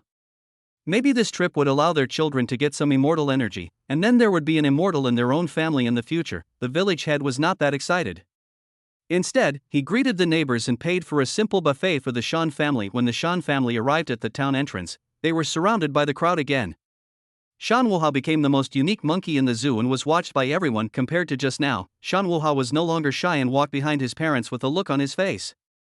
He was overjoyed to hear the compliments and envy compared to the words he used to teach his own children. It would be great to become an immortal. The whole town was bustling all day long, but all the smiles that single parents had in their first half of life were not as many as today. At night, Shan Wuhao, who had drunk a lot of water before going to bed, got up from the bed and heard noises coming from his parents' room. Master, the little money left is not even enough to pay for Xiao Shidu's travel expenses. Shan's mother's voice was no longer filled with the pride and boasting she had during the day, but only with bitterness. Then go and borrow it. Shan's father said sullenly, and from his voice he also sounded unhappy. Bang! The single mother slapped herself in the mouth. Why can't I keep my mouth shut? I've killed so many people during the day, and you didn't even bother to stop me. Shan's father, who was sitting on the edge of the Kong, let Shan's mother scold him. After all, he was also overwhelmed by joy at that time and had no idea what would happen next. It's okay. Since we're from the same town, they can lend it to us. Although there may be many conflicts between neighbors, they will generally help each other in major issues. The single mother sat by the bed and sighed, I just let out all the pent up anger today, and now I have to take it all back. Forget it, just bear with it for the sake of little Stone. It doesn't matter whether he gets better or not. Okay, let's go to bed. Well. The conversation ended with Shanmu's final sigh. Shan Wuhao stood by the wall, looking down at his worn out shoes with barely visible toes. He realized that being able to become an immortal did not mean that he was an immortal now. Right now, he could not even solve the troubles his parents had caused him. The next day, Shan Wuhao got up early and waited for his parents. When he heard the noise of his parents leaving the room, he pushed the door open and followed them. Mom and Dad, I'm going with you. We are going to the fields, and you didn't sleep well on the way. Go back and have some sleep first. Shan's mother declined. There was no need to add any more burden to the bird that was about to fly into the sky since they could do the job well together. I heard you two talking last night. Shan Wuhao made up his mind to go with his parents to borrow money. Shan's mother wanted to say something, but Shan's father interrupted her and said, Do you really want to go with us? Then let's go. The family of 3 went out. Although the single mother did not refute the single father, she was very dissatisfied with his decision.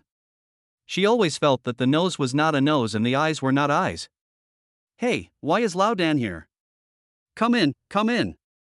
That old man, I came to borrow money. Borrow money? No, not a penny. Isn't your son amazing? Doesn't your son have the appearance of an immortal? Who are you trying to fool by borrowing money? What are you saying, bitch? Sister, I went a little too far yesterday. I want to apologize to you. Listening to the chaotic noises around him, looking at his silent father, and looking at his mother who was apologizing to someone, Shan Wuhao's head was buzzing. He suddenly turned around and ran out the door, startling his single parents and hurriedly following him. Son, why did you run away so suddenly? You scared your mother. Mom and Dad, I won't lend you the money anymore. I won't become an immortal anymore. Let's go home. Shan Hao couldn't bear to see his parents bowing down in front of others for him. What kind of immortal is that? I don't want to be one anymore. To put it bluntly, the immortal who showed him his aptitude was just an imposing-looking old man, nothing special at all. What nonsense are you talking about, kid? Shan's mother was so anxious that she raised her hand to slap Shan Hao to wake him up. Shan Hao stiffened his neck with tears in his eyes and did not give in at all under the threat of Shan's mother's slap. The single father stopped the single mother's arm and looked at his son seriously. Why do you suddenly have this thought? Is it because you feel ashamed that your parents went out to borrow money? No, I don't want to see you being scolded in a humble manner. My son has really grown up. Shan's father patted Shan Hao's shoulder.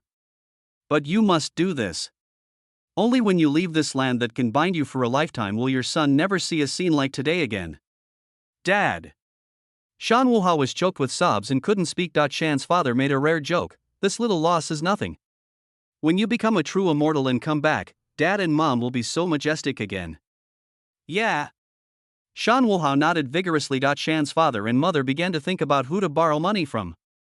The government raised the proportion of the autumn harvest, and the little money everyone saved was used to survive the winter. Not many people would take out the money to support a family to help their family. It seems that I can only go to those gentlemen. Shan Mu's face became even more worried. She would rather apologize to these women than go to those noble gentlemen. Let's go directly to Mr. Chu's house. Mr. Shan cares more about his family than his mother. It is impossible for other noble masters to lend money to their family. Although Shan Wuhao could become an immortal, he was still born a peasant. The only target they were trying to curry favor with was Mr. Chu's son, and to avoid suspicion they would simply drive them away. It would be better to just go and ask Mr. Chu for help inside Mr. Chu's house. Mr. Chu pondered for a moment and said to the doorman, Let them in. Master, I want to borrow some money from you so that my son can go to the immortal gate. As soon as Shan's father met the family, he pulled them to kneel down. Mr. Chu quickly pulled the man up. This must be your son, right? Amazing. I never thought a peacock would hatch from a grass nest. He looks steady, unlike that brat of mine. Everyone says he's a Qilin child, but he's so careless all day long. 2 days ago, the elders of the immortal sect who hadn't officially become his disciples came to him and said he was unstable in his Tao, so they took him back to the immortal sect to teach him early.